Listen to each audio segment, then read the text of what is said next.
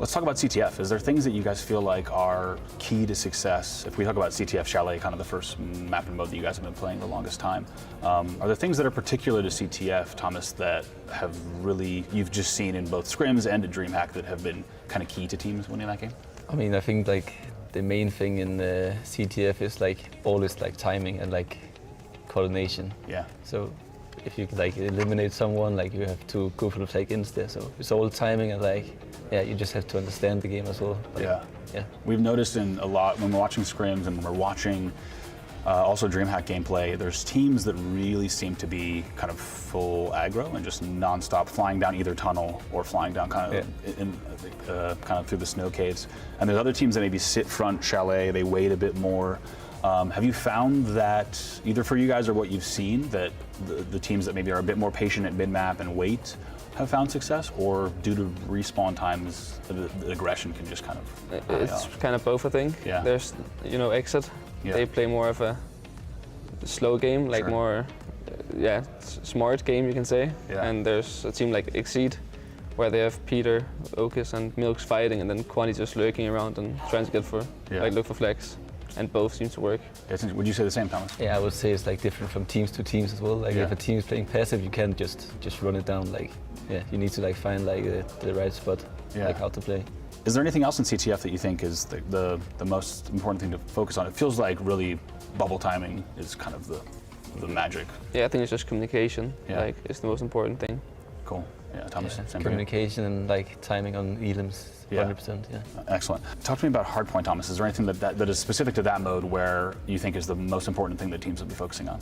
I mean, the most important thing is probably like the start. Because I feel like the start on the point one, if you get like a really good hold, I don't think you can retake it at all. Yeah. So a good start is like really important. Yeah. Yeah. Yeah, I would say like knowing what to do on your retakes. Yeah. Because if you don't, like if you give 60 points up for free for another team, then it's really hard to come back and get the win. Especially if you look at Panther, that first hold, especially because it feels like if you get the early elims, it's such an annoying hill to get up into. It feels like you always are climbing to height, you're always going upstairs, and you can get a lot of time there. That transitions really well into, Mark and I have been spending a lot of time looking at which hills are a bit kind of allow you more solid time in terms of the hard point, because they're more tucked away, maybe say the two tent hard points, or maybe kind of the back boardwalk with the car. Are there certain hard points that you guys have found are the time where you expect to really get solid time versus ones that are like scrappier? Yeah, I mean, on red team, that's the 0.3 with the Lambo. Yeah, exactly. Yeah, you have very good spawns and it's a very easy hold for red team. And then 0.2 probably for blue team. Those two you expect to get at least 45 points. Right. The newest of the modes, Keeper. A lot of questions to be asked about it just because it's coming in so new. We've only seen scrim gameplay. Talk to me about first impressions, things you're focusing on. There's been a lot of campaigning on Keeper because the spawn seems to be very random or difficult to read at least. Like you can spawn 60 meters away from the objective and be faster, and then like my teammate Thomas can spawn 120 meters away and just have to run for 20 seconds before he can even join the fight. Yeah. So yeah, keeping the objective can be kind of hard sometimes. But yeah, you just gotta focus on finding the right holes and stuff. Yeah, Thomas, talk to me about how scrims and practice has been for the game type. I mean, I think we found like a good strat now in keepers, and we don't want to leak too much. So Totally. I think as soon as we found that, it went like so much better for us. So yeah. Cool. Do you expect teams to be looking to kind of drop the key, get a limbs around it, and kind of pick it back up when it makes sense, or looking for more hold-based stuff? What do you think, Fred? I think the spawns are too, like the spawn time is too short and too random to like make sure that you keep the ball and like get a good hold without just keeping it and like making sure you get those points. And it's probably like too big of an event, so people have nerfs and stuff, so they're not gonna risk dropping the key and get like stuff like that, I think. I'd love to kind of transition now into the qualification road at DreamHack for you guys, teams and players here. Walk me through what it was like at DreamHack, kind of expectations going into the event, the teams you faced, and then also kind of the final placing with the 4th seed here. Thomas, kind of what was DreamHack like for you guys? I mean, we 100% went into expecting us to qualify for the LAN. Yeah. I think we even expected us maybe to even win. Like at that time, I think we were like one of the best teams, and I think we still are. Yeah. But yeah, we got 4th place, which was kind of decent. I'm just glad we qualified. Especially with a prize pool like we have at EWC, I'm sure simply getting that done was the first step, and then months of practice. Yeah. Were there any specific matches, Fred, that stick out to you, either that you guys played in or that you watched at DreamHack that kind of sit in your memory? Yeah, it's probably just the exit match for the qualification spot. Sure. Because as Thomas said, we knew we were like going to qualify before, because we played 2 face teams together only, and we won both. And then we went to DreamHack, and after groups, we just had one of the most unlucky seedings I've seen. Like all top 6 teams were all in the top of the bracket, and then we had to play against Exit, the top 2 or top 3 favorites for the qual spot, which was kind of like nerve-wracking, but yeah, we got it done, so we're happy about that. Goes without saying, congrats on getting here. It feels like with both of your pedigree and Fortnite history, it's expected as well, but excited to see what you guys are gonna be able to do. In terms of players and teams here, are there any teams that you're expecting to either play particularly well or kind of maybe even above their seed? Exit, of course, jumps out, but are there any other teams that are on your radar? Yeah, you said Exit. Exit are in seed 8, I think, because they didn't call from Dallas. Exactly, yeah. And they're probably the favorites to win. Yeah. So they should, do better. Certainly, yeah. Anyone else that you're keeping an eye on, Thomas, in terms of teams to watch, or even just within the top 8 that you're expecting to perform? I mean, well? it's hard to say, but I think like the GG team, like the Russian team, I think they're really good, and I don't know how they're gonna perform on LAN though. Like it's completely different, but yeah, we will see. I was going to say, it's another item that I think will be interesting, especially when we look at the seeds 8 through 16, where teams are going to have less LAN experience, less not only live event, but also live audience experience. Do you guys feel like it's going to be a factor here this weekend? It feels like with the amount of the prize pool, it feels like all of that coming together might be quite a factor. Yeah, I think playing against the like home crowd, the most Middle East teams, it's going to be a bit like hard for the teams with less LAN experience, probably. Besides that, I think most teams are comfortable. Thomas, anyone in terms of teams that you'd be most excited to go up against, or maybe even meet in the finals if you look at the weekend? I mean, I think like the perfect final would probably be Exit. I think, yeah, they're definitely like the best team right now. I can't thank you guys enough for the time. So excited to see what you guys are able to do, how the games go, and just want to wish you the best of luck through the weekend. Thanks so much for sitting down and taking the time with us. Thanks for having us. Yeah, good luck, guys. Thank you.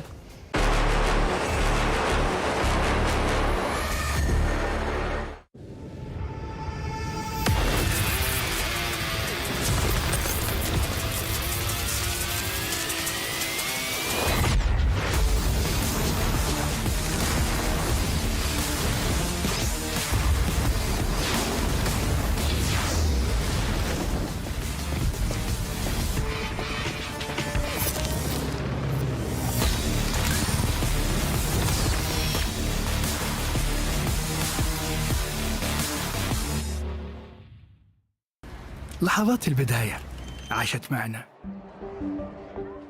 كنا نحسبها وقت للتسلية بس. نحسبها بس ذكريات. عبود أعطي أختك اليد يا ولد. ابتكرنا فيها ابتكارات، وإذا بغينا قلبناها خرافات. كنا نحسبها بس لمة وصحبة وسهرات.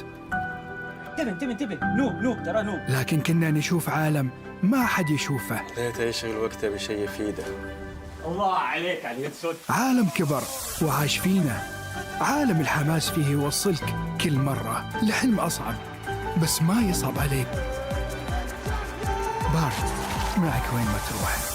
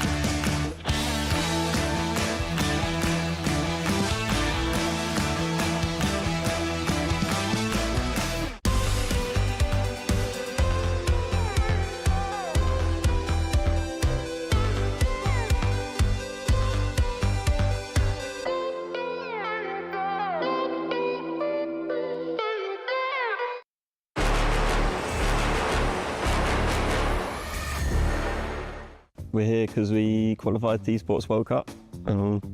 Yeah, we like Fortnite, so. Of course, we are here to win this Esports World Cup, and we want to do the best as we can to compete in this LAN with all our team, and want to do the best and show the world what we can do. We are here to show what we are really worth, and we'll try to win the whole scene. We are here to bring back home Esports World Cup trophy. We are here because we got 5th place in DreamHack Dallas, and we were the underdogs in that one. No one really expected us to qualify, and we're going to be the underdogs again and hopefully do as good as possible. I think it's kind of good that we are the underdogs because we have like the least pressure out of everyone, and yeah, so we can just do good. We qualified through the online qualifiers, through Mina, and we're just here to have some fun and try our best. We are here to win this tournament. Porque estamos aqui? Porque a gente passou nas qualificatórias online e estamos aqui. Porque eu acho que somos os melhores da nossa região. I'm just here because I love competing. I got really passion to compete, and I think Esports World Cup is a just incredible tournament to be a part of. And I just am here to let everyone know that OC is on top. We were one of the first teams to grind the game mode. It's something new and fresh that just came out, and no one was really grinding it. So we spent the time to learn everything, learn together, grow together, and we qualified through the online qualifier, and now we're here ready to win. I'm here because I have a passion for video games and playing Fortnite. I've been playing for a while now, so it's a big dream of mine. I'm here to compete with the team and win. I am here because I want to win the trophy.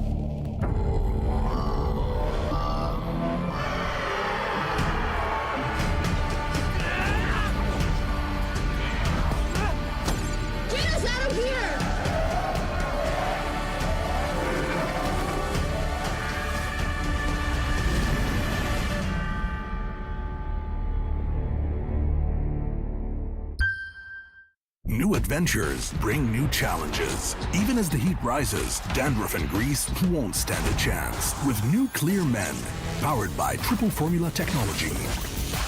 To eliminate dandruff, itch, and grease, gives you 8 hours of freshness and 100% dandruff-free hair. New Clear Men, 0% dandruff, 100% confidence.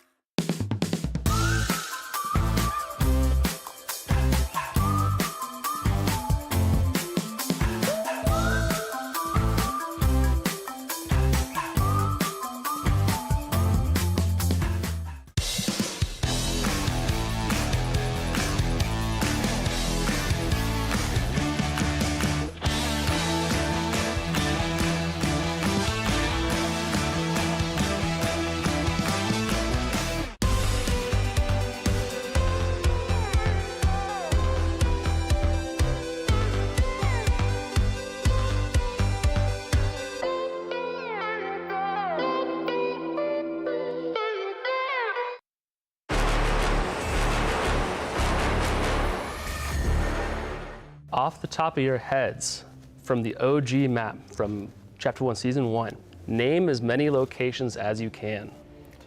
I'm gonna be bad at this. You wanna start?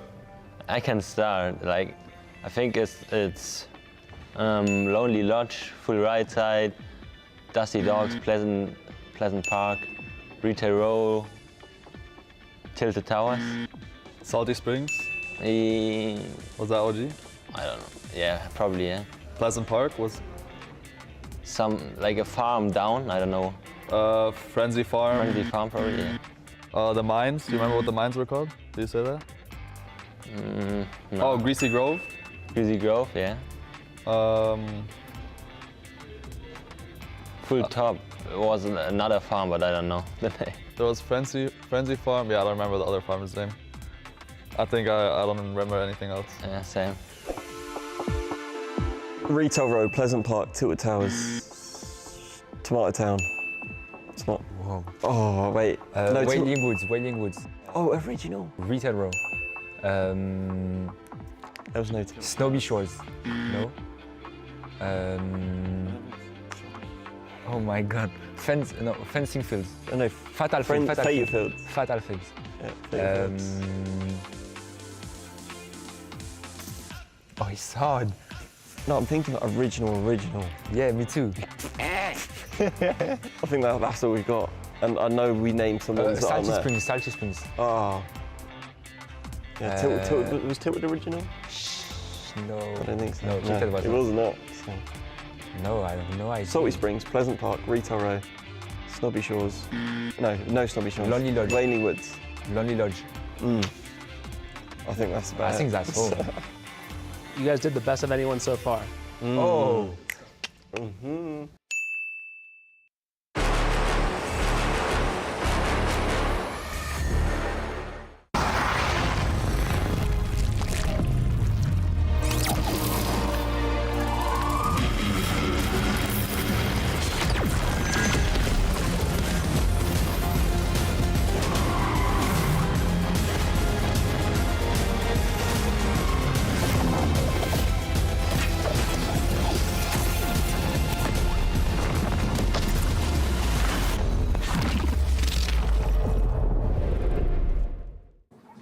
Good morning, good afternoon, and good evening, wherever you are in the world, and welcome to day 3 of the Esports World Cup featuring Fortnite. My name is Barney Banks, and after an absolutely electric group stage, we have had to say goodbye to 8 of our 16 competing teams. And you know what that means? That means it is time for the playoffs. These will be best of 7s, single elimination matches. Consistency and team chemistry will be vital here, because flags will be captured, points will be conquered, and even more keys will be crushed. So, let the playoffs begin.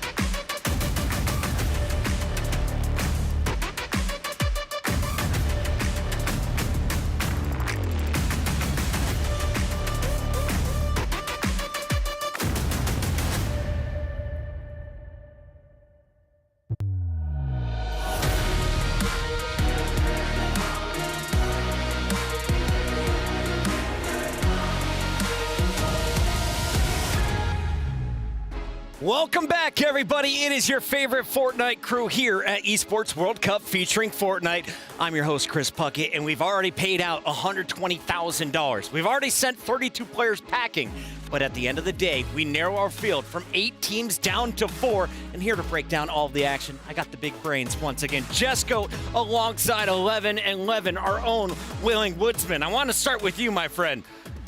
Who's the surprise of the tournament so far? Ooh, I think there's been a couple big surprises. I'd say here in the playoffs there, R8 for sure will be looking at that thinking we've done well to get into the playoffs. I'm a little bit surprised by Dig's sort of resurgence and their performance. True. That's another one on my list I'll be watching. Sent the Germans packing last night, as you'll see Big on the bench. For now, though, we got to break down all of the action on the day. We've got 8 teams still in the mix, everyone fighting for a piece of that lion's share, the $400,000 first place prize, and of course the club championship trophies. But let's talk a little bit about where they're playing, because it all started off with 3 O's on our Amazon stage. The Amazon Arena has been heating up, and last night we saw multiple Game 5s. What was the most electric match that you watched? Oh, I keep talking about the Falcon ones for multiple different reasons, especially because they were pushed to that, ending map there. So for me, that's the one I would suggest you guys go back and watch. Levin? Spot on. I think Falcons going to Game 5 was not on most people's lists. Falcons had the fans in tow, and I expect the same today as we have just 7 other competitors joining the Falcons in our playoff bracket. Let's take a look at who we've sent home. Any surprises? As you see, KC is left, Dignitas, Exit, Game and Gladiators, and of course, favorites like Exceed, Falcons, and Heroic. I mean, in terms of people you would have thought would make the playoffs, I think Fnatic is probably the most disappointing one, right? They really fancy their chances. Cough, cough, Gandhi really fancied their chances. He bamboozled me. Why did he come onto the desk and go, we're well practiced. We boot camped in the UK. We're so ready. I start predicting them every match, and I look like I don't know what I'm talking about. He gassed up the host. He gassed up his team. And unfortunately, Fnatic ran out of gas on the stage. But these 8 teams powered through. Let's take a look at your playoff bracket.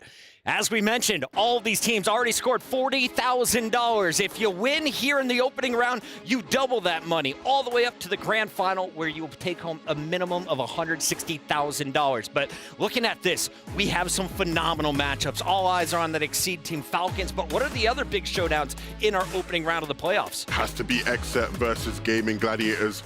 Yeah. That was what I thought would be the grand final of this whole thing, right? So to see that in the quarterfinals, the first round, oh, that is rough. And to remind people, there's no second chances like in the groups as well. So we actually cannot physically get that grand final either.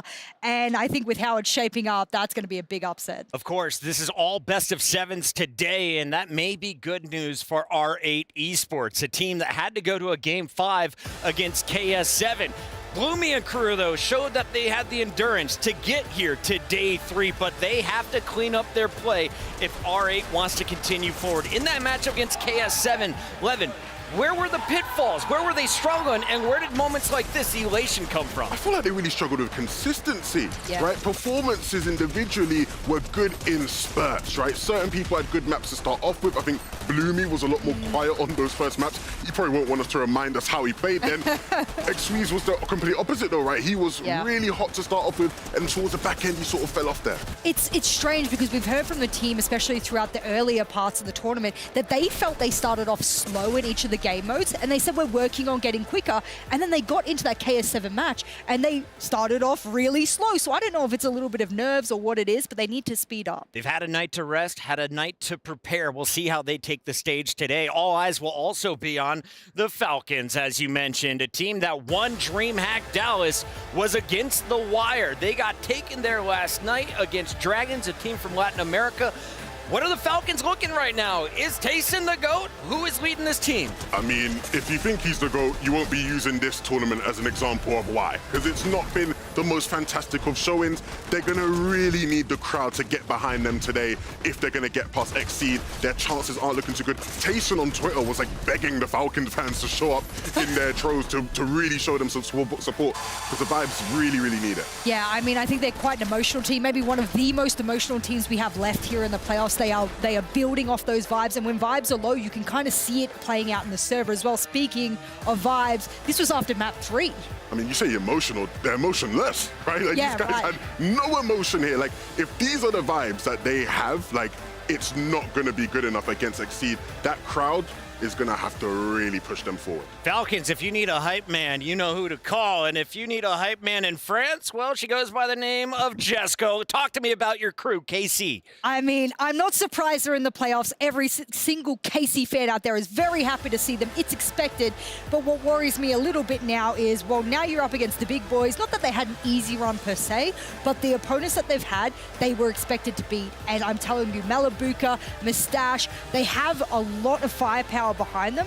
What worries me is they haven't necessarily been tested yet, and that's what I'm looking forward to. This squad has only dropped one map the entire way. They've had a day off. What are your expectations right now for Carmine Corp? I would have hoped they've done a bit more prep.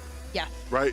A lot of the times there's not as much cohesion, I think, as we want to see from them. Sometimes relying on that individual ability, which they have plenty of, right? But if you're going to go far in this tournament, the teamwork has to be on point. As you saw in our videos, the buzz around this venue since day one has not been about the #1 seed. It's been about the #8 seed who ended up winning Group A. That, of course, is Exet. Let's talk about the mustache hero who led his team to victory. He's had a day off as well. Can Ritual, Edgy, and Cold keep up the momentum that they showed on day one? And let us not forget that there's a coach behind them who I hear from some of the map makers is putting in so much work. Even the map makers are starting to wonder whether or not they themselves know the maps as good as Fen knows the maps. So it's actually a 5-squadded team that is going up against their opponents. Yeah, as someone who's spoken a lot to Sven in the lead up to this, the map makers don't know it better than him. honestly, that guy has put in so much work, so many hours. You know, of all the coaches in the competition, he's by far and away the one that's done the best job, and that's clear to see with this team. As we mentioned, $120,000 has already been paid out, but that means we still have $880K to go. Let's look at the breakdown. All of our teams guaranteed 40. You double up to 80. You triple up to 160, and then, of course, $400,000 will be going to first place. But more importantly, for teams like Falcons, Game and Gladiators, you're playing for the club championship trophy, $20 million across the 8 weeks here at EWC. And Falcons have been in the top spot since day number 1. Let's go to Quick Shot for an update, though. Where are we at? Hello, everybody. It's Quick Shot here from EWC Central. The top 8 Fortnite playoff teams are locked in, and today we will be starting the quarterfinals. So let's check out where these clubs are standing in the EWC Club Championship update brought to you by STC.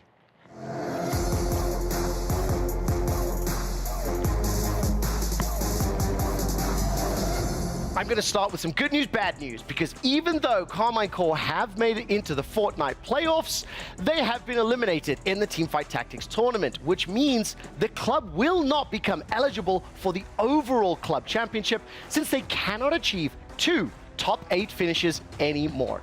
Now, the only 2 clubs fighting in the club championship that are in my Fortnite playoffs are, of course, Team Falcons and the Gaming Gladiators. None of the other 6 teams will be eligible for a piece of the gigantic prize pool and all the bragging rights that comes with being in the top 10 clubs in the world.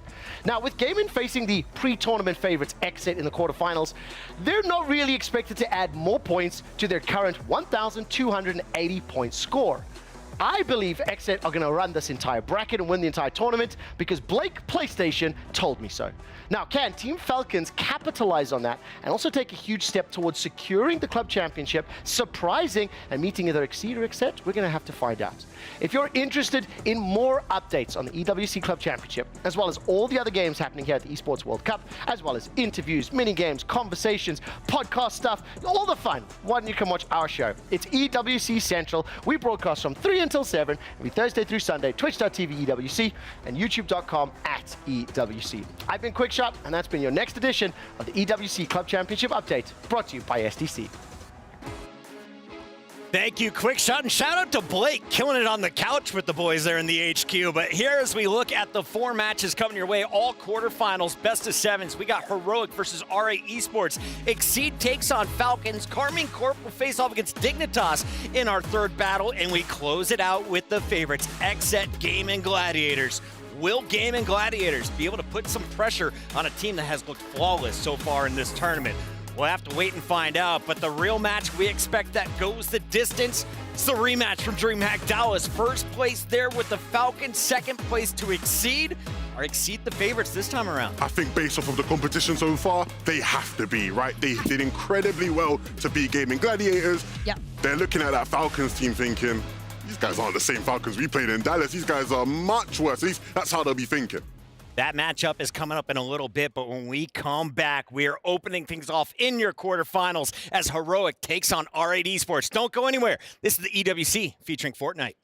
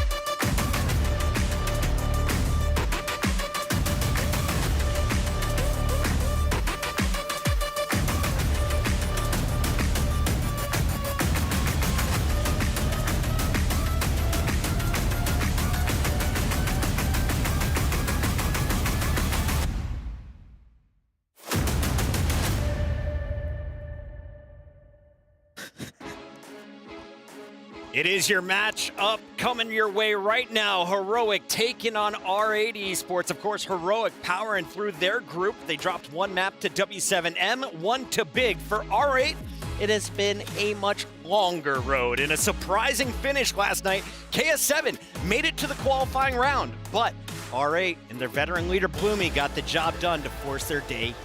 I mean, it was a little bit squeaky there for a second. I was looking over at R8 and the boys, and I thought, look, I put my prediction on them for a reason, knowing that KS7 was the fill-in team at this tournament.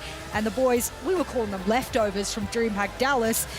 They were looking like they had to put a lot of work into that matchup. You are what you eat, Jess, but let's take a look at the favorites here, 11. We've got Heroic coming in with Thomas feeling confident. And of course, he's got his buddies with him. Hellfire and Kuro have been good players so far, but you had your eyes on a sniper. Tell me about their marksman and somebody who may be playing the drone. I mean, Fredoxy is someone who I think gets, not enough credit for how talented he is. I think the onus is on him now to put a, better foot forward and actually show up in big moments so he gets that recognition. And what better time than now their first match here on the main stage, right? We've not seen them on that main stage. You could also argue that's an advantage for R8, right? They've had a lot of matches there, but we'll see how Heroic handle that. Jess, I tried to make Hellfire giggle backstage. He was stone-faced. Yeah. The man is focused. He is locked in on his side of the stage. On the other, though, we have R8, and this crew looked very loose at breakfast. The blue jerseys were all smiles this morning, knowing they've already made 40K. They're still in the running, but what do you need to see from this squad? Yeah, I think for R8, they've had a really long tournament, as we said, and they played the last match last night as well. So let us not forget, there's not been a lot of time for them to prep between their last opponent and this one. And I actually think a team like this coming in, playing their best game rather than trying to counter their opponents will actually work in their favor. I mean, when you look at what needs to change for them to maybe have a smoother series, I think it's Hardpoints in particular, right? I mentioned consistency overall, right? That has to be the theme, but Hardpoint is a map where they don't do their best, right? Vox mentioned that in the interview. At the end of the day, they need to clean up some of those sight holds if they're going to be able to beat Heroic. Well, we caught up with the 6'7" Barney Banks and the 6'10" Vox backstage. Here's what they had to say. Welcome to the Amazon Arena for day 3 of the Esports World Cup featuring Fortnite, and it is the playoffs, and we're kicking things off with a doozy. We got R8 Esports going up against Heroic, and I'm joined by Vox from R8 Esports. What an incredible match, I gotta say, yesterday. Let's kick things off there, right? You got up off your chair, you ran across the stage as soon as that final hardpoint ended, and you were giving them the juice. How was that feeling? It was an incredible feeling, actually. We are a good friend with the opposite team, K7. With Kiri and stuff, we were it was friendly. It's not a big deal to a bit it was friendly. We are friends with them. So yeah, of course it was a good feeling to win that map in the 5th map. So yeah, of course we were happy, and I was it's good, and it's friendly banter as well, isn't it? Exactly. I know that it looked like it might have been a little bit aggressive or whatever, getting in their face, but actually it's friendly banter. You guys are friends backstage, so it was just nice to be able to do that, and you won in such style as well. Now we've got to talk about this opening match, okay? You're up against Heroic on the main stage. You're probably going to have some home crowds chanting for you, so that's going to give you a bit of extra energy. But how have preparations been to go up against Heroic? The preparation has been good. We have played the last against Heroic in scrims before coming here. Of course, we have prepared a lot. So yeah, we are confident.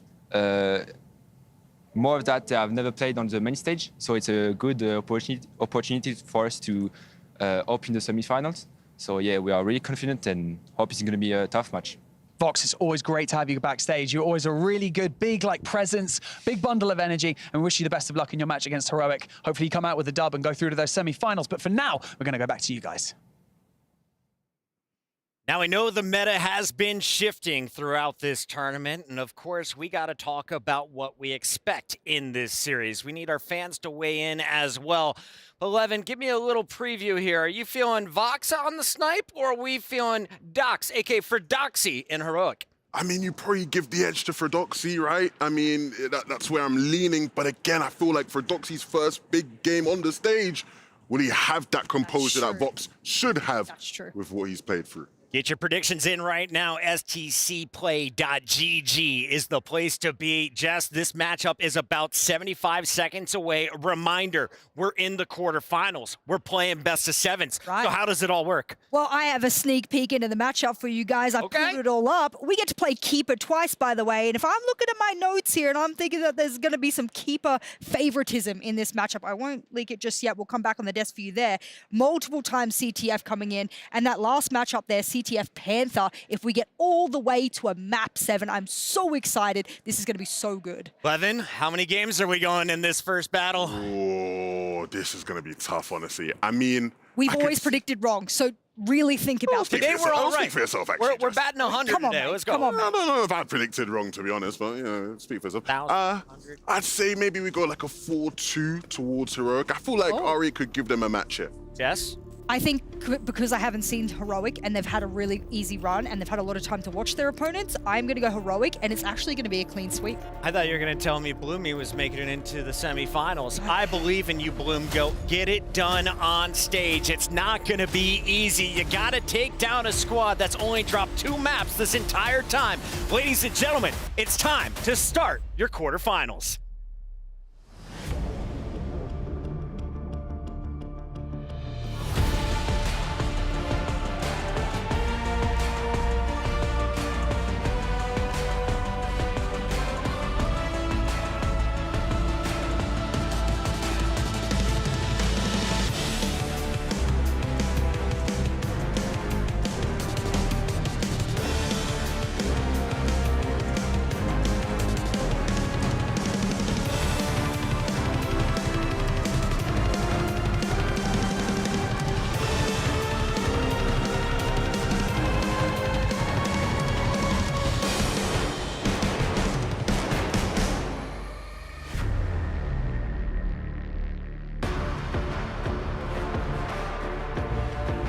Oh, yeah! Hello there and welcome into the Esports World Cup featuring Fortnite. Right back here in the Amazon Arena. It is great to have you here with us. So excited for what is coming your way and ours too. My name is Adam Savage. I am delighted to be joined by my fabulous co-host here, the wonderful Milosh. And this, of course, is Supernatural Saturday because anything is possible. Absolutely. Adam, a pleasure to be back on here as we move on. We put best of 5s behind us and into BO7s. But quickly, we spent 2 days on our group stage in these best of 5 games. We've had teams that made it out 2-0 out of their group in day 1 and qualified directly into quarterfinals. And you'd be thinking they'd take a day off, they'd rest up. We talked about that. I mean, you asked them yesterday. Turns out they all came here. They were watching games. They were getting ready for the real deal in quarters. They were. And speaking of the real deal, have a look at this for a second here. Of course, every single one of our games now results in an elimination, a key crushing, if you will. And you can see right here, they are there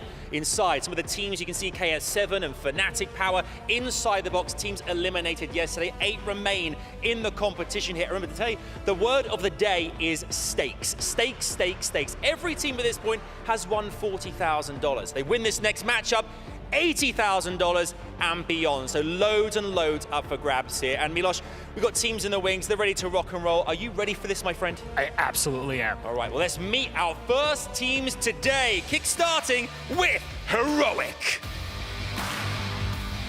You have a team of elite fraggers. The likes of Thomas HD, Fred Oxy are ready to rock and roll. They had a successful start in the competition, but can they go all the way and progress to the next round? We're looking forward to see exactly who will be a hero in this lineup.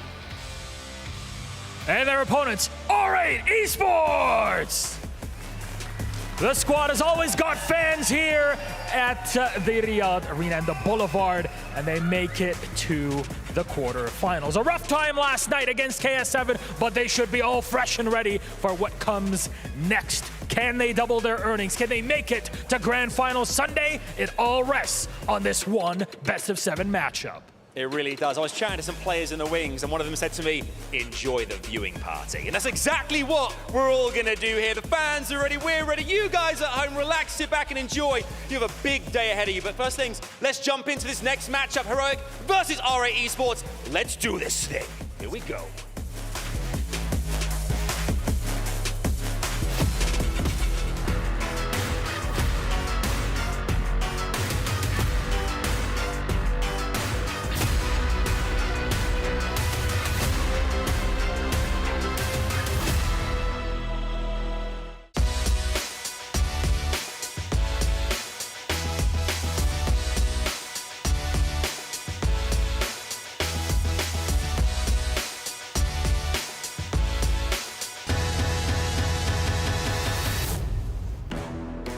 It's a beautiful Saturday here in Riyadh, and I've got a feeling that today is going to be a little bit of a special day as we enter our quarterfinals.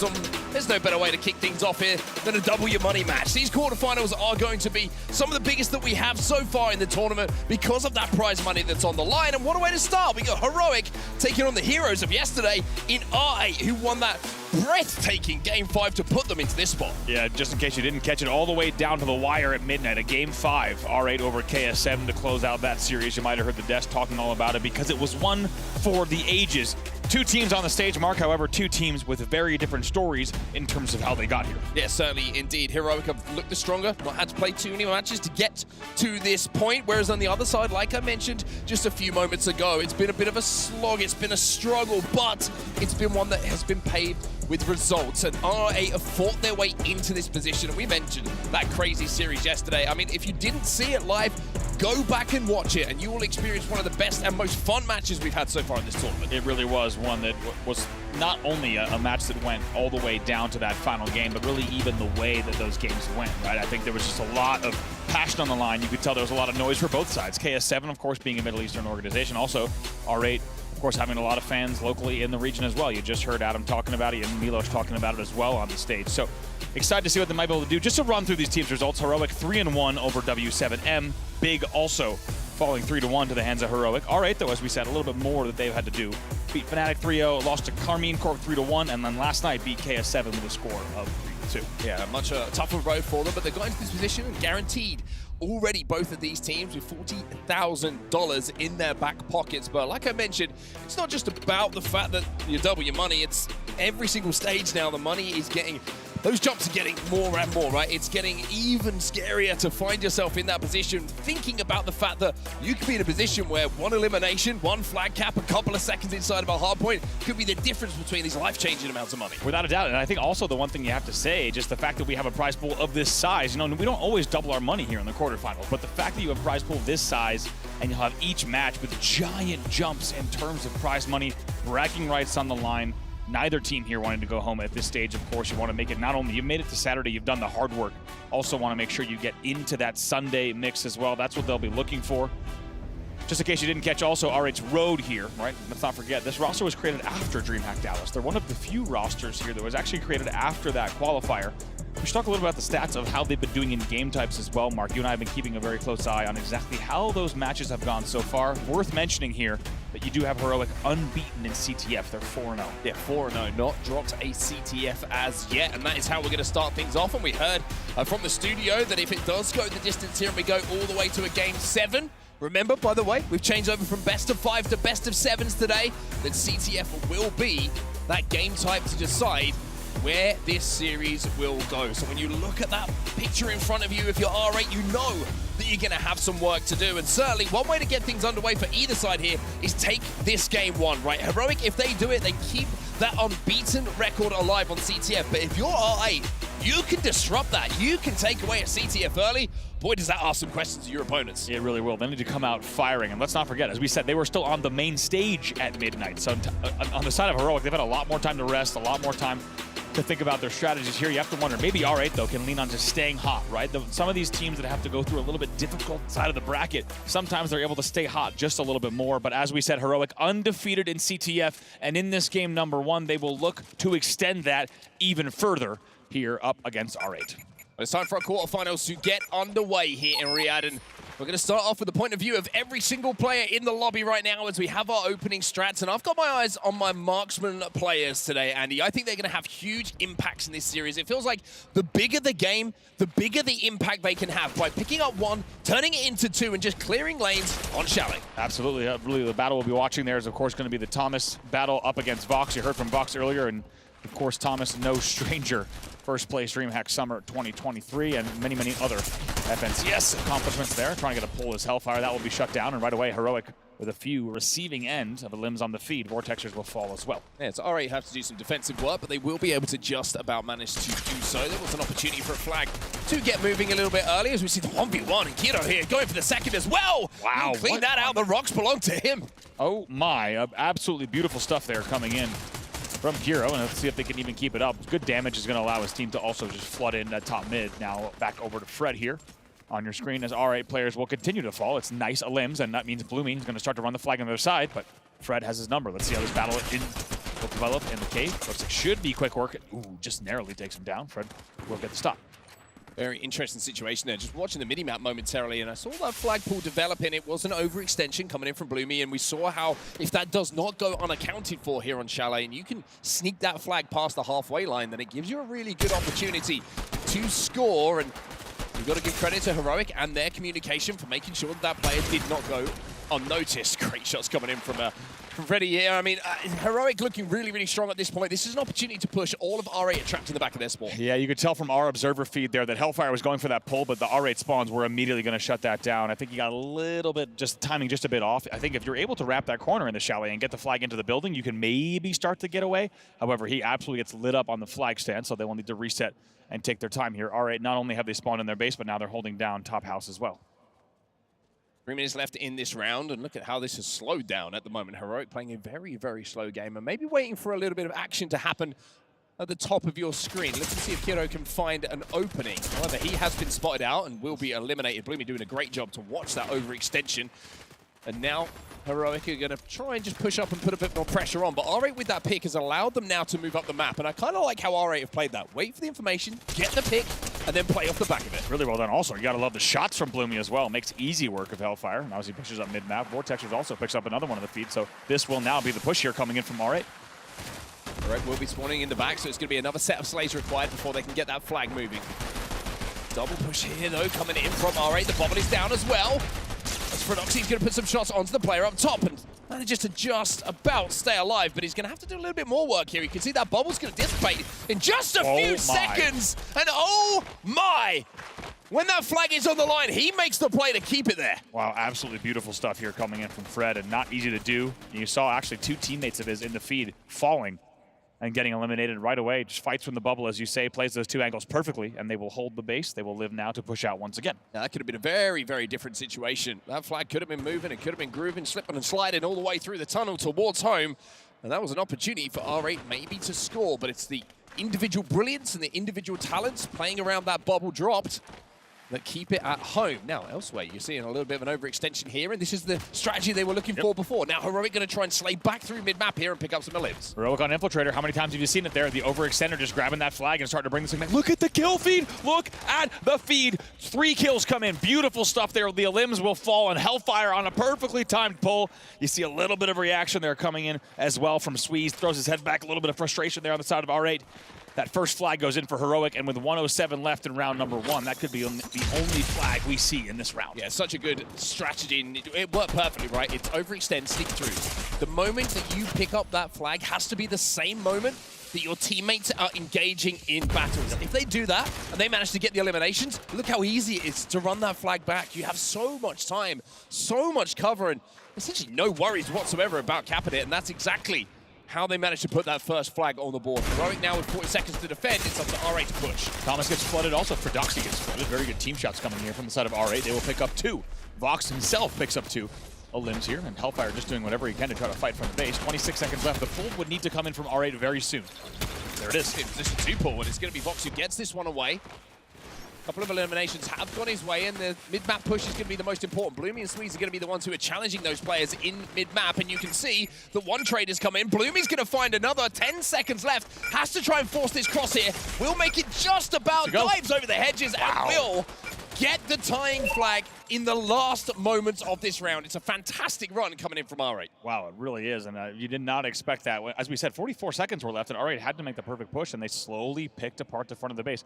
Really nice team shot at mid-map on Thomas. They then all of a sudden wrap around the white truck fence to take down Frodoxy. Really, that was really nice systematic work in terms of one target at a time, slowly working with your team to get the team shots, to always make sure that your guns are focused on the same exact spot. And it's a really nice pull. Also, the bubble goes down for that pull as well, and in the end, they will score. And we go into round number 2, tied 1-1. Tied 1-1, and both flags executed in a way which you'd be very happy with if you were a coach stood behind the teams. Every single part of those flag runs seemed to be how you would want it to be executed.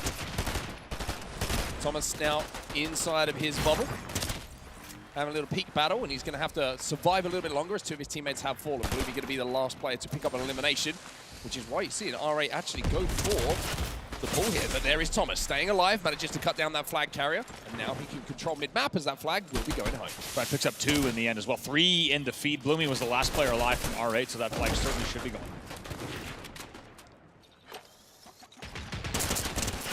Bloomy, good challenge coming in from him. Yesterday he said, you could hear in his one of the listenings that we went to, he was saying, I'm struggling to hit my shots, but that certainly doesn't seem to be the situation today. That's 2 individual fights that he has won. You can see he's flying in here to pick up yet another one, and Bloomy is doing what he needs to do. Beautiful He's picking stuff. up elim after elim. Yeah, beautiful stuff there from Bloomy. Just a nice little sequence coming in. Love the confidence, also love the teamwork, right? A lot of those battles he was just cleaning up on damage, and right now might finally get pitched. No!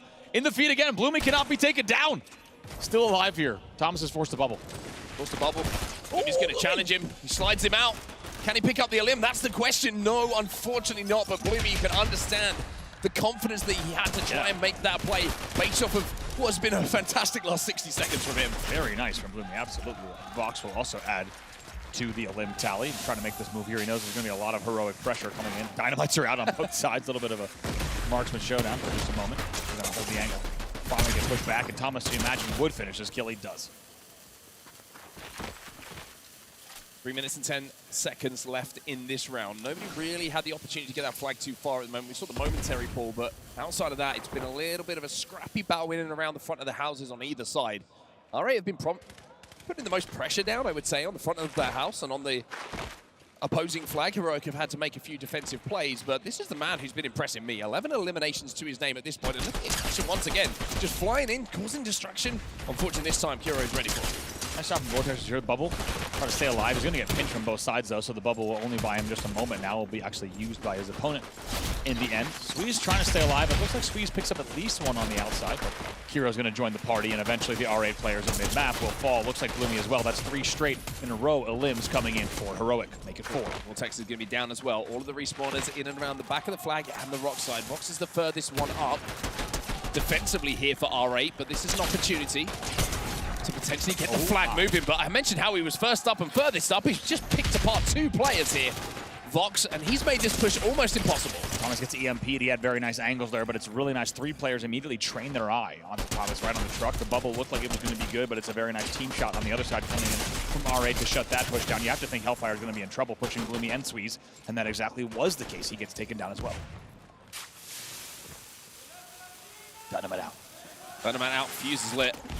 Trying to time that one, see if there's anyone going to be on the jump up. Instead, it's going to be Vox now. He has to rely on the marksman class and the sniper rifle to get the damage done. Produx is going to find one though, and Bloomy now trying to push inside that house. Can't quite cut the corners. Heroic will find 2 eliminations, make it 3, make it 4 eliminations in the feed. And you can see from the player cams there that a little bit of energy just got injected into this team as they take down all of R8. Yeah, what a time to do it as well. 1:22 left on the clock. Take a look at R8. Bloomy on car. Vortex and Squeeze on back rock. Vox getting ready to maybe front drop on Kiro. Let's see if they can hold. Here comes the Heroic push. Vox is going to get picked off here. And last time, as he was first up, he managed to clear out 2 players. Heroic have a chance to move in on that flag. As Bloomy will find 1.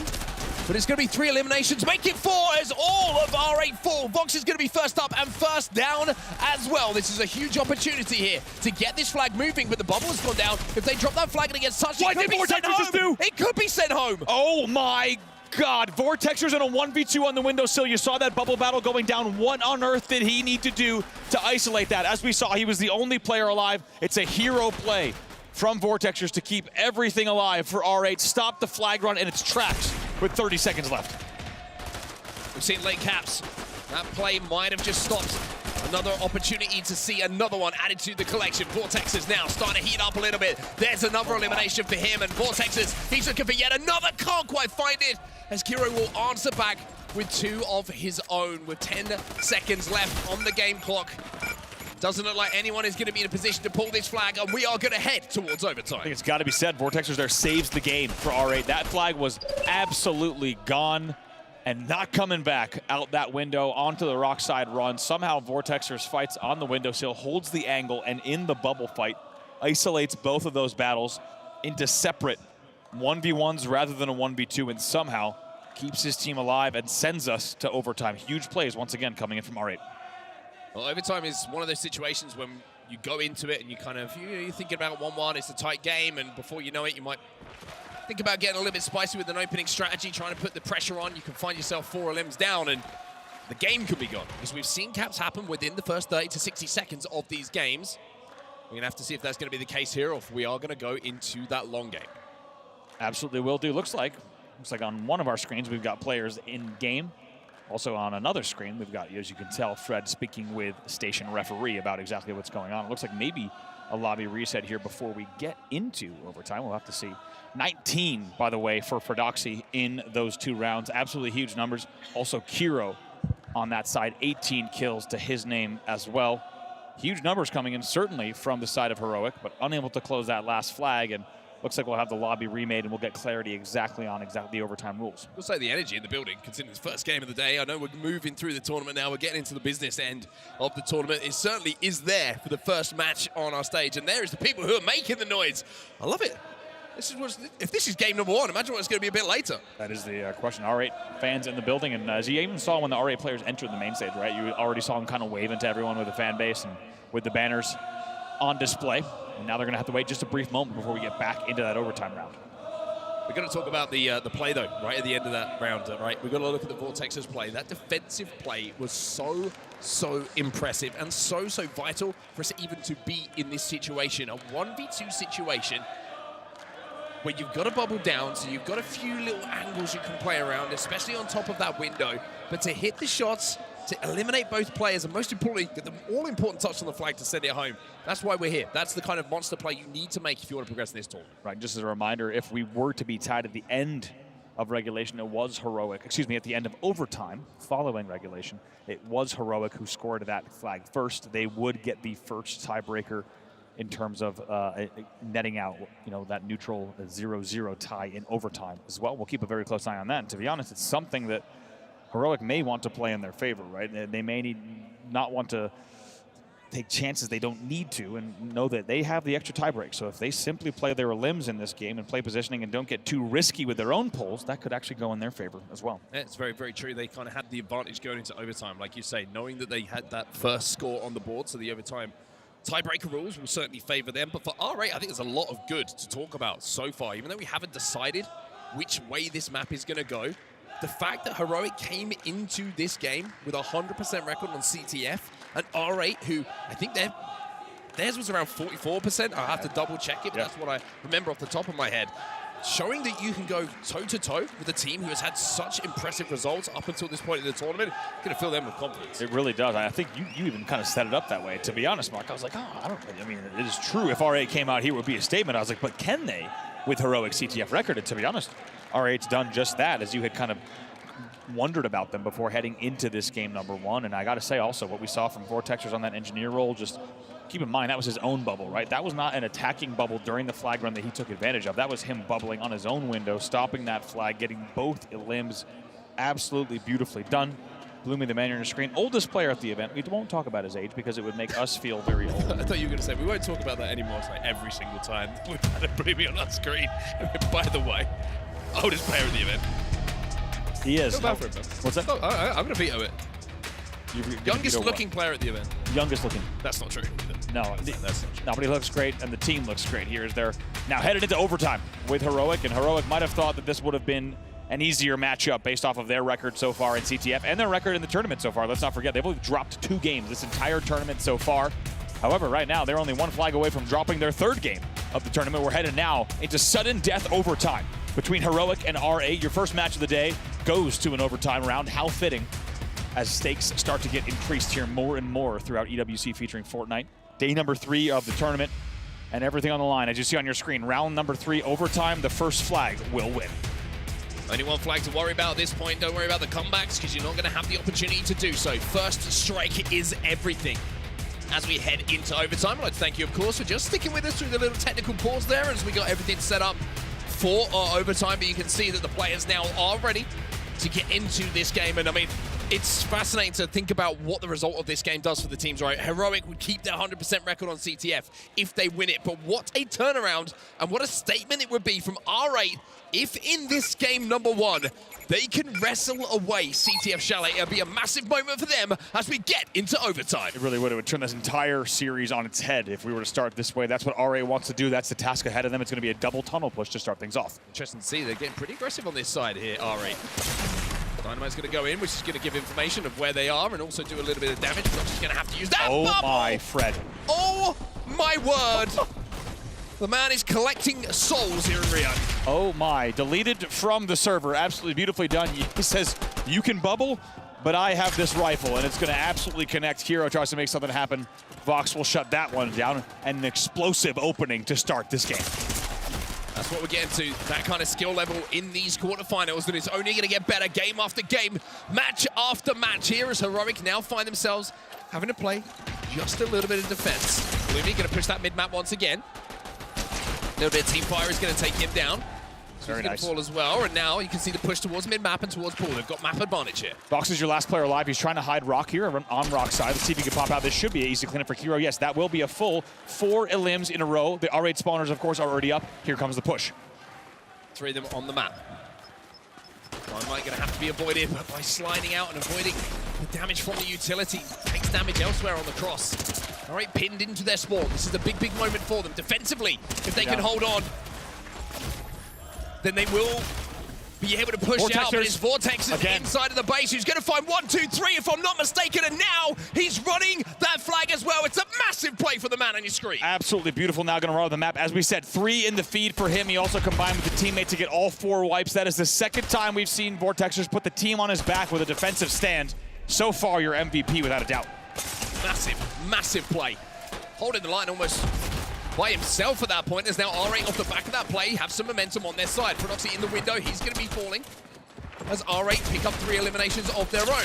Oh, here we go. Flag is away. Bloom is slid towards the pool here. He's going to get this one back towards the rock, and off the back of the defensive play, coming in from Vortexes, Bloomy, he's got a way home here. He's going to avoid the utility. The lineups, they hit, but they don't take him down. And Bloomy and R8 will win map number 1 here in overtime. Oh my God, who else but Vortexers to also be mid-map on the cutoff. Once again, the man was exactly where he needed to be.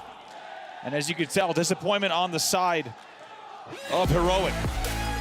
They can't believe it, but on the side of R8, it's all smiles and it's all wins. They take the overtime win in game number 1 to steal not only the CTF, but also deliver the first CTF loss to Heroic in this entire tournament. Let's also not forget, that's only their 3rd game loss over the course of 3 days. R8 with a statement early on in the series.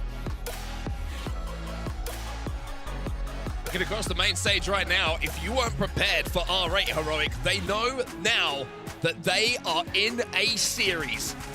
Like you said, they've broken the 100% record. That doesn't exist anymore. We won't mention that for the rest of this tournament.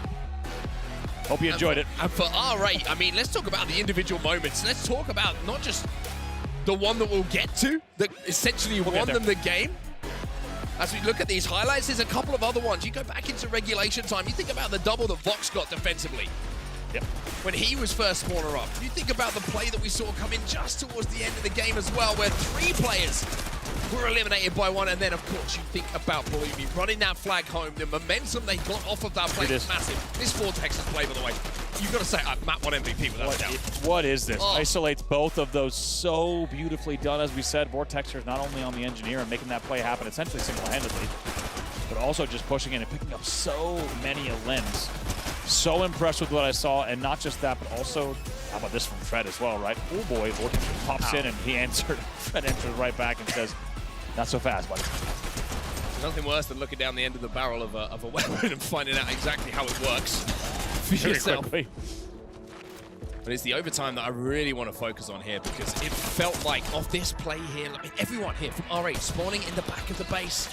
Bloomy managed to get away after they found those eliminations inside of their base, and then they were able to run it home. It's so difficult to watch sometimes from the other side when you're like, you can see the flag escaping and you're like, there's nothing I can do. You just feel the game slipping away from you. But I mean, what a game number one we had there. It sets us up perfectly for the rest of this series. It really does, and I think another thing we got to talk about is I love the timing all around from R8. As you talked about, Mark, when you're looking at whether you're talking about Call of Duty, Halo, or now EWC featuring Fortnite, kind of the speed of these modes, if you can time your pull, if you have an overextender, especially someone who's on Infiltrator with even 25% speed boost, if you can time that pull exactly as your team is doing damage and you're supporting kind of pinching with angles, that is when the flag's going to go because these spawns are so close, right? How many times have we seen back rock, back scoreboard, back chalet spawns that just shut down any pull, right? Hellfire, for example, the first attempted pull of the game, he tries to just beat the timing, and you can. That's why you need to be playing one step ahead, not thinking about let's get elims and then pull flags. Let's do it all at once. And I think R8 just had the timing down. Also, how about, like you said, from Fred's POV, it's painful to watch because Bloomy has that flag down rock tunnel. And who else but who's on white truck but a Vortexers who's just going to fly right over a mid-map. And we couldn't even see it in the feed because we were in drone camera at the time, but you know Vortexers got that elim without a doubt, paved the way for the flag. A few things might be going through Bloomy's head in those final moments as well. He takes a little bit of damage from utility being thrown across map. He's like, is there more coming? Can I time this? You see, he just throws himself forward and manages to just about have enough health to stay up, most importantly, stay alive and keep that flag running. But also just to kind of quell the nerves a little bit as well. We're getting ready now to head in towards map number 2 at Hardpoint. It's certainly statistically a better looking game here for R8 than it was in game number 1, but if we learned anything, stats don't really matter when we get to the quarterfinals. Yeah, exactly. Once you get to day 3, it feels like you could take a lot of the stats, throw them in the bin, and really look at who's going to show up on the day. And game 1 was already such a great indicator of that. R8 showing up.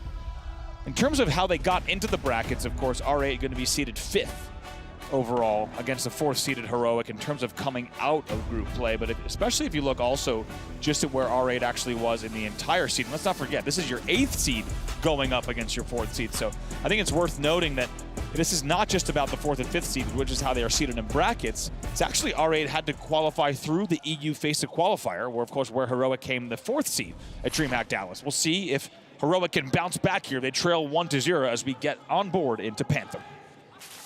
Panther Hardpoint. One of my most favorite game modes to watch so far in this tournament, as we see the utility chipping away at shields, explosions everywhere, but one person who comes out standing is going to be Hellfire. I mean, you look at the gamer tag, it kind of suggests that he's not too afraid of the flames. Here comes Vox trying to challenge that. Hellfire finally taken down. Looks like 3 players actually are going to fall from the side of Heroic. The last player there, I believe, is going to be Thomas on your screen. Thomas will be forced to retreat, as all of the players here on Heroic will try to get height for just a moment. But Vox will continue holding. That means the first 20 seconds will go the way of R8. Hellfire with a nice pinch here, potentially on Bloomy. Looks like Bloomy's actually going to double back through that, but somehow off screen, Hellfire picks up another one.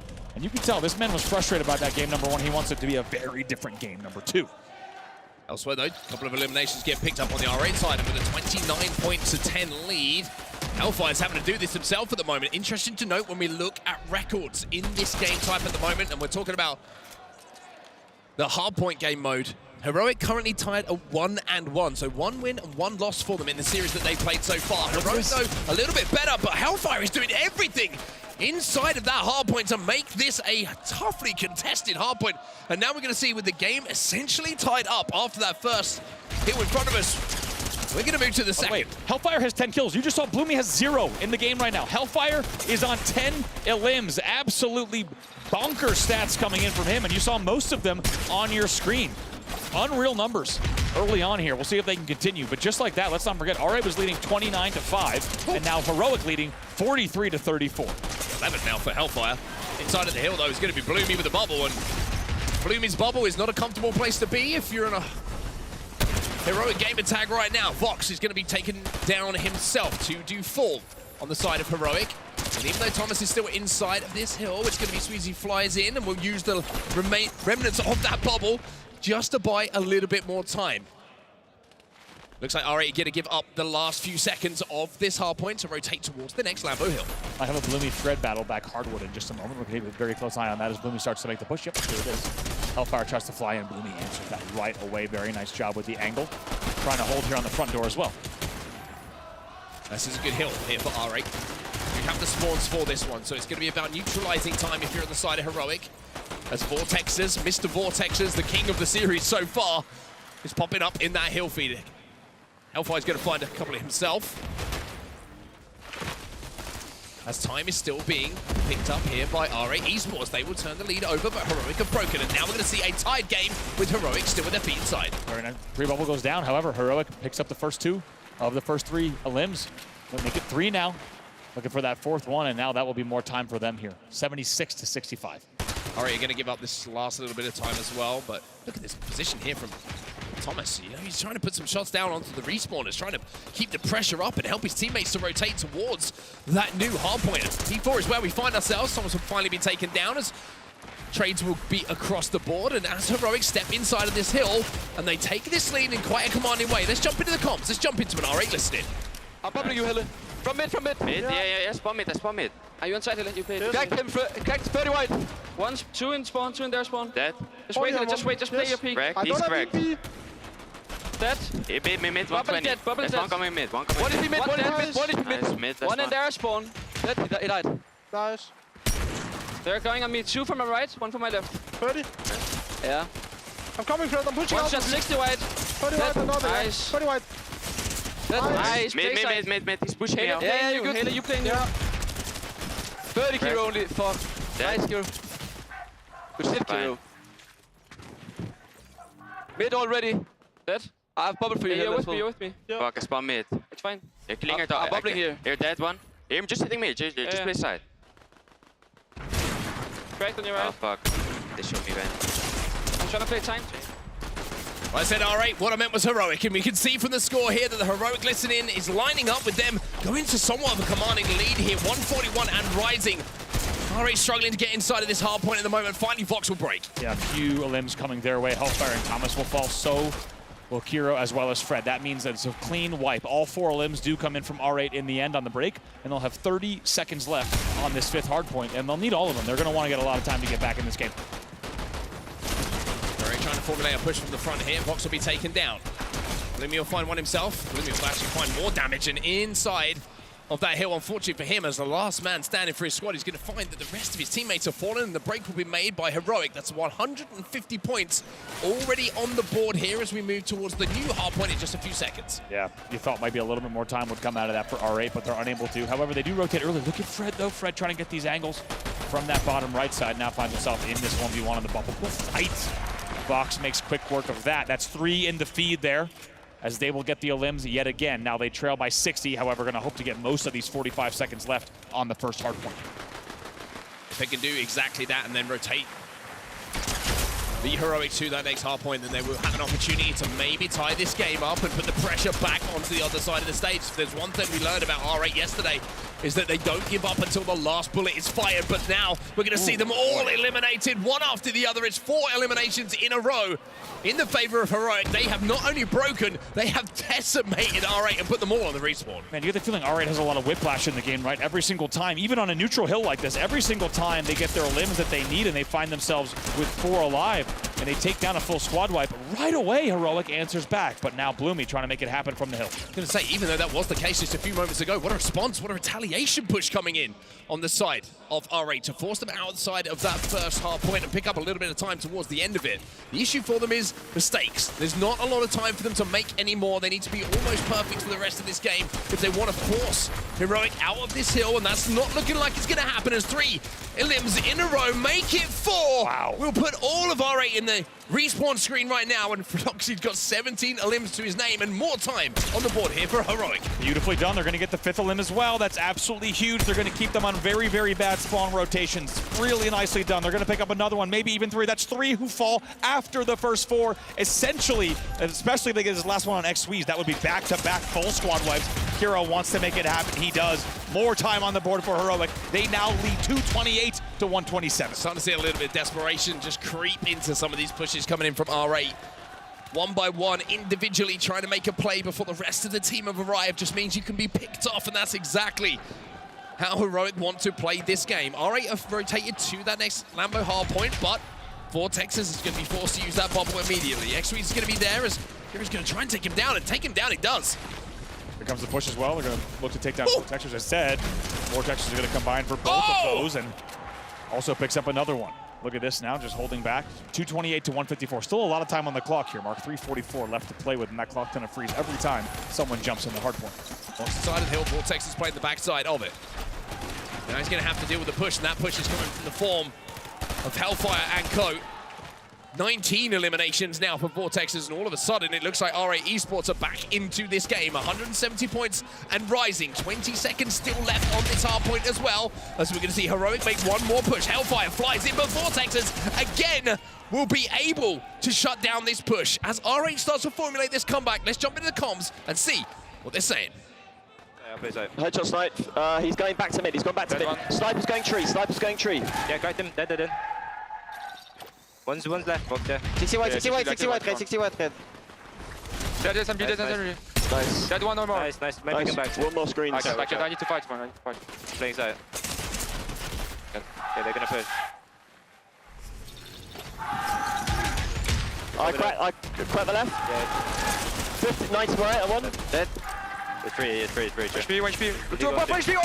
No, I actually, he's climbing me, man. Bro, they're all 1 HP, there's no way! It's fine. Understandable frustration coming through the voices of R8 Esports as they will fall in the final moments of that game, and a retaliation that you would expect from a team who has looked so strong so far in this tournament. Heroic will tie it up at 1-1. The clap of the hands there coming in from Fred, trying to hype the boys up, make sure they have the energy they need.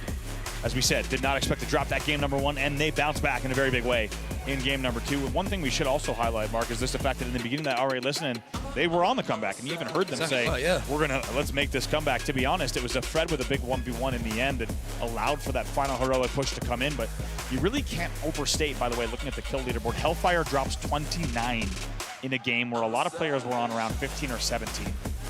Very impressive numbers from him throughout that game. And overall, Heroic looking very strong. But what I was going to say was just the fact that these 1v1s can be so pivotal. When you get 3 wipes, if you cannot eliminate that last player, that player can really become the bane of your existence and at the beginning of what will become the push that becomes your downfall. Yeah, I think one important moment for Heroic in this game was just the start, and we're going to watch it here. A couple of times on that first half point, it just felt like sometimes you have the hangover, the disappointment of a game number 1. You go into the next hard point, you miss a couple of shots, and before you know it, you're 30, 40 points down and you're chasing the game. But I think it was important for them just to establish themselves on the map. Like you say, win a couple of those individual plus team battles and control that hard point and just remind their opponents, R8, that this is going to be a tough series. Yeah, one thing you might have heard is also, it's one of the things I asked Thomas, specifically on hard points on this map, kind of the ones that he thought, aside from the ones that are kind of given to each side in terms of spawn proximity, which one he thought was the most important. And the first thing he actually said was that first kill. He's like, if you get the elims correctly, you can absolutely rack up so much time. And I feel like they really took advantage of that. Yeah, certainly did indeed. I mean, there was some really, I was going to say heroic plays coming in from the R8 side, but that would be extremely confusing for everybody to understand right in towards the final moments of that game, and they did a really good job of locking down that Lambo hill, and you thought that the comeback might have been on. There was maybe one chance on the rotate for them to win that team fight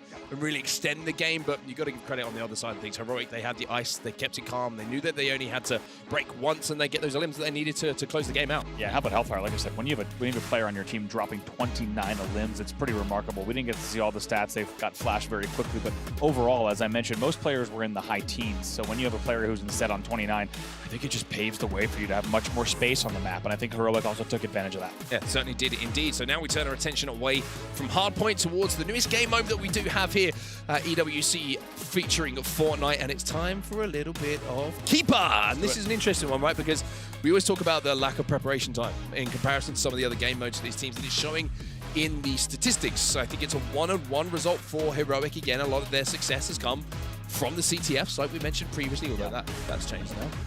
And on the other side of things, it's a 1-on-1, I believe, if I'm not mistaken, for the side of R8. So it's kind of a little bit of a coin toss, it feels. But we also seen strategies have developed over the last few days for Keeper. Little place we like to call Taverna Zoning. The 2-on-1, sorry, on the side of R8. The reason we like to call this place Taverna Zoning is that's the name of the map, Mark, here on the Keeper map. And Can't argue with that.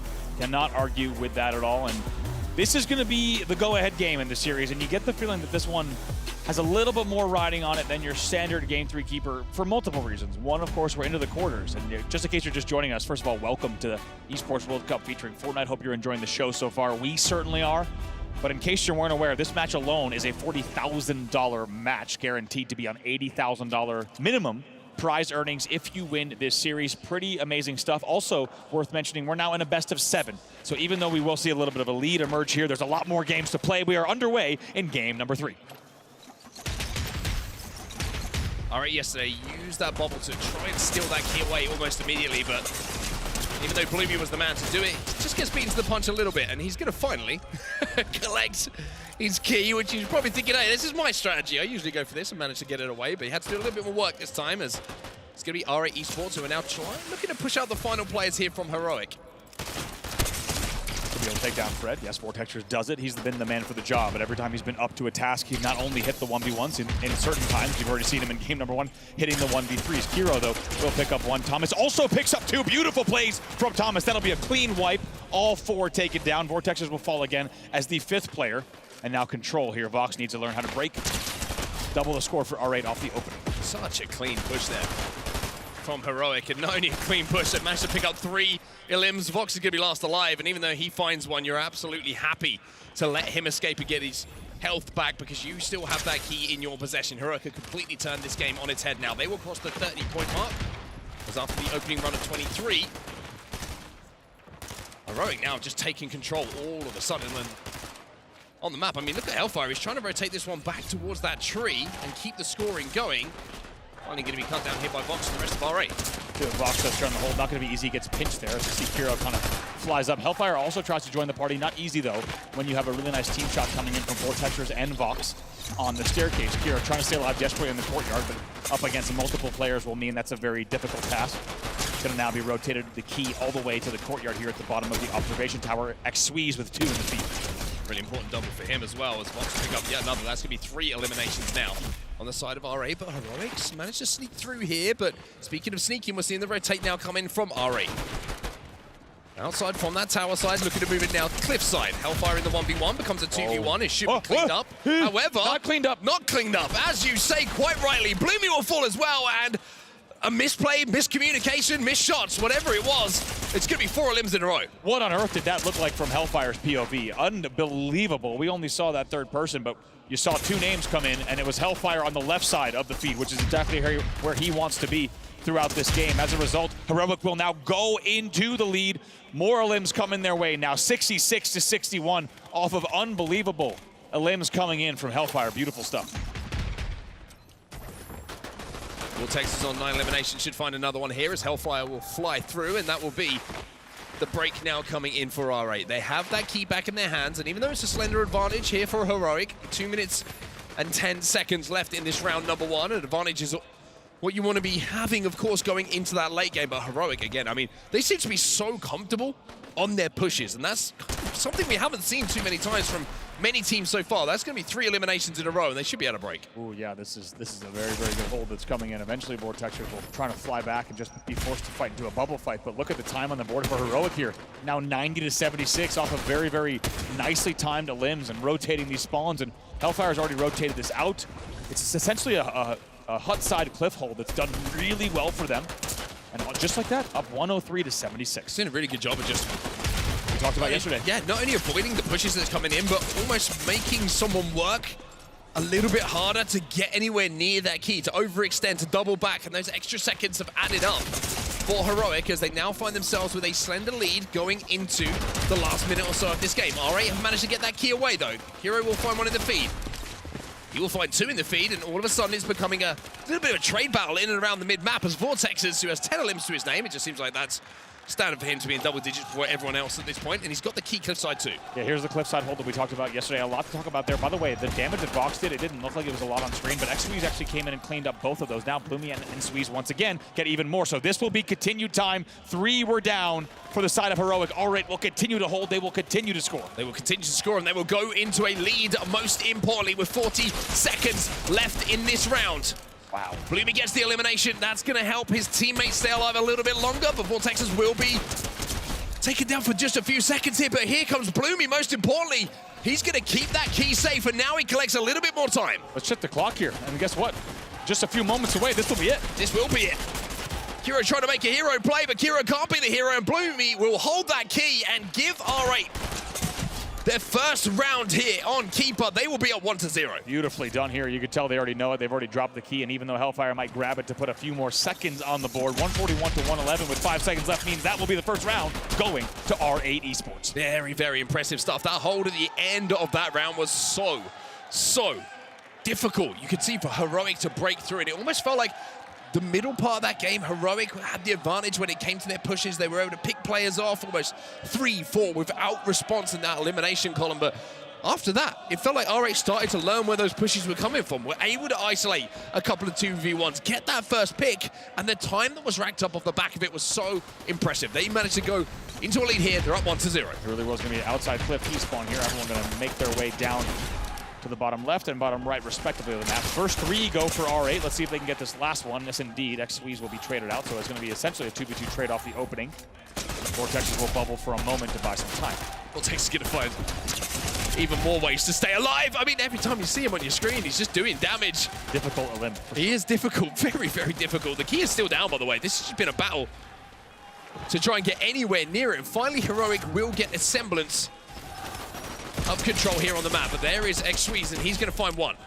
Hellfire going to pick up another one as well. It's going to be 3. It looks like Hellfire should be the last player alive. He's going to run towards spawning teammates there. Fred and Kiro will already be up on the crate, so that'll buy him a little bit of time. It's a really nice route choice here from Hellfire.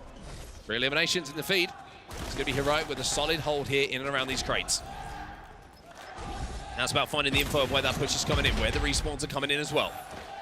R8 trying to push to the front side for now, as Heroic will try and maybe think about rotating towards Thomas and back towards that tree and the tower. For now, they're just quite happy to sit in and around these crates, though, because the kills in general and the eliminations are starting to go their way. Really nice crate hold, as you say. Usually a transitional setup between basement and cliffside, but instead they just able to hold and get a lot of time here. But it looks like after all of that, they're actually going to start to rotate just a little bit. Interestingly, no one's gone basement just yet. They're right near the basement, and the basement hold is very much an option. We have not seen either team opt for it just yet. 2 players from 3 players from Heroic. All 4 will fall. This will be time for R8. Very, very strong hold, though, from Heroic. 58 points on the board. That's Vortex. It's more. Vortex is that. He's going to need a first aid kit after that elimination. That one looked like it hurt a little bit more than others. Bloomy now with the key on his back and trying to drag R8 Esports back into this round. 17 eliminations, by the way. For Thomas, Bloomy inside the bubble alongside his teammate, doubling up. There's going to be 1 for them. Was another as well, as Thomas will also fall, and the keeper still has that ball. Finally, it looks like the key will be stolen away, and Hellfire will be the man to hold it. Has to win this 1v1 and does very, very nicely. Very clean. So need some help here. Kiro's already spawning nearby, so that will now open up a path for them to rotate, maybe back down towards the cliffside, and that's exactly what they'll do. Doesn't like that house, though. No. Something wrong about that was one. a Simpsons GIF recreated here in reversing through the bushes. This is going to be right back out. Couple of members on our screens. Hellfire now with 12 elims, but most importantly, the key on his back. Remember, R8 Esports are up by 1 in our keeper game. Tied up at 1-1 in the series at this point, so the go-ahead game is always when you want to have going your way. 95 points and rising now. It seems like Heroic are back into a position to put a little bit more time on the ball, but you see the break. Every time I finish that sentence, it feels like one of the other teams gets that break, gets those 3 elims, and we see that key stolen away. Yeah, in the first round, we saw a lot of clean wipes towards the end for the side of R8. That hasn't been the case in this game. It really has been more of 2v2s becoming 1v1s and been just a lot less clean in terms of overall elims. Vox will now hold 1v1 against Hellfire in the duel. Big win. Very, very big win indeed. And guess what? R8 is getting right back in this game. 15 points behind. Still a lot of time in this round for them to work with as well. Just as they started to formulate the comeback, however, Heroic have stolen that key away once more. R8 have got to push now. They've got to find a way back into this. Let's jump into the comms and they're listening. I can't. Bubbling, come. Strike one. Dead. One more. Nice. I'm with you. Running away. Go fight him. Running. I'm dead. Running back to us one. I'm dead. One for him. No, I just think down step. Vas-y, frère. They have statue. Yeah, tower control. Yeah, he's in tower. Sniper's in tower. Gang tower. Dead, just in. So low. Dead. But we need to hold it the whole time. Okay, super. Fuck it. Let's go. I swear they are so bad, boys. We just played awfully at the beginning. Like. Yeah, their spawn is... Absolutely love those comms. We are going to see, oh boy, most importantly, the round be tied up before we get into dissecting the communication that we've just heard on the R8 side, but it gives you an indication of how they're feeling, Andy. You don't need to be a linguist to know it was just said. And thank God, because neither of us have any qualifications in the area. But as the time ticks down, the one important thing to say is on the side of R8, they knew that the game was over mathematically, so they took the time to say they are so bad, boys, just kind of reminding themselves, hey, we got this, and even throwing a little bit of trash talk in accidentally to a listener that they didn't even know was happening. So I'm kind of impressed on a whole bunch of fronts, if I'm completely honest, that they sneaked that into the broadcast. But now we are tied 1-1, and to be honest, we would not have it any other way. It is the final round 3 of Keeper to decide game number 3. I love that comment of they are so bad, we were just awful at the start. But okay. The mid-off at the start of that game. It's how we work, but it's going to be R8 who do come away with the key off the opening strategy here, and they will be able to at least improve on what they believe was a slow start last time around.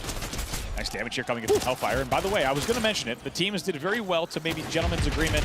Nobody go to basement until very late in the second round, but now it looks like all bets are off, and the basement is back on the menu. $40,000 on the line in this game. I'm taking it straight to the basement. I'm telling everyone. Forget about it. I'll tell you that I'm not, and then I'm there. I am bolting the door shut. Battening down the hatches. I'm taking that key and my extra $40,000. Saying, we out big time. Speaking of, R8's going to rotate this key down towards the stairs. Here comes a heroic push from Courtyard. Sweet has 32 eliminations in this game as well. A huge slaying performance from him. Make it 33 as now he might be looking for even more. Bloomy trying to escape at the moment. Hellfire jumps over the fence but takes a huge amount of damage while he's doing so. Maybe he can become the flanker now, but he will be cut down, and it will be R8 who will continue to spawn. And if they thought they had a bad start, a dreadful start to the previous round, well, this is a completely different story now. 48 points on the board for them. Sweeze stays alive. Sweeze stays alive and not only picks up 1, he picks up 3, and he gets the help. It's a beautiful escape coming in from Sweeze. Noxy though, he manages to find 2, and Hellfire got away with that key on his back. However, there's Bloomy. He's going to keep it here and keep it away for the respawners coming in from Heroic. So a momentary gasp, you would say, on the side of R8 Esports after the big play coming in from Heroic. But they managed to keep their composure as now Thomas, he decides it's time to go, trying to up his game and try and put pressure onto Vortexes in this bubble. Thomas does everything he can. He also gets the opening damage there to also help make sure that Frodoxy and Hellfire can come in and clean that one up as well. But it's nice angles coming in. Still, Vortexes and Bloomies are still down in Courtyard. They're still going to make this push and apply the pressure. Right now, R8 leading by triple the score, 64. Oh! That's one way to turn it around. 34 limbs now for the man on your screen, and Frodoxy is going to be able to, not on your screen, the man who's on your screen POV-wise, to just slow down the momentum that had been grasped by R8 Esports. 64 points was the start for them. But look at Heroic. Look at that score right now. And in round 3, to find this kind of momentum after going down is so important for them. 45 points and rising, as it will be Vortexes. Who else? Who slows it down? R8 with the key on their back. Ooh, only for a moment, though. Yeah, Frodoxy sneaks in there. But by the way, you have to mention, just like you said, Heroic has more than doubled their score over the past 45 seconds of play. They are now just 10 points away, and they are right back in this round. Shots coming in from mid. Heroic. Imagine. Being pressured by Vortexes, and he's going to use that bubble again just to be a problem, just to be a thorn in the side. And not only that, he'll find 2. He'll find the keeper. He gets cut down as well. This bubble has been the focus of action, and it will be Heroic who can escape with that key, and most importantly, keep it in their hands. They will be able to turn this score in their favor. It was a hot start from R8, but now you've got Heroic going into the lead. Here will drop her Hellfire. Notice that Hellfire is on Infiltrator. He's been rotating, speed rotating this entire time and just trying to get it away. 3 were down, as you and I just saw, and that will mean more time on the board for them. Here's Vortexers on the push, trying to push Thomas. Now you get the test of fortitude for R8. They had a great start, but now they find themselves on the back foot. And when this happened in the previous Hardpoint, you saw solo pushes starting to come in, a couple of teammates going a little bit earlier, not waiting, and all of a sudden the pick started to come in, the score started to get out of hand, but they're not letting that happen now. R8 Esports trying to show some composure, trying to keep this key away from Heroic and get themselves back into this round. This is Carnage here, just going to go ahead and sit on the ship hotel and waiting to see if Frodoxy's going to be able to grab that one. He will. He's going to go back for a hut hold, maybe even a cliff hold as well. That means that Heroic will start scoring once again. A real test of Fortnite-itude indeed. Sorry, I had to. I refuse to respond to that.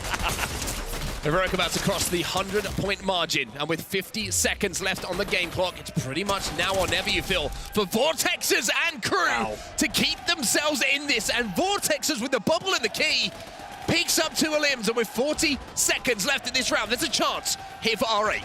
Hero just going to fly in, try to get this elim, and actually is able to do so. Also stays on the map, needs to win this one as well, and he does!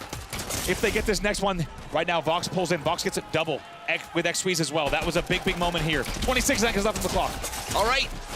Still with the key in their hand. Hellfire flies up. He can't get it. 20 seconds left. They cross 100 points, and they're back into this.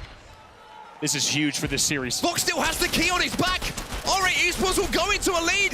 Kira's trying to flood. Can they keep the key off? That's the question. Hero, Vortexes, 1v1. He'll win it. But it's not going to be enough. Wow. The time will elapse. And R8 will clutch up in those final moments. A little bit of deja vu as the stage camera is on the side of Heroic as the game ends, and you're seeing the exact same reaction as we saw in game number 1 from the side of the stage. It's R8 that steals the win out from underneath Heroic with a wild last-second hold on the cliffside, and even though they got wiped, there was not enough time on the clock. R8 will take game number 3 in a game-deciding round number 3. They lead 2-1. Got to give a shout out to Vox in those final moments, right? It was his double that opened the door for them to push towards that key, and not only that, he managed to keep it in their hands, and then from there, just using that tiny little window to output damage alongside his teammates to keep the rest of Heroic at base. We'll take a look back on some of these highlights, Andy, but again, I mean, R8 are giving such a good series once more. They don't like to do it simply, do they? They like to make it entertaining. I tell you what, for us here at the Esports World Cup, it's a fantastic result to have. Like you said, R8 never making it easy for themselves and always keeping things very interesting.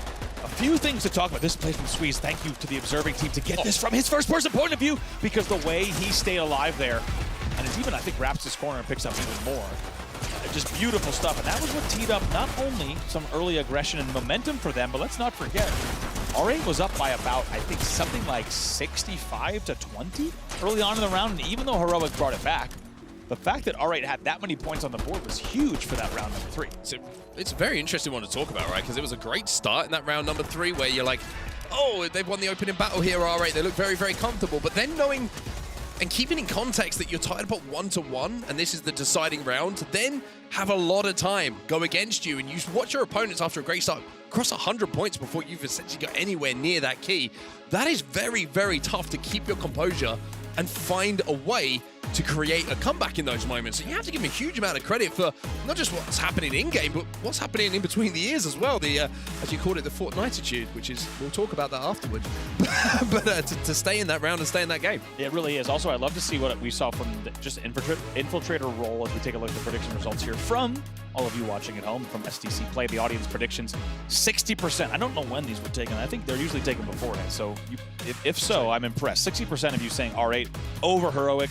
60% of you so far have been correct, but still a lot more games to play. One thing I wanted to talk about was that keeper role. Infiltrator continues to be very, very important. We'll keep a very close eye on that because we might see the game type again.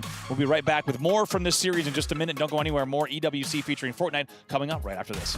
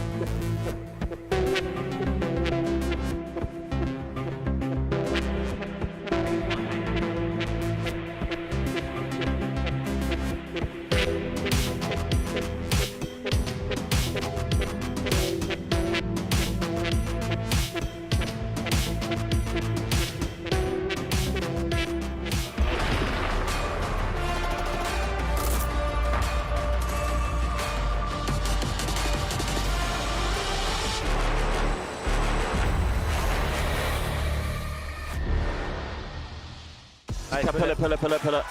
I'm staying. I'm HP though. We need like 15. Look at me now. We got a bad spot. Look at me. One more. Dead. Two more mid. They're both going mid. It's bubble and jug. They spawn in you. Watch me. Hold it. Stay there, Flip it. Bubbling in. Yeah, one on left.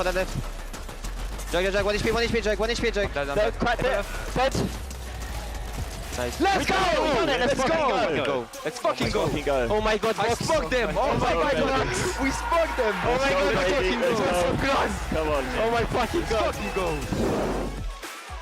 Welcome back to the EWC featuring Fortnite, and what an end to our previous game we just saw. It was R8 who managed to clutch up in the final round, in the final moments of Keeper, to give themselves a 2-1 series advantage over their opponents, Heroic, on this main stage. I mean, those keys are what we're going to be focusing on, because unfortunately, if you lose a series or two, you're going to find those things being crushed. And also, you're going to have some money taken out of your pockets. The winner of this, of course, will double their money to $80,000. So much on the line here as we head back into our games. And what a hype finish there. You heard it in the comms from the side of R8. They were so stoked on exactly how that game ended. Proud of themselves, of course, from what they were able to do, and that will now give them a 2-1 series lead. And I don't know how many people had put their money on this one. 2-1 lead, and now R8 find themselves only 1 game away from sending Heroic down to the elimination bracket. Pretty wild to see this.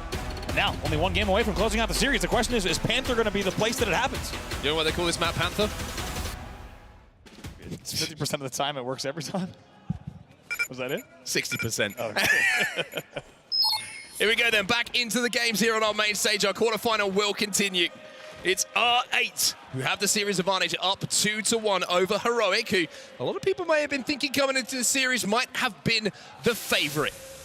CTF is where we find our game type, the mode we're going to be playing for now, as we see Squeeze inside of that bubble, hitting some nice shots, but not as nice as the gentleman who exchanged the fire. Vox will be taken down as well, as Thomas will find 2. Thomas finds 2, and who else but your first place DreamHack Summer 2023 champion, amongst many, many other accolades in Fortnite. The man's looking good here, but they have something to prove here. Thomas will finally be taken down. Hellfire will be taken down as well. Vortexers, who else, picks up a very, very nice double to advance his team across the map. Pressure is on for Heroic. They need to step up. They need to win this game to stay alive. One way to just alleviate that pressure is get that first flag cap on the board, right? Be the ones to establish yourself on the map as Vortexers looks for even more eliminations. Thomas is going to be in and around that bubble and around your base and causing some problems, as Bloomy is going to be trying to exchange some fire in and around the palms. And in the meantime, you can see that there's a gentleman on your screen right now by the name of Vox. He's got that flag moving. He's already got it past halfway. Little marksman flag run. Don't hate it. You're going to try to bring this thing home, and we'll see if the pressure can come. Here comes Heroic. Buying time.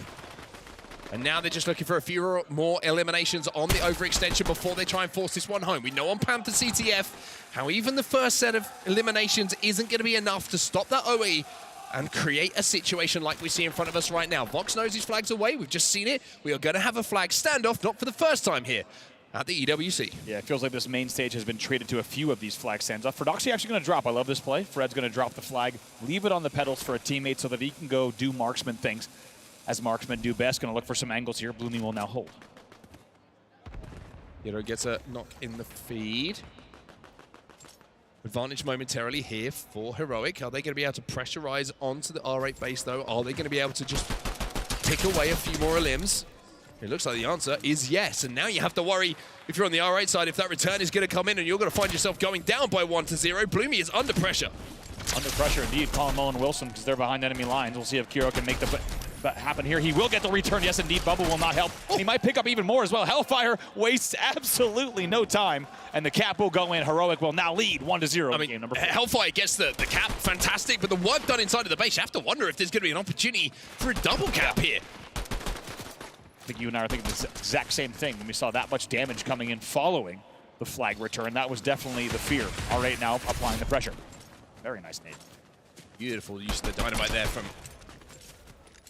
Fredoxy to pick up his second elimination of this game. Vortex is going to be challenging him. He has the high ground advantage. Also, he's got the numbers advantage as well as his teammate pops around the corner. Heroic is going to find 2 here as R8 will lose a couple of players.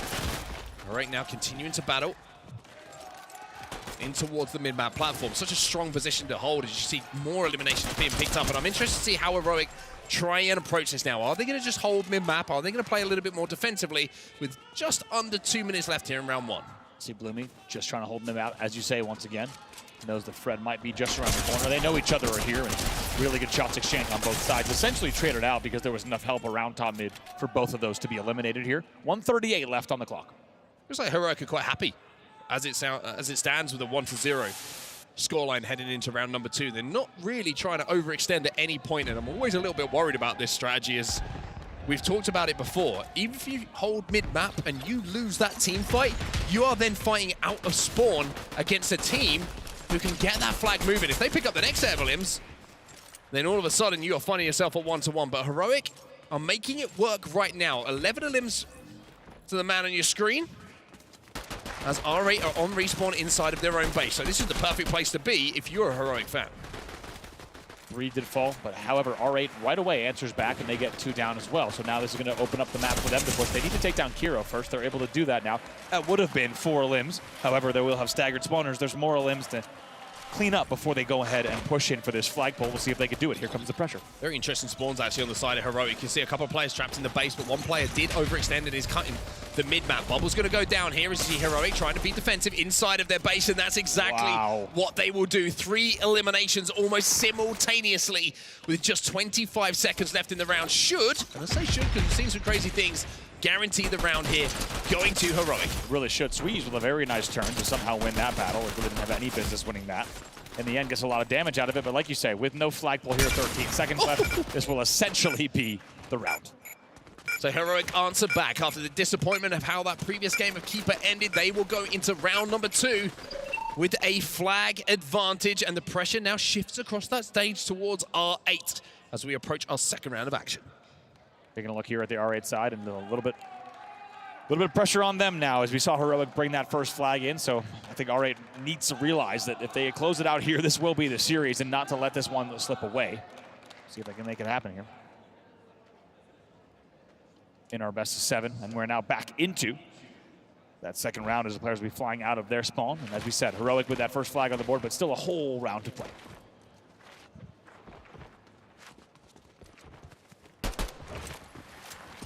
Hellfire with 6 limbs to his name as we watch the opening strats. As always, a couple of grenades going to hurt, but not enough to take him down. Hellfire now just being challenged by Squeeze. Help coming in as well, as Heroic will pick up the first couple of limbs here. And they know the exact position of Vox, who's pretending to be a palm tree, but it's only so long you can do that for. Really, especially when you're bright red. We'll have to see exactly how well this works out for him. Goes for another palm route, but immediately gets shut down. So we'll have to retreat. I feel like a little bit of hesitancy from both teams here in this second round, looking for those openings instead of just trying to fly in with aggression. And on the minimap, everything is happening in and around this central platform at the moment. Hellfire is trying to open up the map by picking up a few limbs, but it's going to be R8 who seem to be getting the better of these trades. But as I say that, Thomas will answer back himself. Feels like nobody can really get past the halfway mark at this point. Yeah, just trying to hold that midline so far is Heroic. Thomas will eventually fall. Hellfire right away, though, just fills in the gap. 2 R8 players are going to try to flood top mid. We'll see if they can 2v1 this here on the top platform. It's interesting strategy being employed by both teams at the moment. It does tend to favor Heroic, you would say, with the score as it is. It seems like R8 are just running towards where they are, running towards that mid-map and trying to fight. I'd like to see someone try and just take a little bit of a sneaky route, take an overextension, see if you can get behind enemy lines. We know how wide Panther is in comparison to a map like Chalet, where it's a little bit more lane-focused. And Heroic haven't consistently now won those fights, have the opportunity to start getting that flag moving. They have 2 limbs to their name, but Sweetie will send out. When you got a player right around the corner of that back tent platform, we're talking about the flag stancer, I don't think you can leave that player and just pull. I think you have to 2v1 in that scenario. I think you have to flood the back of the base. I think you need that limb before you pull, otherwise you're going to see exactly how that played out. I think you can get sneaky pulls on Chalet. I don't think it works on Panther. All right, going to find 3. He's actually last alive now. He's going to be challenged. Shield's broken, and that is the opportunity now to push. Thomas off of spawn here, has used that bubble and will be able to bounce himself around the outsides of it, as Vox will find out exactly where he is positioned. There's a couple of nades coming in, which is going to make things a little bit more uncomfortable for him. Thomas trying to play this head glitch on the stairs, output damage and wait for his team to spawn, and that's exactly what he's done. Very nicely done from Thomas, huh? They stay alive on the head glitch, as you said. He pre-bubbles, then he also hits the util on the grenade, then he flies up, and now they're just going to hold back base. But this is going to be a straight 4v4. We'll see which team gets the opener. Heroic going to push it out. I love this from Heroic. Didn't wait for R8 to make their move because they know if they make it, then it comes off, that flag's going to be moving. So they decide to push those players out. Now Vortex is very much on the back foot. He'll get pushed, and defensively, it all stems back to the decisions that were made from Thomas, right? Staggering his life, staying alive, waiting for the teammates to come in. It's perfect defensive play. It really is. And you might have thought, even though Vortexers picked up an extra limb there, that they might have had a chance. But really, as you say, it was Heroic just being the dictators of what's going to happen next. They were not content with letting their flag just get pulled off the stand. Here comes the push. Yeah, it looks like R8 are trying to overextend a little bit more to get into the base and just force Heroic to turn around and muddle the comms a little bit. And at the moment, Heroic are doing a good job to just track where those players are, check any of these lanes if someone is missing that they're not accounted for. And they continue to hold. 1 minute 45 left on the clock, and not really too much to speak about here for R8. No, I think you called it perfectly, Mark. Based on the tempo and kind of the play style of the early part of this round, you got the feeling that Heroic is going to be very content just looking for these limbs and playing top mid and not getting risky with their own pushes. Almost 13 limbs to his name. Vox is going to find 2, though, and now you can see the pressure start to come in. Great use of the bubble once again. And just that one elimination and the sense and the feel of the pressure, the situation on the map just makes it so much more comfortable for those respawners to Heroic. Bloomy taken down as well, as Heroic will continue just to slay out. Yeah, keep in mind, in the qualifiers, Thomas was your marksman, but he's been an amazing engineer in this event so far for this size. Really made a big difference there, as Heroic will pick up the next 2. 1 minute 3 left in the round, and potentially the game. 60 seconds left. Looking on our mini-map, it's going to have to be an overextension from someone like Vox here on the R8 side to even get that flag moving. Otherwise, we are going to see Heroic across the 2 rounds win this CTF here on Panther by 1-1 and tie this series up. 45 seconds left for R8 to go.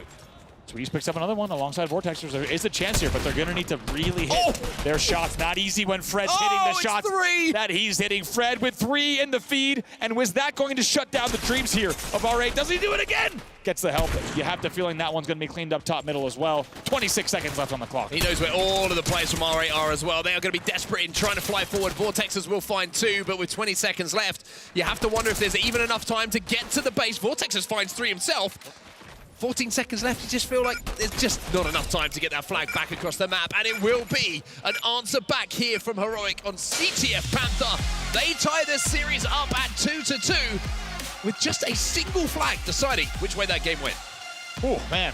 I think you really great call there early on in the round, Mark. You said this is probably how Heroic's going to play this one out, and they really went for an elimination and control-heavy round number 2.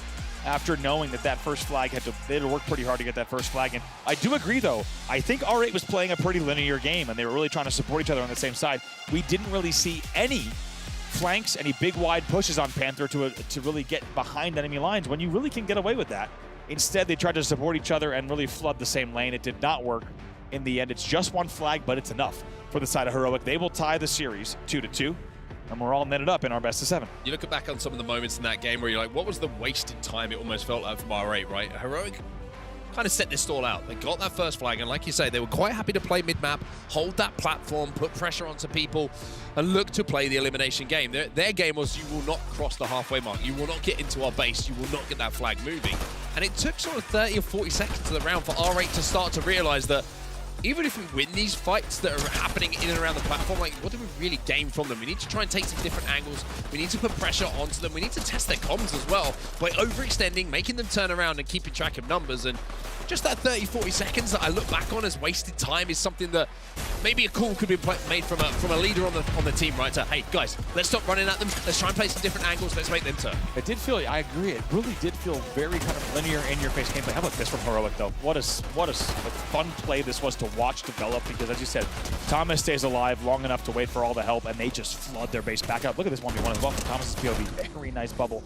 Wins that one as well against Vox. And impressive set of plays throughout the entirety of the game, I would say, on both sides. However, it's Heroic that got the flag when they needed it. And this play from Prodoxy as well, the triple to close out the game, absolutely seals the deal for Heroic. Yeah, such a big play, especially when you're going into those final moments. You know there's been plays that have come in from R8 where they've made these last-second heroic plays and managed to find a way to cap those flags in literally the last 5 or 10 seconds. So just to pick up those eliminations, just to say, hey, let's calm down, everybody. I'm going to take control of not just this moment, but the series overall. A big moment for him. It really is. I think you really can't put a price on that. The fact that not only does it shut down the hopes of R8 trying to get a flag on the board, but Fred's like, hey, slow it down here. We are the 4th seed in this event. I'm sure you guys have had fun leading in this series, but now it's all tied 2-2, and I think R8's going to look back and think, man, we probably had a chance to go up 3-1 in the series and only be one game away from closing it out.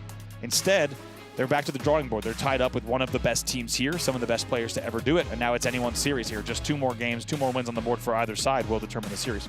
Good news on the side of Heroic as well, having won that CTF, even though it was only the one flag that decided it. Doesn't matter how many flags decide it, as long as you're on the correct side of it. We move back over now to Hardpoint. Now, looking back on what we saw a little bit earlier in the series, it was them that I would say probably took the most convincing victory of the series so far on Panther Hardpoint. So it looks like things are starting to favor them a little bit here as we head through our series. Yeah, I'm excited to see how these two teams will play this specific game type here.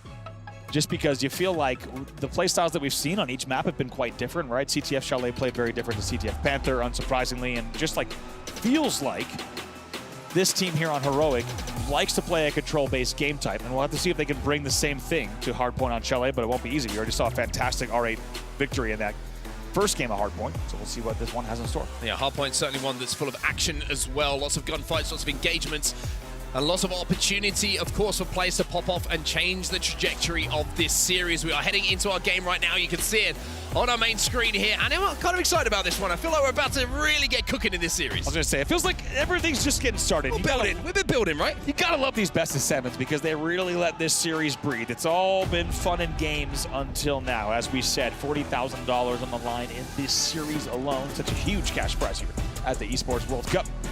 And some of the best Fortnite players to ever do it have assembled their squads to take on one another in a not just no build, but a fantastic set of game modes here at EWC. We're about to see another one on your screen here. It's going to be Chalet Hardpoint. You know that because the fire pit is out.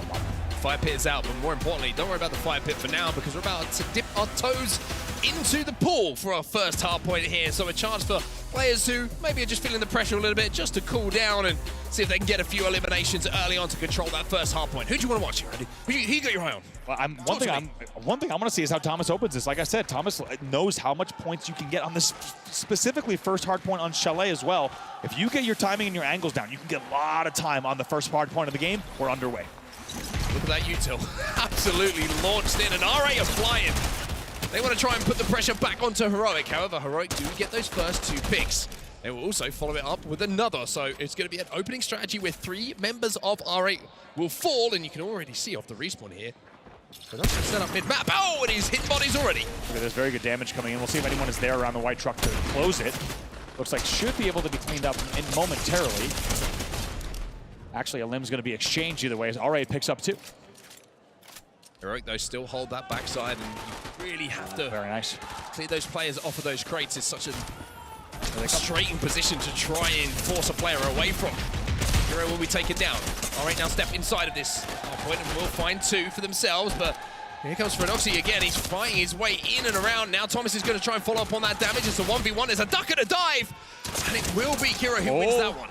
Almost does it against Bloomy as well. Thomas with some very good damage there. Bins that 1v1, almost gets the second.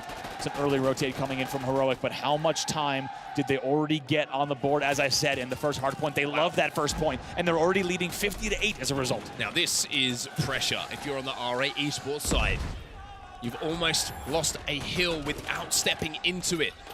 The more neutral one of the 2 and being able to rotate towards this next Jeep hill is perfect for Heroic to turn this 60-point lead into a 100-plus point lead, and then you really are staring down the barrel. Hellfire was ready for it. He's ready for the second one as well. 3 in the feed, 4 in the feed. It's 4 down for the side of Heroic.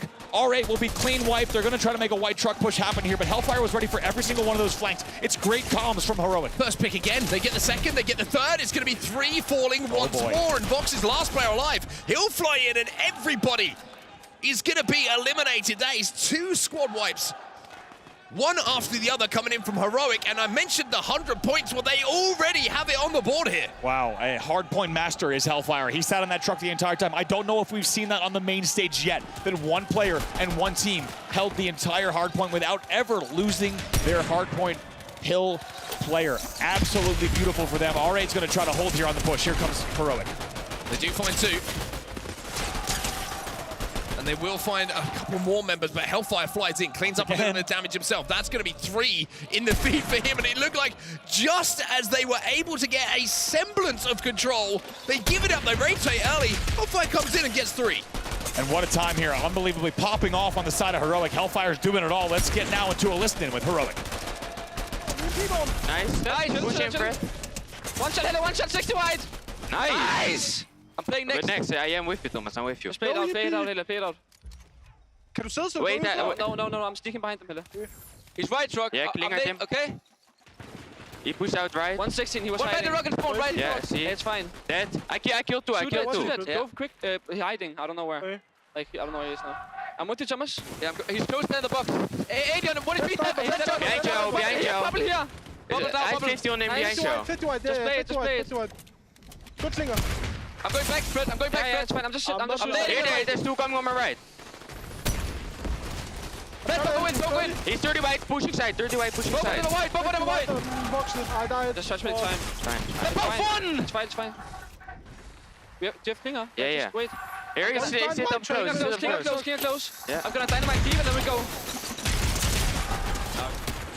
Well, finally, a little bit of good news here for RA Esports. They have somewhat of a response starting to form. The tunnel hill has been there for the majority of the time so far, but once again, just as you finish your sentence, Heroic, they wrestle control back, and R8 are stuck on respawn. White truck tunnel push coming in once again. R8 trying to make this happen. They're trying to four stack to get the first one.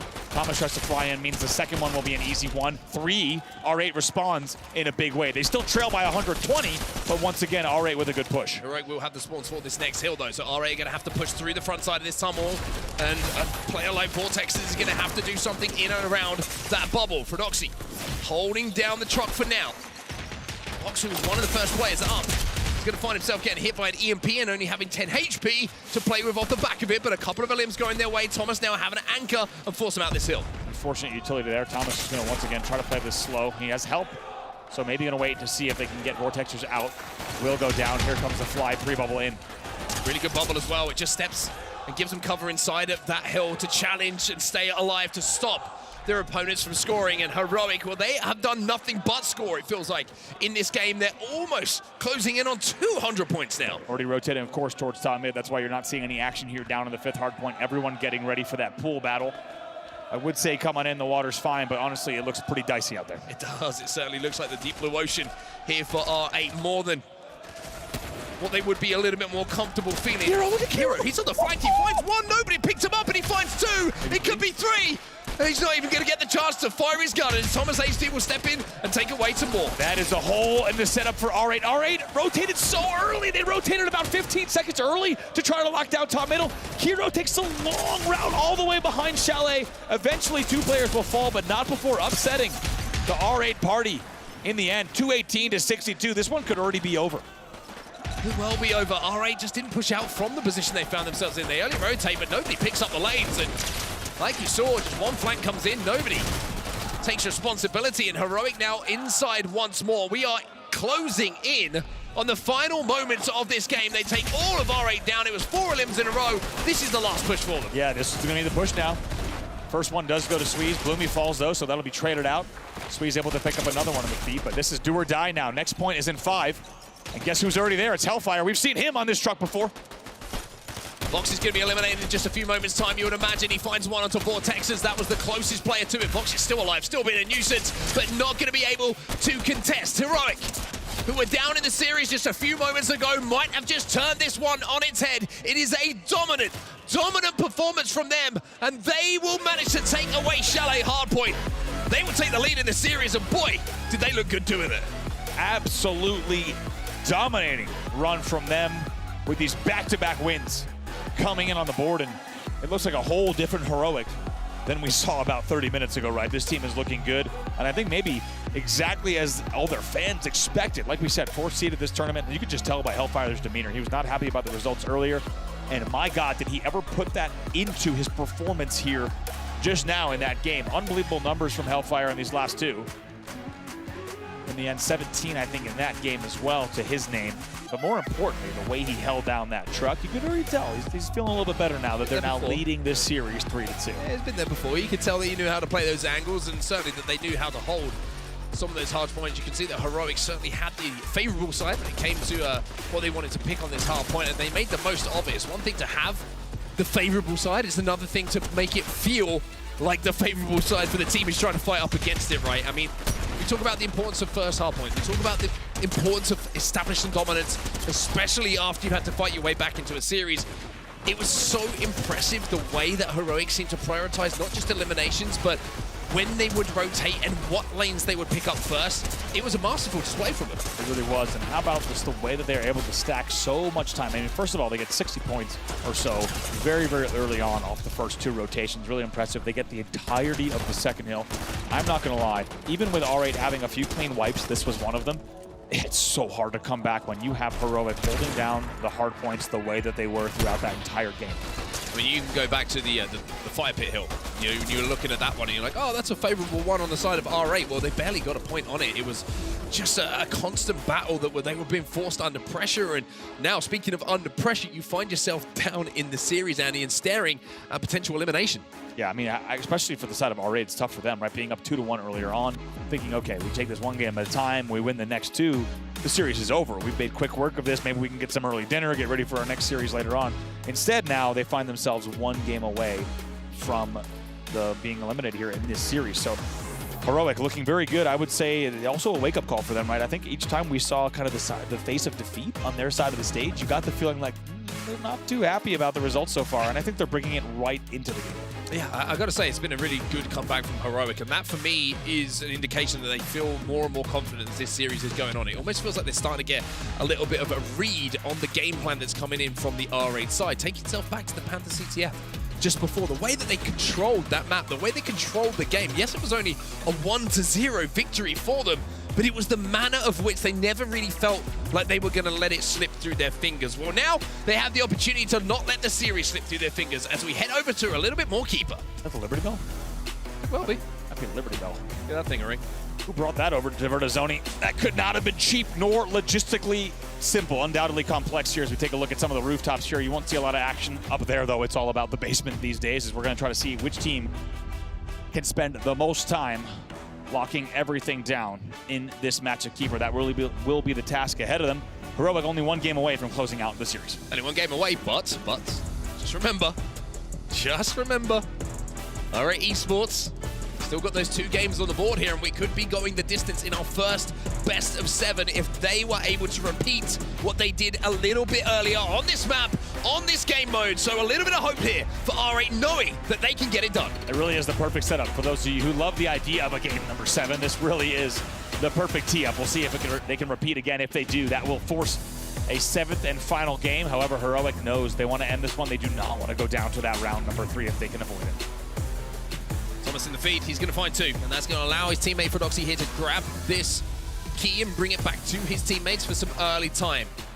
15 points on the board already off the rip here for Heroic, and I think that they would have probably had a little discussion after the previous Keeper game. Still a lot of work to do ahead of them, of course. They wouldn't have looked back too much, but just about how they can't let those final moments fluster them this time around, and it's been a really, really strong start once again. Fred and Hellfire pick up 2. Actually going to drop here for Hellfire. Fred will just go on a tear, presumably, or that will at least be the game plan. Bloomy trying to use everything he can with this planner to try to push up to height, but it's not going to be easy. He's going to need some help from the squad. Looks that key off because he's got a sniper rifle in his hands, and that thing's going to be able to do some damage. Poke and I will hit, but not this time. As soon as he gets traded out, though, there's going to be a couple of fights happening in and around mid-map here that seem to be favoring Heroic, and they are going to keep that key in their possession. Or so you thought, but Hellfire decides it's time to rotate as he seems his teammates falling around him. 66-0 here for Heroic and Hellfire. And like we said, it feels like ever since we saw them get frustrated by going down 2-1, they've turned this series around entirely. Not just in terms of attitude and momentum, but also just in terms of stats on the actual board. Unanswered right now, 80-0. Finally, it looks like R8 are going to be able to break through here. That was 3 eliminations to them, so they should be able to chase down that key player. But as you said, that's something that is so synonymous with what we've seen, I feel like, in the last couple of games, right? That is usually an elimination you would see someone in R8 pick up, and then we see that key change in hands. But it's just that extra few seconds, a couple of bullets not quite connecting. Feels like R8 may be a little bit off the boil. Yeah, we'll see what R8 can do here. They're down by 85. It's a huge deficit early on. Luckily, we know that they know how to play this game type. If you're a fan of R8, as we know, you can hear right now, several people in the building certainly are hoping to see R8 force a 7th game in this one. Thomas with a very nice bubble peek. He'll probably get triple T, but somehow, of course, Thomas picks one up anyway. Vortex is now going to rotate back towards the double doors. Last alive here. He's going to be taken down, so that key will change hands, and the scoring will change hands as well. A little bit of a dance coming in from Vox, and it's one that Hero did not know the steps to. As he will be eliminated in the meantime. Bloomy now trying to motivate his team, trying to be the voice of reason, trying to be the voice of belief. And unfortunately for him, being a voice is one thing, picking up elims in game is another. It's going to be 3 eliminations again on the side of Heroic. Ooh, production knew Bloomy was there, and Bloomy was ready for it. Stays alive, also has some help here. Right around your double door building, tries to fly up, not going to be easy, but they work together to take down 3 players on Heroic. Now, this will be continued time for R8 Esports. It was just 80-0, but guess what? Now it's just a 40-point game. It's a good run. It's an opportunity for time, but just missed shots coming in from Bloomy there. Allowed the first pick to go over to the side of Heroic, and then if you keep your eyes on the top left of your screen, you will see it was not just the first one, but 2 more that followed afterwards. So R8 will be broken here, and it'll be more time here for Heroic. They're wrapping towards the tower setup, and we've seen how they can develop from here, either towards that cliffside hold or wrapping it back toward crates. They've been effective on both. I think one thing you just saw as well, which is worth mentioning because we haven't seen it that much, is a little bit of a fake out to a tower hold. Right when the other opponents are spawning, they fake that they're going tower to start the route. They want to start people towards the cliffside route, and they double back towards the double doors, back up the steps to try to buy even a little bit more time here as Bloomy steals the key. R8 Esports still in this round, but with 60 seconds left on that game clock, it seems to be a case of them having to be forced to get this key out of the hands of Heroic, because in a few moments' time, it will become mathematically impossible for them to win this one here. Heroic just doing a great job of keeping this key away from them. Very nice from Kiro. This route is not just annoying because of the fact that he's flying in and out of the building. As you can tell, they're already ready mathematically, like you said. Not only is that annoying in and out of the building, but also you're dropping that the second you drop down off of that ladder ledge, you're also kind of playing the key to a very hard to grab spot. And then you go right back up into the building. And it's kind of very similar to the cliffside clambering that we're seeing, where you could just really annoyingly run that key on a route and let your teammates eliminate everyone around you. Heroic up by 1 here, and 1 round away from closing things out in our quarterfinals and booking their spot into the semi-finals here at the EWC featuring Fortnite. R8 with their tournament lives on the line. They went the distance yesterday in that game that we saw on the broadcast, all the way down to a game 5 where they managed to clutch up. But do they have enough left in the tank here to go there one more time? Do they have enough left to give us another extended series here, or will it be the Heroic story and then moving on? That's the question. We would love to see it. And we know based on this series so far, especially on that last match of Keeper, as you say, that they are capable of it. But you have to wonder, at this stage of the evening, at this stage of the tournament, can they dig deep and win these next 2 rounds to force a Game 7? It's a tall order. We'll have to see if they're up to the task.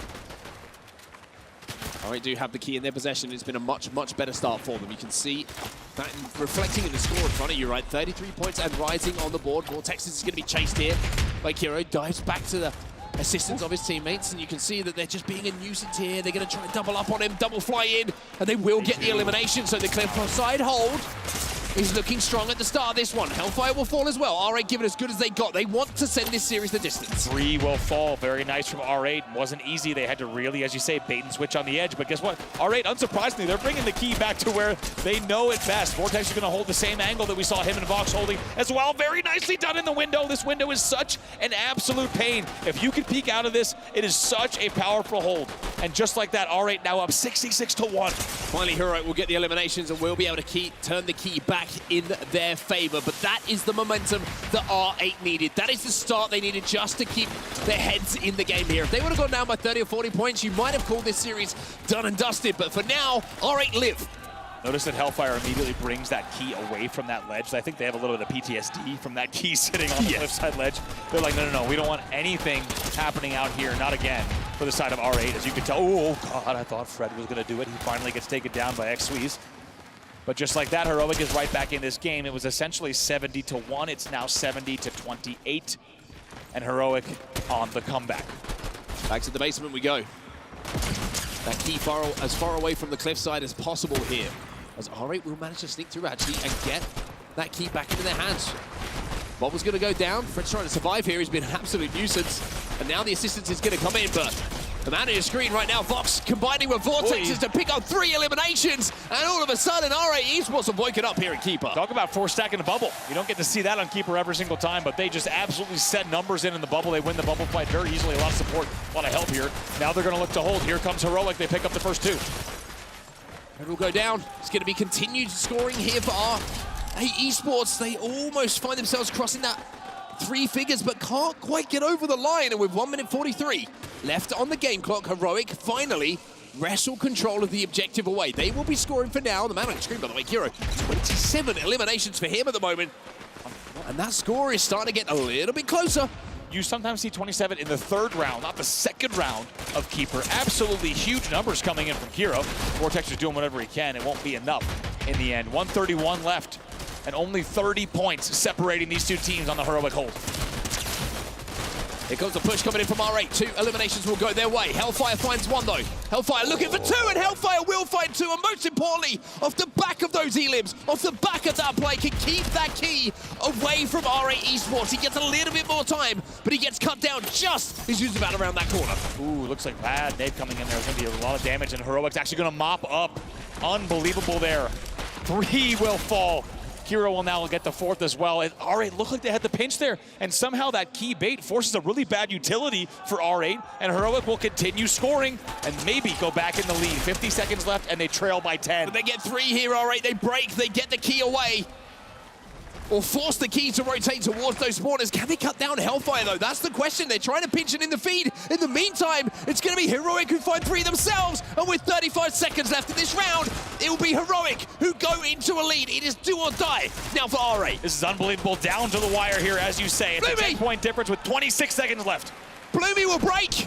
Bloomy inside of the bubble. It's the bubble party that Bloomy is going to come out of on top. Kiro will fall as well, and it'll be R8 with 15 seconds left, who will go into a lead. Unbelievable here. They get 3 dead. Bloomy is just on the run. Only 2 seconds separating them. R8 will go into the lead, but they need to continue to hold. Needs to in keep just moving. a moment, that will be it. R8 wins the round, and they stay alive.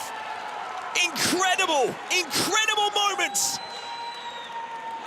in the final seconds of that game, and it's Bloomy, the bubble, synonymous with what has been good for those 4 gentlemen on your screen right now. But for Heroic, they were so close to not just winning the round, but closing the series out.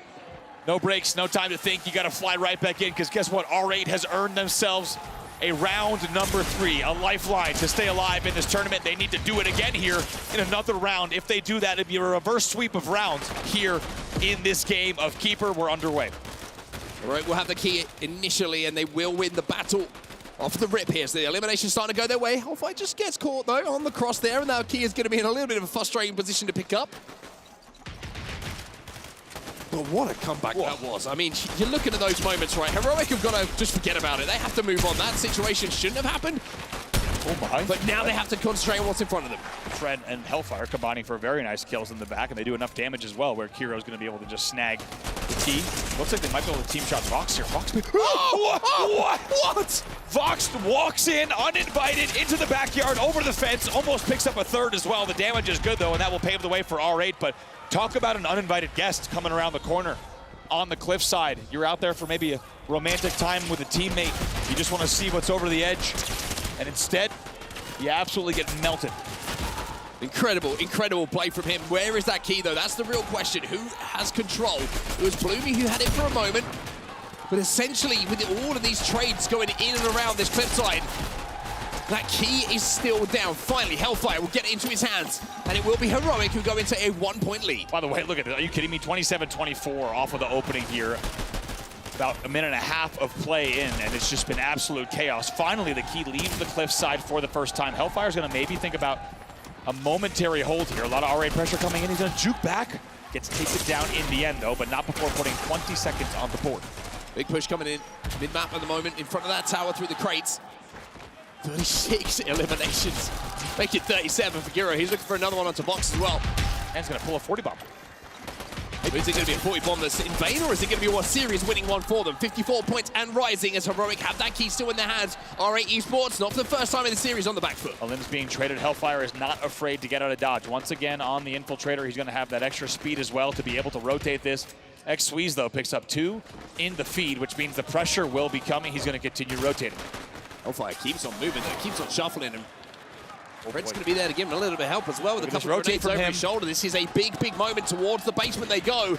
And maybe, just maybe, towards a series victory as well, as they are creating somewhat of a chasm in that score between the two teams. That man that was just on your screen, does he have the best rotates in keeper and the best movement with this key that we've seen on the main stage? I would say maybe. The intentional rotates coming out of Heroic have been an absolute nuisance. It was just 24-24, now it's 103-24 in favor of Heroic. The rotate finally will be stopped, but not before 100 points go on the board. Now this is the question that you have to ask. What have you got? What are the minerals looking like here for R8? Down by over 50. Tournament life on the line. Series life on the line here. They get that break and they have that key in their hands. They've shown they can send this game late.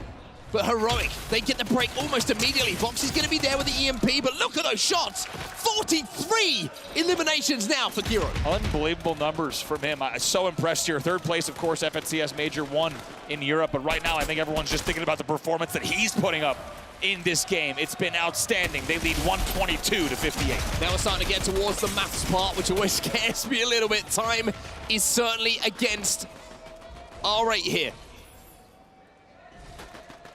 40 for Xweez. But it's kill feed that's being lit up here for Heroic. 60 seconds left, and it's going to be the end of things here. They have managed to close it out here, Heroic. They will win here on Keeper. They will not only win here on Keeper, they win the series and will progress into the semi-finals here at the EWC featuring Fortnite. What a performance from them. What a performance there. And if you're, as you saw, just mathematically impossible. That's how much Heroic was winning that round by. There was still 60 seconds left on the game clock, but because their lead was so great, it ends right there and right then. It will be a come-from-behind win after trailing 2-1 for Heroic. They will take down R8 Esports on the main stage in your first match of the day, and some good sportsmanship coming across from both sides. All smiles here on our main stage. R8 gave an incredible show in some of those games, though. Really did force the best out of Heroic. But I gotta say, there was a turning point in that game for me, in that series for me. You're looking back at that game for Panther CTF, the control that was all of a sudden established on the map from Heroic. It just felt from that moment forward that it was their series to lose. Really did. Heroic with an unbelievable string of games there. Once again, as we said, trailing 2-1, then winning 4-2. What a statement from them.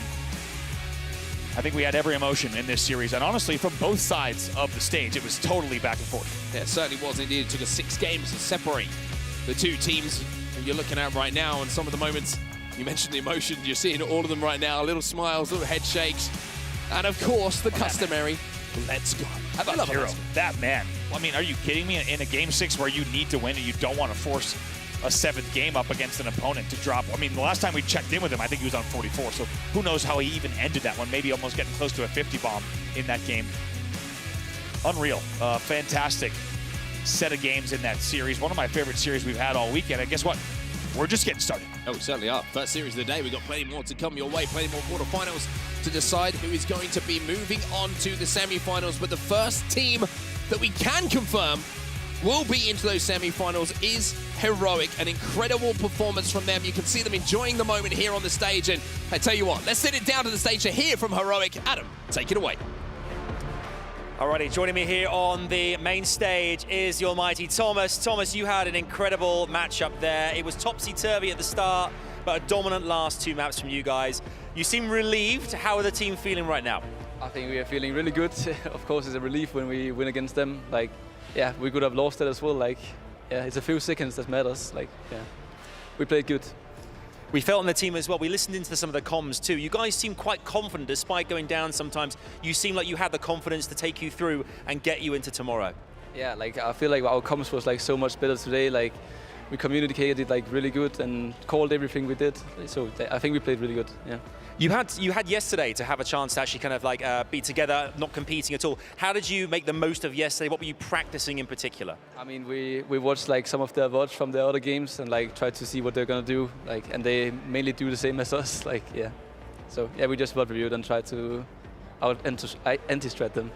And I want to ask you personally as well, you've changed roles, engineer now. How has that been working out for you? How are you enjoying playing that role in the competition? I mean, I don't think I played that good in this match, to be honest, but like usually I'm really good with the SMG, and Fred is like crazy on sniper as well, so yeah.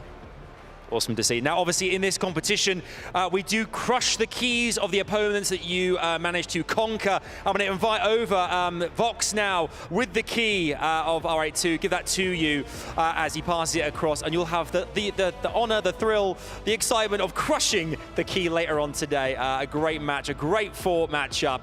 Congratulations again to Heroic. That's well done all around there. You get a chance to crush that. I'm going to ask you before we lose you we'll see you tomorrow. We've got some big matches coming up on this stage. We've got Xseed versus Falcons coming up. We don't usually ask players for predictions. How do you think that one's going to go? Who do you think could be the victor of that match? I think Xseed will take it home. Okay. Yeah. Okay. It's going to be exciting to see. Whatever happens, it's going to be electricity on this stage. For now, the Heroic progress to the next stage. Thanks, Thomas. It's back to you guys in the studio. I think we'll stay here, Thomas. Stay here. Yeah, stay. I have mid control. Yeah, we can take it. Yes, I'm killing this guy. I'm with you. Dead. Left. That's one. Sneaking. On my left. On the right. Play it here. Dead. Kill this guy. Hey, me. Kill him. Cracked, you're cracked. Kill him on me, please. Cracked on the right. Nice, guys. Good shot. Let's fucking go! Nice. Come on, bro. Nice. There you can see just how meaningful that win is for Heroic. The boys struggling in the second round as Bloomy got away from them, but they sealed the deal in the final round of Keeper. We've got Levin, we've got Jesco. I'm Chris Puckett. It's time to break this down. Levin, I want to start with you. Heroic were the favorites coming in, but R8 put up a fight.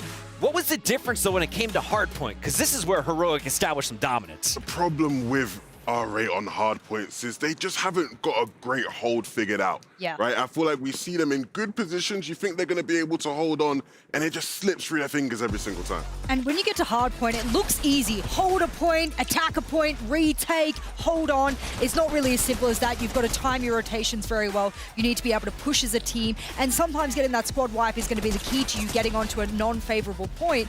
And that's something, you're right, that R8 was unable to do and was sort of run away from them really quickly. Going all the way back to the start of this game, it was Heroic who scored the first flag, but Bloomy and crew able to get one in overtime. They steal the first victory. Heroic bouncing back in Hardpoint, and then it was Keeper, where once again, R8 took the lead in this series. But what changed in the middle of this? Because it was all Heroic in the second half. Yeah, I think the big thing was, right, when you look at that first R8 Keeper win, the cliff hold was so pivotal for them, so right? Strong. You know, Vortexes as well, I think individually was huge early on in that Keeper for them, and it sort of gave them the edge. Come the second Keeper, right, the decider, again, Heroic had that cliff hold figured out. Vortexes not as big and or impactful in that series at the end. We were really excited to see Vox on the marksman, and of course on the other side, for Doxy. What a performance with his, you heard it from Thomas even in the winning interview.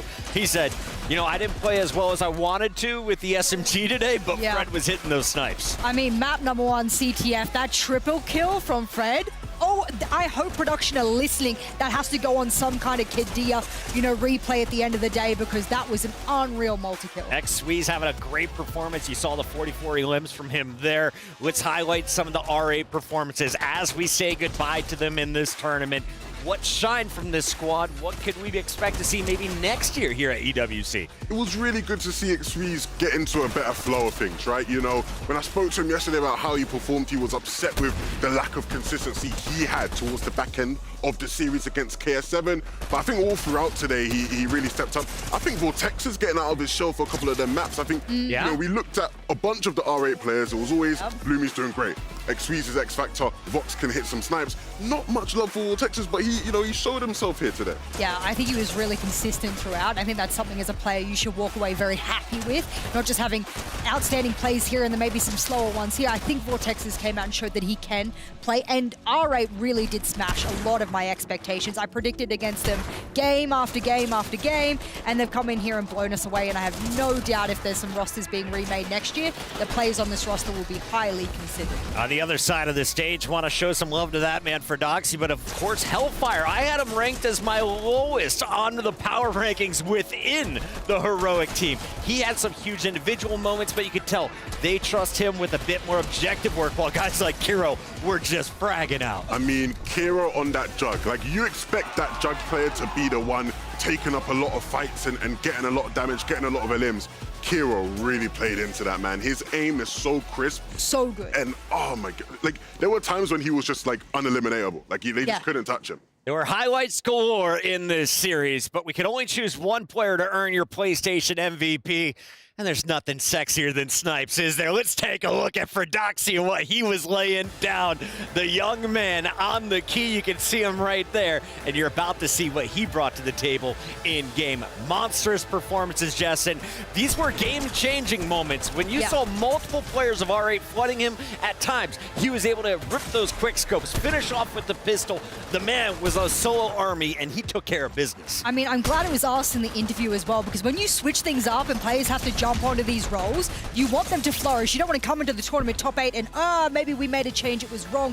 For him, it worked, it played really well, and I'm happy for it. It's interesting with this team, right? Because historically, when you look at Fortnite, the best sniper about who you're going to say or who you're going to hear more often is Thomas HD, right? And I remember when this team was formed, before they were even officially heroic, there was like debates about whether or not Fredoxy would be the marksman, and I remember hearing that thinking, are these guys crazy? Like, why would it not be Thomas HD?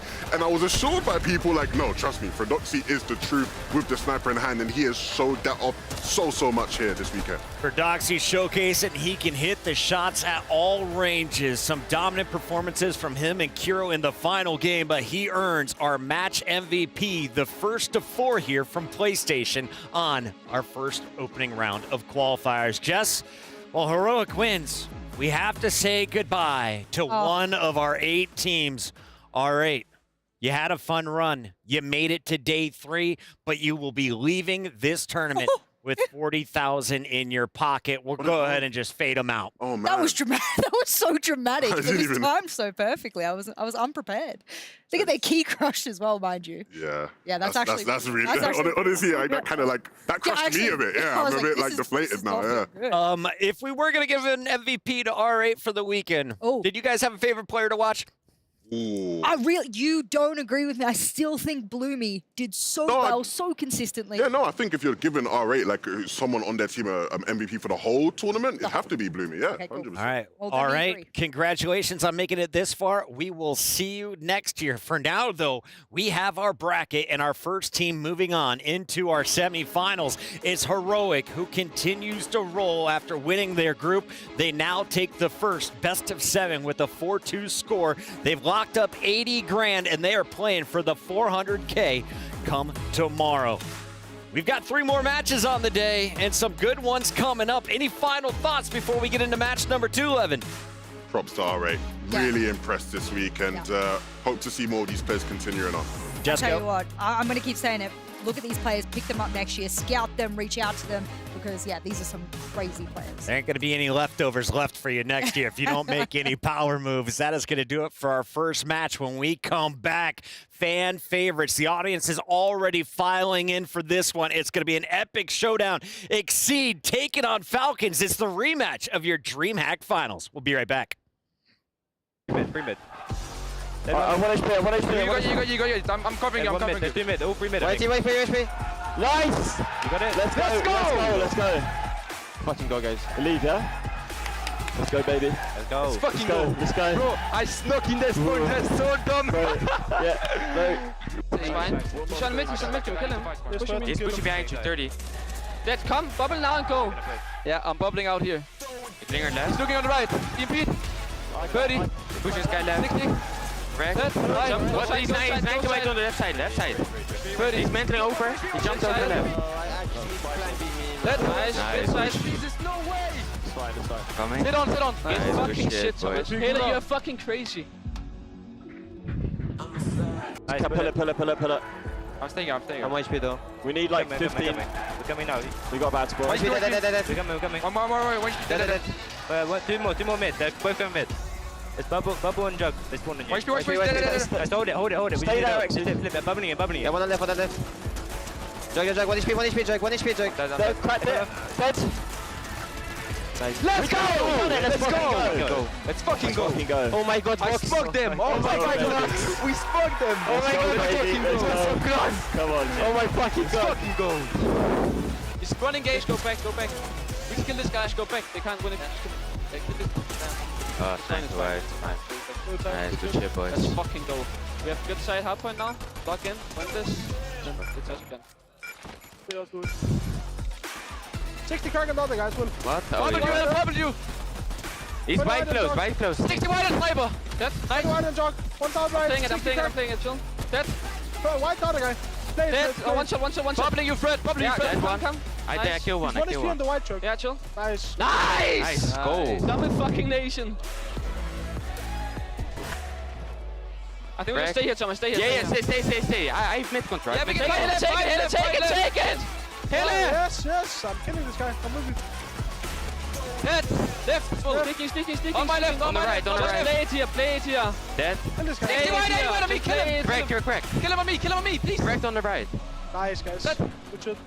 Let's fucking go! Nice. Come on, bro. Nice. Nice.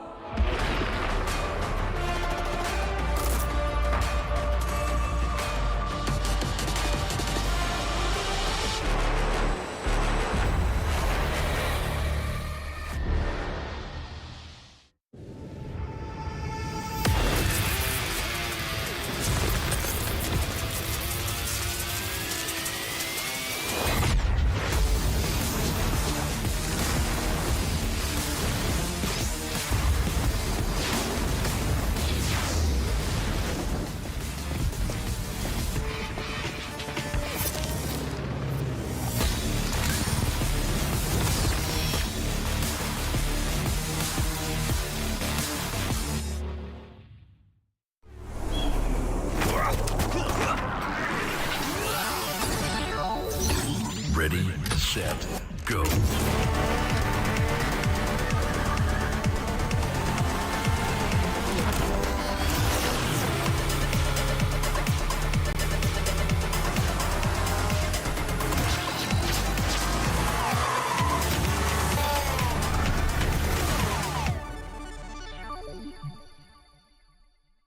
Honor 200 series, the best portrait phone AI empowered.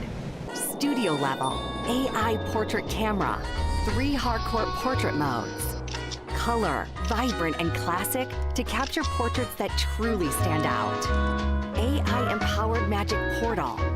Snapdragon 8S Gen 3 AI chipset. 5,200 milliampere per hours silicon carbon battery, 100 watt. Honor Supercharge. This is Honor 200 series.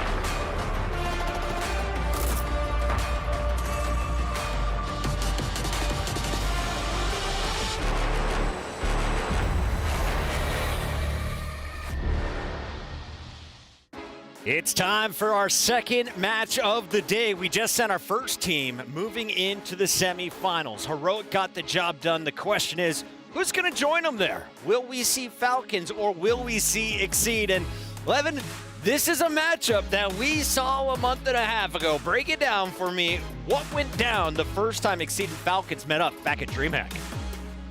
It was, you know, Falcons tournament to lose. It felt like going into with the big favorites. Everyone expected them to make it through to the finals. A completely different story for Exceed, though. They came into things seen as like the second best NA team right behind Exit at the time. And a lot of people were surprised to see them make it so deep, but they looked so impressive at that event. Exceed studying a lot of replays, Jess, but today they had to watch live footage earlier, and both of these teams are ready to take the stage. So let's jump right into it with the rosters, because Falcons are coming out undoubtedly with the loudest fan base here in Riyadh. We got Chicho, Teeny, Yapko on the sniper, and of course, one of the greats in Tayson.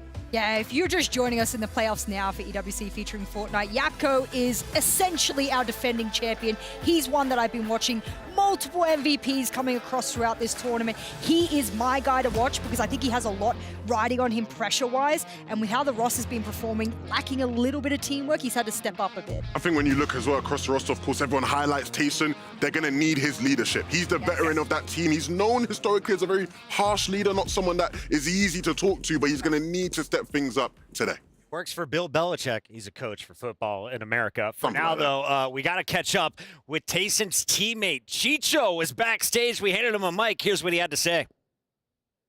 One of the most hotly anticipated matches of this entire competition is about to take place. And I am joined by Chicho from Falcons right here. Chicho, welcome to backstage at the Amazon Arena. How you feeling, man? You good? Thank you. I'm feeling really good. What about you? I'm great. Thank you for asking. No one normally asks me that.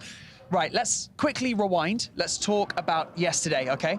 When you opened up your match against Dragons Esports, it kind of was a bit wild, right? You went down a map, but you managed to claw it back and take that match 3-2.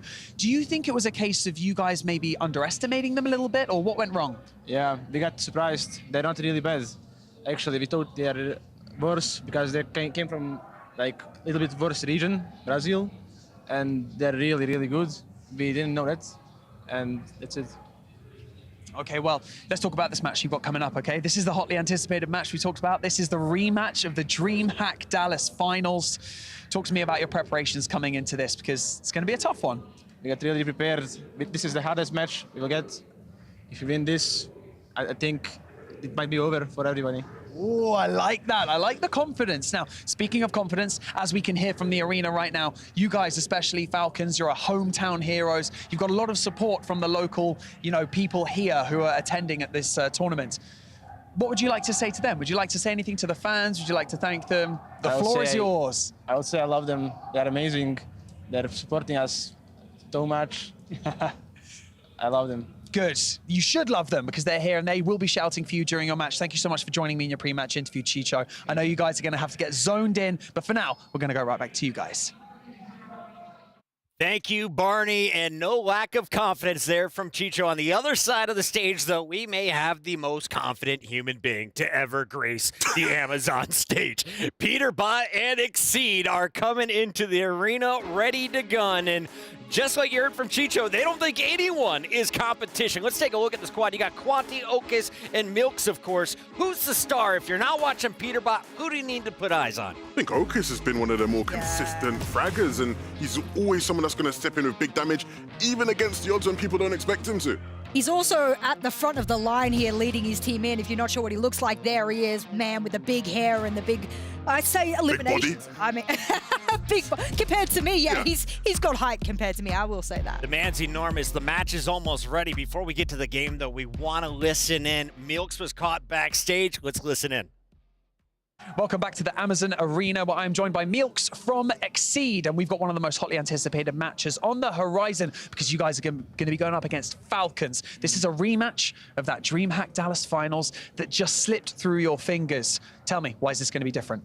It's going to be a lot different because during the time between Dallas and now, we spent a lot, like, as a team practicing and forming strats, and I feel like at the beginning, like, towards Dallas, like, not many teams were prepared like as they are now. So I feel like the outcome would be a lot different. I like that. What should we talk about yesterday's match? Because you guys have been so dominant, and then you went up against Gaming Gladiators, you know, arguably another top 4 team in this competition, and it went the distance, 3-2. Did any of that duration of that game, did that like switch up any of your decision making, maybe shifting anything that's coming into today? Not really, because coming into that or going into that game, we knew that they were a good team. So And I know Falcons is also a good team, so playing kind of similar will be like our strength here, and I feel like it's not gonna be that different. More of the same stuff. I like it. That's fine. I mean, today also is a best of 7. This is kind of a more of a test of a mental strength, I think, as well. Definitely more than a best of 5, of course. Do you feel like you guys have stronger mental than Falcons? Come on, we can say. You can tell me. In my opinion, I think, me personally, I think I'm pretty good on stage, and during those long games, I feel like I don't get nervous, and I'm pretty confident, so I think it'll go well. Do you feel like being like the youngest in the team is like assists you in that? Do you feel like you have confidence because you've got this amazing like roster around you as well? Yeah, I think it's a good opportunity for me to prove myself and, show like why I'm here and why I'm on this team. Damn right it is. Thank you so much, Milks, for joining me in this interview. Absolutely amazing. You've done a great job, and we can't wait to see you guys up against Falcons later today. Back to you guys. Love to see it there. The young man is ready to take the stage and go up against a familiar foe, and we want to know, who do you have coming out on top of the rematch? Head on over to stcplay.gg. Get your predictions in right now. The countdown started, so let's make this swift. Jesco, who wins how many games in the best of 7? I would like to see Exceed just run through them. I'm going to call yet another sweep. And this time I think I'm right. 4-0. Going 4-1. I think Falcons could sneak one map. Sneak one map. Falcons went to a game 5 last night. I expect at least 5 more maps. Let's send it over to the Amazon stage to get it started. Boy, oh boy, did we see an incredible matchup between our last 2 teams there, Heroic and R8 going toe-to-toe all the way. It started slow, but Heroic managed to get over the finish line with a valiant effort. I must ask you though, we heard you guys in the crowd were incredible during that R8 game. We heard some chants there, Milos. What exactly was being chanted? Well, you got chants that are endemic to the Saudi football team, some for the local clubs, but there's also some that I heard that kind of kick back childhood memories of mine from like hearing things in songs and then translated into Egyptian football, kind of slang and chants, and then pulled in here. It's international in more ways than one at EWC. I love that. The energy in here is actually incredible. This, of course, is the Amazon Arena, which is very apt, because in our next matchup, we are looking to see who will be the king of the jungle. We have Exceed and Falcons, 2 huge teams here ready to go toe-to-toe. I'm looking forward to this, but it's going to be very, very exciting. Yeah, for those that are not in the know, this is a rematch of DreamHack Dallas's grand final. Both of these 2 teams were in there. Falcons ended up getting the win in it. So this is a lot of revenge on the line for Exceed. They were known under a different name back then, only a couple months ago. Here, they're looking for that revenge, as I said, but Falcons also, not just to progress, but to gather up points, because moving into semis, club championship points matter a lot. Falcons are at the top currently as the organization itself. Here on the Fortnite stage, they're looking to do even more than just quarters. Yeah, in the club championships, they've done fine. They've done okay, the Falcons, they've done fine. But we're going to see exactly how this is going to go down right now. Of course, this is all about stakes. We said this, stakes, okay? Money on the line here, but also who will go through to the next round to play tomorrow in our Super Sunday. It's going to be box office, prime time. You have a front row seat, so I say, let's meet our teams. First up, it's Exceed. Beaterbot, considered the best of the now, the greatest of the now, leads the likes of Quanti, Okas, and Milks into battle. Will he be able to steer the ship all the way into the semi-finals? We'll have to find out. And their opponents, Riyadh, give it up for Team Falcons! Oh yeah! You might have the greatest on the now of the now on their opposing end, but Team Falcons are led by the greatest of all time. Tayson leading the swarm of Falcons onto the main stage. They made it past groups. They're looking for more. They're hungry for more just than the quarters, and they are looking to cement their position against rivals Exceed.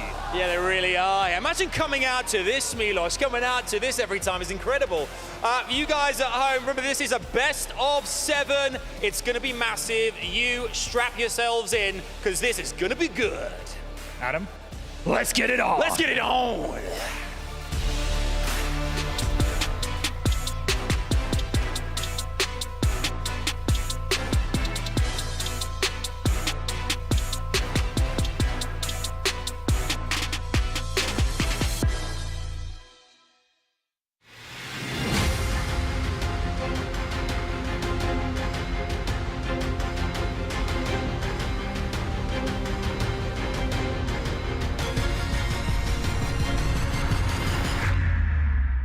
Friends, family, all you Fortnite fans, we are back with match number 2 here on our Saturday. Round 2 coming through for these two squads. Maybe a different name on the stage, but the rivalry is hot and thick. We got Exceed, Team Falcons, revenge matchup for the North Americans after dropping the Grand Finals and the Winners Finals versus this Team Falcons squad, who are now looking to try to see if they really do own the title over NA. Caught me off guard saying Saturday because it feels like a Sunday. With a match like this on the main stage, you heard the fans from Team Falcons as well, very much behind their boys. I heard some boos as well over to the other side of Exceed, but I'm sure Exceed would love nothing more than to silence those fans, and they have a real chance here. One of the biggest conversations we've been having so far. Falcons have been somewhat underperforming, considering our expectations after their win at DreamHack. And that's the interesting thing about it, was that was 2 months ago, but our results and our histories really don't go further back or more recently than that. It's really just that for these squads. So I think kind of looking at what they had done previously, matching that now with what they've shown us in the first 2 days, for me, I'm looking at Falcons. If they were to win this series, they need to win every single one of the CTFs and then somehow steal a hardpoint or a keeper from this Exceed team, who seems to just outslay almost everybody here. And the reason Shift is saying that is Exceed have lost 2 CTFs so far this tournament. However, they have not lost a hardpoint. They have not lost a keeper. So arguably their only weakness really is on capture the flag. So it is a great way to start here for Team Falcons here on Chalet CTF. Can they find a way to break down this Exceed team, who looked pretty flawless when we saw them competing on Thursday with just a few chinks in the armor? And the other thing kind of about this series, and for all of you fanatical fans that are out there, hey, if you were to reprise the Grand Finals and the Winners Finals of DreamHack, you got to remember that it was only CTF on Chalet. It was only Hardpoint on Panther. Are there going to be some subtle differences now that we're going to see a longer series that, just to kind of tease you, will include a CTF on Panther and then a Hardpoint potentially on Chalet? Maybe there's opportunities there for Falcons to maybe grow some advantages in their Hardpoint game. Yeah, Falcons certainly were able to win those CTF games on Chalet back then, but you heard it in the interviews. Exceed are coming in far more practiced, and they will have a chance now to try and get their revenge. Well, it is a rematch, and this one has no second life. It is do or die time. Team Falcons going up against Exceed, and it will be Team Exceed trying to hit this over from the red side off their spawn. A lot of patience. We haven't seen this from Exceed. They've been playing really aggressively. Maybe there was a lesson learned against their match versus Gaming Gladiators. Just a lot of respect being shown. We're seeing a very slow start. It's happened a couple of times, as now Chicho will get into the fray, but sadly will go down straight away. So the opening going in favor of Exceed here. Looking nice as Okus will get tunnel control as well. Knows that he's got to be responsible for the players coming off spawn. Actually watches a couple players come off spawn, but doesn't make much of a difference. Tayson's able to clear out tunnel. Same breath though. Peterbot does well to at least keep this relatively neutral, and that's enough for Milks to get the pull and possibly the full retrieve. Moving, grooving, sliding, and will, and comfortably gets back now. So it will be a very early 1-0 lead here, and Exceed starting as they would like to go on. So Team Falcons just not really able to match the speed of which we just saw Exceed when they exploded. It was patience to begin with, but then suddenly exploded. And I think the thing about that for the Team Exceed that I really liked a lot was they're showing force at tunnel, but the pull comes from the other side. So they're really stretching out this Team Falcons squad, as now all of a sudden Falcons have a chance to get their first offense going. Peter in a little bit of trouble, but the pistol works out for one, and then the snipe up top takes care of the second, and Exceed can go back on offense. He is touted as the best marksman in the game for a reason. And I mean, even though on the flip side, you are going to have Yapko going up against him, it's going to be a great marksman fight throughout this series. Certainly Peter Pot has already put on the show so far this tournament. Now you got Okus and Chicho, two players that have been linchpins for success for their squads, 1v1ing over towards cave side. That does not work out for Exceed. Tayson now pushing forward. Chicho here to help. Bubble not down yet. Peter just still holding the corner just inside the fireplace. Yapko and TD able to push him out. And Okus, the last one left to survive, has to try to hold his life a little while longer, and he's done well to at least keep the flag safely tucked, but Falcons still find elimination to hold on to the building. Yeah, Falcons starting to get more elims in their favor here, but you can see Exceed are putting themselves in a good situation just to keep this flag from being pulled. And they're making this awkward for Falcons right now. Falcons just can't escape this house. They just don't have that bubble. That's the thing about it, is you usually want to see that bubble placed just behind the flag on the corner, but not having the engineer part of the play, Falcons aren't really able to secure any sort of a capture. So now all of a sudden, shoes on the opposite foot. Exceed making their move up. Teeny gonna show himself early. Quanti doesn't like the look of it. We'll back away as we get a 50-50 battle over middle. 2 players over towards the tunnel for Falcons as well. That could open things up in the middle for Exceed if they do decide to take that path through the middle, but Teeny is just gonna be watching over this. And again, it's more patience from Falcons as they're hoping that Exceed make a push, which they do, and there's gonna be a trade out. Mason has a route though. Keep your eye on him in the minimap. He is gonna probably get a pull, I would figure. It looked like he was in a spot for it, but no, he actually backs away. Peterbot once again, no, pardon me, he does get the flag pulled, so he's on the run. He's gonna get all the way over through tunnel side. Is there anyone here to find the shots? Peter's trying at distance, but Tayson will slide forward and tie us at 1. Well, and that is a great pull as well. You noticed it on the mini-map, Tayson just getting behind enemy lines, and that does find you success quite often here on Chalet if you can go unseen, because the speed of which you can move with this flag, it can really disrupt your opponent's setup. Teeny trying to keep the pressure on forward, but Okus, lots of foot damage underneath the truck will allow for an easy trade. And that's now enough for Exceed to once again kind of reestablish this 50-50 battle right across the pool line. Chicho over through mid, just trying to see if he can find Quanti, who's just playing the third-person angle. Very patient for Exceed here, and a lot of it is just down to can they find the Elims on the outside of that before they make their move. Well, you saw Tayson try and make the same play on the flip side, by the way, over towards tunnel, and now look at the minimap. Peterbot is moving through that tunnel towards spawns as Okus continues to march forward here against Yapko. If you can take down the marksman, it does open up the middle of the map. That also gives him 200 total HP because he's playing the jug. So now he's going to get a pull. Lots of health here. Good clinger coming out, but there's a bubble behind this, so Exceed are going to create some separation. Falcons do find the Elims to get mid-map control, though. Can Okus get this cross? Peter trying to get here to help him. Flag is currently down, and then it will be returned as Chicho is on now 5 eliminations for the half. Great map awareness there from Chicho to ensure that he did cut off that flag and got the return instantly, because he knew full well there was going to be more members there as Peterbot again continues to put on a show for us here. Difficult moment coming through here for Exceed's defense, being pressured on both sides at once, but Tayson has been figured out over towards tunnel side. He was the one to sneak around the last time to create a pull. This time he will have to hold and wait for his teammates from the front to find some action. Starting to build and starting to try and close in on this push. Now you can see Chicho will have to use the bubble just to stay alive, but Milks does exactly the same thing, so both bubbles gone now. Shot not initially hitting for Peter. Chicho able to keep his life for a little while longer.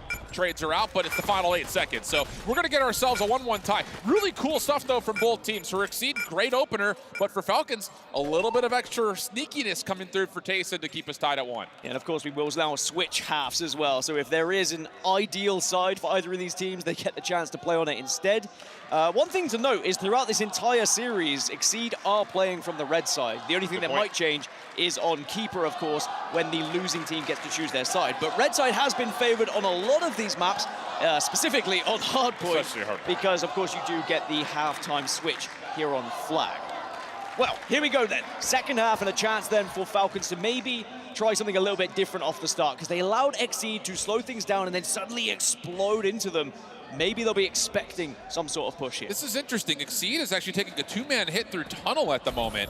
So instead of what was a lot of focus through cave side, they're trying to get around the backside of the building.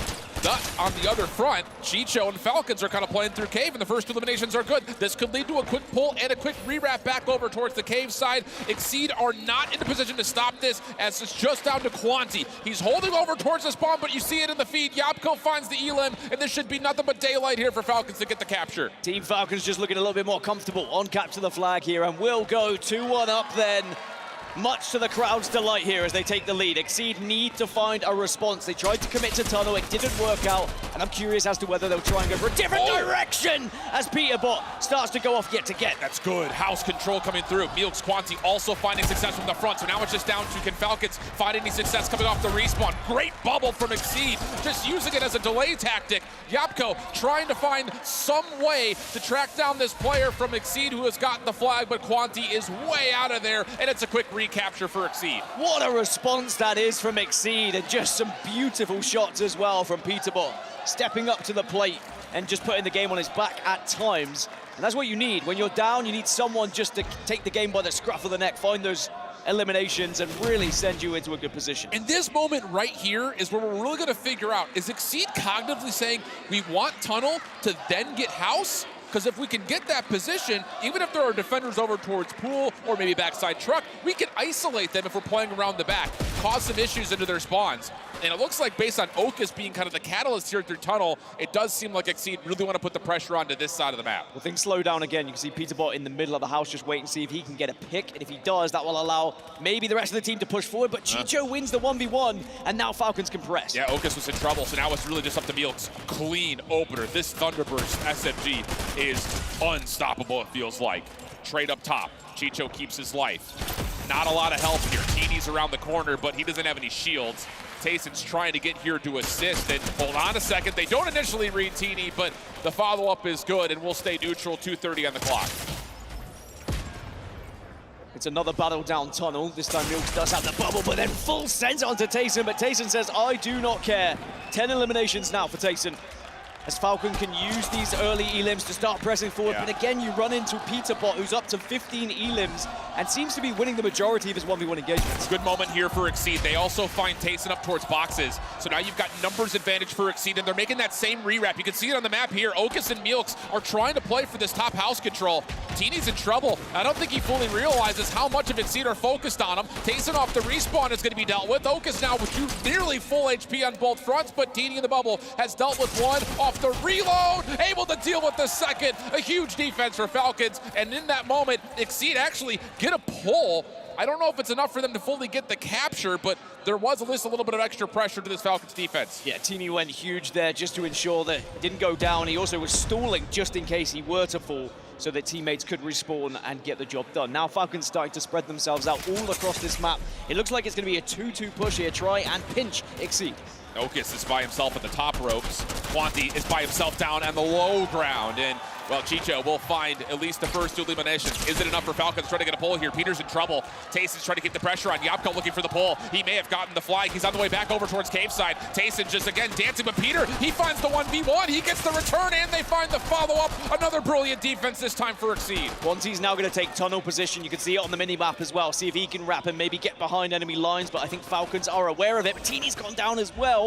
So now we are going to see Exceed take a little bit of map control as Chicho is the next to fall. Peter will now push to join the attack. They can take a lot of space here, Exceed. Great pivot point coming through. But Yapko does find Meelks over towards poolside, so Exceed's offense is limited to having to play over towards this tunnel push. This is a huge 1v1 between Okus and Yapko. If Okus can find it, it could be the green light for Exceed to make a late play. He also sees Chicho. Pulls back over to the Nemesis, doesn't find the initial, back to the pistol, Yapko hits, and holy cow! Yapko saves the day, maybe a late chance here for Falcons. 22 seconds left, so you have to pull very soon if you want to get a capture here, because it takes about 16 seconds to get all the way back across, and with no one pulling just yet, you'd imagine it's going to be too late, and we should be going to overtime here. And that's indeed the case. Exceed will get the return. A late surge from both of these two squads, though, had us sweating a little bit up here in the caster booth. But we're going to go to OT. Keep in mind, Exceed did find the first score. So if we end this overtime with no sudden death wins, it will be a map to Exceed. So pressure here is all on Falcons to make the first move. And we have seen teams in this scenario just sit back and defend a little bit, almost as if they do have a capture lead in this one. But of course, that does lead to risks as well. Because it is going into overtime, it's first cap wins. So it's really going to be a question of your mentality here. How do you feel like approaching for this one? It is going to be a 2-2 initial split for Exceed. 2 down tunnel, 2 over towards mid and cave. And just based on the history, what we had so far in this event, the side that Exceed is spawning on has been the stronger of the two halves. Hard to say if that's really going to play a difference maker here, though, with both squads finding even success on both sides. Teeny, Meelks looking at each other through the shield bubble. That will start to expire. Teeny looking to see if he can catch them off guard, but Meelks makes the first move. Initial shutdown is in. Follow-up is decent, though, from Exceed. Quanti fighting from a corner, but Teeny shuts it down, and we're going to stay level. We've seen a few massive eliminations from Teeny as he gets shut down, and it's going to be Peterbot back-to-back elims here, and has the sniper rifle in hand. And now we're going to see Exceed start to press up the map a little bit. Yeah, that forced the hand of Yapko to play defense, and he's good for the initial elimination. Tayson following up, clears mid-map. Exceed coming off spawn in staggered form. Need to be a little bit careful here. They do at least find one trade onto Tayson, but the map favors Falcons as they try to make a play. And a lot of this, actually, hold on a second, Quanti, you can see at the top of the map here, they're trying to force out the battle on towards Teeny. Milks and Chicho in a 1v1. Yapko trying to come back to the play, but he's been naded, and all of a sudden, you've got Milks in the position to try to pull. Suddenly, Teeny's off the spawn here and has to do damage. Does do a lot, but just enough to stop Milks going around that corner. That could have been huge had he been able to dodge, but it looks like Falcons will get the return here, and Exceed now have to think about defending themselves. Yeah, and Exceed just continually have dominated over here through tunnel. Quanti almost able to double down, but Teeny, once again, equal to the task at hand. Milks the next one up. Okus finding Yapko through mid. Instantly puts pressure over towards the flag. Teeny's actually going to try to do some damage of his own as Tayson is right here with them. We're going to have offensive plays for both teams, but as Exceed starts to drop, now there's a chance for Falcons. Falcons do have an opportunity here. Chicho is going to join through from the middle as well. Can do a lot of damage from the angle he's about to find, but Peterbot is still alive, and now they're going to have to start hunting for it. It's just that close spawn for Exceed.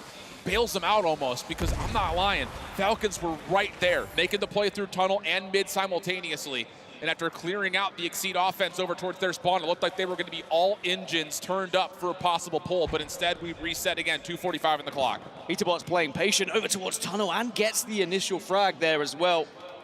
And you're going to see now a member of Falcons just try and be a little bit sneaky over on the cave side, but Milks sniffed him out. And now Exceed can start to press up the back. But remember, they have the advantage here. Falcons have to come to them. And the thing about this for Falcons is losing Yapko is going to slow things down convincingly. They're even going to use the shield bubble here just to see if they can isolate onto Milks. Okus will rotate over to help.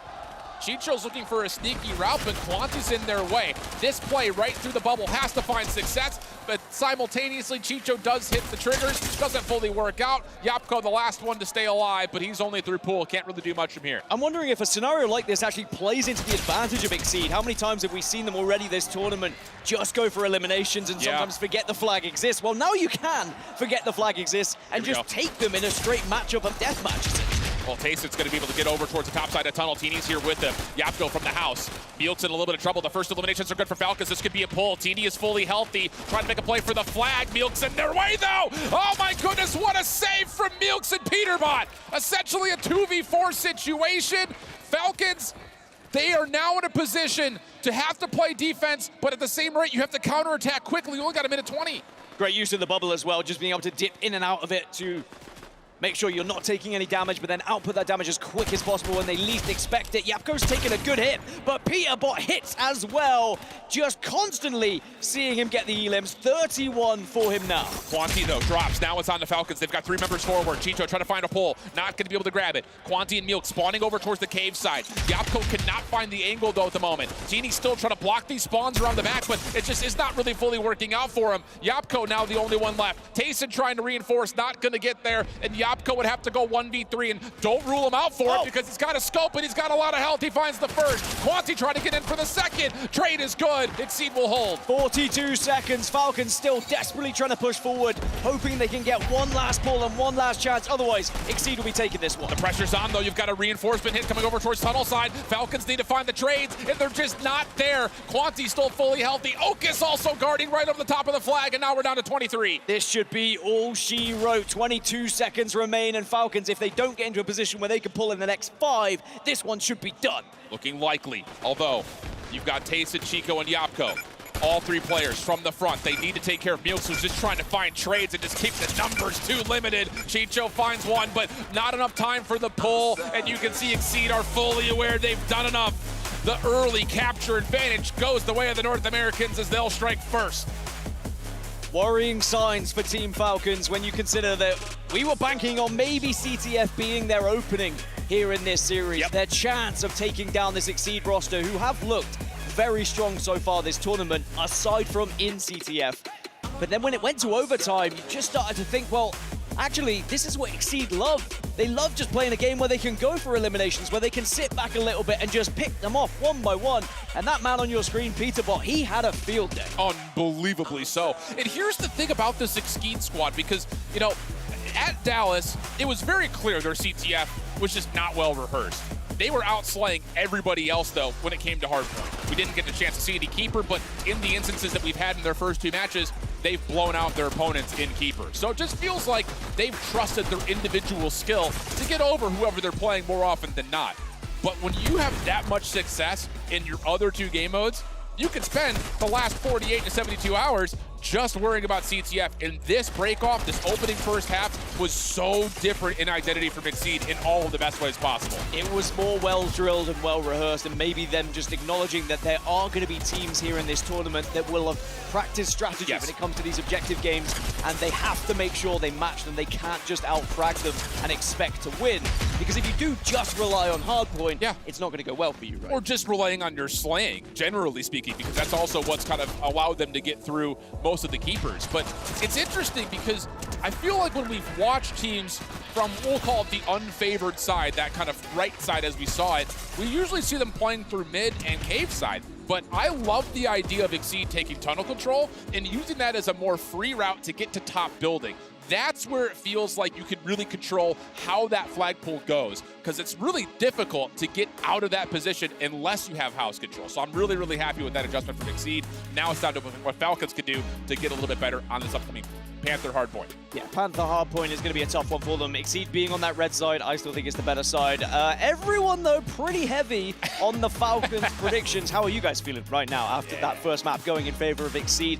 But, you know, heavy hometown favorites as well. Of course, the crowd is all expecting a Falcons win, but at the moment, struggling a little bit. Just a touch. We've got Panther, though, the Hardpoint for map number 2. Again, this is a repeat from what we saw at Dallas. And when these two teams had played at Dallas, we did see at least a couple of map wins coming out for Falcons, but historically speaking, this has been the strongest of the modes for Exceed. You kind of turned it into what they've done so far on the weekend. Again, the sample size is not large, but this is the best Hardpoint team currently based on score differential and their win rate. So a lot to ask here for Falcons to tie up this series, go 1-1 immediately into the keeper. I mean, if Peterborough can get 30+ eliminations again, it's going to be a difficult time for this Falcons roster.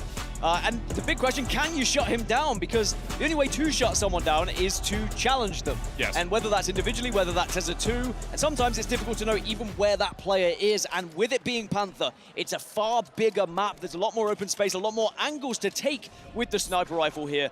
This could be very detrimental for Falcons, because I'm expecting Peterborough to pop off. Yeah, the interesting thing about this again, though, like we talked about, is the red side has been so darn favorable in Hardpoint, no matter the map. So you're going to have Falcons on the quote-unquote unfavored side, meaning that they selected this map and will have to forfeit the favor of the red team. Opening and squirm over towards the middle of the map, turning the way of Exceed, and they even got a decent read on what this play looks like over towards Statue side. It's a pinstripe kill feed, but all things told, it is Exceed over the top, and Peterbot is not missing today. 1v1, EMP comes through, takes it off. The reset does take down a double. That's an early flip of the hill. That is a great flip from Falcons, and at least they can make sure they continue to get a little bit of time on the board, but you can see Exceed off spawner very quick to push in here.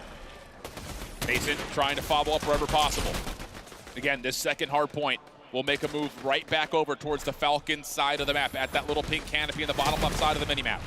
Quanti, Exceed, trying to play through the old time of 13 seconds on their way to attack that hill. Falcons have held up decently, as there will be maybe an opportunity here for them to actually get some good score. And you have to keep in mind that, again, this is a favored hardpoint coming up for Falcons. Favored indeed. They will be able to be on this southern side. It means they're all going to be spawning. You can see they're very quick after those eliminations to get close, as Peterbot gets close to a headshot as well. It's an early lead for Exceed, but now Falcons have a chance to maybe put 30, 40 points on the board if they can get a solid hold here. Yeah, ignore your eyes here. The top scoreboard is backwards here for us. It is Falcons in the blue. It will be Exceed in the red. So Falcons are currently holding a bit of a lead, but from the front, Exceed have found a bit of a contest and a bit of a break. And that's kind of a, I mean, I'll say honestly, for Tayson, he is way outside the picture here. This is going to set up a natural pitch for him. Peterbot in trouble, but stays alive. Gives him a chance, maybe a second to fight back. Playing the hitty of the stairs, misses the first snipe though, and now all of a sudden Falcons have the numbers to try to re-break, but Quanti and Milks keep this interesting, and Quanti will find the rebuttal, and it's still Exceed inside the hill. Exceed will continue to score. As a reminder, they're on the right-hand side temporarily. We'll get that fixed for you, but up to 43 with the point moving in about 5 seconds. So now we'll head up to P3, and this is going to be a real chance for Exceed to go back-to-back with these two hard points to pick up a lot of time here. Okay, so will be the first one in. Ooh, keep in mind, Yapko actually spawns really close to this top patio position. Okus was not initially expecting it, but he's still good with it. Support from Milks as a nade had come through to deal some extra damage, and that's early clearance and a lot of space to work with here for Exceed. Exceed. They try and maybe catch one here. You can see, again, it just slows down ever so slightly as people are reluctant to push in, and maybe that's why Okus will find one, confirm the elimination, and Exceed continue to score. Nice tags from Okus, keeps the play at bay. Chico trying to set up a pinch. Not fully going to work out. Milks off spawn, also trying to get back to help as TD finds a way in. Bubble also here to support for him. Opening shots, though, are so good from Exceed. Quick rebuttal as Tayson, the last one left, can really do only nothing but sit and watch. Tries to give it the good old college try with Yapko on the pinch, but Exceed are just aware of the entirety of the play. The timing, once again, gets completely foiled, and Exceed looking decent to at least be the victors of that point as we head over to their second hill in their favor. Yeah, P3 arguably the easiest to defend out of the 5 that are available here on Panther, but now we move over to P4, and again, it's Exceed favoring with the spawns, and Chicho going to try and do something from this tree. It's a great position to try and get damage from above, but needs help from the rest of the team before he pushes. Does have a nade available, and that Thunderburst SMG, which is so good at finding some chip damage. And look at the Falcons. They have gotten through the side doorway. Now they can try to make a play together and just try to overwhelm the remaining members that are here. Yapko connects. Okus responds, though. Quanti trying to find the response over towards Yapko, the last one left alive, and that will be enough. Overwhelmed our team Falcons as Exceed get the reset, but a stick comes through, and now Quanti's in trouble. It is a big stick just to change things maybe in Falcons' favor here. They needed something like that to give them the shield advantage as Tayson continues to tear up things in P4. Getting really messy here, one by one. Everyone just kind of staggering their way in. And eventually Peterbot has the last word. Quantis, Okus right behind, trying to just zone out the next hit. But Chicho able to find some assistance. We'll get, again, a little bit of scrap time here as we rotate back to the fire pit. This will go back to the favor of Falcons defending this hill. So Falcons will get the first feet in it, but you can see Okus and Milks really desperately trying to close in as fast as possible, not to give up too much free time. With a couple of frags going in the favor of Falcons, they are going to have to slow this one down. I love this bubble as well from Falcons. It forces the hand of Exceed to go to the opposite doorway. Rare misses from Yapko, but doesn't make a difference. It's just this little choke one has been so successful for Falcons. So that's going to lead to some very early time and likely a lead swap if they can just find a couple more trail kills. I think Exceed will be okay with a lead swap here. I think they've done their job just to keep this pretty even across the board, and they can just say, all right, we'll go for the next rotation. We just need to do better on 3 and 4 here, as it is going to be a couple of grenades going in. Chicho also using the bubble to his best, but Exceed close in a fantastic push and a fantastic pinch from them. Okus has been so clutch when it comes to moments that don't look winnable. He finds a way to make them winnable. So a little bit of extra time for Exceed turns this into pretty much a dead tie through the first rotation of hills. We'll go back over towards the first hard point. Tini can be the first one there with help from Yapko and Chicho in great position. So this could be some really important early time for Falcons on P1. And after a full rotation with Falcons being even, I think they will take that. Yes. Considering red side is considered the favored side, Falcons have kept it even, but they just need to do it again, but slightly better. As you can see, trades in the elimination feed here as Okus is going to try and tie things up. Does not able to do it though. Chicho staying alive yet again. Yeah, Chicho's been really good from this position, just kind of taking on the full army that is the Succeed hit. You can see them coming off a spawn. Tayson staying covered inside the hill while Chicho is trying to, again, force the issue. Overwhelmed, too many members to deal with. Yapko's also been seen. Klinger come through to flush him out of position, and now the focus for Exceed goes right back into the hard point. Tayson, what can you do? Really healthy, trying to find responses. He gets pushed off the hill for a moment, but he's still good for the elimination. One more to grab. Quanti getting dealt with, and Tayson stays alive the entire time, and now he wants more! He can smell blood in the water, and the Falcons will win P1 with a chance to rotate. That's fantastic, still fantastic for Tayson. Back to back to back, playing his life perfectly, playing the angles perfectly to get help from the team, and now Falcons start to hold a significant lead. Oh, and you can feel the energy really ramping up here for Falcons. 40-point lead. Hard point that favors them. They could very easily get over the 200-point mark. Exceed pushing out Yapko. Can't fully finish off the elimination initially. And actually, Yapko, he gets a little bit of a response here. Help on the way from Tayson, but no, the push is too strong. Chicho, the last one left alive, has to spend the bubble to stay alive. EMP comes through perfectly, and the break is in for Exceed. Break was better than my voice breaking just then, but that bubble got deleted, and now has a chance for a good hold here, but Yapko answers back with some damage of his own, and Falcons will regain control of P2. 18 seconds left. What do you do here if you're Exceed? You do not want to see Falcons finding 3 exits, so they're going to try to challenge this just a touch. The scrap time will be won by Team Falcons, and yes, the lead currently is large, but Exceed are about to have back-to-back hard points on their side of the map. You go into P3, arguably the easiest to hold and defend, as Quanti's already there. They just need to be very aware of where Falcons are going to be pushing from, because at the moment, everyone's kind of mid-map from Exceed, and that does open up a potential push here. Chicho's taking a lot of damage, and Quanti was waiting, very much eager to get the frag. Oh, Jason had an opportunity to take the 1v1, but Quanti just catches him off guard. Nice finesse from Quanti. Oh my goodness! Peterbot comes through and saves his life. And now all of a sudden, they've got isolation onto Chicho.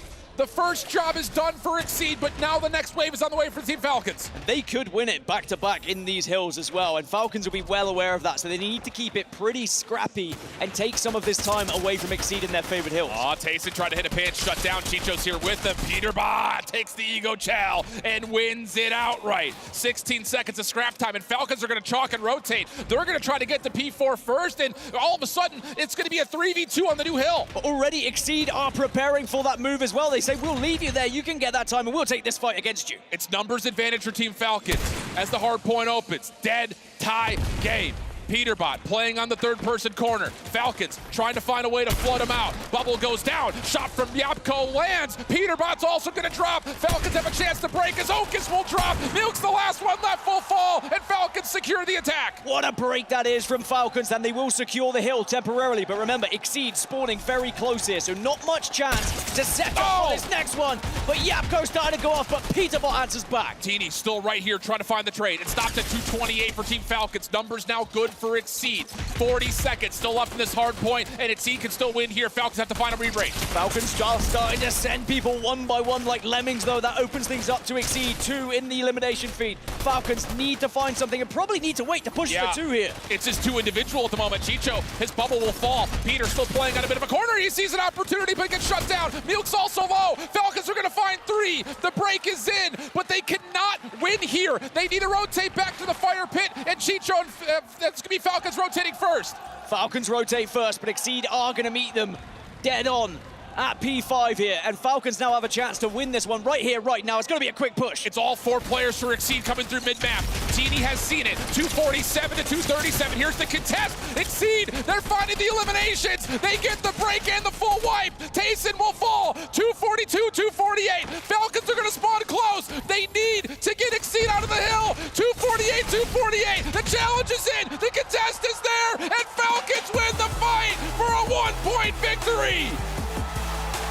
What a hard point we just had, and what a moment that is for Team Falcons. The crowd erupts, and this series is gonna be back and forth. When you just thought maybe Exceed had done enough in that final point, Falcons quick off the spawn and bravely pushing in. The bubble actually gave them the cover to take that fight as well. Unreal scenes. Absolutely unreal scenes. For a moment there, as you go back over to Lambeau, the most recent P3, it looked like Falcons were starting to get a little nervy. They knew that Exceed had back-to-back hills coming up. And yes, their lead was about 50, 60 points. But you saw it, a couple of individuals saying, I've got a route, I'm just gonna go. Not waiting for help. And Exceed start to chew on back. A couple of concentrated efforts for Falcons over towards the 4th hard point. Some good contest time, but not fully there. So what do? You get one last contest, you rotate back, you've got the favorite spawns, and you deal with that 4-man hit for Exceed. It doesn't get any tighter than that. It was 2 very fast rotates from Falcons when they knew they were behind in that moment. When they moved from P3 to P4 in particular, they said, actually, we will give them 13 more seconds, but it'll be worth it because we're going to stop them setting up in P4. Because as long as we can stay alive in P4, we have priority to P5. And they were very quick. It looked very worrying, though, when Exceed came full on blasting in with a great push. But again, even with a successful break, because of how quick the spawns are and how much damage you've taken, they were so weak. That's the biggest point, the damage that was taken. Because you're going to see it here. We're going to watch back the last 30 seconds. This is when we start to see Exceed realizing they're going to chalk up the scrap time. We're going to get this time. But we have to find some sort of emotion through the middle of the map. And this is the concentrated hit. It's off of P1. They all four stack and rotate off the cut. They don't try to hit this from the front. That was the mistake they made the first time, and it works out for the break. But the key phrase is what you said. It cost them so much damage, so much utility. Falcons fresh off the respawn get there just in the nick of time. Well, considering Hardpoint, maybe we were expecting it to go in Exceed's favor, and now we have seen Exceed finally lose a Hardpoint here. It suddenly opens up this series to a big question mark for me, because we have to look at Keeper. It's going to be the next map. It's also Keeper that wasn't played at DreamHack Dallas when these two teams were competing last, but we've also not seen Falcons have as much success on Keeper as we have Exceed. Can I just say, in a one-point game, this play for Tayson is like a miracle. That was insane. Unbelievable. He essentially goes 1v3, good for all three. Help is on the way, and he finishes off 2 more. And then Yapko and Chicho kind of in the 2v4 over the top of the second hard point, also critical. When you're dealing with 1 point, you can find that 1 point everywhere. And every single hard point, you can look back and say, oh, if we just got 1 more second, we would have been good. But those moments where you've got 1v multiple situations coming through for Falcons, that feels like a godsend. It's the ability of staying alive, but also knowing when to stay alive, knowing when to challenge. If it's a pointless fight that's just going to delay things and then put your teammates at a disadvantage when you spawn, then you don't really want to be trying to survive unnecessarily. You probably take that fight, you deal that damage, and you get back into the fight after a respawn. But in that particular moment, it was about delaying until your teammates got into a position to help you, and it worked out perfectly. All right, well, now we got to transition, although we don't want to, into Keeper, which has been a game mode that Exceed have looked tremendous on. And a lot of it has been because they've just flat out been outslaying their opponents. That does include their most recent matchup versus the Gaming Gladiators. On the other side for Team Falcons, it hasn't been bad by any stretch of the imagination, but they have missed out on a couple of their matches. An 0-2 loss when they were playing up against Exet, and they actually lost this map to Dragons as well, although all 3 rounds were tremendously close. Yeah, Falcons 1 and 2 at the moment. They have found a victory at the very least, but on the side of Exceed, you've got to look at what happens for Peterbot, right? We've seen before that Exceed move Peterbot off of the marksman and onto the engineer, and that's exactly what you're going to be seeing here yet again. Give him that burst SMG, give him that chance to get up close and personal and just fight his way through this game. The other thing to keep an eye on here, if you're looking to be a meta warrior, Exceed have not been a basement-dwelling squad. They like to play over towards tower side in the times we've seen them play, whereas Team Falcons have often defaulted to playing over towards basement. So let's see if Exceed will continue to find success towards that, what is now the top side of the minimap, where the, bottom side of the minimap, where the tower is.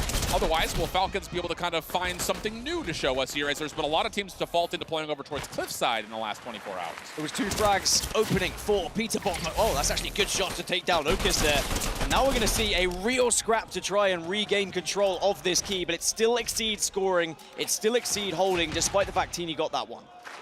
Quanti is going to be able to get in towards basement immediately. Help on the way, but Yapko tried to take an early challenge. That will not work out. Tayson tried to find a pitch, but the timing was not there. So it's 3 straight eliminations for the side of Exceed as they get above the 40-point threshold. Quanti is going to be that key holder most of the time as the infiltrator with the extra movement speed, but Falcons are pushing in. Chicho versus Peterbot, but Peterbot does not lose those. Oh, and he doesn't lose the follow-up either. You're not kidding with him in the Thunderburst. He deals so much damage so darn quickly. And so reinforcement will be here. The exchange of the key is now Peterbot can get on to his slaying ways. Chicho, Tayson trying to play from the front. Good EMP coming through. Chicho also tagged up, trying to play off the high ground. Bubble through just to keep him alive. But the problem is he loses Tayson, and Peterbot wants more. Help is on the way, but Falcons clean feed here. It's just Okus left to try to deal with it, and so far so good, although Falcons will put a little bit of extra pressure and possibly get this key to their own. They will get the key, but that's not the end of the world. I think for Exceed, they were starting to get a considerable score advantage, and you know my thoughts on going too far ahead. We'll get into that a little bit later as Milk takes the challenge and will win with a little bit of help from a teammate. Yeah, still low though. I imagine his teammates at this point are saying if you need to drop and respawn up, do it. Get your shields back. We've got good numbers here. But the follow-up gunfights are still going the way of Exceed as Peterbound just comes out of the basement and deals with Tayson. So again, this has been nice from Exceed. Not only are they finding good eliminations, but they're doing so in staggered form. So now the lead continues to grow immensely for Exceed. I think staggering your eliminations can be massive, but the turn and burn there is huge for Team Falcons, and now they do technically have the player advantage to push in, but Quanti won't hold. Teeny again showing what he can do. And again, the gap is over the 70-point threshold, but not fully to get the double points yet. So this is a massive gap. Falcons need to be efficient as they try to find their part of the map they want to work with, and they will get an exit right back over towards the basement. Eliminations also in the feed continue to tilt kind of back and forth, which is not bad news for Falcons as they will continue to spawn pretty close to this side of the map. Yep, go on the infiltrator as well. So both the marksman players for each team being taken off said marksman as we go into Keeper, and we continue to develop the meta here for this mode as Milk's now looking to see if he can help Peterbot find any players that are spawning here for Team Falcons. But Quanti holds again, it's over towards basement. Yeah, Quanti's kind of flip-flopping between playing the front side of basement and then pulling back, depending on what part of his team is finding the most amount of resiliency. And at the moment, it is coming from the front, so he responds by moving his way out and trying to get over closer towards the cliffside. Mid-map control, though, coming through for Falcons. Lots of low health pools. Quanti thinks that's his time to come on over assist to try to see if they can win out these fights flat out, but now Quanti's stuck in a weird spot. Somehow no one's seen him, though. And you got to remember, the win condition in the round is to get to 150 points. Quanti may do that if he wins the 1v1 here, and that very well may be the case. 10 more seconds to come, and no one for Falcons likely going to be close enough to take the key out of his hands. Yeah, Yapko spawns over, but he's going to be challenged by Peterbot, and even with the spawns coming close, it's not going to be enough as Exceed take the first round here, and they looked dominant in that first round. Falcons couldn't really touch them at any point, and really the teamwork was excellent. I think staggering the spawns was big. They were challenging when they needed to. I think once they realized they had staggered the spawns, that's when they started to get aggressive in certain areas. And that's some of the things that I took away when we were watching this Exceed team in the first day of action when they were playing from the tower side, was that they were putting together such an aggressive zone that you didn't really let your opponents split your focus, because if you're going to go 2v2 on certain parts of the map, you're going to get just straight out overstretched. So really good opening from Exceed, but Falcons off the opening break off here in round number 2 will gain early control of the key as Teeny will drop it for his teammate. Get involved as Peter Bod tries to fight back, but not good enough as Falcons continue to win in the kill feed. Teeny's great, man. I love watching Teeny's POV. Has done some crazy things already so far today and in this tournament as Okus gets a shutdown. Chicho the next to fall. Falcons are scoring, but for how long? Because with those eliminations, Exceed now get the chance to have that key, and it's going to be Quanti again having his fun on the infiltrator. And you can definitely tell the comms right now for Exceed are, let's not get too over-aggressive with how we're rotating. Let's just try to find whatever battleground is best available for us, use that to win the next wave of fights, and then we can make a play for a power position. As Falcons are trying to respond by coming around the backside. That's going to be enough for Chicho with the assistance of Yapko to regain control, and Falcons will find themselves back in the lead again. Nice stick. Wow, but great bubble going down just to protect yourself a little bit, but it's just a case of delaying the inevitable here as Okus now will trade out, get that key in his hands, but passes it off to Quanti, of course. Oh, but here's the thing. You've got a really deep spawn for Peterbot, and he just dropped, so there's an opportunity for Falcons to come back through unless Okus has something to say. Oh my goodness, Okus almost does it all himself. Cheech are able to find the final elimination, so Falcons will regain. Another nice moment there, taking advantage of the fact that Exceed were spawning all over the map. But Peterbot may have got a spawn that was quite far away, but that means he can arrive late and clean up all of this damage that's already been done by the team. And now Exceed will have the chance to try and find this key, put it in their back, which they will. And now Falcons are going to try and break once more, but Teeny does open things up. Problem is Peterbot's still on the way, and ooh, for a second I thought he was going to have enough of a health pool to just do it all himself, but not to be. Falcons, Tayson at full health, with the current control of the key. Exceed have the closer spawns, trying to work him out, and that will be enough. So we'll flip the map kind of over once again. Falcons now trying to break this tower position setup. Slowly try and approach, and actually with that initial pick, they should be able to move a lot faster. That key is in a vulnerable position. If you go for it, you could be naded quite heavily, so you need to get these frags initially before you move for it. Falcons will be spawning on the left side of the minimap. Exceed, try to come over from the front. See? And that's... You're a prophet, Dan. It was just obvious. It was inevitable at this point. Key still finds itself on the ground. 51 plays 44. Important gunfights, though, coming through. Falcons winning the majority of them. Okus trying to give it one last try, and he nearly again goes 1v3. Yapko has to try to survive those long as possible as the reinforcements for the side of Exceed are just there faster. So they will get control. and a chance for them to possibly still score, but this key is out and in a weird spot. Can Quanti even get it? He's trying. There we go. Finally gets it, but that is valuable time potentially lost with it being in that awkward position, but a lot of frags going in favor of Exceed, so they won't mind too much. 1 minute 47 left on the clock, and now Exceed gain the lead here, and they'll continue to rotate around the map together, as that's a big EMP coming through. TD though does drop. Numbers still looking decent here for Exceed, and Tayson, they were nearly able to put this one away. It's 1v1, which Chicho is able to take. So now an opportunity for, again, the lead to exchange hands late into this half. Still a minute 27 on the clock. This has been far more competitive from Team Falcons. There has been less basement set up from Exceed. Yeah. And I think that Exceed may be a bit frustrated that they've not been able to get to the northern side of this map. But this really feels like both teams are all about trying to toggle the high ground here over towards tower side. Speed are able to get a little bit of extra time here. Now that we get late, really late in round number 2, every second, every point scored is going to play possibly a difference maker. Exceed in the lead. Numbers are good that they find the final 2 Falcons members, so you gotta set something up here. Tayson at full health, trying to take care of Ocus. He's got Quanti nearby, but everyone is so low on HP, so Tayson feels like he can pop off, and does he ever? 3 eliminations for Falcons, and they will get back control of the key. Tayson doing some dirty things yet again. He's looking to try and make it more, but Team Falcons are closing in on taking the lead here. Exceed needs some frags to go their favor, but Tayson has not been allowing them because of his aggression at the moment. Problem is, he got almost too far forward. Now it leaves Yapko by himself, and yeah, it's going to be neutralization. 87 to 85, less than 30 on the clock. TD caught on the mantle. Here we go. Quanti back into the X again. Falcons trying to find recovery. We've got a dead tie game. Exceed able to score a couple of points. 18 seconds left. This is where you need someone to step up and get some big frags, and Exceed will hold right now, but there's only a chance here for Falcons to push. Can Milk stay alive a little while longer? I've got no idea what the score is, but it may be enough, and yes, it is. 6 seconds on the clock. Not enough time for Falcons to get recovery nor tie it up, and Exceed will take an edge. Wow, and Exceed will get the job done in what was a very emphatic performance from them.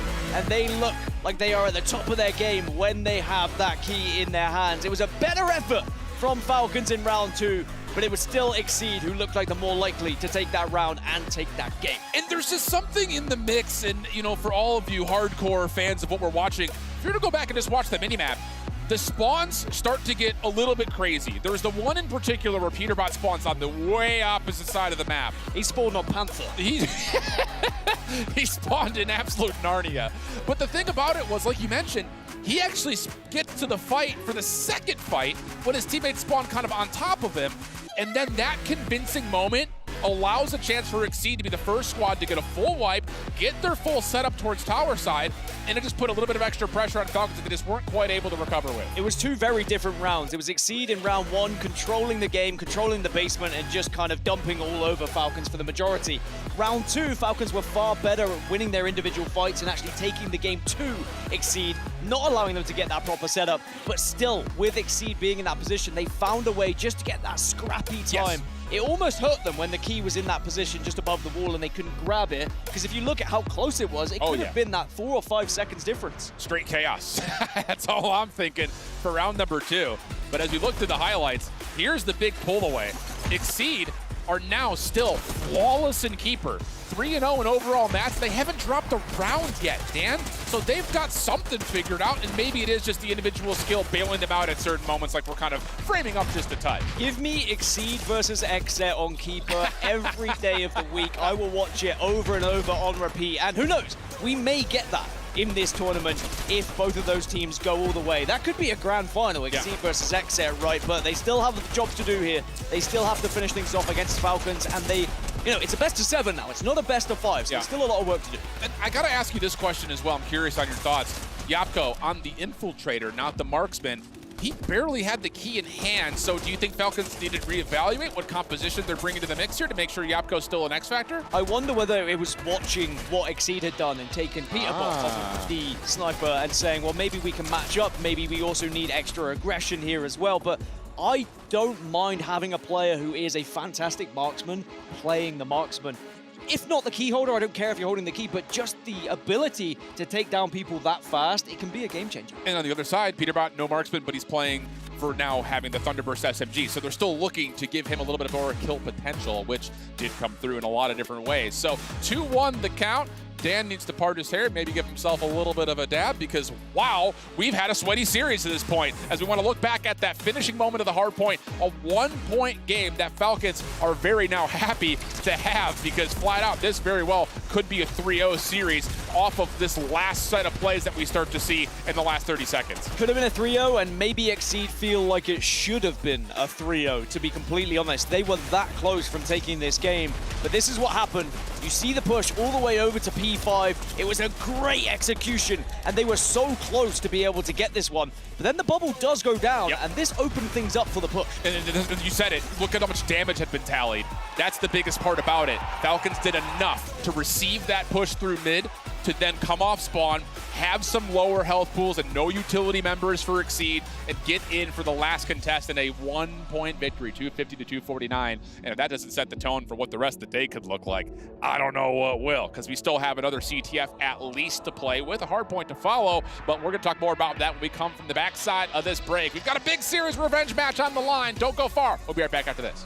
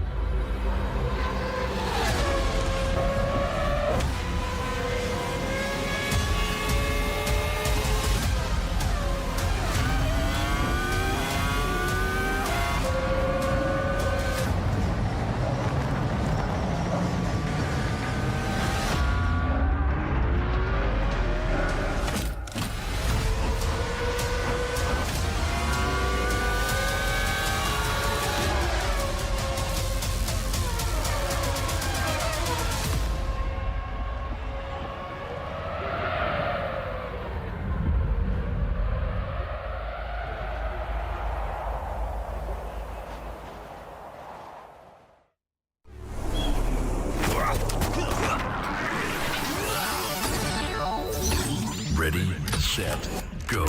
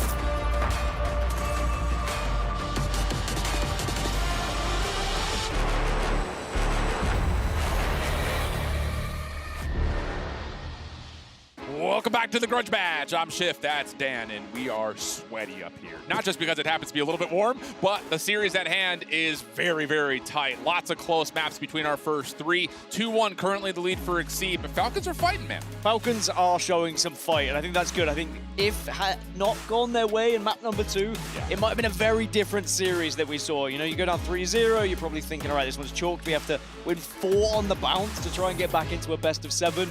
But they are still in it. It's only 2-1, so there is still a long way to go for that man on your screen and the rest of the Exceed squad. But going back into Panther CTF now, Exceed picked this map. Falcons then picked the blue side. Of course, side's not really as much of a difference when it comes to CTF because you switch.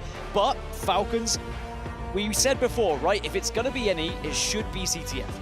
I agree. And I think the only real consideration in terms of what side you want to start off with is, can we score from that side first? That was the difference maker in our opening CTF.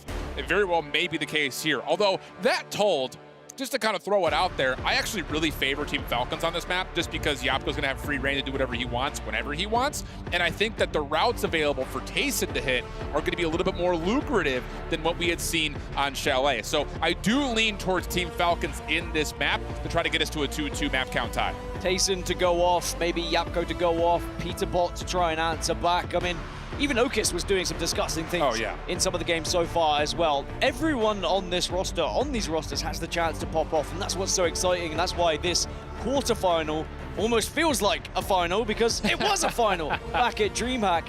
But sadly, you can only play what is in front of you with the bracket, and only one of these teams can march on forward, and it's the difference of about $40,000 between quarterfinal and semi-final. I mean, if you were to tell me you're about to play a game for 10 grand, and then your next game is going to be for like 100 grand at that point, getting to the finals. Like, it's unreal what is on the table for these kids. And the stakes could not be higher, not just because of the financial journey that awaits, but most importantly, you only get one life at this. It's not a double elimination bracket like DreamHack was, so a little bit of extra pressure for Exceed to possibly find the revenge in their first try. There is a look, though, at what the tournament prize pool is, a total of $1 million, but like you mentioned, the growth is legitimately double almost every single time we find it, with the lion's share being 400 grand for the first place prize. If you win 100 grand individually, of course, because it's a team of 4, do you fly yourself back business class, first class, the upgrade, and just feel like a baller because you've just won that amount of money? Or do you still stand by principle and say, no, I will take my economy flight? Hey, you do what you want to do, all right? It's kind of like that old Ted Lasso meme. No, you do you live. Well, Team Falcons are at the top of the club championship right now, and they are trying to stay alive here in the Esports World Cup featuring Fortnite. They are first by a considerable margin. It's actually Gaming Gladiators technically in second, because you have to win a game to be able to be up for grabs here in the club championship. How far, though, can Team Falcons go? Because in the moment, Exceed are still the favorites in my eyes. No, I think you're right. I think just based on what we've seen over the course of the last couple of days, and then matching that with the results that we had at DreamHack Dallas, Exceed looked like they've really tuned up their game a lot.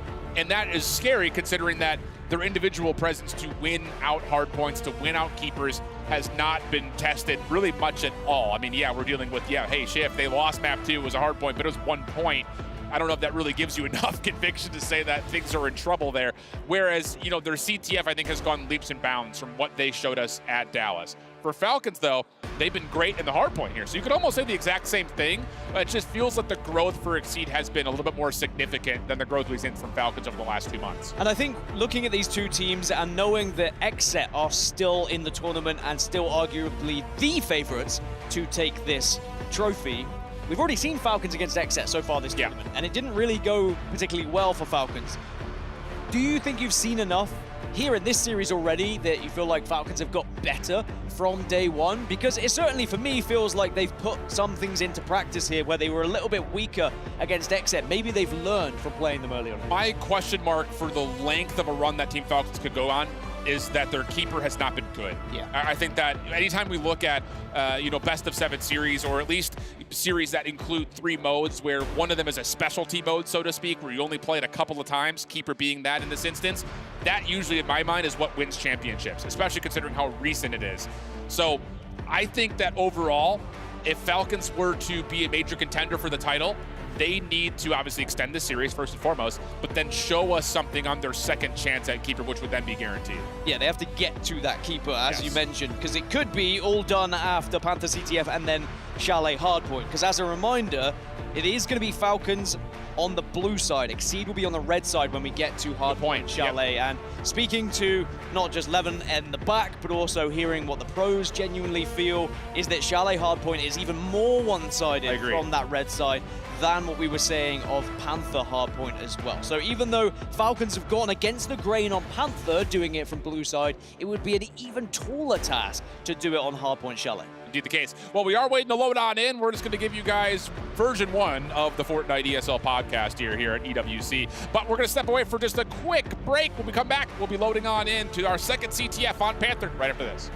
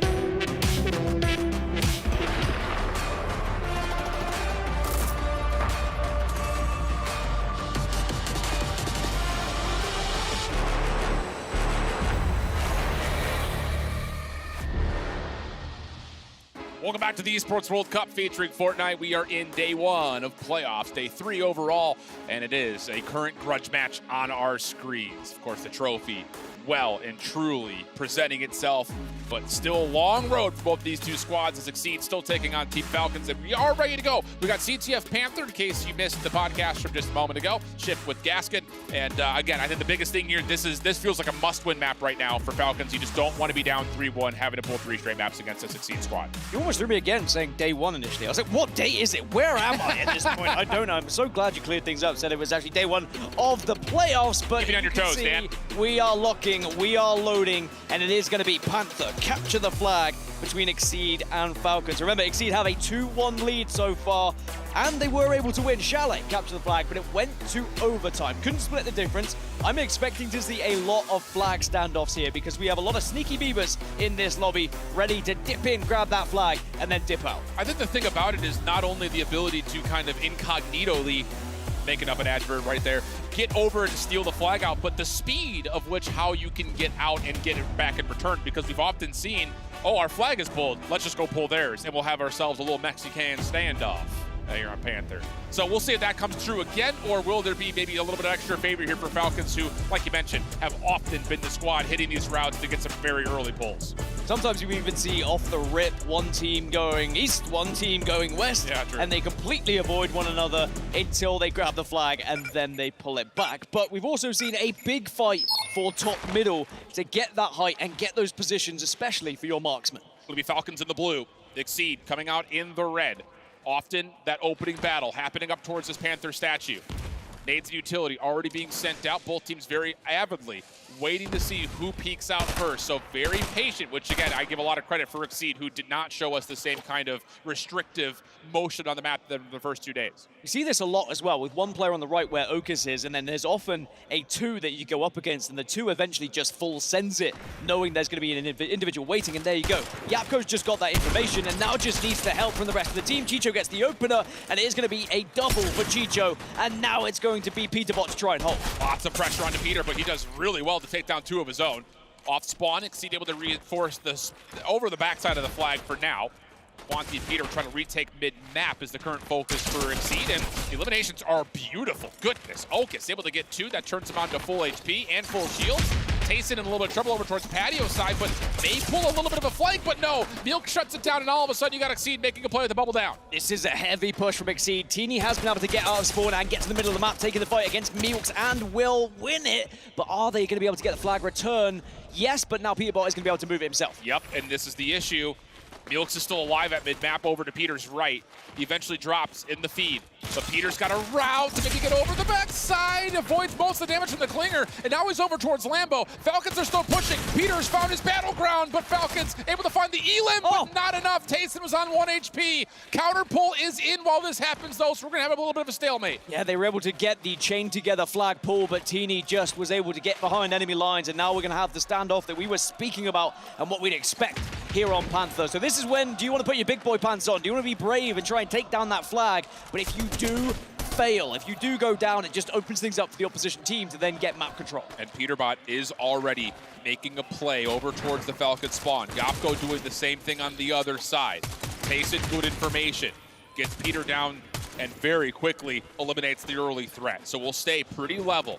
Yapko, keep a look on him because he's still playing very far forward. Now the Falcons are trying to join him. Okus able to find the first and stay alive is huge. I like the positioning from Tayson as well. Just trying to put yourself on some high ground so you can get some coverage, see where people are going to be approaching from as Exceed are going for the sneaky push here, trying to stay off of any sort of sound vision, and now they will find their first. This is going to be a 3v3, essentially for a while, to see if there's going to be an opportunity to put a little bit of extra pressure towards Tayson, and then it will be essentially a 3v4. Quanti is the one holding the flag for Exceed. He's not a part of any of this, but Okus, by himself, has created maybe a bit of a route. Yapko plugs the gaps, and that's enough for his double to restrict the ability for Exceed to continue to move forward. You can also see on the minimap, both flag holders are moving around, trying to stay in an unpredictable position so that they're not just going to be able to be focused easily. You have to find them first if you are going to take them down.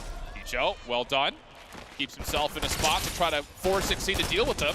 This is a massive 1v1, but Chicho wins. Keep your eye on Teeny. He's hitting a pinch on the other side. Quanti's currently stuck between 2 different Falcons members. 1v1 between Teeny and Milks right in front of Quanti. And for now, Exceed have really staved off the reinforcements for Falcons. Yeah, Okus was able to shut down Chicho. That was what was important, and now Quanti can kind of move over to that western side, excuse me. Teeny's still trying to crawl through, though, as Yapko's taking a fight here as well. And Teeny wins 1v1 versus Milks. Quanti's going to have to take this battle. It's going to be Quanti versus Teeny. Over on the minimap, bottom side, that's what we're looking for. Okus is coming back to try to help out, and wow, he gets there at the exact right moment. And now all of a sudden, Exceed have pushed very far forward up the map with Peterbot leading the way. Peterbot just waiting, lurking as well on the minimap to see if he can find it. It is a true lurk. He was in a bush. That's something you can actually do in Fortnite, Here we go. But maybe you haven't seen it so far. Tayson has to hold strong. Peter, very cognitively aware that the spawns are going to be close, but maybe he got a little bit too cute, maybe not. Snipe will hit. Here's a play for the recovery, and Teeny and Tayson stay alive with just a whisker of health left. One heck of a hold, and now it will be back to a standoff once more. It was a great effort from Exceed, but just not quite enough, and they're probably thinking, what else do we have to do? 35 seconds left before this goes to round 2, and both these flags get negated. Tayson has dropped the flag, is looking to help now support as he's lost his shields. But Exceed are starting to win out on the elimination feed. Peter has hit a route. Keep an eye as he's over towards the top side of your minimap. Teeny sees him though, and that's just a beautiful tag. Keeps him at bay. Follow-up from Yapko is great. Milk's gonna try to force it in the last 13, and as he gets shut down, we're gonna have a tie first half. Yeah, this is gonna be a tie. Not enough time to send anything home, even with Falcons trying to sprint over towards the south side of the map. We're gonna be heading into round 2 after the longest flag standoff. Sadly, Exceed just couldn't break. A desperate attempt, and it was so close, but the hold was impeccable, really, from Falcons. The bubble was perfection. Great stuff. So, right back to level. It's like the first round almost doesn't happen, but it did. And there's a lot to take away from it. I remember it. I remember. I was there. You were there. I saw you. You're right next to me. You were there the whole time. But the thing about it is, there really wasn't enough in my mind to say that either team has any sort of an advantage based on even the chess game that we started to see. Both teams great through the middle of the map. Both teams knowing when they have advantages to try to play for pulls. And then more importantly, Falcons reading that, hey, I can play a counter pull. So really good awareness of both these two teams. Dead tie going into round 2. That's just how evenly contested these two teams are right now, as Peter again is going to be sneaking around, see if he can find an opening for his team. 10 frags on the board at the moment. And he does just slide across and will continue to move and try and find an angle with his sniper. Yapko trying to force something. And ooh, Chicho, good assistance. Oh! Whoa, what a shot from Peters! He takes down 2. They know that Teeny's playing somewhere up the middle of the map, but they don't know exactly where. Has Peter seen him on this cross, though? Because Teeny is just tucked in a corner. Oh, he gets turned down by Quanti. Here we go. You've got Exceed 3v3 over the top of the Falcons flag. Peter Bot and the rest of the squad are pushing in. You can see Tayson's just gone down. Chico gets the response, though, as Chicho holds strong. And again, Chicho just seems to be that last-ditch attempt for the Falcons as they hold off Exceed yet again here. He is him. I'm telling you, when things start to get tight, you look to Chicho on Falcons, you look to Okus on Exceed. As now all of a sudden Falcons have pushed a little bit further up towards mid-map, but the health pools and the shields, more importantly, do favor Exceed. So Falcons maybe a bit more limited in terms of how successful this push can actually be. But it was so good that Chicho got a chant echoing around the arena then, but now Conti will shut him down alongside Peter Bot. See how patient they are trying to be, because no one really wants to step out and take something that they aren't going to be able to win, but Milks does shut that one down as well. Great individual skill there. Milks is kind of hitting the crouch spam, turning into Neo, dodging bullets left and right. Chicho, once again, a little bit of trouble. Bubble goes down, he avoids the nade, still fully healthy. Okus is the same situation, but it does not make a difference. Get out of his face! Chicho trying to get the whole 3, and oh my goodness, Chicho! Absolute Chad energy as Falcons will once again hold defensively. Somebody stop this man. No one can right now. 16 frags on the board, and him plus a bubble seems to be the perfect combination as again he finds where Peter Bot is. Still on a tear, still pushing forward, and now the Falcons are going and charging here. Chicho is out of his mind. Gets the health regen. The pull is out. Tayson to play bodyguard. And who's there for Exceed? Okus will be the first one through mid. Chicho, though, has a lot of daylight. Can he take it to the house? Sure looks like he very well may. Milks, though, hold on. He's going to be able to play bodyguard over towards the flag. Does he play for the elimination or does he play for the counter pull? He's going to do both. Gets the pull, hands it off, and now he can guard. He guards, he takes the fight, but Yapko wins the engagement, but it is probably going to be a flag standoff yet again because Quanti was in and out as we are back to a tied situation with these flags as Tayson has been handed that flag and will now guard it with his life once more. Only 4 eliminations right now, but does know how to position himself. If we were to give him time of possession on the flag, though, he's been the one sitting in the back of the Falcons base the entire map. So he's trusted that his teammates can get the work done. Falcon this time will give the flag over to Teeny, though. So he'll hold on to a top corner. The same can be said for Milks in the back of his spawn.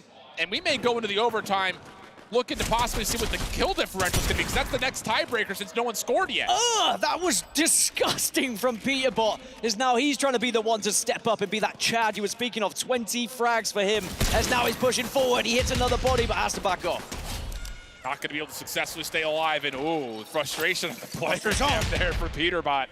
He's thinking maybe there was an opportunity there, but his teammates not able to follow up on the damage. Chicho, he's making a bit of a route now start to happen. Looks like Okus has found him, just looking at the minimap, and Chicho will be in trouble and likely finished off, and that's indeed the case. Long-range shot, though, does land at the same rate, and there may be an opportunity here for Falcons to continue to play off the map. 55 seconds. Who's brave enough? Who wants to try and make a move and take a risk for your team? Of course, overtime is still available. Here is Okus, takes the battle with Tayson and will win that engagement. The thing about this is I think Chicho and Teeny have exchanged hands here. Chicho, I believe, may actually have the flag because he's got the bubble. He can just finesse his life in his last 30. Trades are out, though. No, Quanti on the other side, just, again, finding some space to work with.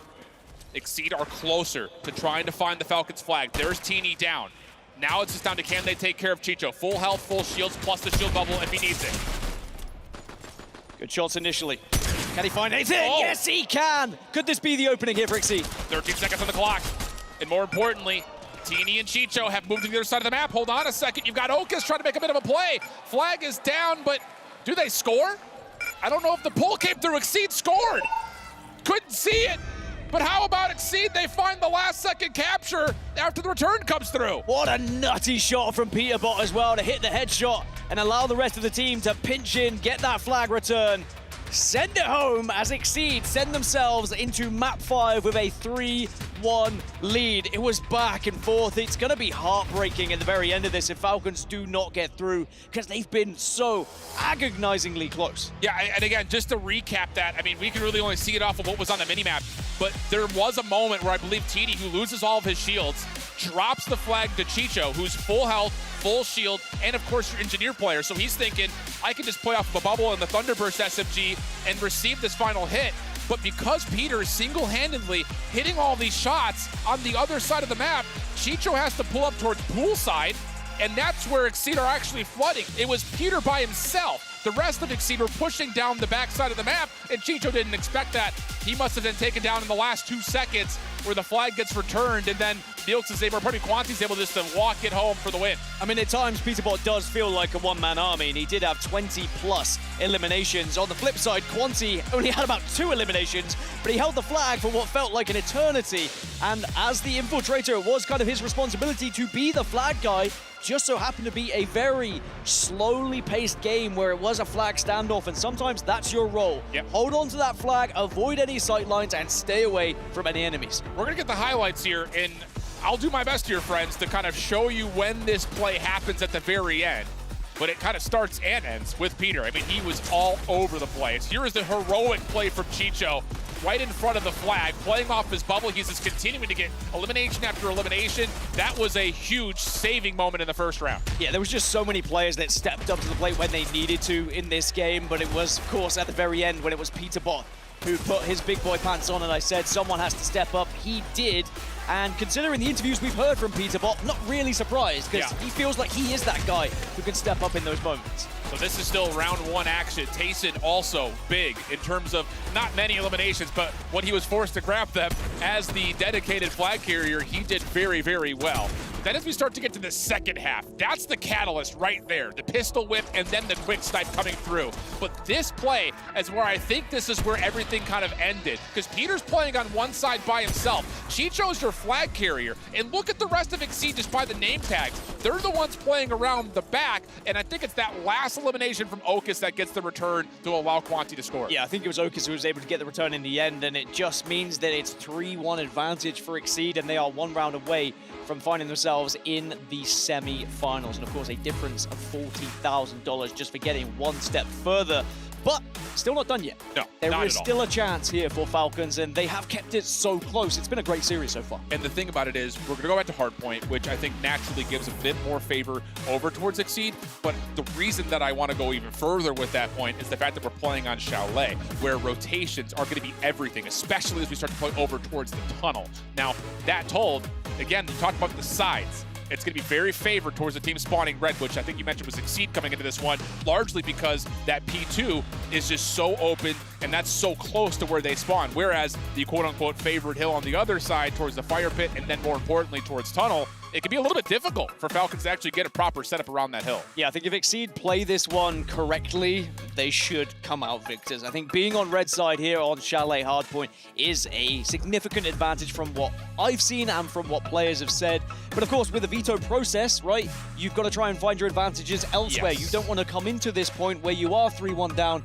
and you have to try to turn over a disadvantage from the blue side. But that's where Falcons find themselves. And if you want to make history, right, as we said, it's a short history with this mode in Fortnite, but you could be that one team who says, you know what, screw the red side, we're going to make it work from blue side, and we will find ourselves going into another keeper. I think the thing about it is there are ways from the blue side to take advantage of, especially the 4th hill inside that deep tunnel position.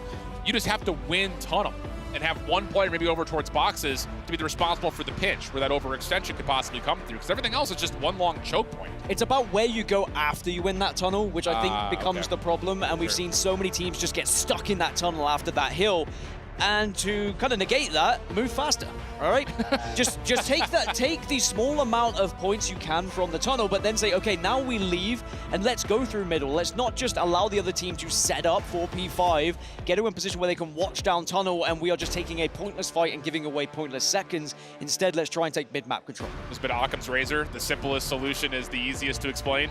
One of those types of situations. I mean, you think so, but sometimes it looks a lot simpler, and it's more difficult to put that into into effect. Because, of course, if you do then move quicker, you then are vulnerable to running into players who are setting up around you. So it's kind of you're damned if you do, you're damned if you don't. I think there's, you know, for this map, I've also put a lot more stress onto your assault player.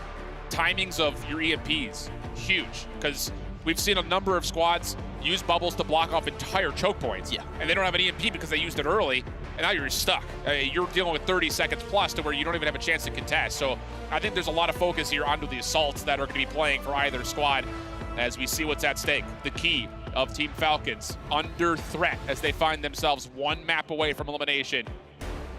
And Exceed also in that same breath would earn recovery and redemption from the shortcomings that they faced at DreamHack Dallas. The key of Team Falcons potentially being crushed is not something we've heard very much at the Esports World Cup, as the organization currently dominates the club championship, but they are very much under threat here. As we move over to Chalet, Hardpoint, and Exceed do have the favored side. But it's all well and good having the strategy, having the favored side, if you can just win your gunfights, right? If you can win your battles, if Chicho can play the way he did previously, and the rest of the team joins him at that level, it is still doable here for Team Falcons. They cannot roll over and show their belly. They still have to show that they really want to stay alive in this series. Love it. Okay, that's the stakes, that's the setup. Now it's time to see the action. No more time for talk. Barrier's about to drop. We're gonna get a mad dash over towards the pool, which again, you look at from Team Exceed, spawning a bit closer towards it. They should get there first. What does the counter utility look like though from Falcons on this approach? They will get there first, but the real question is, do Falcons know how to break it? Have they practiced it? You're going to see one bubble going down, but the EMP does follow. And the thing about this is, look at all the utility behind that. Milks is already out of the picture, but he doesn't get tagged by any of this incoming damage. Now he's fully healthy, ready to find the break with Okus, and it's 3 down immediately. Yapko's also been seen, and he will be dealt with. Okus getting every single one of them. Mercy. I know it's a fast game time. Want to break that down really quickly though. Exceed, they go into the hill, then they step out when the utility comes through from Falcons, and then they re-engage. They made them use all their utility, they baited it in, and then they started the fight with their own utility. A great start here from Exceed. Counterattack though, good for Falcons. They get the immediate re-break, and it's very convincing.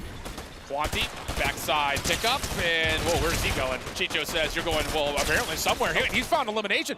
Quanti's still alive, he's found 2! What has Quanti done? That was a 1v4 situation. He comes away with 3, and yeah, sure, Falcons are in for now, but you're gonna have a chance here for Exceed to get the full setup around P2. Quanti just got more kills in that moment than he did throughout the entire CTF game previously. Exceed will set up for P2. Let's jump into a listen and see what the comms are like. Dead. One HP behind us, Peter. One HP behind us, Peter. Push your house, guys. 140 burst. 140 burst. 140 burst. 140 burst, guys. 140. Dead. Behind me. Dead. Burst alive. 140. Nice. Can't. White chuck. Nice. He's white chuck still. Cracked him. I got hit. Dude, they just run it down on me, bro, every time. Yeah, I'm looking, Peter. I'm looking at you. It's impossible. I can't look at you. Bro, wait, in our house too. They're running for play. Full push. Dead. Nice. Let's push this one more time. I'm talking dead. Fucking chill yet. It's fine, Peter. It's fine. Lock in. They're running down on me, bro. Don't worry about it. 112. Go next, dude. Go next. I'm going. Not pass. They're pushing for fun. Dead. He's hiding mid. I'm dead. There's 2. Sniper One in our house. He tried to die. We can sum that listen up in one word. Frustration coming out of Peterbot. He's getting ran over was the comm that you started to see. Falcons doing a great job of really isolating and finding points of pressure that Exceed have not been able to deal with yet. That was a great second hill for Team Falcons. Well, this should be the hill that favors Falcons on that blue side now. Chicho just following up the damage onto Quanti, and now they will gain control here at Campfire. But what do Exceed still have? And utility is there. Grenades are good. And Okus, look at this little route around the back. Doesn't even need to necessarily use it. Now they're going to ego chow the bubble, and it's a clean feed for the side of Exceed. 3 for 1 the exchange. Falcons spawning at the top side of street. Need to find a way to break on it. They're going to have full utility. This needs to start to land. That bubble doesn't get thrown correctly. That was meant to go over towards the backside corner, and now all of a sudden the Falcons have to go onto the open, and Okus will shut this down. Last one to find is Chicho. TD has the last word, but you've got Exceed still here to challenge. Exceed still scoring in Falcons Hill. This is massive for Exceed in their chances. Milks Milks will eventually fall and Falcons regain control, but now they only have 8 seconds left before we head over towards Tunnel. This is the position we were talking about. It is and should be favored in theory to blue side, but you are so vulnerable afterwards in P5 if the other team on red sets up for it. Especially with Peter watching the only cross available. Keep your eye on Okus on the fly-through here. He's watching through crate side. This is a beautiful hold from the front. Opening shots from Chicho are good. Peter push off the angle. Quanti trying to be overwhelmed, but the timing for Peter is unbelievable. Now he's got the pistol out for what would be a 1v3. Tayson takes him down, and Falcons will secure a break. Falcons get a break, but Milks and the rest of the squad are there to clean things up, so Exceed will still hold and will still score here in P4. We're going to need to see another attempt from Falcons here. Tayson spawning all the way out towards the old hill. You need to hit mid here. You cannot just keep flooding from the front if you're Team Falcons. Good opener from Yapko. Whoa, great opener from Yapko. What in the heavens was that second shot? Tayson here to reinforce. Okus over towards New. Scrap time at 10 seconds, looking good for Falcons, and Okus is already under threat. Now this is where Exceed will now set up over towards Truck. They'll set over towards P5. Bubble goes down, and now they are all stuck in Tunnel, our Falcons, and this is where you need someone to be making a move through middle to try and create some sort of push. Peter's watching that. He's top windows. Quanti on the low ground, also dealing some damage to keep this Falcons rotation a bit staggered. And how is Quanti staying alive? He is finessing so darn much. He gets 2, allows Milks to come over to help the rotation, and Okus has stayed safe in hill the entire time. A perfect opening from Exceed on P5. This could be a lot of time for Exceed, but they did just get a break Falcons onto Milks, so now they have a 4 versus 3, but of course Milks will spawn very quickly and will spawn close to this hill. Still another 28 seconds left here for Exceed, but that is good damage, using what is available under the truck to be able to shoot the feet. Really well done. Milks trying to use the bubble just to keep himself alive to contest. Not going to happen. A good late break here from Team Falcons. 15 seconds to fight for. Okus by himself has got a number of Falcons just bouncing in front of him as we fly back over to P1. Really good, successful late break for Falcons, even getting time at the back scrap time of our 5th hill. So after a full rotation, it's going to be about a 25-point lead for Exceed. So they win part 1 of this hardpoint here on Chalet, but now they get to attempt to hold P1 again. Monty in the hill and does have a lot of help.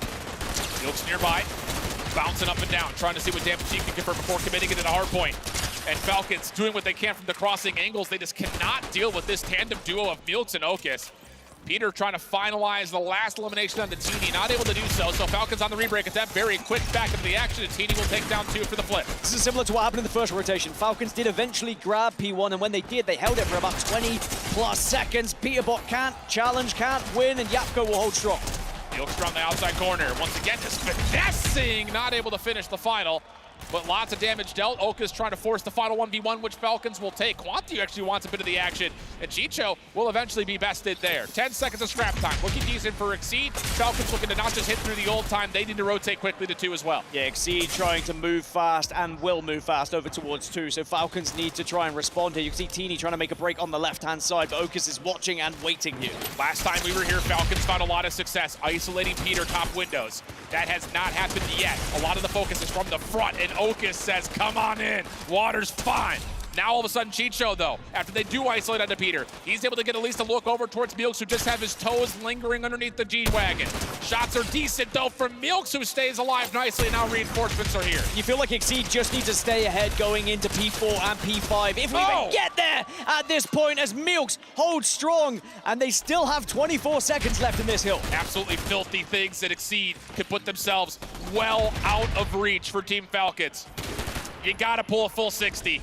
That's the only option here if you're Team Falcons, who are committing all 4 members to hit the scrap. I love the call because they will spawn closest, but Okus is already on rotation. Look at him in the minimap. He's going to actually have a chance to foil the spawns of Falcons and maybe get some early time here. Yeah, this is going to be a good amount of just scrap time from Okus that will start to chunk up heading into P4 and P5. It's hard not to say that Exceed are going to win this game now. We need something crazy, miraculous from Falcons, but Okus shuts down Teeny. What a play from Okus, the clinger, to give him a little bit of advantage on the 1v1. And now he just has to win it flat out versus Tayson and Chicho. And that's going to be enough for Peter to finish things off. 240 to 160. Spawns for Falcons are so far away, but they're finding the success they need through the middle of the map. They're able to get back in time to contest. Quanti will go down, should go down, does not go down. Keeps things alive here, keeps it scrappy, but Falcons eventually get some control. Exceed continue to send 1 by 1, but more importantly, they can start to think about the next hill. They have to be patient here, though. This trap 20 seconds. If it goes the way of Falcons convincingly, they just need to win rotation to form. We got ourselves a ball game. Chicho in trouble. Oh, the shots are clean, but Okus able to best him. Quanti now inside the hill. TD trying to save the game, and Yapko will assist. They stop him a point away from victory. Now we have the mad dash to P4, which Exceed will get there first. Hardpoint win in the fourth. And what a map from Exceed. And Exceed get the win, get the series, and we'll be able to march on here as victors into the semi-finals and shut down Team Falcons and get their revenge from DreamHack. A tough time for Team Falcons, who probably came into this tournament as possible favorites in their eyes, but it shows what a difference a couple of months can make. Oh, absolutely. The CTF looks so much better. I mean, flat out, it looks unbelievably better from the side of Exceed. Their keeper continues to be one of the best, if not the best, here in the tournament. And with that ability to snowball a hard point out of reach before you get to your hills, it just again goes to show that these guys are absolutely the real deal outside of some of the maybe question marks based on how scrim results were going, how some of the egos were flaunted. All the talk's been backed up, at least here in this rematch versus Team Falcons. Well, they stroll across the stage just to say their GGs, but what a series it was. It was 4-1 in the end, but it could have been a lot closer. I mean, you look at how tight some of the other matches were. Sure, Chalet Hardpoint was a little bit one-sided in the end. You can see good friends across the board between these 8 players. Falcons will go home. Their key will be crushed, but Exceed, their story still continues here in Riyadh. Unreal scenes, man. This was a series. I mean, the thing about it was, like, we knew from watching some of the opening matches in the group stage that today and tomorrow are going to be nuts. And we've seen in the first 2 series so far that has been 100% true. But the commiserations out to Team Falcons, who really put together a huge fight, but Exceed are showing that they can come to play when most needed. Through the frustrations of certain moments, that's a huge bounce back to come through, find a massive win in the hard point, and really set the tone for their run. I'm already calling it an Exceed versus XEP final, and we've not even seen XEP play today. That's how, from what I've seen and from the strategy that's been implemented so far, they're my 2 favorites. Tough to split the 2, but certainly we've had some incredible action already today. And we've had incredible words to be shown and shared by Exceedus down on the stage with our final post-game reactions with Milosh. What a game we've had. Exceed take down the local heroes of Team Falcons. Joining me is Peter Bott. Now, Peter, you know, this revenge from DreamHack Dallas, how does it taste? I mean, like, feels good. I mean, we should have won DreamHack Dallas too, but we sold. Some of my teammates got nervous. We ain't gonna say anything though. Fair enough. You got it over the line here. You made it into the semifinals, and you know, so far you've been 3-0 on keeper. What's the secret sauce there? I'm on burst. I'm the best burst on keeper. Seems like role swaps and changes is exactly what you need for it, right? Yeah, exactly. So you got a favorite position to play at least? Because, you know, you've seen people in tower, people in basement. What's your favorite? Like where I go? Yeah. Well, I just run it down. I'm not gonna lie. Anywhere. I don't really care. It is what it is. It is what it is. And you know what it also is? Now that you've taken down Falcons, they'll be given their key away. So please, come on in. Yapko will come in from Falcons. Give away the key.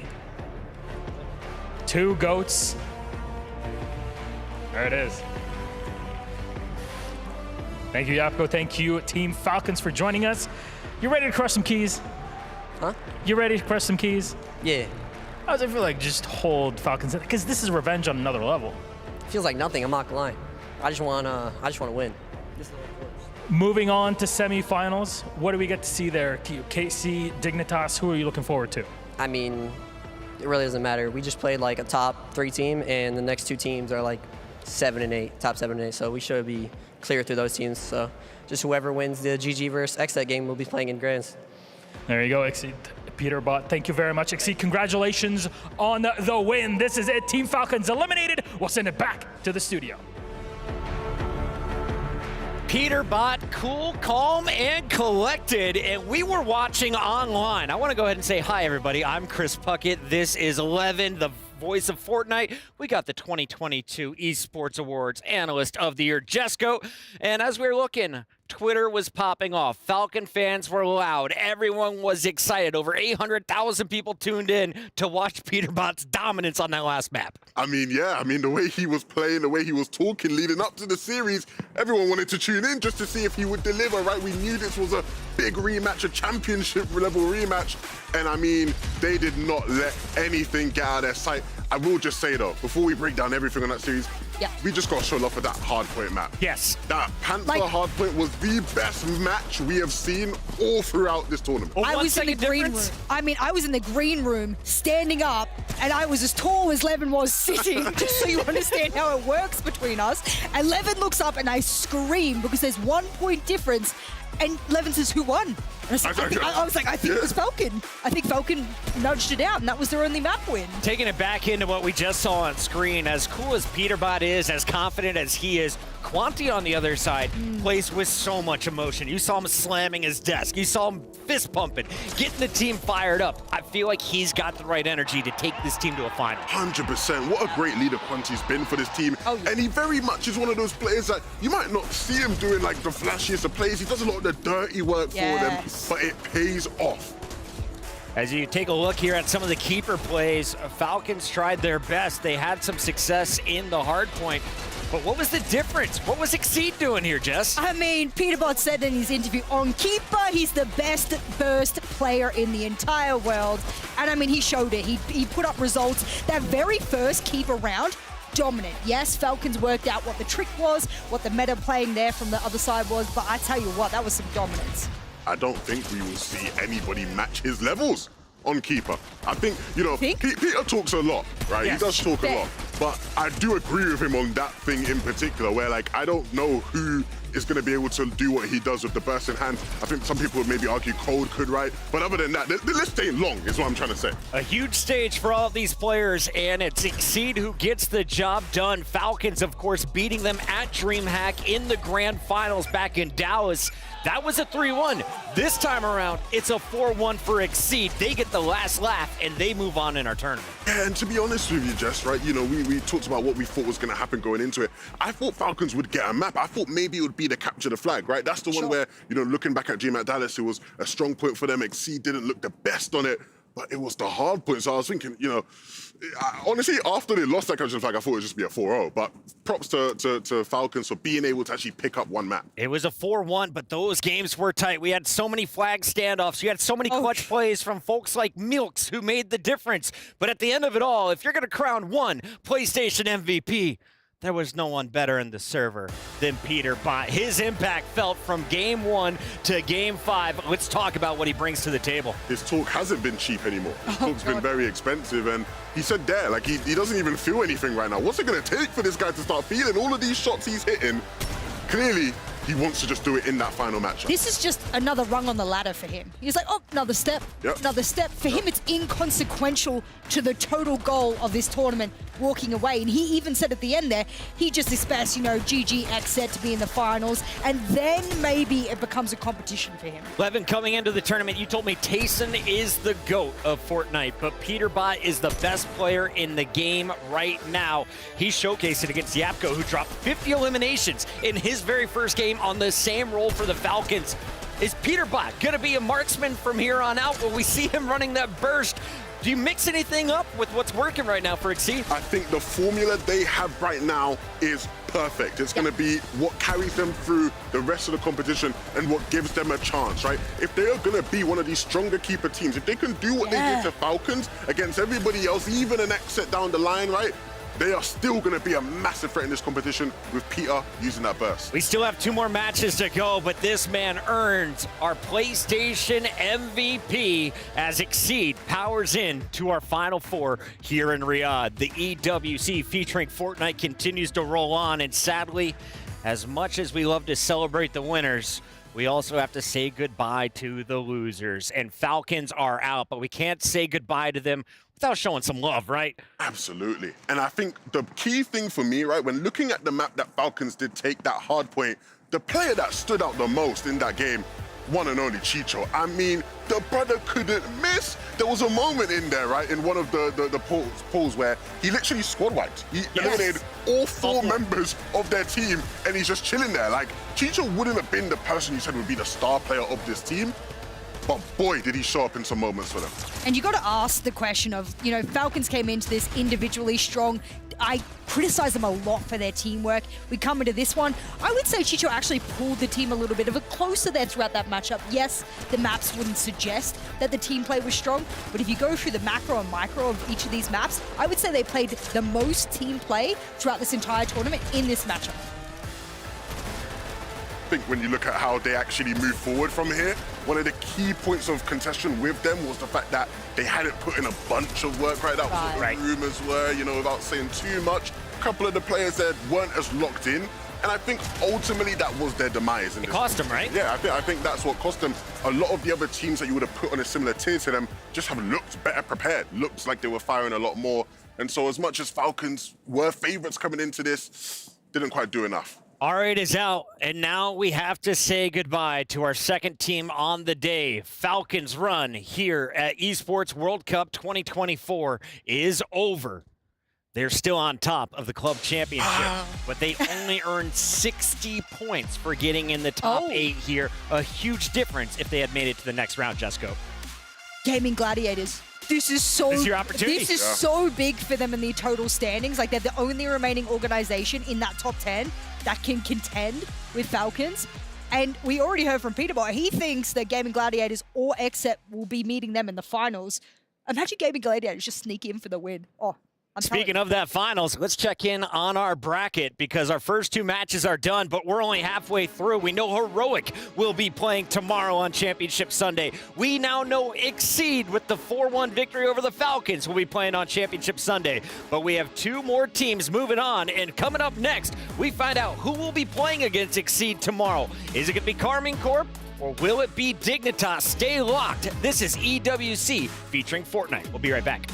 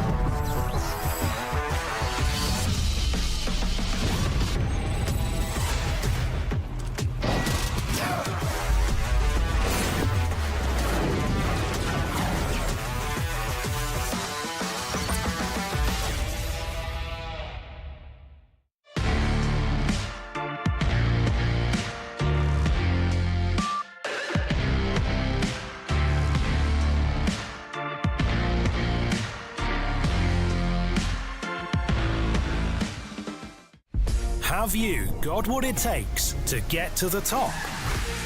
It doesn't matter how high you climb. To reach the top, even the biggest champ needs a break. So you can recharge, dive back in, and dominate.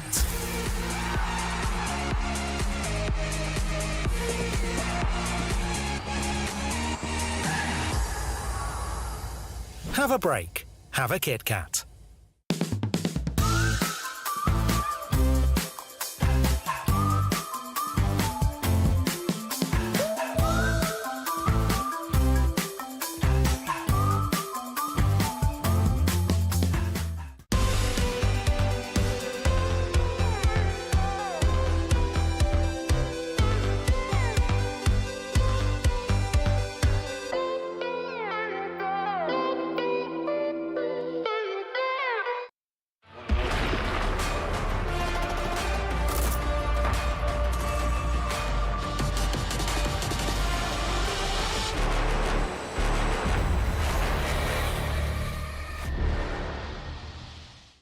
Welcome back to the Esports World Cup 2024 featuring Fortnite. I'm your host for the second half of the day, Matt Mr. X, joined by the analyst for the second half of the day. Spoiler, it's the same group. It's Got Limit and Just Good. That was a pretty sick game between Exceed and Falcons. Like, it's a 4-1, but it's a respectable loss there for Falcons, right? It was cool. And I think the storyline of like the rematch going into things, like a lot has changed since DreamHack Dallas show, which was the last time you saw those teams like offline competing against each other. And I think that very much reflected in the result here. Yeah, and Peter said they threw in Dallas as well, and he really wanted to get his revenge here, and he got it. So there's a lot of boxes being checked for me in these matchups. Yeah, and I think if you're Exceed, you got to feel really good about kind of your chances throughout the rest of the wait, right? Especially, you know, we'll dive a little bit deeper into it when Exit and Game and Gladiators matchup. I mean, that's one that a lot of people thought could have been a final. Those two will just get one or the other out of the way, and Exceed, they might have a chance of taking this thing. I mean, look, you know, Peter was talking in the interview after. You might as well get on the stage, do our analysis for us. He's spoiling everything, man. Come on, give us like some room to do our thing, because he is pretty spot on. I think if you're looking at it from Exceed's POV, you're only worried about that Exet GG matchup. And if you're Exceed, obviously after already beating GG at this competition, you're only really looking at Exet. And Exceed getting that win over Falcons has to feel pretty good. And what's got to feel awesome is the Key Crush. Let's go check it out. Hello and welcome, everybody. We are here at the Key Crusher of the Esports World Cup after Exceed managed to destroy Team Falcons and their Key in a 4-1 scoreline in the best of 7. Peter Bott, one simple question. You managed to get revenge in the best way possible against Falcons from the DreamHack Dallas loss. So how does it feel to destroy their Key and move on to the semifinals? It feels good, but I mean, it is what it is. Like, they shouldn't be a Dallas anyway. So, I mean, they just got lucky. Well, you heard it here. Falcons got lucky in DreamHack Dallas, but I guess their luck ran out and their Key has been crushed. Congratulations, Peter Bott. Congratulations, boys. You made it to the semifinals, and you're one step closer to getting yourselves the title of Fortnite champions at the Esports World Cup. Take it away, boys. Yeah, we see the end results there of the Key Crush. Let's see how it went down. Hydraulic press to Key, Key to snap. I mean, look, the Falcons fans in the arena might not be too happy with me saying this, but finally, man. I mean, these guys have been dominating every game. I mean, we don't get to see their Keys crush this early. Usually, every single game, they've been so dominant at the top of that club championship leaderboard. Finally, it's good to see someone get them packing early. What worries me as well is if people don't know, you get to pick 3 of the keys that have been crushed throughout the tournament to put inside your trophy. And I am so worried that at the end, if Peter and his boys do win, the #1 key he's putting in his trophy is that Falcons one. So if you see that in his trophy, don't be surprised. Yeah, I mean, you saw Peter Bott with that key. It looked like it was going in his pocket because that's going in the trophy if they end up winning it. But we got another match coming up here just around the corner. Carmine Corp against Dignitas. That's how we jump into this one. You know, KC, I feel like, is the favorite because Dig gets here in a little bit of odd fashion, right? They end up beating Big Esports twice and W7M. Carmine Corp's got to be the favorite, right? 100%. Yeah. KC, you'll be loving this one, eh? Oh, mate, I am frothing. Right up her alley. This. I'm like, allez, français.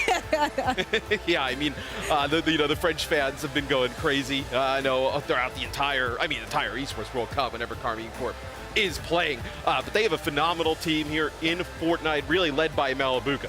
Yeah, and I love the fact that Carmine Corp came out and was like, let's just pick up one of the best rosters in Europe that we can, put our chances really quite high, and that's what they did. A lot of these players are very well known in the FNCS community. Malibuka and Mustache have been ones that have been super standout, but you have a couple of your players in there as well. Yeah, I mean, Swizzy was always going to be a big question mark in terms of lacking in LAN experience. He's not had to play on a stage in his career before, and so was he really going to be the same Swizzy online as he is here? And for the most part, he's put in some really great performances. Yeah, and we had an opportunity to catch up with Carmine Corp. Before this, we talked with Mustache, so let's check it out. Welcome backstage at the Amazon Arena, where I am joined by Mustache from Carmine Corp. What an incredible performance they've had so far in this competition, only dropping one map so far. So yesterday you had a day off. Talk me through what happened yesterday. Yeah, so yesterday we came back, we were chilling. After next day we were just practicing VOD reviewing because that run is not over yet. So yeah, we still have matches. One of our main talking points here at this competition, at Esports World Cup featuring Fortnite, we've been talking a lot about team chemistry. A lot of teams have been accused of having, an amazing roster on paper, but no chemistry as a team. Where do you think your team chemistry ranks? Do you think you guys have good chem? I would say our team chemistry is very good because we were playing a lot before tournament and still playing, but also our individual skill is very high of each player in team. Well, we're in the playoffs now, the top 8 teams. Dignitas are your next opponents, best of 7. They're known for being quite a volatile team. So when they have a good day, it's really good, but a bad day, it's really bad. When you've been watching the VODs, have you seen anything, any cracks appear, or where do you think you will excel against them? I mean, we were VOD reviewing them. We know how they play on each map, so we also practiced how we should play against them. So we should win. None of us are scared of them, so yeah, we'll win. Not scared, they should win. Absolutely love that. Quietly confident. I'll say you're quietly confident, Mustache. Thank you so much for joining me in this pre-match interview. Back to you guys. Yeah, they deserve to be pretty confident, right? You drop one map in groups, you kind of get in here as the #1 seed out of their group into the quarters. You're definitely going to be feeling good. A team that barely gets here, though, will be their opponent. Dignitas, right? We talked about, they beat Big twice, in order to get here pretty much. That's kind of their road. But this is a team, though, they have some really talented players left that you expect to put together a better showing than that. I mean, 100%, right? You look at Canada as one of the greatest players to grace the Fortnite scene. Acorn, of course, in that category as well, as one of the best leaders we've seen in the game. TK and Pilkey, very much fresher, newer talents, but 2 players who have put in absolute shifts. Favorite player. Right. The improvement for Pilkey in particular has been fantastic. Good on him for being able to show up as well. But I also want to shout out the fact that after they come back for their revenge against Big, the performance between their first matchup against Big and their second is worlds apart. So we really have to point out that they have leveled up significantly, and I don't want to undermine that. Yeah, to get an idea of what they're thinking going into this match, we caught up with Acorn. Check it out. Welcome backstage at the Amazon Arena, where I am joined by one of Dignitas' players. It is, of course, Acorn, the man, the myth, the legend himself. Acorn, you know what? You were talking to Jacob yesterday on the secondary stream after your match, and one of the things that he brought up is there's actually quite a lot of pressure on you in particular in this team, purely based on the fact that you play Phil. So have you felt any of that additional pressure coming into these matches because you have to be a bit more adaptable than the rest of the team? Nah, not at all, honestly. Short and sweet answer. That's what I like to hear. Now, obviously, with your team, you got some big personalities coming into this, all right? One of the things that Canada was saying was that the comms are something that you guys are working on improving. How are the comms now coming into this? They're good. We just have to focus on calming more. That's literally all it is. As long as in the back of our heads, we're always thinking, okay, I have this info, let me speak to the team. Because there's so many times where you tunnel vision, because it's you're kind of sneaking, in the moment, you're crouched, hiding, so you're trying to be silent. So subconsciously, you're not even calming. That's how it works, but we're just calming. That's the thing. Team chem and comms has just been probably the most vital thing coming into this. Now, one of the maps as well that you've been struggling on slightly is Keeper. Have you been working on that from yesterday? Have you been watching all the VODs and getting your heads together to try and come into this swinging? Yeah, no, we went over Keeper a lot. I don't know how confident I am with it, but I think we'll be fine. I think you'll be fine as well. The semi-finals are calling tomorrow, but today you got to get through today's playoffs. Acorn, thank you so much for joining me in your pre-match interview. Thank you, man. Really excited to see you guys on the stage. And for now, back to you guys. Acorn with a little walk-off interview there. Get off set fast. Hey, but hearing that from Dig, though, they know exactly what they need to work on, what they need to do, it seems. Up that Keeper game. They also seem pretty relaxed. Hey, we're just going to go in there, try and gun the other team down. STC predictions, make sure you get them in as we're getting ready to go into the game. Quick, Lev, who you got? I've been on point all so far today, and I'm going to go with a sweet for KC. 4-0. Oh, my boys join K-Core fans. KC Ultras out there, this is your new man. Make sure you follow him on Twitter and tag him in everything because he's a new K. I mean, I know Dignitas, they have a lot of individual skill, but Carmine Corp, a very strong team. Let's see who makes it to the semifinals. There he is. There he is, my guy. Honestly, what an incredible last matchup we had there. We knew it was going to be big. You know, Falcons, we knew they wanted to stay in the competition, but Exceed just showing them that they were too big, too strong. Obviously, you know me very well by now, if you guys at home. When I get nervous, I tend to eat a lot. Like, a lot. Do you know how many chicken fingers I put away during that last match? How many? 427. Like, a lot of chicken fingers. I hope you had some sauce with that, or is it just to down it? You can probably see it on my shirt. I'm a messy eater at the same time. But speaking of sauce, secret sauce, I mean, Peterbot was saying their team had everything they needed. The confidence was really high, right? I mean, to 3-0 in Keeper so far, undefeated in the game mode. He's saying, I'm just running around, I'm getting kills, I'm surviving. There's not even a position that I like more than the other. If I need to move, I'm comfortable. I got my teammates to back me up. That's something different. Turns out secret sauce for Exceed is just they play better. Indeed they do. I mean, tomorrow is going to be really, really exciting. Of course, 2 teams confirmed for that next round tomorrow in our Super Sunday, but 2 more places are left. 4 teams vying for those 2 places. Obviously, best of 7s. Let's see what happens in our next match, which is going to be one you do not want to miss. And luckily, you're right there, and you won't. Absolutely. Winner of this game makes it to semis and plays Exceed, doubles their earnings and gets even more in club championship points. So let's not dilly-dally no longer and bring out our teams, kicking it off with Carmine Corp. A squad headed by Malibuca. They come out on stage third at the DreamHack Dallas event, and they come here. They're looking to win. It's not about just making it into semis, it's to make it all the way to the finals. But first, yes, they did well in Group C. Can they repeat that dominance here on stage? Next up, we have Dignitas, who welcome to the stage. Some top-tier pros we're all looking forward to seeing compete. Led by the likes of Kanada and Akon, the gang are ready to roll. A big loss at the beginning of the competition, followed by a big win. Now they're here in the quarterfinals, hoping they can make it all the way to the next round. This is a team with confidence. We don't know what we'll get, but we're excited, and that is what's important. I see what you did there with Big. You're welcome. You're welcome. I'm full of these puns all day long here. For you guys at home, get ready for this one. It's going to be huge. For now, though, let's get ready to rumble. Give me some of this. Come on. Here we go. Let's jump on it.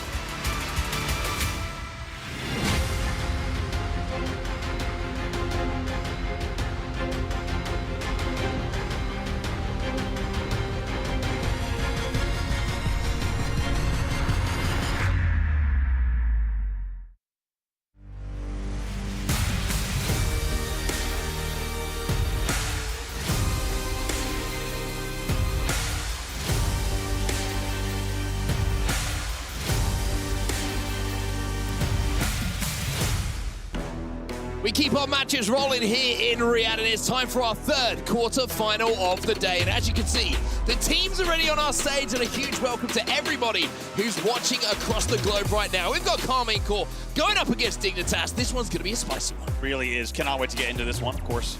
Many more matches and lots more Fortnite on your screen this evening. And even though we might be getting late in the evening here in Riyadh, we know around the world you're ready for some more matches. And we here in the caster booth are ready for it as well. Can't wait to see which of these 2 might emerge victorious. Everything on the line for both of them, and you feel like with each match, and each player on this stage, right, they see the keys crushed, they see teams kind of just fall directly out of the tournament here now that we're into single elim best of 7s. You gotta think the pressure just builds for every team. I think it gets real kind of on Saturday evening. One thing that certainly just brings the reality to a head a little bit as well was the jump up in prize money that I keep mentioning in these quarterfinals as well. Both of these teams on the stage right now have secured a huge amount of money, but get to double it, and you're gonna have to wake up if you want to win a series like this. Let's go, boys, come on. Lock it in, let's wake up. I'm really not kidding. You do have to be awake for the series. And I am slightly worried there, as we just saw Pilkey with the biggest yawn on an esports stage, maybe ever. I mean, making history one way or the other. Is there an energy drink sponsor on that jersey? Dignitas has got to have something for him. We need a player manager. Coffee. We need a coach. We need something to make sure that Pilkey is locked in for the series. Also want to welcome all, nearly 1 million of you watching on Twitter. Enormous numbers for the Esports World Cup across all games, but enormous amounts, of course, unsurprisingly, coming out for the EWC featuring Fortnite. Huge numbers. Let's speak about numbers a little bit more here as we get towards our first game. Let's talk about the records of the teams coming in here. We have Carmine Corp, who are 2-0 in their games. They were the team who managed to take the top spot in Group C with a 6-1 map record. The only map that they did lose was Keeper. On the other side of things, you're looking towards Group D, and Dignitas scraped you with a 2-1 final score in theirs and an 8-4 map count as well. So a lot closer in those games. So going on those numbers, you can kind of see why Levin down in the studio is saying this one might be a sweep. Yeah, I trust everything Levin says, to be honest, whether it's about competitive Fortnite or otherwise. I just kind of trust the man. It's a good rule to have. It's also one of the few guys that you and I have to look directly up at due to his height, which is only exaggerated by the studio set with Jess Goat to his left. Gotta say, Levin has been on top of the game. The entire studio has. Shout out to Bucket, Mr. X, Jess Goat, as well as Levin, holding it down downstairs, giving you the coverage in between matches, and we were excited to give you the coverage during these matches. As we said, KC only having dropped Keeper, 3-0 in groups, 6-1 in games overall. Inside of Dignitas, though, they were 2-1 and 8-4, so certainly a few more losses on their side of the stage. Certainly was indeed, but it does give them maybe a little bit more when it comes to a selection of VODs to watch back and try and work out what they've got to adjust overnight. I mean, that's it. I'm a positive guy. What can I say? Look back on those losses, try and work out exactly what went wrong. And obviously adjust that here for these money matches that are coming up today. Remember, this is just the third of our quarterfinals. Still got another one to come after this a little bit later on. We've got Exet taking on GG, so a lot more EWC featuring Fortnite action to come your way. But for now, it looks like we're almost ready to get into map number 1. And I don't know how you feel about this, Andy, but great. Always gets me going when I see a bit of Panther CTF. Yeah, Panther CTF, fantastic way to start this one off. I think I was talking, you know, you and I have been talking a lot about it. I was also just talking with Jess about it upstairs in the green room, just about how the fact that you get so much more just dynamic gameplay on Panther CTF. I think Chalet is unsurprisingly really great lane-based gameplay, and I think it has its place. But on Panther, you could just really run a whole different bunch of strategies, a different bunch of movement, and really a different bunch of width to allow you to play different play styles, and we're going to have to see which team comes out on top off of the opening. Here we go then. Time for another quarterfinal to get underway here as we're going to find out who will advance into our final 4 tomorrow. We've got Carmine Corp going up against Dignitas, and I don't know what kind of... I'm not sure the POV I really want to keep an eye on to start this one off. Let's go with a little bit of Swizz. Here we go. Once again, as we've seen time and time again, really a slower start here than you'll see maybe on even any other map. Panther CTF, just everyone wants to slow it down, not be the one to make the mistake. Because of how wide the map is, you make a mistake, the team's going to fly in. Speaking of flying, here comes Dignitas. Shots on the cross, but no elimination coming in as yet. Malibuka's going to get that first one. Malibuka, well, he's going to turn 2. So Casey going to have the opportunity here to move forward first. Wow, what a play there from Malibuka off screen, just holding down the left side of his own base. And you saw from a third person, 2 Dig players just fly in, and both of them get absolutely deleted. Malibuka now holding that. Everything really focusing now on the closed side of the map, on the cylinder side, on the, essentially, if you're on KC's, the right side of the map. Everything going over here towards the main top plat. Where we saw a lot of the opening battles in some of our games earlier occurring as well. It was kind of flood after flood, fight after fight. And we're going to see sling grenades going in to do some damage. Canada going to jump up to pick up yet another. That's 2 for him in a row.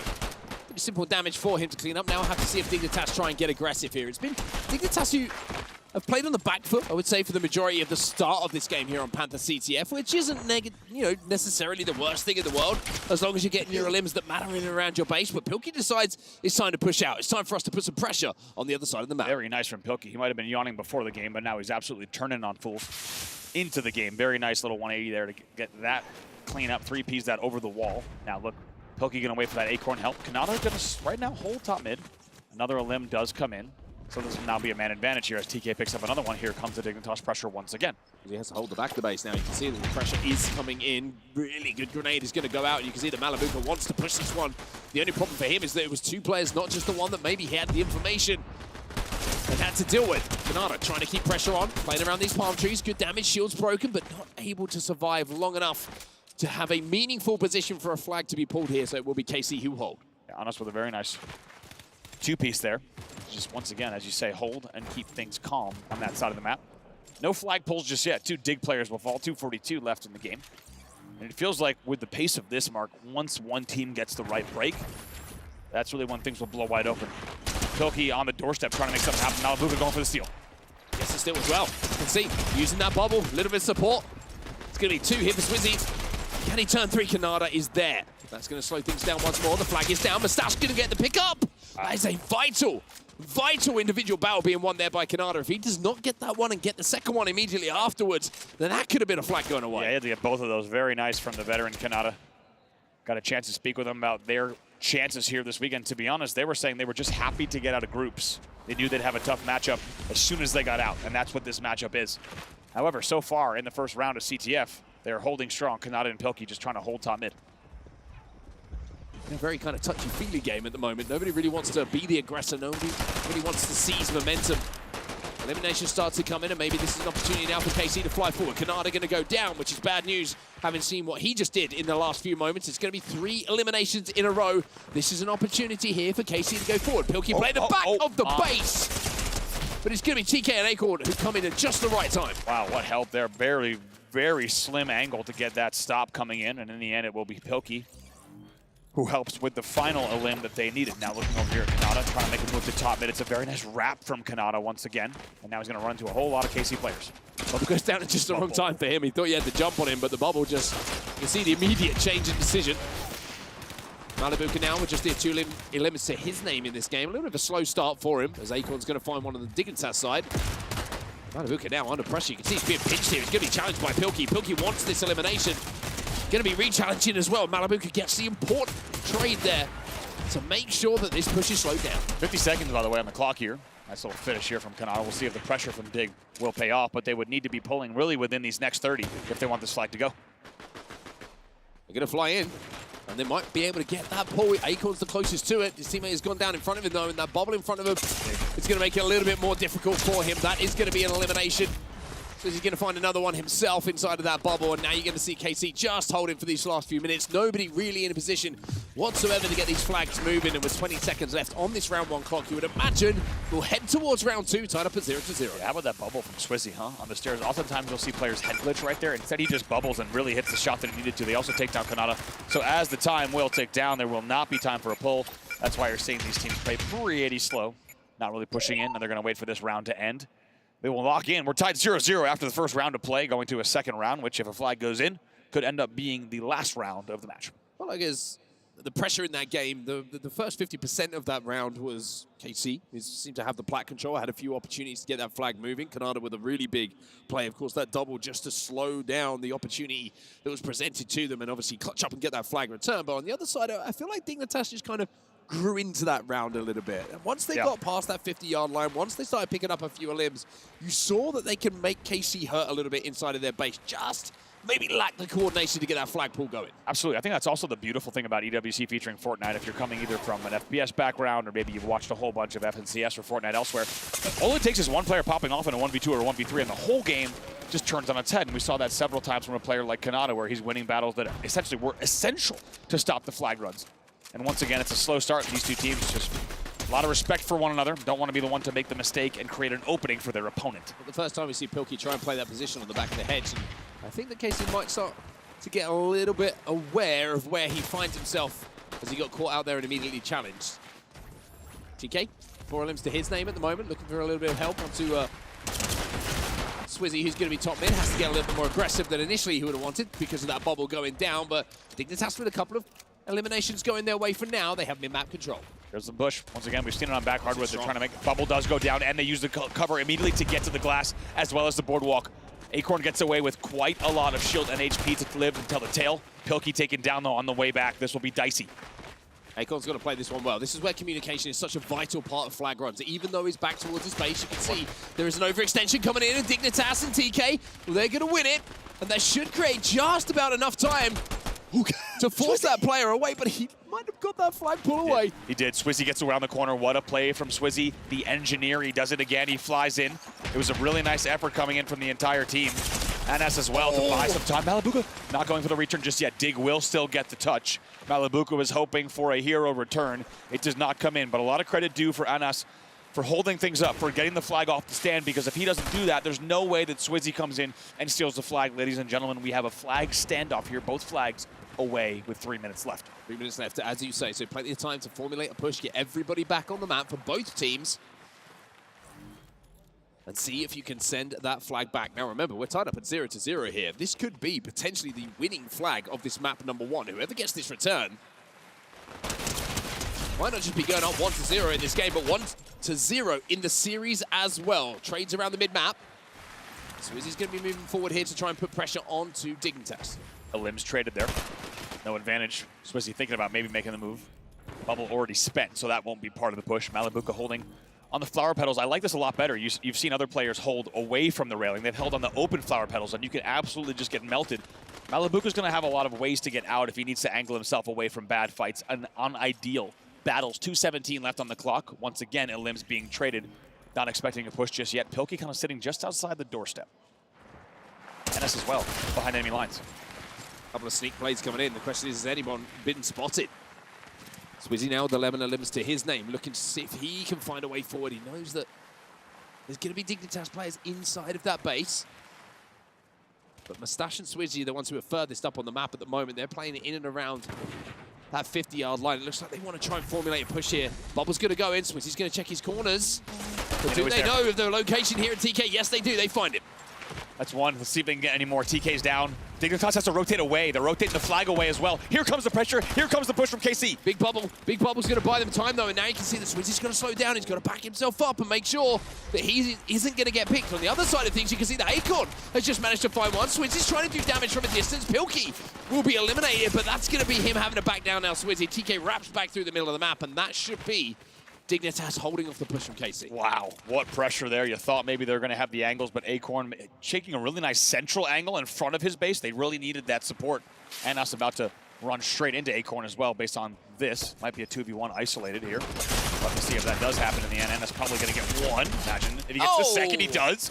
Gets the help as well. TK will exchange with one, but now Anas will hold forward and try to get a return as well. 53 seconds left. This is the open they're looking for, right? You can see that now they're up the map. Now they're trying to beat the spawns, but you can see also those spawns just beat Anas as he was trying to move his way forward. So this is a smart play, but now with the elimination from Swizzy in the feed, he knows he might have a little bit more space to play with. 3 players on the respawn. Dignitas, they've got to clutch up again. This is going to be a huge defensive moment for them. All 4 players have wrapped back. Yeah, look at this. Kanata just like 3P'ing that, not even trying to get involved in any sightlines, doesn't want to risk being the one that gets the opening damage. You have to wonder if they have utility to play with as well, right? You have to wonder if they're waiting for the push up from the team to maybe use a bubble to isolate someone. A couple of grenades to go in to get damage down before they try and make the push. And speaking of which, here comes that push. 10 seconds left. It's all or nothing here from KT. They're going to fly in. They're going to spray. They're not going to quite get the damage, but they want to force this return. Are they going to get it? No, they're not.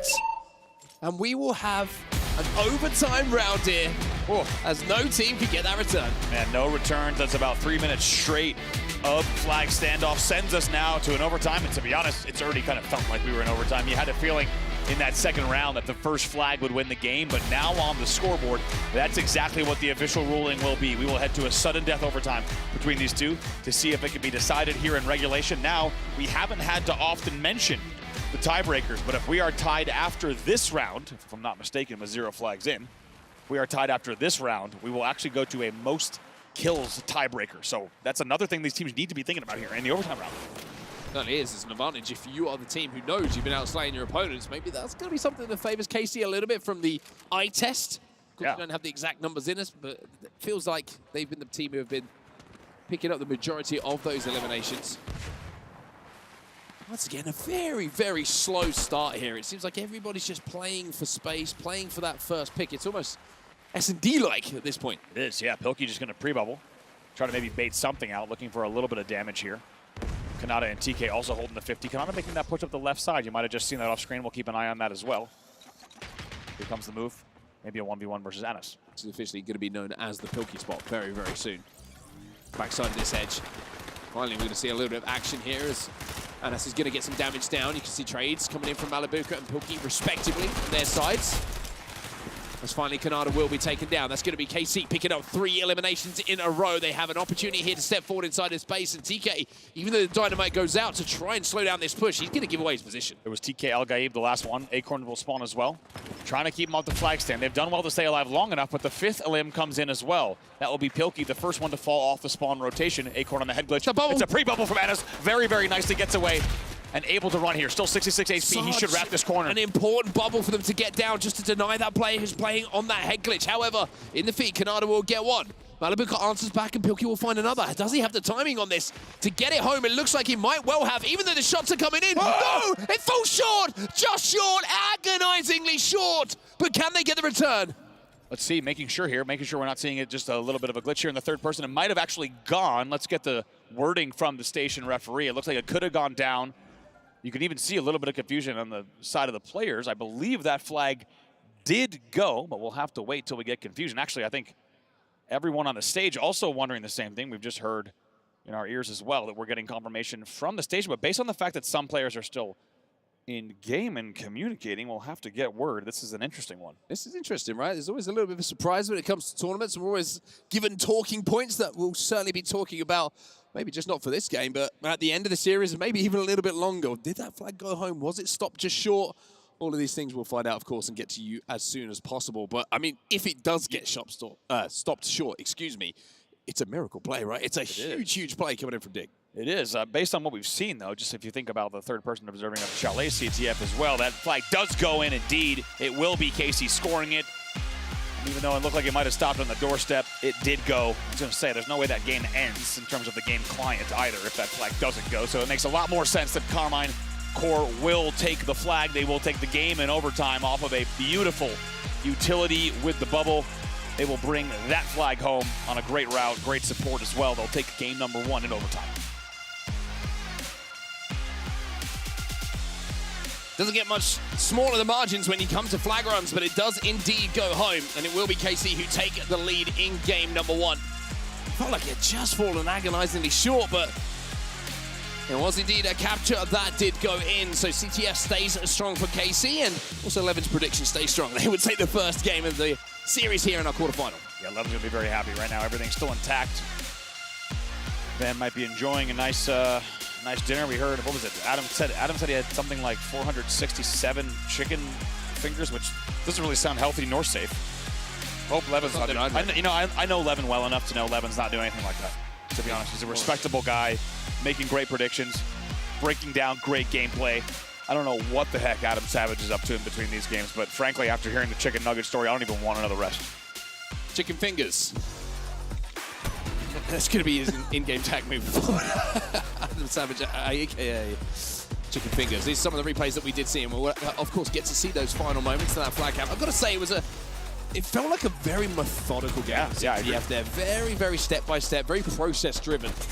Maybe you really wanted to take any risks, and maybe it's an element of respect, maybe it's an element of maybe some nerves as well in this quarterfinal. This play, by the way, was absolutely nuts. Got taken down by Canada just at the end there, but we've got to watch this final run, right? Because there's a few moments where we were like, oh, they're going to get stopped short. The kills getting picked up with Dignitas. They seem to have a route forward, but just at the last second, that flag did go home. I don't want to see it again. Just to enjoy it for a second time. Yeah, this is nice work from Anas as well. As we talked about, we knew that was going to develop. This is the play here from the end, I believe, of end of regulation, if I'm not mistaken. Yes, Canada, and they do hold. It was not an easy hold. They're holding from low ground there, Dignitas. They got absolutely collapsed on. So after that, we then got sent essentially to sudden death overtime. And in the end, it was quite a run. I think it was perfect setup. It was a perfect utility hold, bubble usage to get the pull. They wrap, I think, 61 HP or so. As Swizzy starts to run that flag around that last corner, and you really need at least something like that to wrap that corner. You're probably going to get hit with a little bit of fire. And then in the end, it was cleanly bring that. They really locked down just top mid side in terms of the central platform. They locked that down. They pick up at least one more elimination on the way back home, and that paves the way for the flag to go in overtime. So next up, we go to Panther Hardpoint. Now, this is interesting because sometimes we get a little bit of change of maps. Sometimes we see Chalet in that game number 2, which gives teams just a little bit of time to kind of step away from what happened in map number 1 and refocus with a different map in front of you, depending on if, of course, it went well for you or if you find yourself on the losing side of it. But for Dignitas, knowing the way that Panther went, and like we mentioned, if it comes down to eliminations in that game, it felt like KC were going to be the team who were going to be coming out on victors. Of course, it didn't go down there. Here's the final moment. Before we talk to go ahead, though, we're going to watch this. And you got to remember, on the final cap, it seems in observer mode that the player evaporates, which is important to note and might look confusing on screen. Don't worry. We had a feeling, though, that it might have gone in, and that indeed was the case. That final flag being, the flag is comfortable when a player is able to bring it straight down through their statue pond instead of having to take, generally, on a safer flag route when you need cover from your team. If you have your team pinching left side boardwalk and you're kind of eliminating those players on the way back, you'll never take a central route from top mid, but that's just how good the cover was and the limbs from the side of KC. All right, let's go back to talking about Hardpoint Panther, right? Let's talk about the momentum that KC will have from a last-second flag cap there in overtime. Staying on the same map, knowing the patterns, and knowing that you had the majority of the eliminations, it felt like in that first game, when you change a game to a game mode that's going to be even faster paced than what we just saw, and essentially the movement of the objective and the forced objective forces you to move across the map and be consistently proactive in your movement. By the way, it doesn't get much closer, doesn't it? We're going to keep showing. Look at the shots are coming in. I mean, just at the boundary to get that flag in. That is a photo finish. It's a photo finish. It really is. You could just tell that flag. You could tell where the flag score zone is, and the player, the player model, just hits it as they're taking down. That's the flank I'm talking about, though, coming in off the hardwood, off of that kind of decking, if you will. The very nice. I believe it's kind of a double varnish decking with those glass side rails. You just saw a corner of it. It's absolutely here. And here it is, actually beautifully done, and you can tell just on the doorstep. Now, interestingly, that flag does go in from an engine perspective. It's interesting to see that Anas actually dies, because you would think that the wind condition, right, for the flag cap would actually end the game immediately, and that's probably just a little nuance of the actual heartbeat of the game, if you will. I mean, there's a window where the player is still alive after the flag goes in where they die. So as you said, it's a photo finish. It really is. I mean, you can see the capture zone around the flag as well. And as Pilkey gets that final shot in, I think the flag it obviously did, just about enters that capture zone. And even though from the point of view, and I thought it stopped short. I thought they'd managed to get the elimination. Players thought it as well, but it did indeed go home. And I mean, it doesn't get close to that. One thing that we've seen today and over the last few days is like it's never over. It's never quite done. It always feels like there's time for a comeback, there's time for a last-second play, and there's time for a goal line stand. But unfortunately, this time it wasn't going to be the defending team who managed to send that flag home. It's one that sends them up 1-0 in the series. Yeah, and also I couldn't agree more. I just feel like with the time to kill, with the weapons in the game, the fact that you have the marksman in play as well, it just feels like at any given moment it's never over, right? I think unless you're looking at something that is mathematically or in terms of the actual time limit impossible, anything is still within the bounds here in EWC featuring Fortnite, especially with these flag standoffs. It feels like everyone's going down to the very last second to get those last-second returns. Anything can happen, as we just saw in that last game, and now that sets us up very well for some last-minute shenanigans on Hardpoint. And excited to see what this one might bring. We're going right back to Panther. We've already seen a little bit, but to be honest, I don't hate it. I don't mind going back to Panther between these two, and you and I both love a Panther Hardpoint as well. We certainly do. I love the change of pace that we do have between Chalet and Panther as well. Like you mentioned, it's the linear play style, the kind of lane-based one where it becomes a little bit more about picks and pushes and a little bit more flanks. This one's a little bit more free-flowing and feel like Panther here. A lot more room to play with, a lot more angles that you can lock down, but we always talk about the Panther hill, this top middle one. Well, if you can manage to get it in your control, it is one as a contestable hill, which is in the middle of the map, that you can lock down yourself. So for KC, up by 1 in the series, if they can do exactly that here at the start, then they will feel very good about going 2-up. Yeah, I feel like that really this first hill between these two is going to be absolutely huge. There's so much time you can get, and especially with, we've already seen the deliberate and the intentional fights that take place over top mid, as well as kind of that really the left and right flanks of the map, if you will. And anyone that's able to get 3 elims here to get 30, 40 seconds on the board will be absolutely huge. KC the first one in the hill. KC step in and almost uncontested. You can see now they're going to have the bobble down as well, which is going to give them even more help. EMP will take it down, and an EMP will be exchanged here. So no bobbles to play with for anyone. Kanada and Acorn, they'll get a couple of eliminations in and around that hill. Melabuka now has to play this one a little bit slow on the marksman, looking for a few picks. Can't quite connect this to him. 2 players flush him out, and it's going to be Dig who win the opening rip. Yeah, TK and Acorn doing very well to just duo up there. KC about to send 3 players over the top, though, and stack it. Swizzy jumps in right away and forces their hand. Pilkey now having a dance. Not going to be able to. He finds 1, but does get taken out just a few seconds afterwards. TK's now playing his life, trying to get away. Malibu's going to chase him down. Is that going to be a smart thing to do? Yes, it is indeed. As Swizzy now takes his turn to step inside of this hill. Carmine Corp at the moment, 26 points and rising. They've got the majority of this time, but Dignitas are giving as good as they get. This is a hotly contested one. Yeah, we'll try and finish Acorn if they can, just to get these last few. And they're going to now start to rotate. You can already bet that players are already there. Kanata's actually going to be the first one off screen. Who's there? Getting ready. Has help here from Pilkey and TK, holding Acorn with the right side flank under control. It's mostly a central push coming in from KC, coming in from the front and the left side. Yeah, this is going to be a pretty frontal assault. TK hits the body, can't quite clean it up, but Swizzy will be taken down in front of him. Slight overextension coming in, allows Kanata to pick up 2. And now you can see Dignitas and KC with the 2v2 split across the map. And that's taken down to barely any shields. He'll be picked up by Pilkey. Another shot coming in here, and that's Malabuka, baby. He's flying forward, looking for 2. Onto Kanata, he'll get 2, and he's looking for 3. Yeah, very, very nicely done here. Already has Mustache. Long-time duo, actually trio, of course, part of last season. A lot of performances on the board, and a lot of time together. It's paid off here for them in this tournament as well. Now 46-43, KC about to go back into the lead. Acorn just trying to pick through the foliage here. Malabuka will go up top onto the rocks, find the elimination onto TK. Keeps these numbers pretty even, and as we move towards P3 here, and the new hardpoint will favor KC on the rotation, we are pretty much tied up between our two teams. Malabuka's behind him as well. This is going to be terrible for Dig. Dig is now about to get pinched very, very hard if they don't move very fast. You almost see the TK knows it. Malabuka's about to flank them from behind. Mustache down with a little bit of responsibility on his shoulders to defend this push coming in from the front.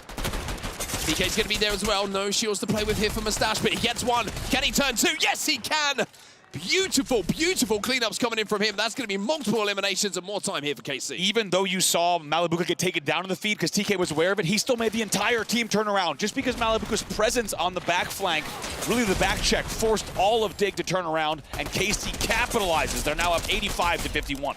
Malabuka now trying to force his way through. He finds 2, he slides in aggressively, looking for 3, but the score is only going one way at the moment, and that is in the favor of KC. 94 points and rising.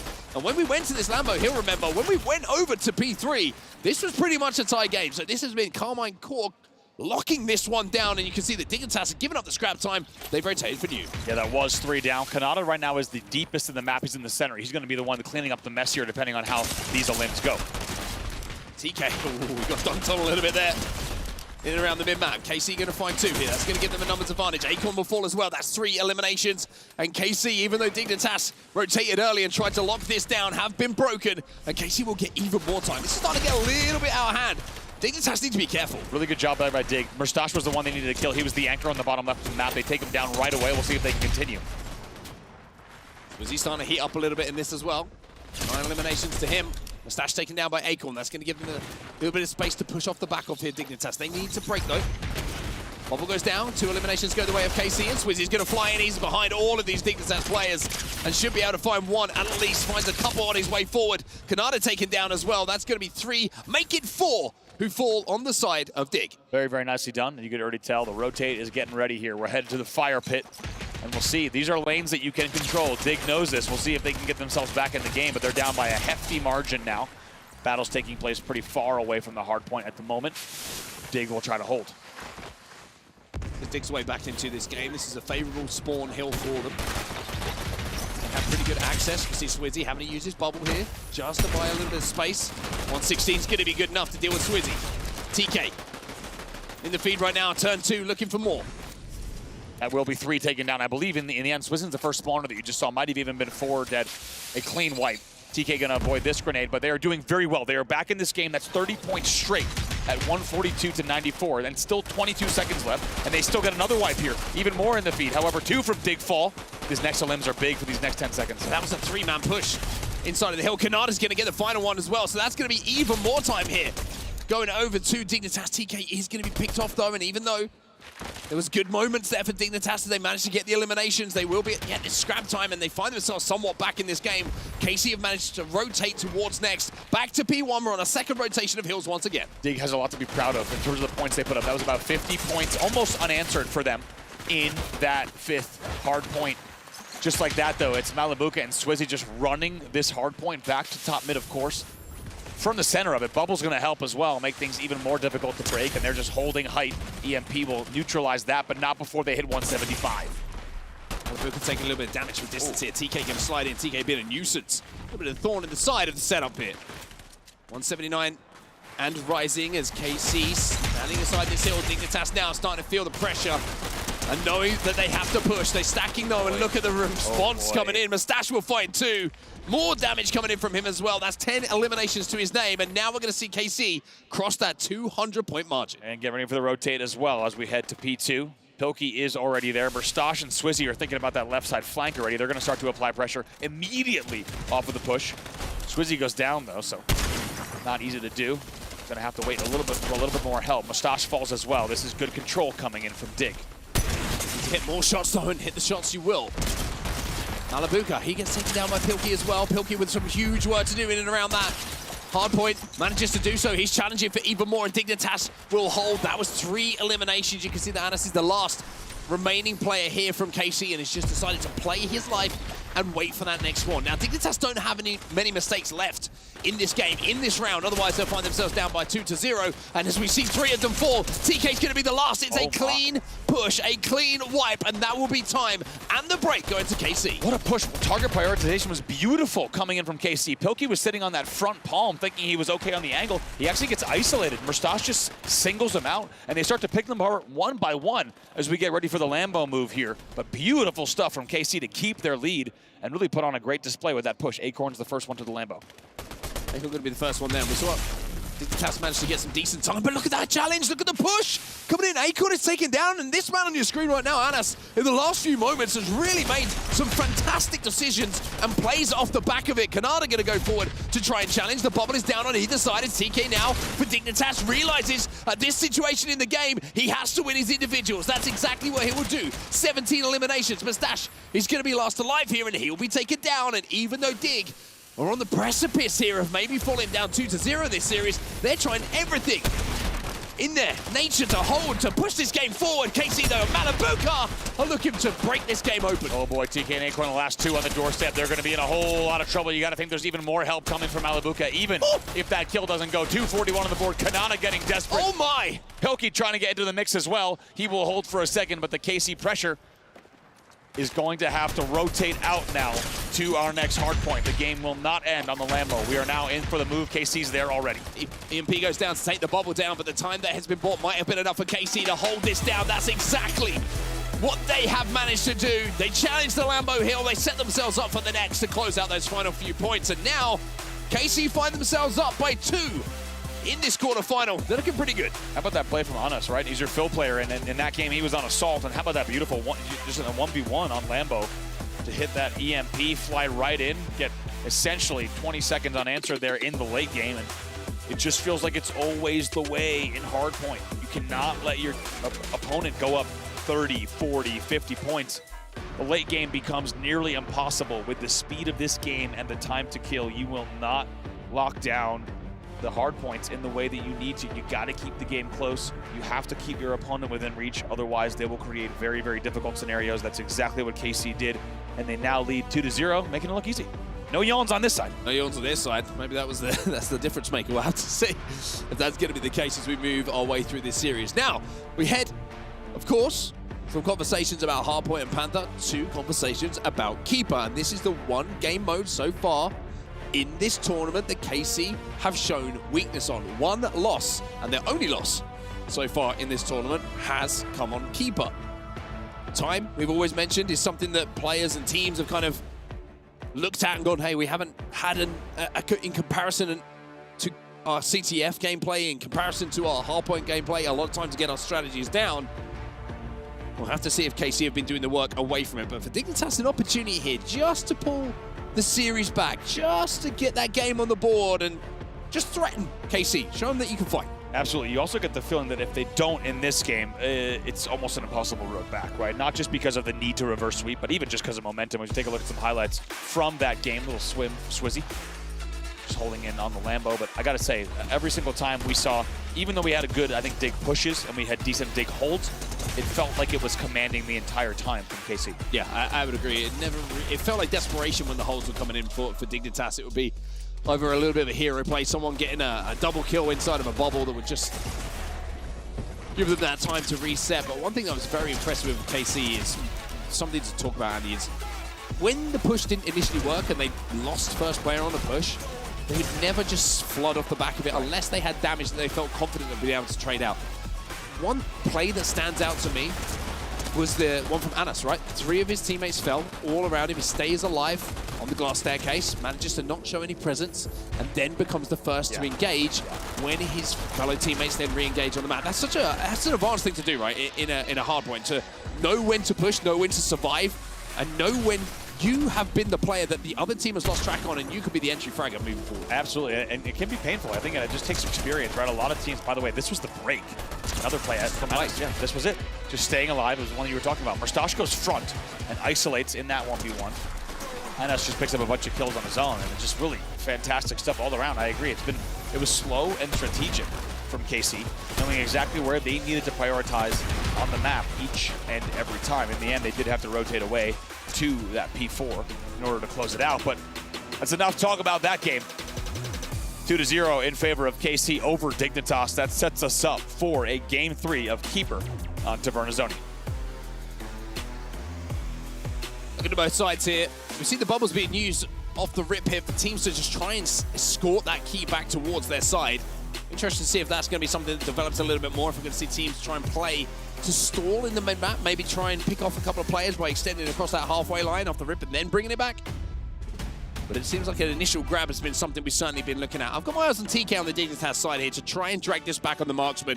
We know what an impact you can have as a marksman here on Keeper. You can lock down not just one, but multiple lanes, almost single-handedly, to give your team the space that you require to rack up that time. It's time for us to get into game number 3 now. Carmine Corp versus Dignitas. Dignitas in a little bit of a precarious position in the series. They really are. They need to step it up. One of the things I also love about the marksman in this game type is, you know, you could be choosing lanes, but guess what? You're going to have to go inside and hit some really nice flick shots to lock things down. You cannot be a one-dimensional marksman here on this map. Let's see who gets the first advantage and the first pull. Acorn with the first pick. Swids answers back. Acorn's going to actually pick up 2 here, so a really good start. It's actually 3 thanks to Acorn, 2 thanks to Acorn, and that is going to open things up and allow Dignitas to be the first team as Canada will clean up the final members to get that key back into their hands. Carmine Corp went for it almost immediately, and Mustache is going to allow them now to move up the map a little bit with that pick. Yeah, very nice work from Acorn as well. Moments ago as he pulls that away on Infiltrator, by the way. So he's going to be able to move around, rotate even faster. And I'm not surprised to see teams really, as this tournament goes on, opting more and more to have your Infiltrator on the key, because the rotates just like that. It's exact moments like that. We'll see if the key decides to stay up top middle. It will, because of the series of explosions take down the corner.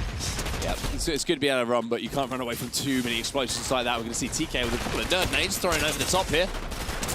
Seeing if he can get a little bit of full damage, as Dignitas will manage to pick up 3 eliminations in a row to take down KC members, and Anas is now left on his own. That's going to be time for them as the key is down. And look at this position from Acorn, playing right in the back of the spawn. Yeah, this is the kind of the new popular hold that you're seeing. It really developed here on day 2. We weren't seeing it too much in scrims, but this is where you want to hold. You get really good angles. Mustache just trying to fight from the back. He wants to see what TK can do 1v2. TK wants this. You can see he's going to get pushed. Oh my goodness, God. TK what picks that key up after decimating KC. Oh my God, what a play. What about confidence? TK Al-Gaib, for a reason, comes into the courtyard, brain stick out, and absolutely peels a face. Beautifully done. If I'm not mistaken, it was Malabuka who gets taken down a second time as well. 3 in the feed. Acorn and TK once again, all 4. It's a clean wipe. And Dignitas is not just on the board. They will hold the key, and they will lead 68-20. Holding the key in more than one way in this game as well. 70 points on the board already for them. TK going to be caught off in that corner, though. Mustache might be able to pick up 2. The thing will go in just to try and clean that player out, but this is the break now that they were looking for. But Canada, even though he's taking damage, he's got 16 health left, but he's getting around this corner and forcing that key a little bit closer to the Dignitas spawns, but KC with a chance to get back into this round now. But there's TK, there's Acorn, and TK, I mean, you've got to say, we kind of highlighted him at the start of this one, and he's not disappointed. Very nicely done. Guess what? Canada and Acorn really nicely pinched there. Take a look at how they pinched the outer cliff. There's more battles to be won, but really nice work to isolate those battles around the key. Anas picks up another one. He will finally get taken down by Canada and Pilkey, who were still there. I believe it's a 4 clean wipe.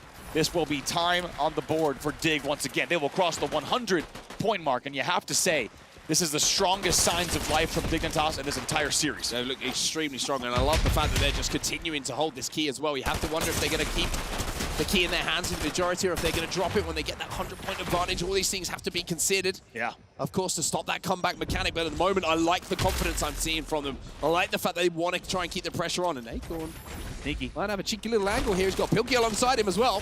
Restack this time out. Restack, they're going to try to make this happen, but KC shutting it down. Acorn and TK need to work together, and they need to work together fast. Look at this comeback, though. What is TK doing? Carmine.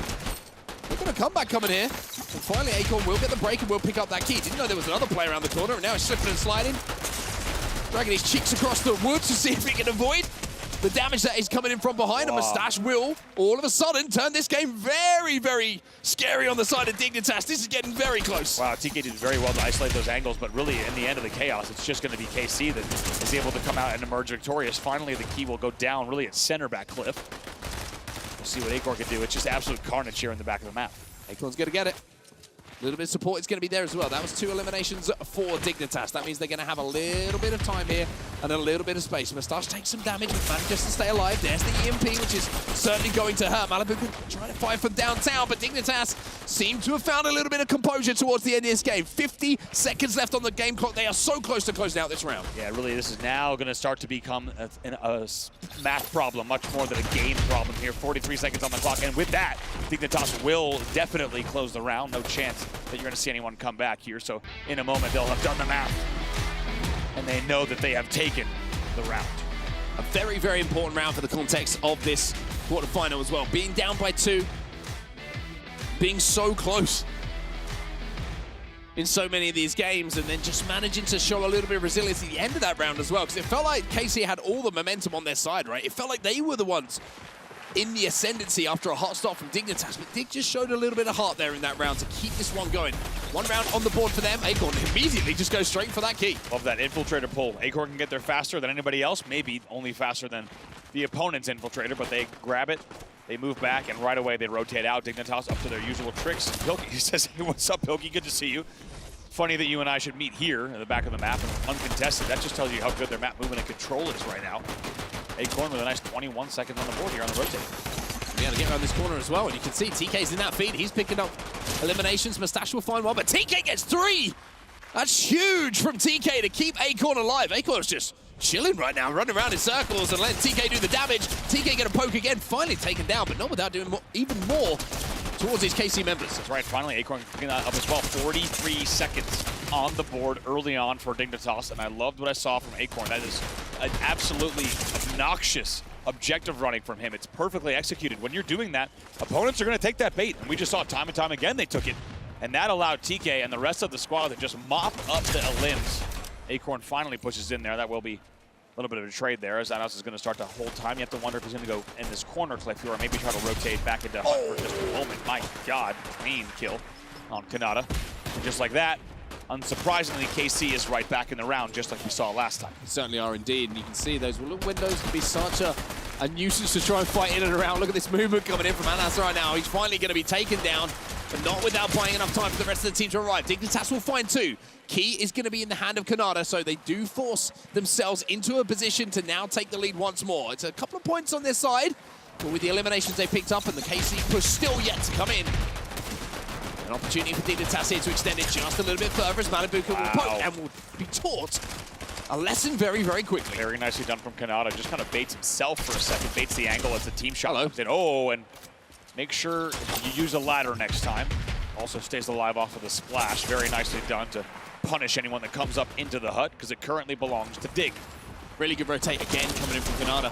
Going to be able to double Malibuka in the middle of the map as well. That's another elimination for them. Kanata now decided to keep himself moving. He tries to be the difficult target. Look at how much of a nuisance Kanata is being right now. Oh, Kanata! Oh my!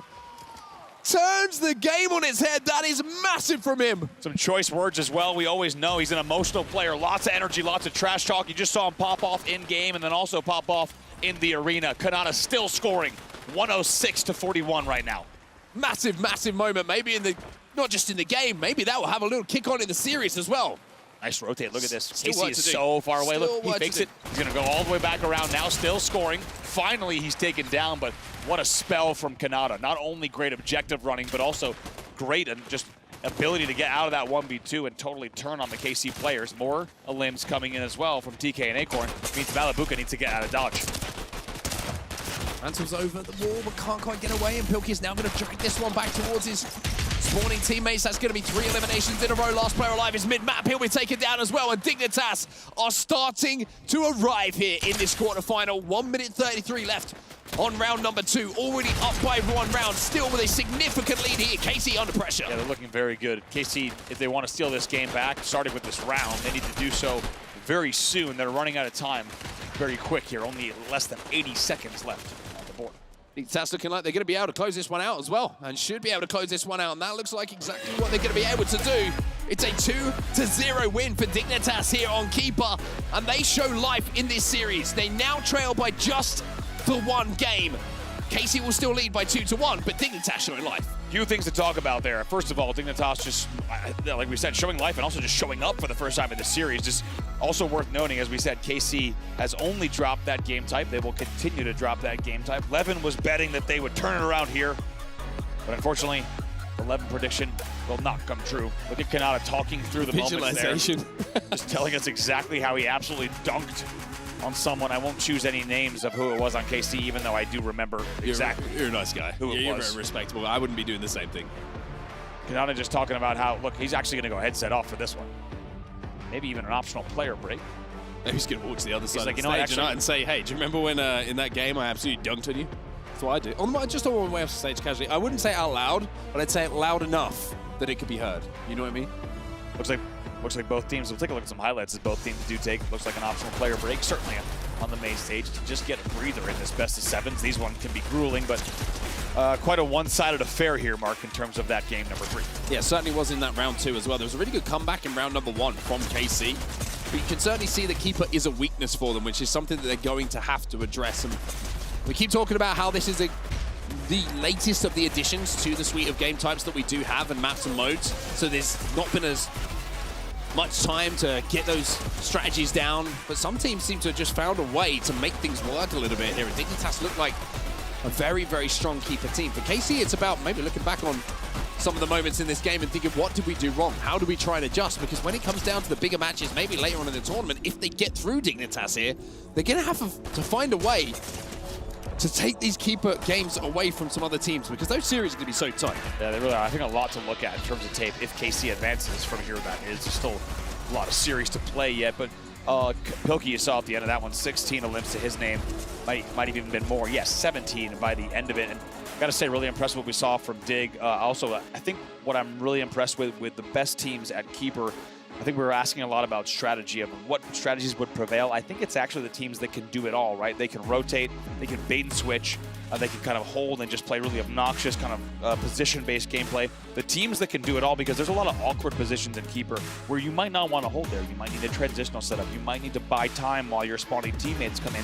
And I think we're seeing that the teams that can do all of those are the ones that will close it out over the course of 3 rounds. Yeah, I have to agree with you. I think there's so much that goes into Keeper. You can see why some teams just seem to get it very, very quickly, and some teams are kind of struggling with a lot of the concepts in comparison to the strengths that they're showing in a Hardpoint or a CTF. So certainly a lot to learn on these Keeper game types. And I've got to say, Dignitas, very, very impressive there at some of the things. When you look at FPS titles, you look at 4v4 game modes, which are the most difficult to actually get nailed down. So Digger showing that there's a lot of potential with this squad. Yeah, I agree. And I think one thing that they need to remember, first of all, that's going to be a really big momentum boost for them, especially as we just saw Kanata getting fired up, talking through that series of plays. And we're also seeing that individually, we know they're so mechanically gifted. Also, I think there were questions asked about them in terms of the vibe on that team. We heard people talking about internal issues within the camp. Those seem to be kind of not that much of a factor through groups, as they were able to get through in the end fairly comfortably with an 8-4 record. But this is now, as you had mentioned, I think a big reset opportunity for momentum and mentality. The series is 2-1. It is not 3-0. How different a result it could have been. And now I think with their player break, you can bet that in backstage, they're saying, okay, here's what we need to do going into this game number 4 and take this one game at a time. Well, speaking of one game at a time, it was one flag that decided which way one of our games went a little bit earlier, and it was one of the closest moments that we've seen so far in our tournament here at the Esports World Cup featuring Fortnite. This was one of the craziest moments, and that's with a pixel. It is a pixel. It's all that was there, the difference between that flag going home and that flag not. And from this point of view of Pilkey here, you can see just goes in at the last second. Pilkey, I think if you just have a photo there, like if you just take a screenshot of that, essentially, you can feel the emotions of Pilkey. It's like, it's like, I'm so close, but I know I haven't done enough. Right, and not only that, as you see, Acorn was also helping on that team shoot. In the end, here it is from the first-person point of view, which we hadn't seen yet. The flag just hits. It scores, and even within, because keep in mind, this is pretty wild timing, because as soon as that flag goes in, within about 1 second of gameplay, the overtime rules will hit, and that flag will actually end the game. So the fact that Ana still dies after the flag goes in tells you just how small of a window it was, as you said, undoubtedly one of our closest moments here at the Esports World Cup. A lot of fun for the analysis to look at that one when we get to the studio. I do want to. I'm excited to hear what Levin and I want to hear one. Mr. X's opinion on that. That's what I'm excited about. Actually, Mr. X should have a very good breakdown on that one. You're right. I'm looking forward to that. I think it's going to be certainly one that someone with the FPS experience he has can. He's got to be able to spend a lot of time telling us exactly how that one went. So we'll have to see what the guys and the girls down on the studio floor are going to say about that a little bit later. But certainly a moment, like I mentioned, when it happened, right? It's a moment that's not going to be just talked about now. It's probably going to be talked about next week, week after. Sometime next year, it's going to be one of those moments that certainly will be remembered as a highlight moment of the tournament so far. But for KC, I kind of like the fact that when we've seen them on the stage and the mannerism on the stage, even though they just lost that keeper game, we're still up 2-1 in the series. And I think just looking at like I mentioned, the mannerisms, nobody's getting particularly flustered with the situation. Maybe they recognize that keeper isn't their strongest of game types. Maybe they recognize that there's still some work to do here, and they aren't too flustered at the fact that that game has slipped through their fingers. I think they're going to be focusing ahead now towards the game modes and the maps that they feel much more comfortable on. On the other side, you look at Kanata. I mean, the man's holding court right now. Honestly, okay, I was so glad. Kanata, of the players I spoke with on the media day, I couldn't tell you what day that was. It could have been Tuesday, it could have been Wednesday, it could have been last week. I have absolutely no idea what day or time it is here. In the Esports World Cup, it feels like we're in a timeless vacuum. It really is. Where it's just esports all the time on some of those. All day, every day, some baby. Of the most beautiful esports stages you've ever seen with the highest stakes prize pools. We don't know what time it is, but we can tell you that you're going to get some darn good gameplay. We can also tell you it doesn't really matter what time it is. That's true. It's a lot of fun, man. It is a lot of fun. It's game time, baby. It's always game time for Kanata. I have to say, the reason I brought that up was just because I love talking with him. The man knows ball. He knows how to talk his team through these game types and what they need to do. And if there's one player who could be the emotional leader that Dignitas needs to get through this series, it is, of course, Kanata. And we'll see if he can do what he is required alongside the entire squad to tie the series at 2 games apiece, because right now, KC is leading Dig 2-1 heading into game number 4. Players back on the stage. That means we are ready to get back into the action here, and it's CTF Chalet. We always love to thank whoever you are watching at home for joining us for the Esports World Cup featuring Fortnite, and we find ourselves now with a series on our hand. Dignitas strike back after Carmine Corp go up 2-1 in the series, but now it's an opportunity for Carmine Corp to feel a little bit more comfortable here on a game type they've had success on. And curious now, of course, let's not forget, if you're just joining us, this will be the first time we see Chalet in this series. So this will give us a little bit of a different window into how these teams play when we look at everything just a little bit more confined. When you look at this really a 3-lane based map, it's going to play completely different than Panther. If you haven't watched too much EWC featuring Fortnite, you're going to get a lot more claustrophobic gameplay, a lot harder to move into the opponent's base, and a lot more important that you're timing your limbs as well. It was one heck of a CTF match to start off this series. We get another one now. Series is 2-1 in favor of KC. Dignitas looking to tie. KC with the advantage in this first round as well, playing from this side. Going to be able to have a little bit more of a better flag route when they pull that. A little bit more cover for them to play with, as Pilkey now is going to be playing the rock side and looking to engage in and around the pool for Dignitas. Dignitas' confidence will be high, though. After that win in the last game, just give them a little bit of belief that you can make Carmine Corp bleed, that you can take games away from them. Sometimes that's all you need. And all of a sudden, the series is 2-2. Look at this, Kanata just 3P in this.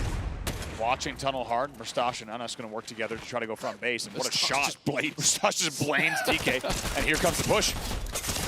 Anas now finds one. No way he turns 2 here. Acorn just about stays alive. You can see the teammate in the vicinity, though. Mustache is taking even more damage. And Dignitas on the back foot here, but able to get 3 players at least back onto the map from the spawn. But look at the pressure. Mid-map here from Mustache. He's playing in and around this black truck, trying to find a few angles. And with the marksman and the sniper rifle in his hands, a couple of heads are going to pop if he has the opportunity to strike. Dignitas waiting to push, Kanata just holding. KC thinking about making the move. Swizzy on white truck. Mustache thinking about moving in as well from the car. And like you said, both teams looking for the opening damage. They really want to get not only that first elim, but the initial damage to give them the confidence to push and play the numbers game. Dignitas playing a little bit of a risky game here, but it's the only game they really can afford to play. Mustache is looking for a pick. Trying to relocate here with his sniper rifle in his hands. If he can find a head, if he can find a body, it will be Dignitas be trying to rally as Carmine Corp will be given the signal to go to try and get that flag moving. This is such an intense moment here. Kanada and Swizzy are having a battle of the ankles at the moment, as you can see. Tap dancing from Swizzy. He doesn't have many, I don't think he's got many toes left. Kanada's taken most of them off. Swizzy just looking, hoping that there was a little bit more of a skirt on that truck to make sure his toes can't be seen, but now just deciding to dodge behind. Here we go, saving the util. Here comes the push. Bubble goes down. Kanada will fall. Dignitas will lose one. Now the bubble fight goes down. KC ascending it on this. If they can get the double bubble, then they're going to have that flag away. 2 eliminations go their way. And it might even have been 3. That's going to be Dignitas not being able to hold on the back foot now. And KC already towards the rocks. It's Swizzy who's going to be chased. So Kanada getting shot in the back. Oh, it's a 1v1 win. The help arrives as well. But has the overextension already occurred, or is this just utility from D? TK's there. TK's wrapping right now. TK will be on the flag stand in just a moment here. Can he get the angle? Such a smart play to wrap this flag to the back of the base, though.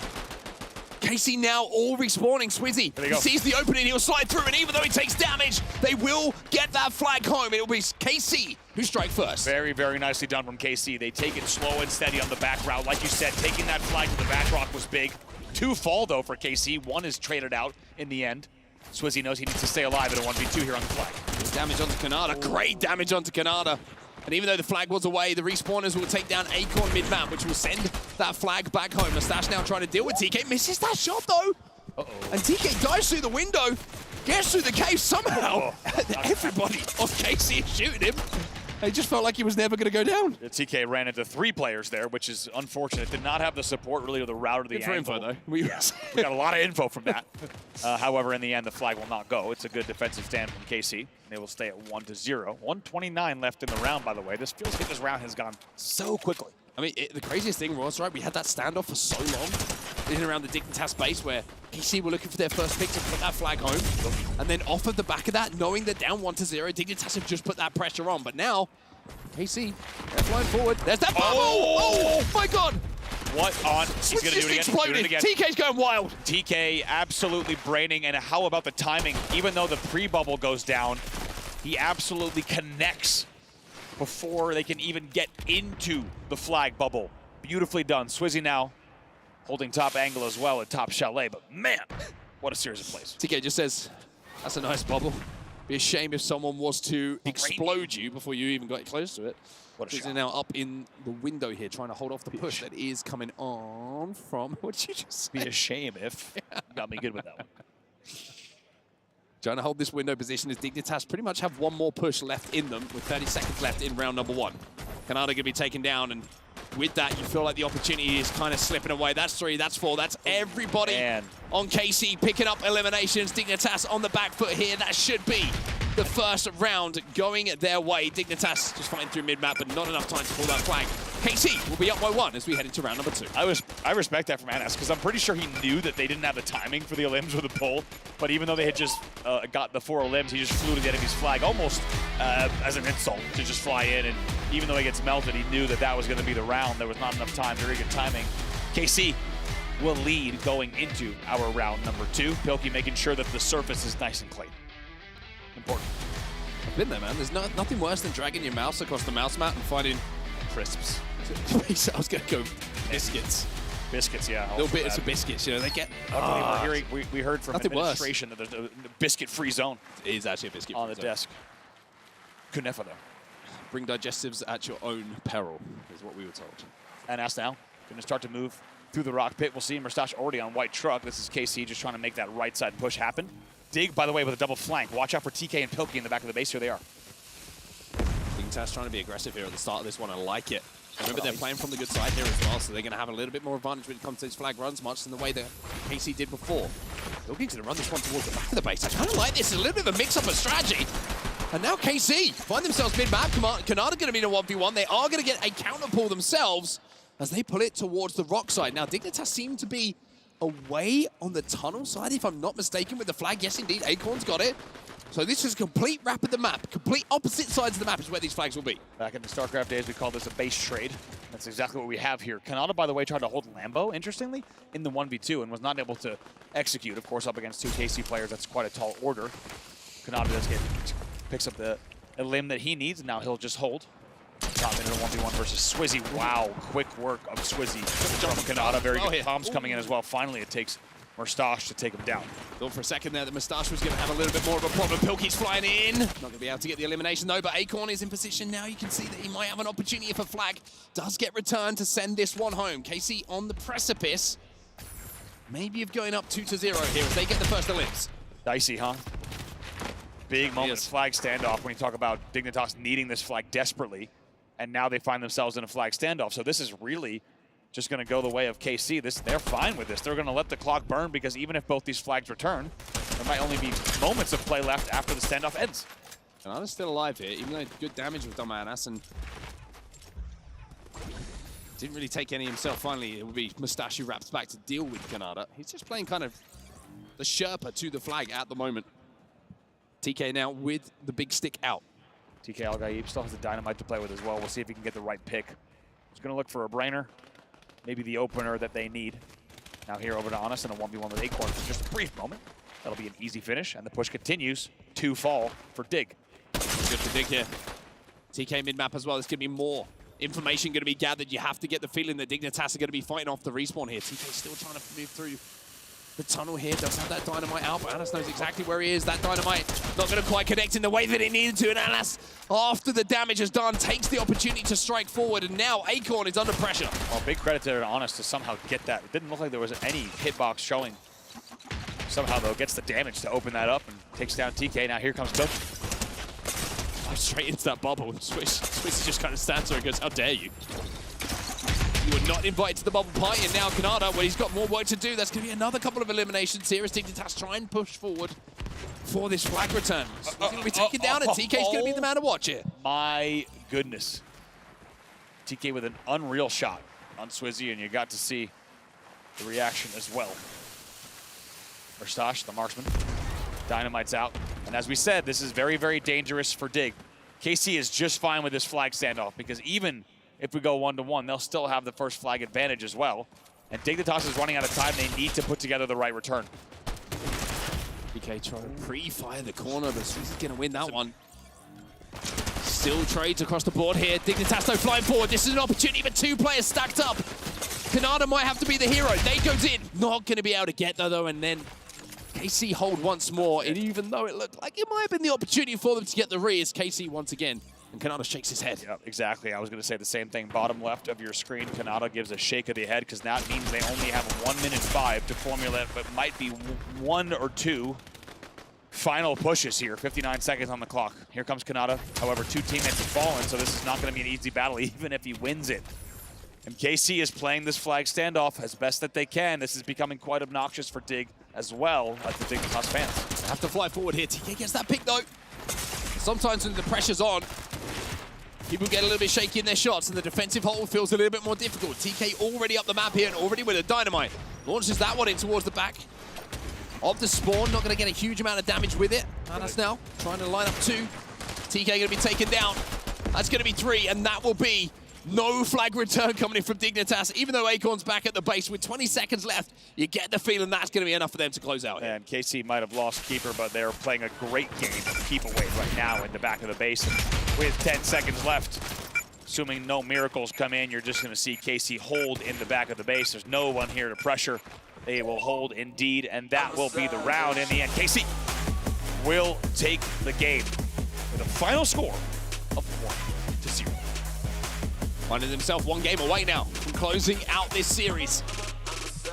You have to give a huge amount of credit to the way they played that defensive round, by the way. I'm impressed. So good. I mean, it's a very different situation to play if you are tied up at 0-0, for example, and you don't have that flag advantage. Right. Knowing that at some point you have to commit to make a play to get the flag home to score. But also, the flip side of that, it's like, Dignitas are playing in a way that they know every single push that they have is a chance for them to tie the game. So they're kind of like don't have to worry too much about their flag getting returned, right? Because they can keep walking up the map. So every single time that KC were able to hold, it was a frustrating moment for Dignitas themselves. Now, if you want to break it down a little bit, you want to talk about strategy, maybe something that Dignitas can do a little bit better. In those situations, you have to remember as a team, leaving Acorn behind with that flag, you're essentially pushing in a 3v4 every single time. It's a huge risk, but sometimes that flag carrier needs to go with the push. Even if you're last in, you need to be able to output damage to even those numbers up. Exactly. You have to think, as we take a look at some highlights from that game, a fantastic game it was. Despite the low score, it was certainly not short of action in any way. I agree. I think you need to have your flag carrier maybe going your window. You need to have your flag carrier maybe even going towards front base to set some creative angles and just try to help with some openers, maybe even going halfway through the tunnel. There's risks you need to take and kind of, I think, inventive, creative strategies you need to bring in when you are fighting those 3v4s. I think it's a great point. I mean, it's one of those, it's like, even if we find ourselves having that flag returned and we go down 2-0, it's like, well, it doesn't really even change the outcome of the game, right? We're still going to be in a position where if we don't get this pick and they do manage to hold us off in these 3v4s, that we're going to be losing the game ourselves. So maybe something to work on when we get to the strategy, when we get back to the playbook. From tournament to tournament, or certainly from round to round for both teams. But looking back on these highlights here, a lot of this is going to be these defensive plays towards the end, and KC with some fantastic holds. And you have to say, like, in pressurized situations like that, it's not easy to do. It might look easy when you've got a little bit of a numerical advantage, but knowing that every single push has to be perfect, every single hold has to be perfect, it's a lot of pressure to hit shots. There really is. And also, I think KC deserved a lot of credit for what they did, because keep in mind, they were not holding within, say, a base or a small structure or even within chalet. They held on that very small, just molehill in the back, right? And yes, it allows you to have head glitches. It allows you to watch your back rocks, your chalet, as well as tunnel kind of evenly. But still, they're just fighting. I mean, it's like Revolutionary War style, right? They're just kind of sitting on a hilltop and just hitting the shots that they need to. And there was a lot of opportunity, I think, for the side of Dig to use utility to get there, right? To have strategic bubbles on the truck or the edge of the tunnel. Or I think Dig could have largely taken a bit more time. I think they've really fallen victim to not realizing how much time they might have in given situations. And I think that caught up to them. If they instead sat front base, looked for a little bit more collective damage, team shotting, things like that, I think it could have made quite a big difference in that flag standoff, because I think if you give Kanata and the rest of the team those 5 minutes back, I think they can run a much cleaner playbook. I think maybe the pressure and the timing just got to them. Yeah, I would agree with you. I also think in those flag standoff situations, you got to put your marksman as the player who's holding that flag, because he can push up the map a little bit. I was thinking the same thing. Sniper rifle to get that pick, something certainly to think about as we took a look at those keys. A reminder, this is a single elimination now as we are in our quarterfinals. So Dignitas staring down the barrel of not just losing this series, but crashing out of this tournament as well. Carmine Corp now find themselves one game away here, Andy.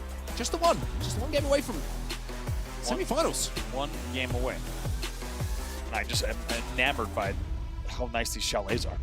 Honestly, beautiful pieces of property, beautiful woodwork, craftsmanship through and through on this map. And of course, no exception is the pool. That is a fine piece of 1980s handiwork.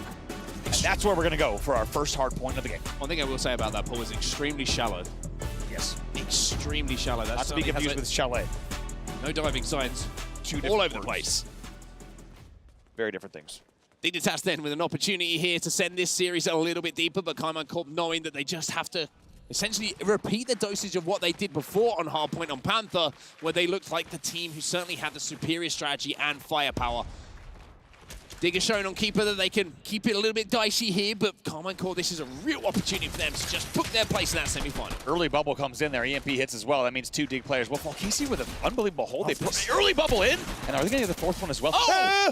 What on earth is this opening strategy from KC? They early bubble on top mid. They allow the utility to come in, and somehow they get a perfect clean wipe and 20 points on the board. My God, KC picking up where they left off. Beautiful stuff, and now Malabuka inside of this bubble. Unfortunately, he's not really got the weaponry to play with. TK's going to be there, though, for Dignitas to keep this one a little bit more contested inside of that hill. And Kanata now will finally break the hold, and that original hold that KC had managed to formulate for themselves. Kanata now taking a little bit of damage, loses shield, loses 50 of his HP as well, as KC will manage to break it. 3 eliminations. Oh my. 4! KC is so clean, just clinical with these pushes. Yeah, you might have seen Dig put 14 seconds on the board, but right now the score is undoubtedly 2-1 in favor of Carmine Corp in terms of the pushes, and it's also, by the way, 36-14 as we move back to the G-Wagon here on P2. I mean, KC are so aggressive. I mean, they haven't even rotated early for this one. They're just keeping pressure up on mid-map, and now we'll rotate back. Hilky's going to have a 1v1 inside of this hill, but Swizzy is going to have a little bit of help as he goes in towards that P2 position. Mustache inside the hill, Acorn swinging around, managing to find a couple. Mustache still alive, by the way, inside of that hill, and he's going to have support now from his teammates. It looks like KC will gather a little bit more time here, and they will cross that 50-point line. They will, of course, get these spawns as well. Dig pushing on front base right now, but KC just trying to hold strong as long as they can, and a lot of points on the board. Finally, Dig will take down a few players here in the front of the base, and the push will continue as they start to wrap back. Rookie taking damage. See, he's just trying to survive now. TK going to get cut down on the cross here. It's 3 eliminations. Kanata last alive. That's going to be 4 in the elimination feed for us. And Mustache is going to have a little bob and a weave inside of this hill, knowing that he's got at least a few seconds until anyone is up the map from Dig's challenge. Look at Swizzy with 19 HP, just continuing to hold, continuing to pressure. Really well done. 10 elims to his name as well. One thing I love about how KC are playing this in comparison to some other teams that we've seen, as soon as they get a limb, as soon as they have a hardpoint set up, they're pushing up the map. They are creating space and lanes to play on, and that's why they're seeing such a commanding lead already in this game. Dignitas will be set up inside of this fire pit hill, but because they've pushed out so far, you can see KC already in a position to put pressure on. Yeah, let's see what Amos does. He's actually flanking around the back. You can see the route that he's taking. We'll see if Malabuka and Mustache can move up. We also have another angle that's coming in around the back of the rocks. Those limbs will be traded. Kanata trying to join the party as well, but he runs into a rude bit of action at the door, but not to worry. Only loses shields, not much HP. And Dignitas with a very impressive hold will now put 50 points on the board, 20 before the move.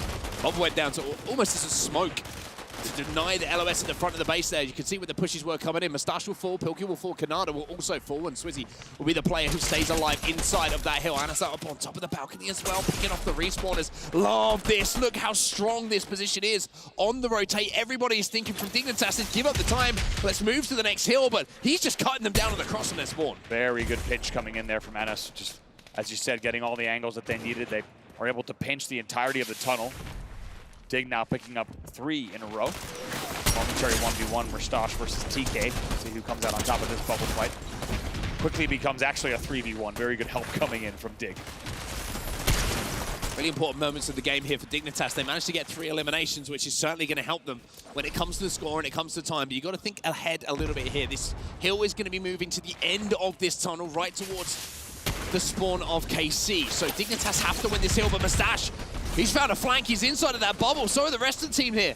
Oh my. And they go all the way round. It's such a smart play. They don't headbutt the front door. They go all the way around and catch them off guard. Man, it looked way too easy. Mustache there, you had the feeling that they really hadn't pushed out on the other side. They hadn't pushed back to control the back of the spawn, and they just kind of get wrapped on the truck. In the end, it's a little bit too easy of a break. And now Anas also is going to be holding here on truck. They will continue scoring. It's 131-79. And this was the worry here for KT. And for Dignitas. Dignitas know that that spawn was coming in. Dignitas know that they have to now break if they didn't get that time on the board. And even though things are a little bit closer than they were a few moments ago, Dignitas are already in a position where they start to worry about the score in the series slipping through their fingers. KT now going to be challenging. TK will fall inside of the hill, but a trade comes in immediately. Acorn and Dignitas doing everything they can here to hold. Yeah, Limbs being traded out there. Not only the next one to fall, traded out yet again. 2 Dig players after last 3 will be the next. And as we said, continuing to trade, which allows Acorns to continue to score. They're only down here by 45. They're right back in this one. New point in 18. Acorn going to be challenged here in the backside, but with 12 seconds to go at this point, you have to say Dig has done a pretty good job of neutralizing this one. Not let that score get out of hand. Carmine Corp still with a lead. As we move back to P1 towards the pool. Dignitas is set up inside of this, but it looks a little bit shaky. Pilky's going to have to keep his head on the swivel here as Malabuka is flanking. Let's see what Pilky can do. Much talked about player in terms of his individual skill. He picks up a nice one in the feed. So does TK. Pilky, a very nice work as well. Gets help from TK, but Pilky does the damage that was needed as well. And now they will continue scoring. And Dignitas has not let the game slip away. They are right back in this, and they trail now only by 30. The EMP does damage. It rips away his shields. Anas will fall. Pilky finds another one himself, but not without 2 of his teammates going down. TK, just a slither of health to work with. He's going to be challenging inside, and Kanata alongside him will fight too. And Dignitas are back into this game. 23 seconds left on this hard point. And if they get all of this time, then they will pretty much find themselves at a tie game here. Beautifully done by Kanata. Can TK get up to his usual tricks is the question. In and out of the bubble. He has 2 teammates that fall. Not enough there. He will get taken down. And it looks like that will be a little bit more time before the move that will go the way of KC. We will now go back here to the G-Wagon. Swizzy and Anas are already here. This was the hard point that gave a lot of time to KC earlier on. Dignitas needs to be very, very careful with their pressure and their breaks.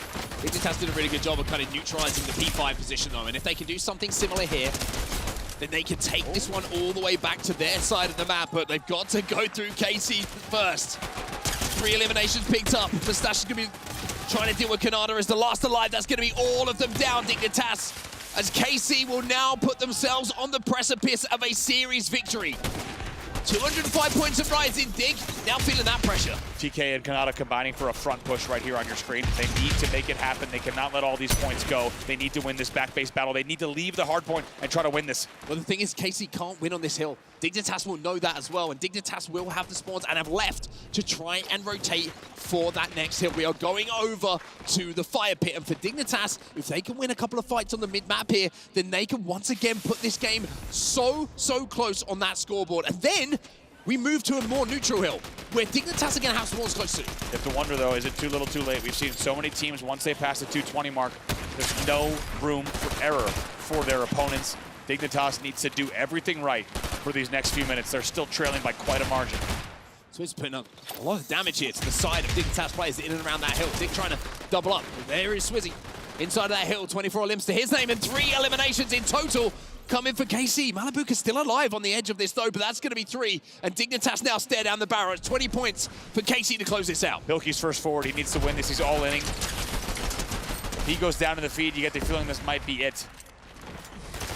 17 seconds left. All they need is 14 if KC can hold, but no, Dignitas right now just delaying long enough where it will not end on this hard point either.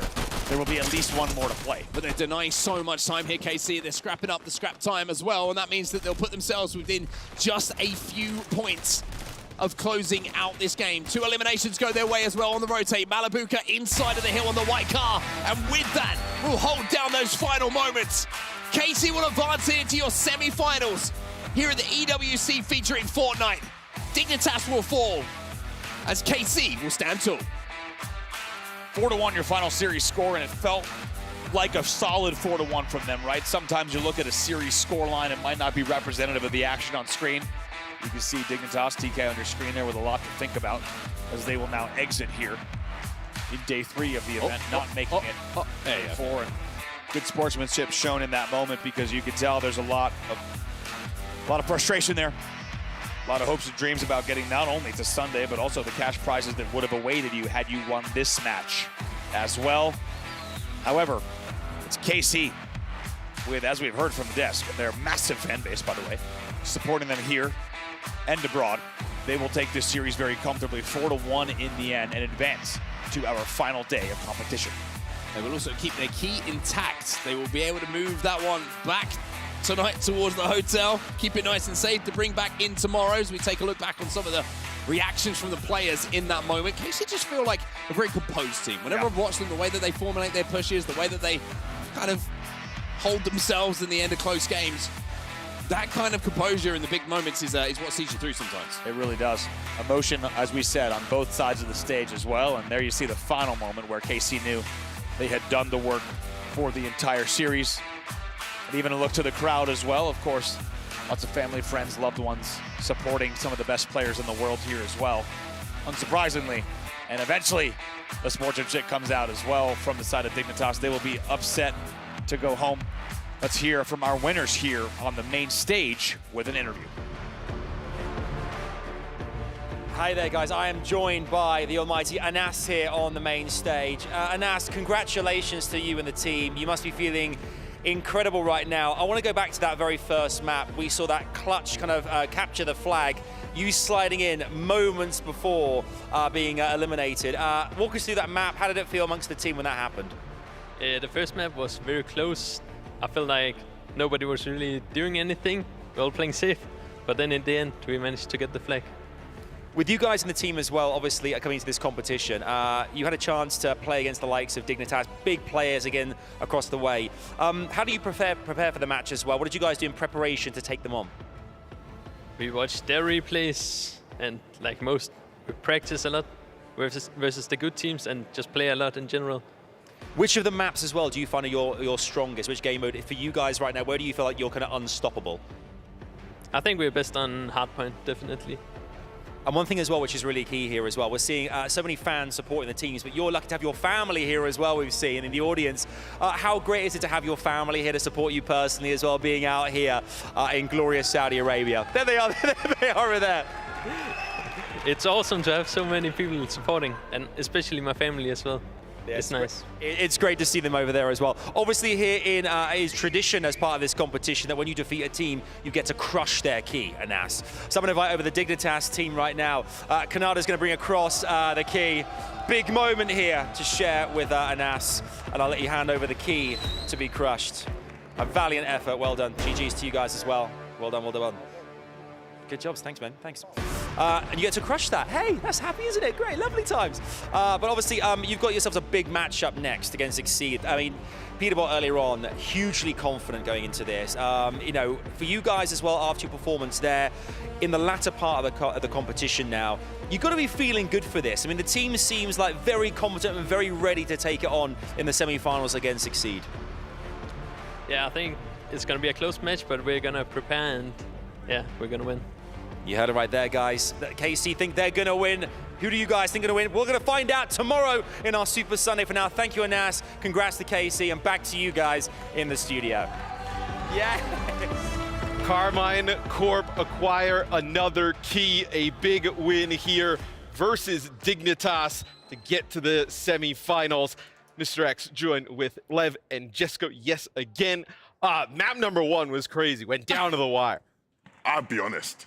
I did not expect things to go how they did that. I thought it'd be a bit cleaner, you know, a bit quicker. I predicted 4-0, right? I thought they'd sweep them completely, but, you know, they put up a fight in some of those earlier maps. I like that both teams clearly respected each other. They came into match number 1. It was clear KC was respecting their opponents. Clear Dig was respecting KC, and that's why it slowed down significantly, because both was aware of the prowess on both sides. Yeah, and I think CTF as well, just as a game mode, right? I know as there is more money on the line and more pressure, there is also a slowdown of the pace when you're going through groups and you're just kind of running over everybody. You can play as fast as you want in Capture the Flag. And then we moved over to Hardpoint, and I really think you saw KC start to heat up here. Yeah, this is where you expected it to be just easy street for KC. I mean, they've got so much firepower. They're playing well together. The team cohesion is intensifying as the tournament progresses. Things are looking good for them. Yeah, I love the fact that as we're moving to these best of 7s as well, I mean, Keeper is one of those maps for me that is just like that dark horse for teams. Like, are they actually good at it? Are they not? This is something KC really needs to work on moving forward, because if there's a weakness for the roster, Keeper's been one of them. I'm not going to lie. I think they ended up winning this because Lev was going crazy for Dignitas in the Amazon arena. What? As I know, Lev was in the arena going crazy. I don't know you guys. Yeah, he was going. I mean, he was neutral. He was moving from one side of the stage to the other. But as soon as he checked his clock, he was like, "Hey, Carmine Corp, you gotta finish this one off." Is the Keeper though? It is a game mode that they're gonna have to kind of like work on, right, throughout this. Like you're gonna see it in a best of 7. Like if you go deep into a best of 7 twice. Like you cannot avoid this map, so they really have to work on it. I will say though, with the CTF and Hardpoint looking doable for them, and that's the more likely for them to be able to pick in the latter parts of the series. Do you think a team Lev could get by really without, you know, putting a ton of emphasis on Keeper? Like, could you just say, like, maybe before the event, right? Like, you know what, whatever happens on Keeper happens, and we're just gonna go all in on those 2 modes. Nah.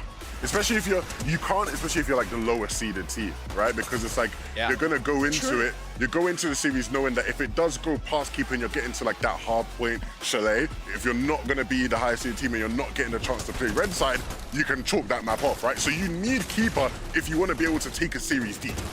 Yeah, I mean, the keeper's extremely important, especially, yeah, you don't have that higher seed, not having the red side on some of these hardpoint maps, just have a little bit maybe of an area advantage off the rip, off the breaks, right? I know a really good spot to spawn is here we see Carmine Corp with their victory, secure a spot in the semifinal against Exceed. That should be a pretty sick match.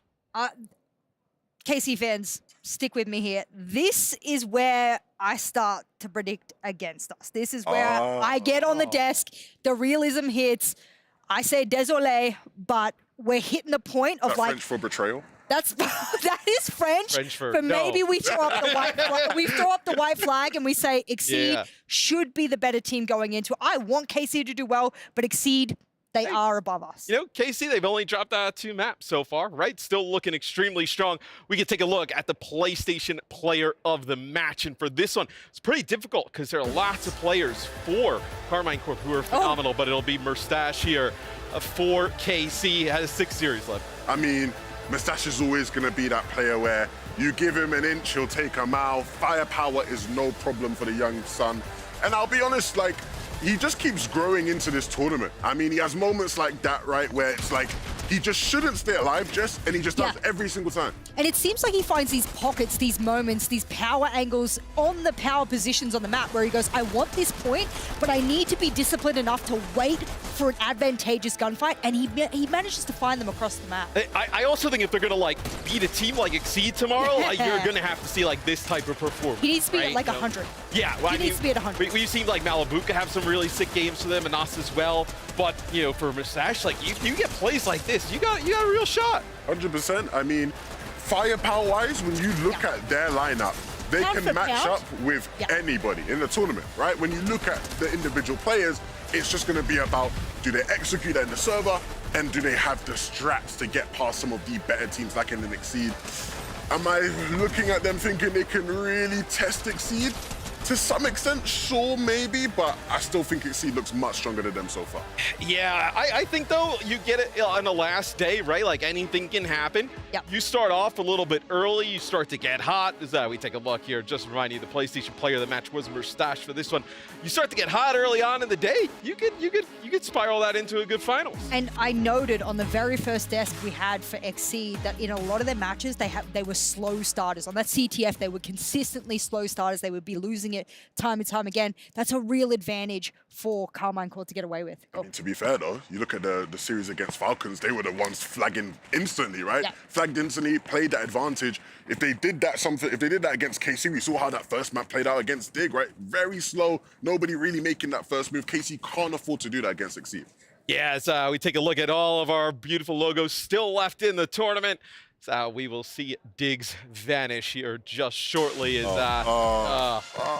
we're getting close to that Final Four, though. We take a look at the bracket. We got one more game left today, and that is a certified banger coming up. Exit versus Gaming Gladiators. Best for last. I'm excited. Save the best for last. Oh, I mean, this is a banger. This could have easily been a grand finals type of match, coming up next year, in the quarters, right? I know. And both teams, you've been watching everybody play all day. I mean, this one, you got to have your eyes on this one. Yeah, of course. It's one of those bittersweet things, though, because I'm excited to be able to watch it, but neither of these teams should be going home this early, man. Yeah. They're both so good, but He's right. It happens. Yeah, and it's typical EUNA. How many times in esports have we just sat there and gone, these are the two regions going head-to-head, and this is the kind of clash we like to see.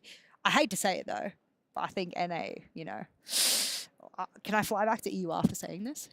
I mean, I don't think anyone would probably. Exet just looked like the superior team in the competition.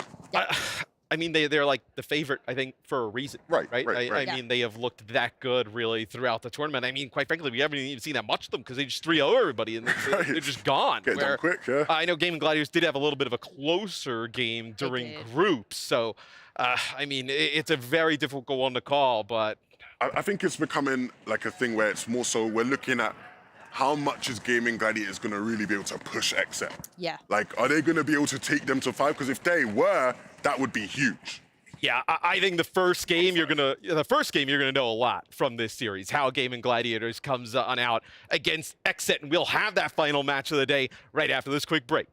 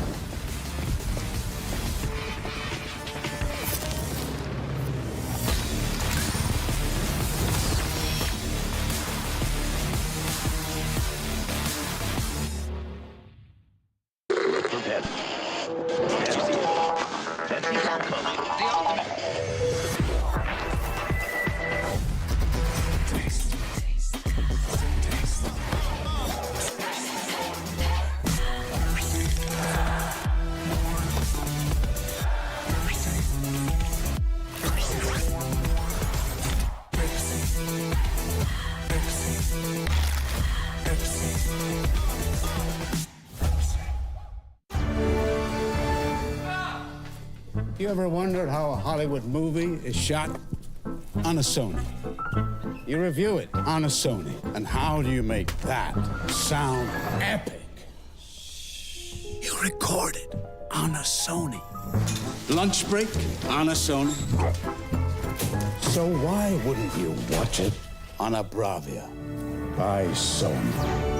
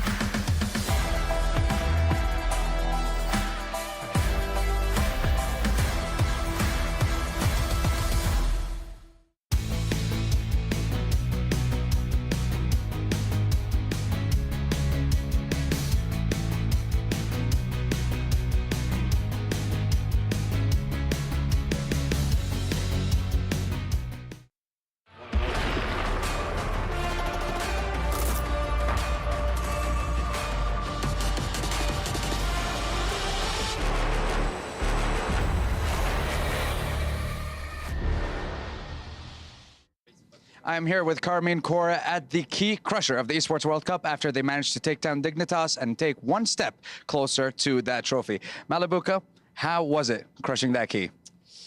I didn't really feel well crushing that key because all people who play for Dignitas are my friends, and I know that they didn't have a lot of time to prepare because they were playing FNCS, but it felt a little bit nice. I like that. Still felt a little bit nice. Now, you're going to be facing up against Exceed in your next matchup. Is there anything that you want to say to them? Nothing. It will be a hard battle for both of us. All right. Well, we shall see that. Congratulations, guys, once again. And congratulations on making it one step closer to that trophy. We're going to head back over to the studio. Malibuka seems like a pretty friendly guy there, Lev. He doesn't want to crush this key. We forced him to anyway. You got to send Dig's dreams going. I mean, he said that, but he's got a massive smile on his face. He's loving it, clearly. Honestly, look at him. He's so excited. Oh my God. He's showing it off and everything. That's his excited face. Yes. Yeah. Pretty much, yeah. I mean, I think he's got to get a little bit more excited, especially for those semifinals tomorrow. You know, get a key crush there against Exceed. You start earning some more money. I mean, you're in a fantastic spot at that point, just making the finals. You're pretty cool with that money. We got another spot, though, in the semifinals coming up here, up for grabs. It's our next match coming up. It'll be Exet versus Gaming Gladiators. Exet comes in, really kind of the favorite, it feels like, amongst the entire field. Maybe we talked a little bit about Falcons early on, but it really kind of became Exet as soon as we got here. And GG, I mean, they've been a powerhouse in Europe. Yeah, I mean, typical EUNA. In Fortnite, though, I mean, from what I understand, EU is the power region, when oftentimes in FPS, NA is the power region. That's rare. NA in all esports is usually... That's what I'm saying. So this is an unusual... Are you disagreeing with me, Lev? I'm not saying anything. Here we go. I'm Mr. Impartial, neutral 11. Yeah, he's not. He's not. I can tell, but... New year, new me. He has an opinion. He does. This is him That's being why he's nice. here. That's why he's on the deck. He knows that EU's better than NA. He just doesn't want to crush our poor NA hearts. Let's take a look at Exet's roster, though, as this team is just stacked from top to bottom. I mean, cold for me, though, watching him play. Like, you know, you come here and you see a new game, you see some players, right? And you get on a POV and you can just tell, like, that player's different. You can say he's cold. Oh, God. All right, that was terrible. That was bad. That was really bad. But Cold is definitely not bad. He is unstoppable in the server, someone you can rely on. He's just so consistent. Yeah. Yeah, I mean, another player for Exit, though, who has been on fire, really, throughout this tournament has been Ritual. We were able to catch up with him a little bit before this game. Dragons Esports 3-0, Falcons 3-0, and it seems like it's all in a day's work. I've got Ritual from Xset here joining me in the backstage of the Amazon Arena. Dude, you had a day off yesterday. Talk me through what happened, because we had plenty of action going on the stage, but obviously you guys were, I'm imagining, prepping. Oh yeah, so all day yesterday, you know, we rested up, ate well, prepped for the game today, and just kind of chilled and watched the rest of the games. And then today we kind of did the same thing, you know, slept in late because we knew we played at midnight. And then we ate well and prepped again, and now we're here, ready to play. You mentioned the word prepped. I've said the word prepped a lot as well. Everyone here, every other team is saying that you guys are just the most prepared team coming into this. And I've got to give a shout out to your coach, Super Sven, because everyone is saying that he's helping you guys through all of this. Is he kind of the glue that's holding everyone together? Talk me through like how your dynamic is coming into these matches with him involved. Yeah, so Sven is our coach, and you know, he always motivates us to get up and grind and prep and study other teams that we play, everything like that. So I got to give a big shout out to Sven, you know, for really pushing us over our boundaries, you know, making us the team we are. Coaches don't never get enough love, do they, bro? But you know what? You bring so much energy, so much emotion to the stage, and that's really great for us. You make our job that much easier. So I want to say thank you from everyone here in production, and best of luck in your matchup later today. But for now, we're going to go back to you guys. Yeah, the vibes seem good over there on the Xset side of things here and there from Ritual. He's like, hey, we just show up, we get a clean 3-0. This time they're looking for a 4-0. And then we just go eat, and we're pretty good. That's about it. That's all we need to do here in Riyadh and just walk away with a ton of money. Gaming Gladiators, though, they're trying to stop them. You know, the powerhouse out of EU. Jess, what do they got to do here today? What do they got to get right? I think it's really game mode specific. We're actually getting down to teams now, especially in the semis, where things are looking micro. You look across the roster there. Vanya being the veteran, if you will, I think he's going to be one of the keys, holding his own key there almost in ironic fashion. And the roster, yeah, I mean, it's stacked. Vanya certainly will be someone you have your eyes on. I think the X factor for them could be Howley. If Howley can step up for these guys and really put in a shift, it will be a lot closer than maybe people would expect it to be.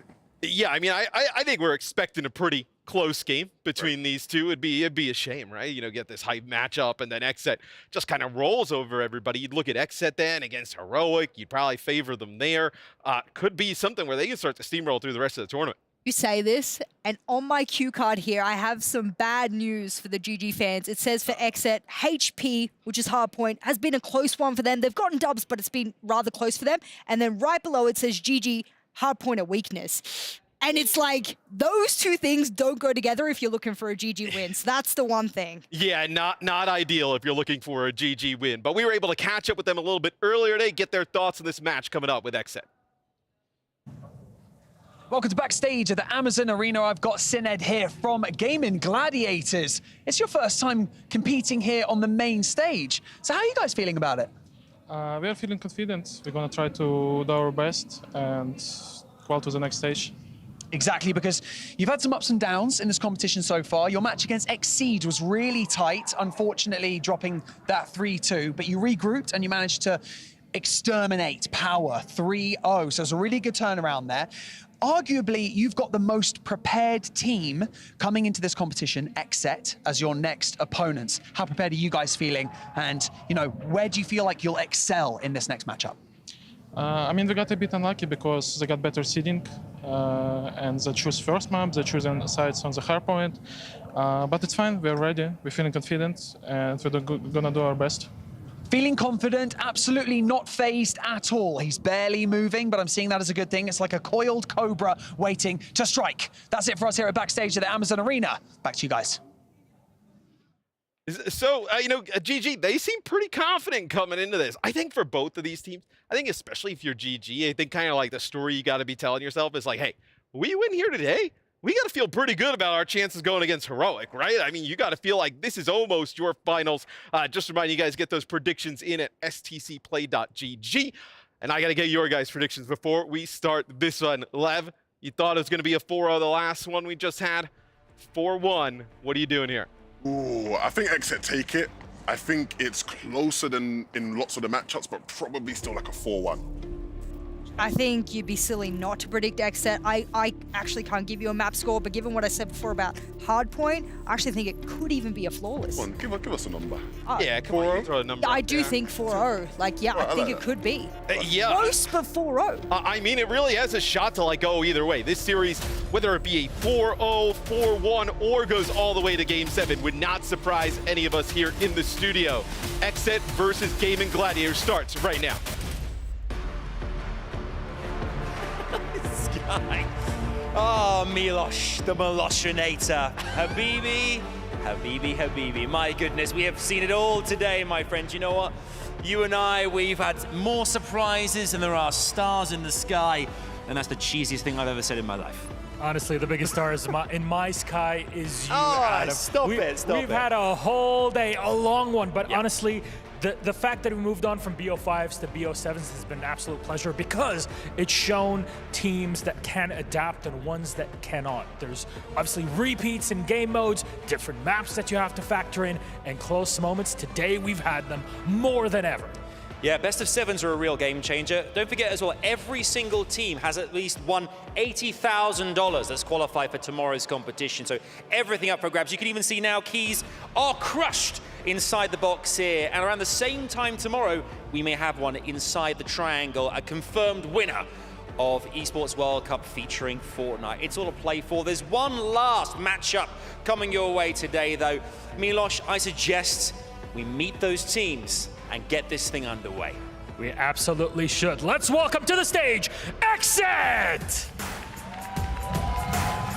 If you rep the set, you've seen the squad in the group stage. Day one, they absolutely smashed. Currently, the only and singular undefeated team here. Not a single map dropped so far in the tournament. They've had yesterday and today to rest up and practice and prep. We'll see if that's more than enough to make it to semis.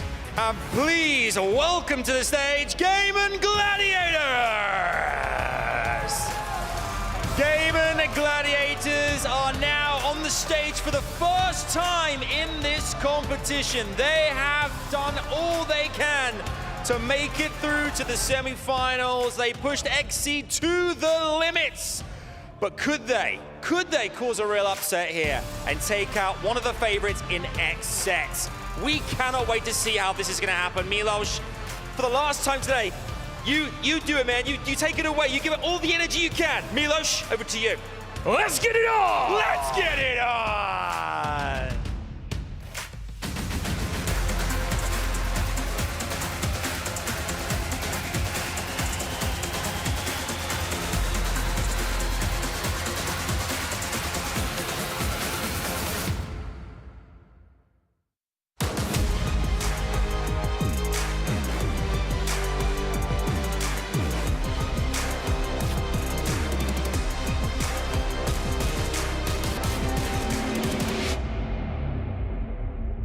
Welcome back for the final time this evening as two of our teams that came out of their regional qualifiers now find themselves squared up against one another as what would have been maybe potential favorites for a grand finals matchup, but instead we find them here in winners round one, and the only round one that will be here for either of these two squads. On my whole chef with me, I have Dan Gaskin. And again, I think the desk set it up perfectly. The host of the same thing. X-Set flawless on the weekend at this point, but Gaming Gladiators had a much stronger test against Exceed. Well, right at the start of the tournament, both of these teams were in conversation for top 3. Only one of them can get into the top 4. That's quite terrifying, but that's how the bracket can end up sometimes. X-Set favorites for me coming into it, but at the same time, Gaming Gladiators, if they can find some of that success that we have seen previously, there's still a chance they can ruffle some feathers here. They are unbeaten on Capture the Flag. Yes. That is one benefit for them. But will they be able to find themselves in those semifinals against Heroic? Well, here's a look at how our quarterfinals have shaken up to this point. Started off with a very thrilling match between Heroic and R8. Heroic coming out on top 4-2.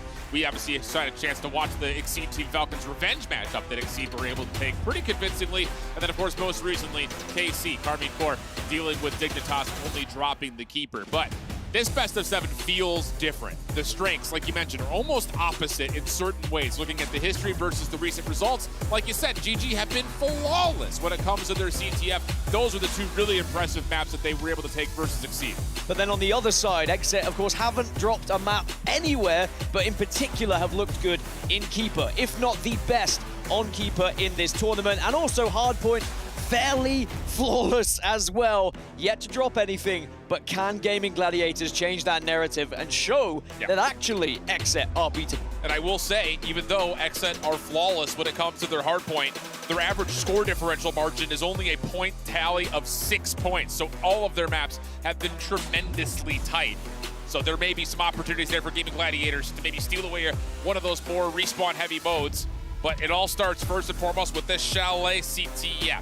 And like you said, Gaming Gladiators, they have been one of the best squads overall in CTF. So what can they do spawning off with the red side first? And I really feel like Gaming Gladiators have to get an early start here to give them some confidence. Do not allow Exit to feel like they are just in a full flow state here as we kick things off then, and we're going to have Exit from the blue side. Lots of battle over towards middle expected. We've seen the pace of these opening breakoffs be essentially as slow as you'd like. Not a lot of utility thrown over to Freezy here. He's just going to hang out, look for information over towards the cave path. Also wants to make sure he's staying safe from incoming nades that are targeted towards his direction. But for the most part, everyone's staying nice and safe, and it is going to be about who sees who first. GG have spread themselves over the map a little bit more than Exit have. Exit kind of staying towards their house a little bit more, whilst GG trying to take somewhat more aggressive angles here. But this is a very patient and methodical start. Yeah. And again, it just shows the respect that both these teams have for one another, and it's just about that first pick. And really, eyes on marksman. If you do have that sniper rifle and can get into an angle to get a shot off, could be the difference maker. Yeah, and I think when you talk about like the chess game that happens here, I almost have to say, like, it feels like for Exet, you're the team that should want to make the first move, because this is the side of the map that we often see some of those pulls be maybe a little bit more difficult to grab. So maybe some onus and to try to force a little bit of early pressure as there is a battle happening over to the tunnel side. And yep, Exet are trying to get edgy into a position to try to pull, but Vanya right there with Sined to find the easy response. So that's going to be the opener, which may allow GG just to push up a little bit, and they will try, but Freezy has to back off because of the amount of damage he's taken. Whoa. And now we'll see Exet also lose one more. And Ritual trying to force his way back into the convo, and the trades are good. So Exet stabilized nicely. Vanya also seen in the corner, taken down. That leaves space for Cold and Ritual to make bounce to the first pull. But there's no bubble here, so Ritual has to hit a shot, and he does. Picks up the flag just as it was dropped by his squad mate. Maybe a conversation of, do you take it, do I take it? And in that moment, Sined almost able to find Ritual, but he's clear and free. He's going to score. Yeah, he will definitely be scoring here, despite the damage that Cold has taken. Ritual will be fine. Cold just putting himself as a human bodyguard at that point as Exet take an early lead here. It's a very slow start, but as soon as they had that break, boy, did they push in and show that they have what it takes to get a flag back. Sined surely going to be conversating to this point that he's in a great spot, with maybe a possible couple of eliminations to get a pull in hand. The Freezy also playing up top inside the Exet building. So those are the key positions. Exet dealing with it nicely, though. 3 will fall. Vanya, the last one to grab at mid-map. Exet can teamwork him out, and that seems to be what they're trying to do. But Vanya's very healthy, and now Halley's into the picture as well. So really good response here. Even though GG don't get the pull, they still hold some mid-map control. Exet had taken a lot of damage there, and I almost felt like Cold kind of, well, someone pushed forward and sacrificed themselves in a way and said, actually, I'll take the shields, I'll take the utility back so that we can take a fight straight 4v4 as Ritual trying to just do some initial damage here. It's the furthest up, but he will get pushed. And here comes GG, really trying to force it over towards the front side of this Exet building. Cole just hopping, looking for information. Freezy low. He needs to keep his life here as the bubble player, but as he gets taken down, now GG would have to do this the hard way, and it will not fully work out. So that last one left dealt with by Muzz, and now Exet start to make some quick moves across the map. They are moving, and they will move very fast indeed through the middle, but I think they're going to get spotted out. It's not going to be a situation where they'll be pulling a flag here. It's about actually just trying to take space and get a little bit further up the map. 1 minute 45 still left on the clock in this half as well. So for Exet, it's just about not giving up too much space here. Yeah, Edgy in a good spot, but also vulnerable from being able to make a move up towards the high ground. Has to spend the bubble just to keep his life. Vanya in his way, dealt with quickly. Now it's just down to Holly. He found Cold from one side, playing on the hedges, takes down a second, and GG will hold defensively for now. Freezy is going to be down towards tunnel, though, and a chance to push aggressively, but I think seeing where the spawners are on the tunnel side for Xset, he's just going to back off, join teammates, and see if they can make one last-ditch attempt at trying to get a pull in this half here. Because with only 1 minute 10 left on the clock, it's probably only realistically the chance for one last pull. Buzz actually spends the EMP here, feeling a little bit of pressure from GG. It actually doesn't land.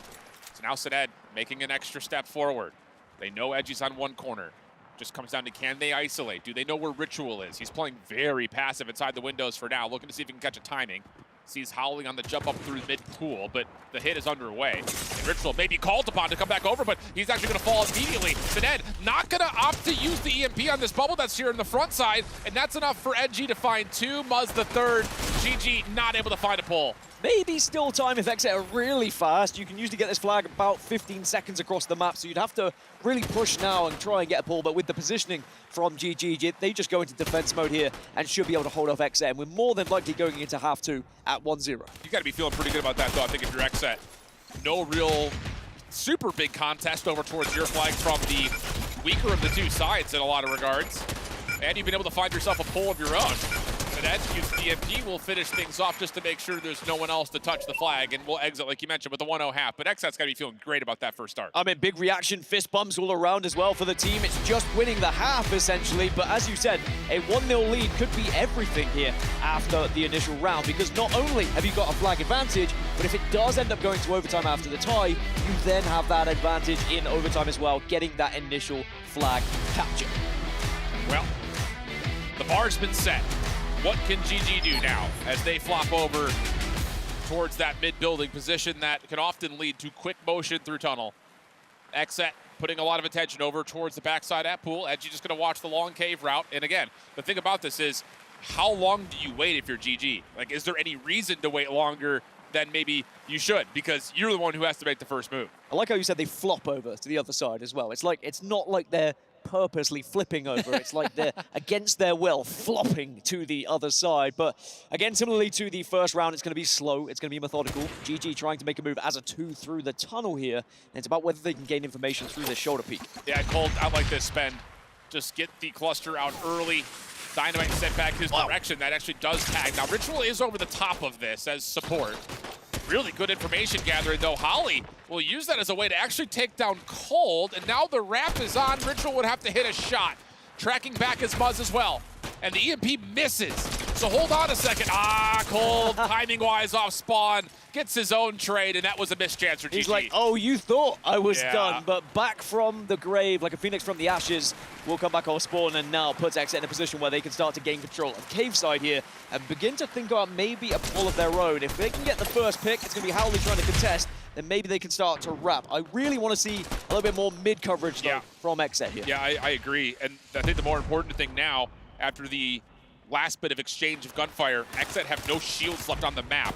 Maybe a chance here for GG to make a move. Buzz actually trying to play for a bit of an off timing. That won't work out. 3 for GG. Edgy's the only one still alive. He needs to find this first one. Saded giving him a trouble, but the kill is in. Now it's just down to, can they counter bubble? Can they stop this pull from coming through? Freeze is able to get it out, but only so far. Last one left is Holly, and Edgy will once again stand tall as he finds the final 2. Yeah, that's all on Edgy, you've got to say, because he was the last remaining player and he had no shields. Being able to win that initial 1v1, or at least do the damage for his teammates off spawn to help, means that Xset will hold on to this 1-0 lead and can push up and again take a little bit more of the map. And even if it's not a case of taking the map to get a cap, it's taking some of the map so it stops GG from having map control to get closer to your flag. And that might be maybe the important strategy from this point on if you're Xset, is just be a thorn in the side, make life difficult for GG, just don't get 4 down all at once. And as Cold is able to trade things back through mid-map, the only thing going for GG at the moment is this play over towards cave side, but it has been dealt with, and now you've got Cold still existing in the middle of the map. That is becoming a huge problem for GG's offense.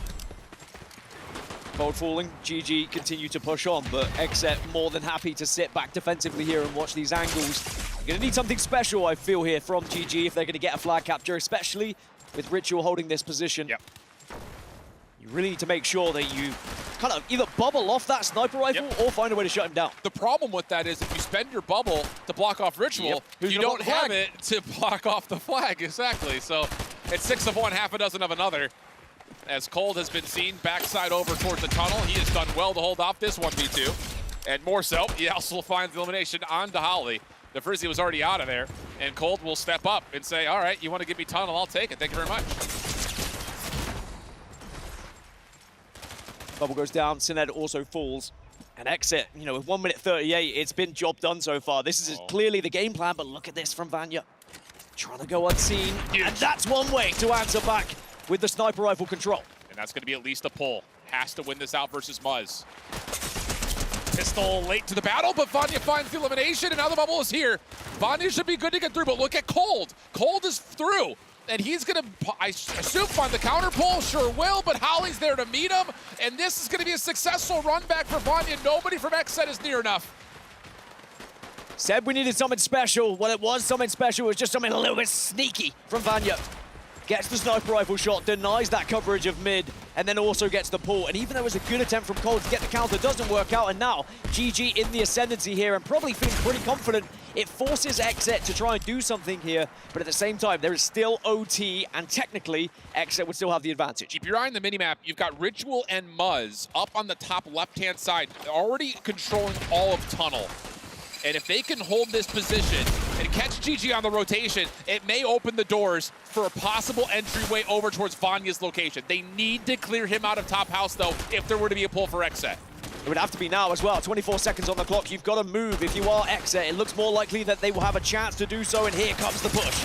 Muzz able to find the opener. Nefrizzi also dropping. It's just down to Sined. Playing on the backside with Holly. Overwhelming numbers for XSET. They're able to find the eliminations that they need. Vanya spawns close towards Cave, but he's going to try to contest the cap. Can he find the elimination? May not matter. Ritual is stuck at the front doors, and there will not be enough time for them to get the capture. We're going to extra innings. We are going into overtime, but as a reminder, XSET capped first. So if it stays at 1-1 after these 5 minutes, they will still win this map. So it again hands things over to GG to say, you still have to make the move, you still have to make the break. But they know they can make that break. All it took was just a little bit of individual brilliance, staying out of vision, and making sure they got an angle on that mid snipe. The other important part about this is GG will spawn on the favored side here for overtime.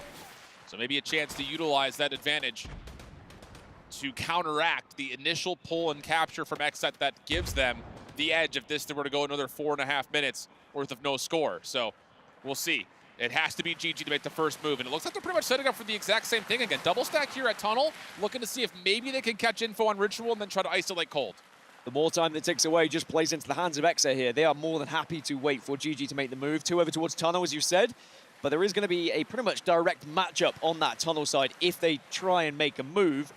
It's just about maybe distracting Ritual from that middle snipe position and then pushing Cold. But we'll see what GG try and attempt here. The thing about this play for GG is that they're not trying to take down Ritual by way of counter-sniping. They're pushing Vanya forward with the pistol out. And I don't know how much I love that. You know, I get it. You're trying to maybe possibly find some sort of an entryway and say we can just find a quick scope on towards Cold, but it doesn't really fully work out.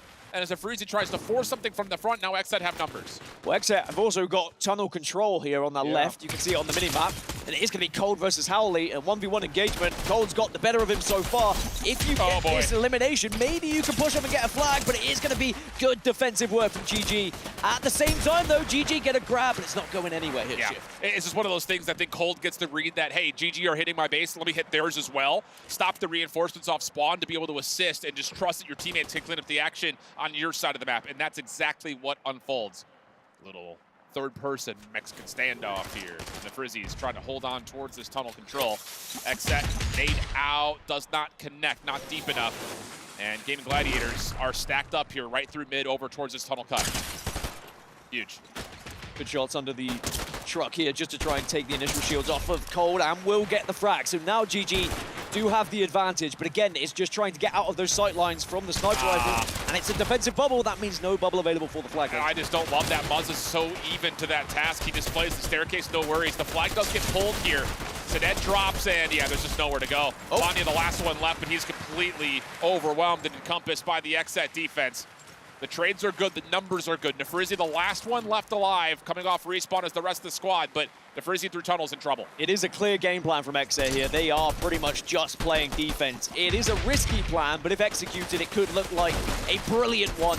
in hindsight, as now Howley does manage to get one on the elimination feed, but this allows XF to maybe go for a little bit of a flankaroo here. Yeah, Vanya trying to do the same thing on the other side, and hold on a second.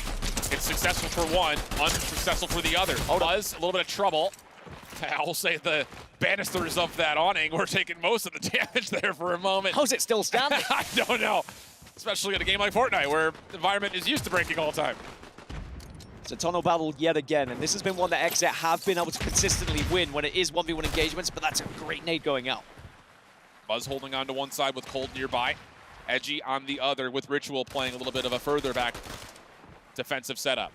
DeFrizzy wins a 1v1 over towards this cave side. Cold stuck at pool with no shields. Instead, I mean, we got Chell him out together, boys. That is a 1v2 for Cold. Poor timing on the double Chell, and XZ once again gained more space to play defense around. 1 minute 30 left on the clock. As a reminder, XZ have the lead through capturing first in that first round, so it is GG who have to move, as now Cold might get a chance at a flagpool here. Sure will. DeFrizzy's on the way back, but you've got all of XZ through the middle. Oh, Sinet actually spawns right next to Cold. Ugh. That's not what you want if you're Cold. He's trying to get it out the front door, but his teammates will drop it. Hold on a second. There's a chance for a counter pull here if they go quickly. Just don't get distracted. You just deal with Ritual, and the Prince is going to have a pull here. Yeah, there is going to be a pull chance. Spawns do come through, though. There is going to be a 2 versus 1 on that flag, but maybe there is an opportunity here for GG. Have XZ overstepped here? Cold gonna step in to the bubble with XZ. Here comes the final battle, maybe. Holly on the interior, not able to find much. Vanya's still very healthy, but shut down by Muzz. And it's Cold and Muzz that lock things up for XZ. That was by far the best chance we've seen from GG. 39 seconds off spawn. You have to run, and you have to hold that W key. It looks like it's going to be a cave push, but XZ are there and waiting and expecting this one. Has to be a flawless amount of kills if you're going to get it. Holly's only able to tally 1, though, and it's very low on HP. Vanya trying to re-wrap back around as XZ are pretty much just bunkered up inside the building. Shots off spawn from Cold. Ritual off the corner. No worries there. Defensive bubble is in, and that will clear out the entirety of the map with the exception of DeFrizzy and Saded, who have been seen. Nades are through. Eliminations are in, and XZ are vibing as they take the OT thanks to the advantage of capturing the flag first in regulation. A strategy perfectly employed, perfectly executed by XZ. As soon as they had that flag lead going into not just round 2, but overtime as well, they just played defense and said, look, GG, show us something special. Show us that you can actually break our defense not just once, but twice. Credit to Gaming Gladiators, they did break it once. Sadly, not enough. Yeah, and I think the thing here, too, is, you know, for XZ, they took advantage of where they spawned, flat out. They start off in regulation from the favorite side. You get the pull, you get the capture. You force GG to then have to kind of play at your speed and your tempo the rest of the way through. And like you mentioned, they sure tried, but once we eventually get to OT, just not quite able to make things work. So really good stuff here from XZ to get the initial pull and have that small advantage. And I think it's just one of those things, like the prime example of kind of what I'm explaining out here, friends. So, you know, go with me. That 1v2 situation at the end where Cold is inside pool. You've got 2 GG members there. They know where Cold is. We have to hit that together. We can't have one and then another go afterwards, especially against the caliber of player that Cold is. He's so good individually. Yeah, and I think that XZ kind of knew that individually they can match up against anyone on this roster, and they were happy to wait in the wings for the push to happen from GG. And if you look back against their results from day one against Dragons and Falcons, it was the same situation. It was a 1-0 victory on both of those occasions against a team like Dragons and Falcons. It is clearly a strategy that they are putting into play here, and they are finding a lot of success with it. They are now 3-0 on Chalet CTF. And a margin of 1-0 every single time. I think most of those actually went to OT. So crazy scenes overall, and now we start to get to really see XZ's strengths. The Hardpoint, the Keeper, both of those very successful for them. Now, the only real caveat to that phrase is that both of the wins for XZ and Hardpoint were both 250 to 244 victories. So maybe something to be desired in terms of polishing up the Hardpoint if you're a fan of XZ. We're on the other side for Game Gladiators, who may not necessarily be the greatest team at Hardpoint here, a chance to maybe take advantage of not necessarily the strongest Hardpoint team that's still in the tournament. Well, I know XZ are heavy favorites amongst the talent, and it looks like The audience agrees with us. It is a 63% favor here. 1-0 at the moment, and I think what worries me is you talk about the strengths are arriving for Exet as we get closer to Keeper. If you get even further into this series, when we get to the likes of Chalet Hardpoint, which might be played multiple times, they're on the red side both times as well. So even if we were to see these guys like get back into it and fight back as best as they can against an Exet team that seems to be at their tippy top, suddenly you are then fighting against the odds in those Chalet Hardpoints as well. Yeah, and I think the biggest thing about the Chalet Hardpoint, it really comes down to the 2 tunnel hills that we have. And for a lot of our teams that are spawning from the right side, like you mentioned, they're the ones attacking the hill, but you get boxes control, you control the cut, you're forcing your opponents to have to hit off of a weird spawn through a choke point still to even touch the hill. So really convincing stuff, I would say, and generally why we often say that the right side is just favorite flat out. So not gonna have to have that conversation yet, though. We've got Panther here for this map 2 Hardpoint. So we'll see how things kind of come to be here on a more even battleground, so to speak, as we'll see. I think for Gaming Gladiators, though, this is going to feel like a must-win map with Keeper still looming. I mean, Gaming Gladiators are on the red side for this one. It may not be as much of a one-sided affair when it comes to the spawn side here on Panther, but we have still seen benefits of being on said red side. So maybe that's something that GG can take away with their pick of side colors here.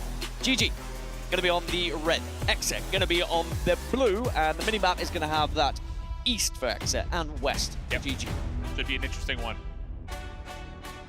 Exet, they're going to have the benefit of having the second hardpoint opening up for their favor, but for me, it's just about like what we've seen often from these North American squads, labeling Exet and Exceed as the 2 that I'm really focusing on here, maybe not as much for teams like Fnatic or Dig, is that on their breaking attempts towards hills like 3, they're so good at controlling high ground in limiting the ability for Gaming Gladiators to cleanly reinforce the hills. So we'll see if they can continue to do that. Otherwise, I think you're looking at a player like Vanya to see if he can single-handedly shut down those rotations with the marksman class out. Excited to see what Ritual can do as well with a little bit more space here on Panther. It's going to be an initial battle in the middle of the map, as we often see for P1. What does Edgy have here to try and stop Howling in out of nowhere from above? And just like that, Exet gain control. Can I just take a moment to like nerd out real quick? Every single time, yes. That is a beautiful setup from Exet.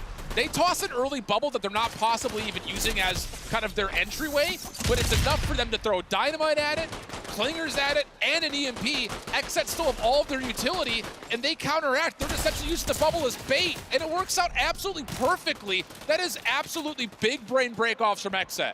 Edgy just went down to 5 HP, by the way, stayed alive, got his shields back, or his health back, excuse me, and then was able to get another elimination off the back of it. So it is big time being picked up by Exet here. GG just haven't been able to break.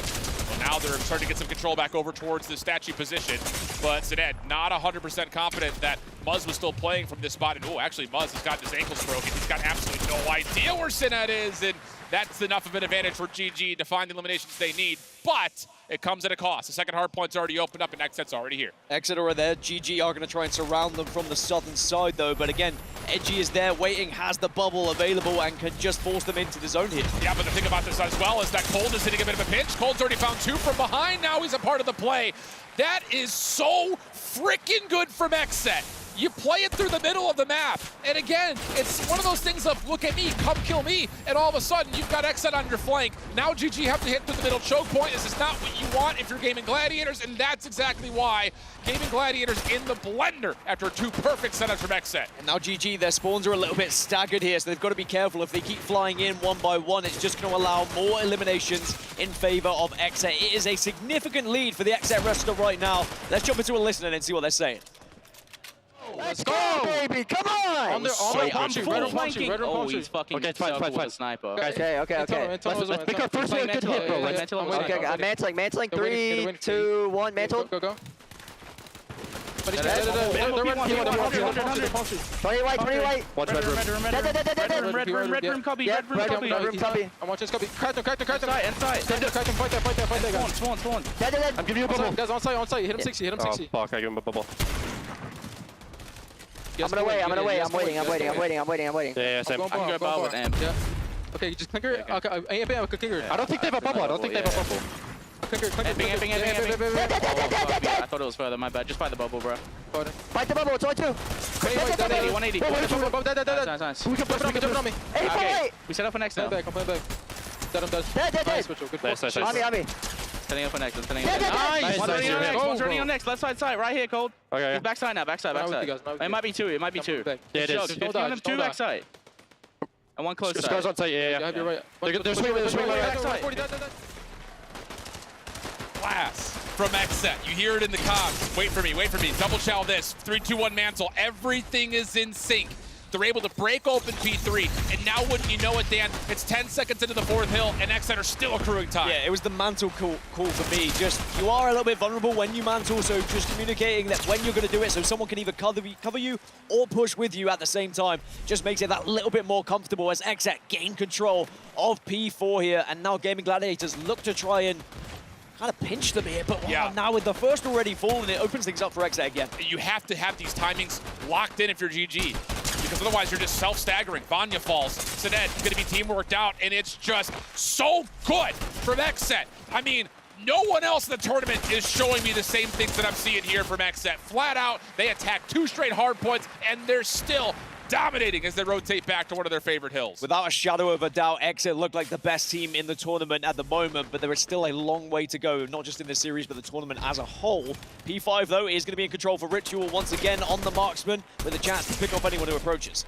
Nice shots, though, from GG. They got a couple players out of the backside of the hill. Now they can set up a little mini pinch of their own. Bubble challenged and dealt with nicely. Xset will spawn close, but this was clean from Gaming Gladiators. Exactly what the doctor ordered. How is Xset? Try to re-break this out. Both players are GG inside the hill. No shields to speak of. Bubble through. Vanya try to challenge it. Dealt with quickly as Xset will get their re-break. Last one up to Sined, and he will drop immediately. Oh, that was great flank as well from Ritual. He spawned over towards that eastern side, and he said, I'm more than happy to take the fight on my own. As long as you guys do the damage, I'll be there to clean things up. Now GG need to try and push from the middle of this map. If they want to push, they might already be thinking about P1 here, but they are so far behind. Yeah. Don't want to just give up free time. I don't know. This is important time for Xset, but for Gaming Gladiators, if you chow this and lose out, you're going to lose the game.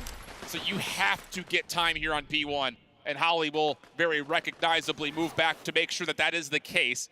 Now, the last members for GG had been dealt with kind of in staggered form, so Xset's going to be fully healthy with all utility and numbers trying to bully out Howley, and here they come. Yeah, Howley with no shields means he's very vulnerable in the hill here and will get taken down by Cold. It's like replication here happening over and over again as Xset look to try and dominate this P1 once more. It's unbelievably good. I mean, we haven't seen much that has maybe even think the words, but this is as close to perfect hard point as we've seen all weekend long. The Freeze even gets bounced out of his own bubble. Comes back towards the fight, though, able to assist onto Holly. Ritual also taken down and dealt with by Vanya. So now it's just down to Muzz. Last one left here for Xset, and eventually does get overwhelmed. Gaming Gladiators looking like they're going to get past the 100-point mark. At least put some points on the board and make a last-ditch attempt to try and stay in this game, but Xset are relentless with their push right now, really making GG work their hardest to keep P1 and maybe distract them from what's about to happen. We're moving to P2. Thing is, though, GG win those fights so convincingly that everyone's back to full shields here.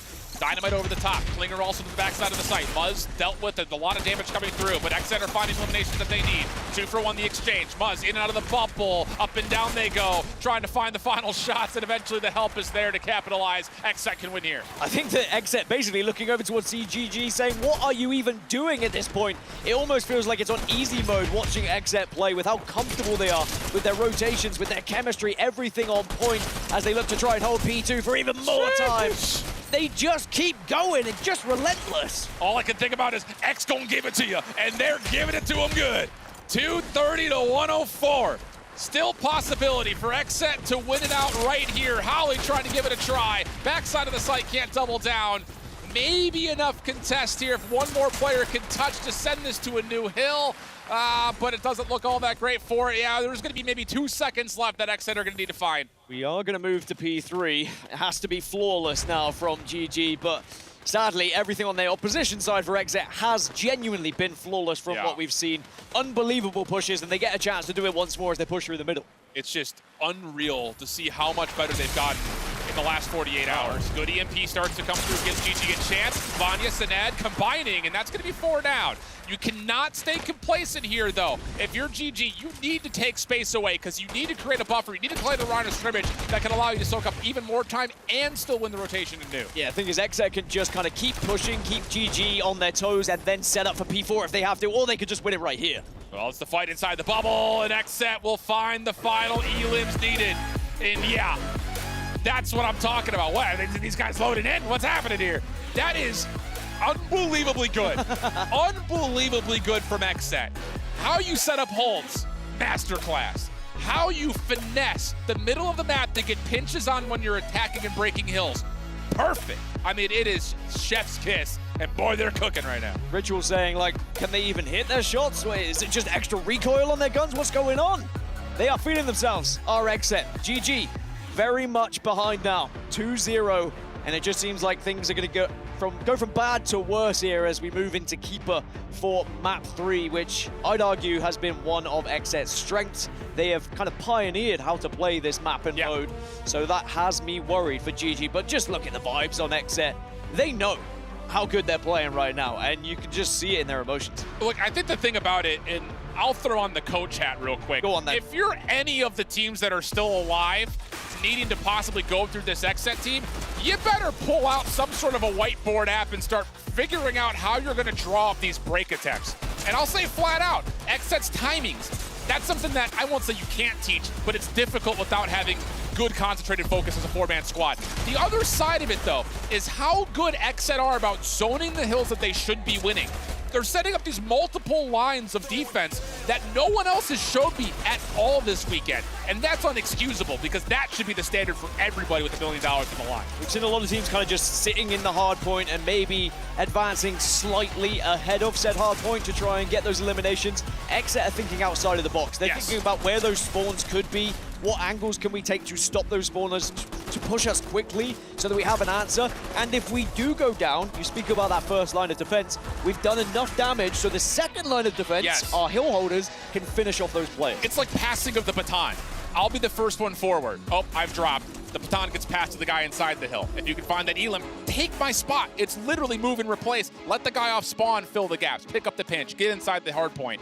That's just textbook. The thing that's most impressive, though, is what they're doing and how they're doing on the attacking moments of these hills. Their ability to zone off the respawns and force the team that's defending to come down a choke point. It's a masterclass. It's absolutely brilliant. Yeah, I think you're right as well. The other teams need to be watching, need to be paying attention, because otherwise we might be looking at a team that could just march through this tournament to a victory. I've seen a lot of predictions online, and XSET are often at the top of it based off what people saw on that first day, and it just seems to get better. And it might just seem like, oh, you know, we are just all about XSET. It's all about XSET. It's hard not to be when they're playing like that. And here's the thing about it. Let's just, you know, again, go down the hypothetical road here that XSET clean sweep this Gaming Gladiators team that had expectations of top 3 in their hands.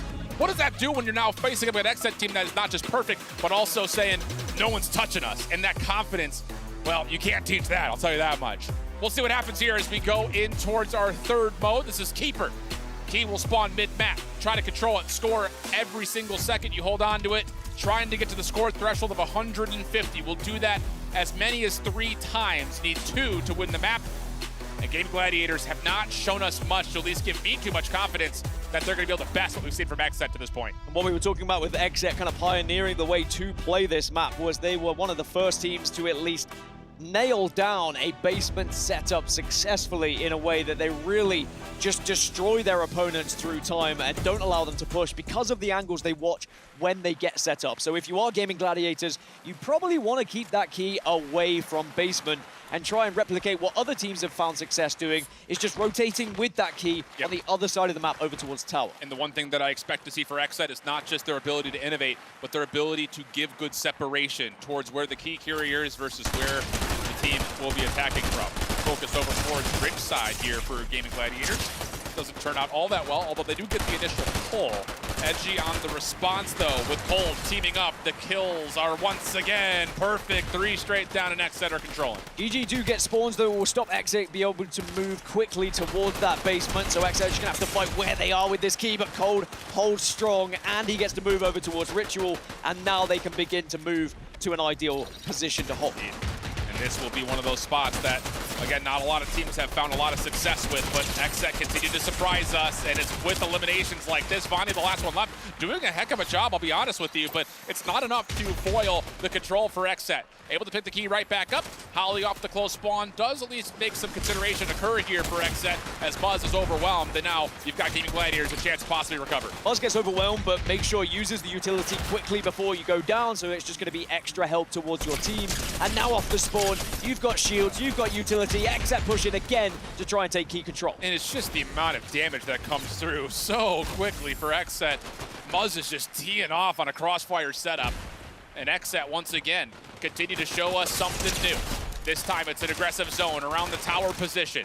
Gaming Gladiators finding some success through one side. Muzz in their way. Ritual also trying to get the sniper rifle in, and that's enough for them to clean things up once again. We've got a 40-point and more growing in the gap here. They are getting pinched by GG in the moment, though, so it's not going to be an easy rotation with that key, but with that elimination, does open things up a little bit more for XSET just to gain some time. And look at the way that Ritual is moving around this map, and they are toying with them at this point. And this is the other really fun thing about watching XSET is when they are down without any shields, Ritual knows he's got timing to get a free elimination and be right back into fighting form again. It's just, they're so aware of when they have an advantage and when they could take advantage of certain moments like that. Ollie, GG though, able to find their way back in. They break the setup, get the key right back. They will still be earning only 1 point per second though, so a lot of work to be done here in this next 2.5. XSET, all 4 of them together, though, are going to be kind of death-falling towards the first members of GG to get the initial pick, and the second will follow. So now they can start hunting down that key holder to try and find some more time. Bubble will go down defensively, allow Vanya to escape here, but it's just a matter of time, you feel, until XSET find it. Well, the thing about it is this is a lot of space between Vanya and the rest of XSET. The question will be, as these eliminations are coming in front of him, where do the spawns happen at? And Muzz will spawn relatively close to Vanya. Nefreezy does not. So Vanya's going to be forced to take a fight here, and he's at a disadvantage. And the EMP even lands. It's clean from Muzz, and it's that quick. It's that easy. Now all of a sudden, XSET hold control over towards this basement building. That's one of the downsides of trying to continuously rotate either clockwise or counterclockwise around the map. The spawns will eventually get you, and you will get trapped by members very quickly as XSET tick over 100 seconds now. They are still doubling the lead of GG. They're just not losing exchanges. The trade battles that are happening are pretty much always turning up in favor of XSET. I mean, it doesn't matter if we see it in first person, third person, fifth person. It's just every time we look at the battle, it's XSET coming out on top. And you're seeing it again. I mean, it's just XSET member on the left side of the feed. Through and through, time and time. It's another clean 4 down. XSET perfectly set up. GG does spawning close. Maybe a chance for one last push. What is fifth person? Is that like when you're in your dreams and you see a bird's eye view of yourself? Yeah, when you leave your body and you're watching yourself. Fifth dimension. That's pretty much where XSET are sending everyone right now with how they've been playing. GG do put some points on the board, and they are getting the catch-up mechanic in effect, by the way. 2 points starting to tick. So there is a ticket back into this game with the clock on board. They're holding this top right side of the minimap, though. That's where the basement is, so you have to have good utility usage here if you're GG. Do not allow XSET to toss their nades on in. Vanya, good read. Able to get in and out, taking care of Ritual, and now he's got space to move back over towards this back barrier. Hold on a second. This is a great moment for Gaming Gladiators. 40-point lead, but still 45 seconds were left on the clock. So this is still doable for GG. XSET realistically just need one break, though, and here comes their push. And they don't even need to get the key back. They just need to make sure Vanya drops it, but he's so slippery. Hold on a second. Vanya's out of here. There is no one in front of him. Holly's going to spawn on the opposite side. XSET trying to chase him down, and they will. So now it's just down to any extra seconds that are tallied for XSET. Put this round out of question, and that will be the case as Muzz will make this mathematically impossible. It got a little bit dicey there, didn't it? Almost like that catch-up mechanic really helped GG. I won't go into it. You're a man on a mission. I won't harp on it anymore. You know, I'm not going to challenge anything XSET do at this point, right? They are quite clearly the best team here from what we have seen. First round goes in their favor. And even though there was a little bit of a late scare from the Gaming Gladiators, they just left it a little bit too late to get back into that one. It's just like, I feel every time that a 4v4 starts to unfold in the map and XSET come out victorious, it's like another breath that leaves the lungs of GG. Like, you can just kind of feel them starting to, get a little bit down. They need something to inspire some confidence. Vanya, early bubble, tries to grab the key and get out, but XSET just EMP it, throw one of their own, and now Edgy's already scoring for XSET.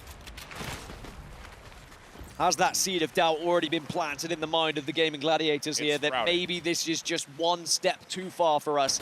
They've already secured $40,000 as a team, but they would love to double that into 80,000. But at the moment, it looks like Xset are going to be the team that does that with how they've been playing. And it is already an early lead, and they have, for the first time, gained control of basement here.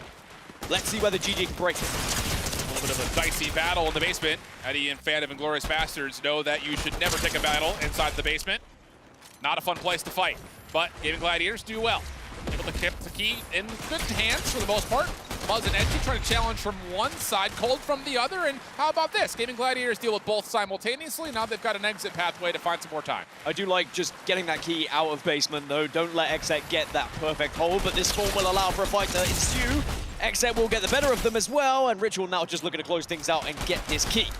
Vanya trying to gain some separation, not going to happen. Ritual will collect.